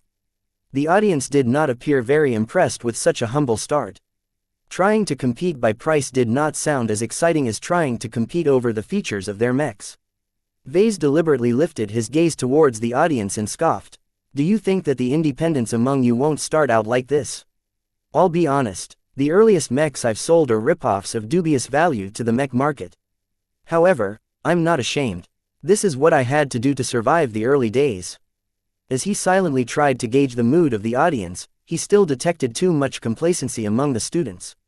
No wonder Professor NXI mentioned that too many Rawlings graduates failed when they attempted to start their own businesses. "I'm sure that some of you think you have your future all lined up for you," he spoke. "How many of you are nobles?" A considerable amount of hands rose up. While they only represented a small fraction of the total amount of students attending his guest lecture, they also had the highest proportion of mech designers aspiring to start their own business. In truth, the mech company they planned to found in the future would be mostly owned by their noble houses instead of themselves. To the established aristocratic order, adding a successful mech company to their portfolio was a great way to expand their earnings, influence and internal production capabilities. I don't have the statistics on hand, but in the Sentinel Kingdom, how many of you noblemen mech designers actually succeed in founding a successful and profitable mech enterprise? The answer was not much. Despite the considerable amount of investment poured into the startups of these noble scions, in the majority of the cases, they still failed. This was a huge problem that not only plagued the noble students at Rawlings, but all the other mech design universities in the Sentinel Kingdom and in other states. Just because someone was born with a silver spoon in their mouth, didn't mean they were better than someone who was born with a regular spoon in their mouth. The more fortunate mech designers just enjoyed more allowances for failure.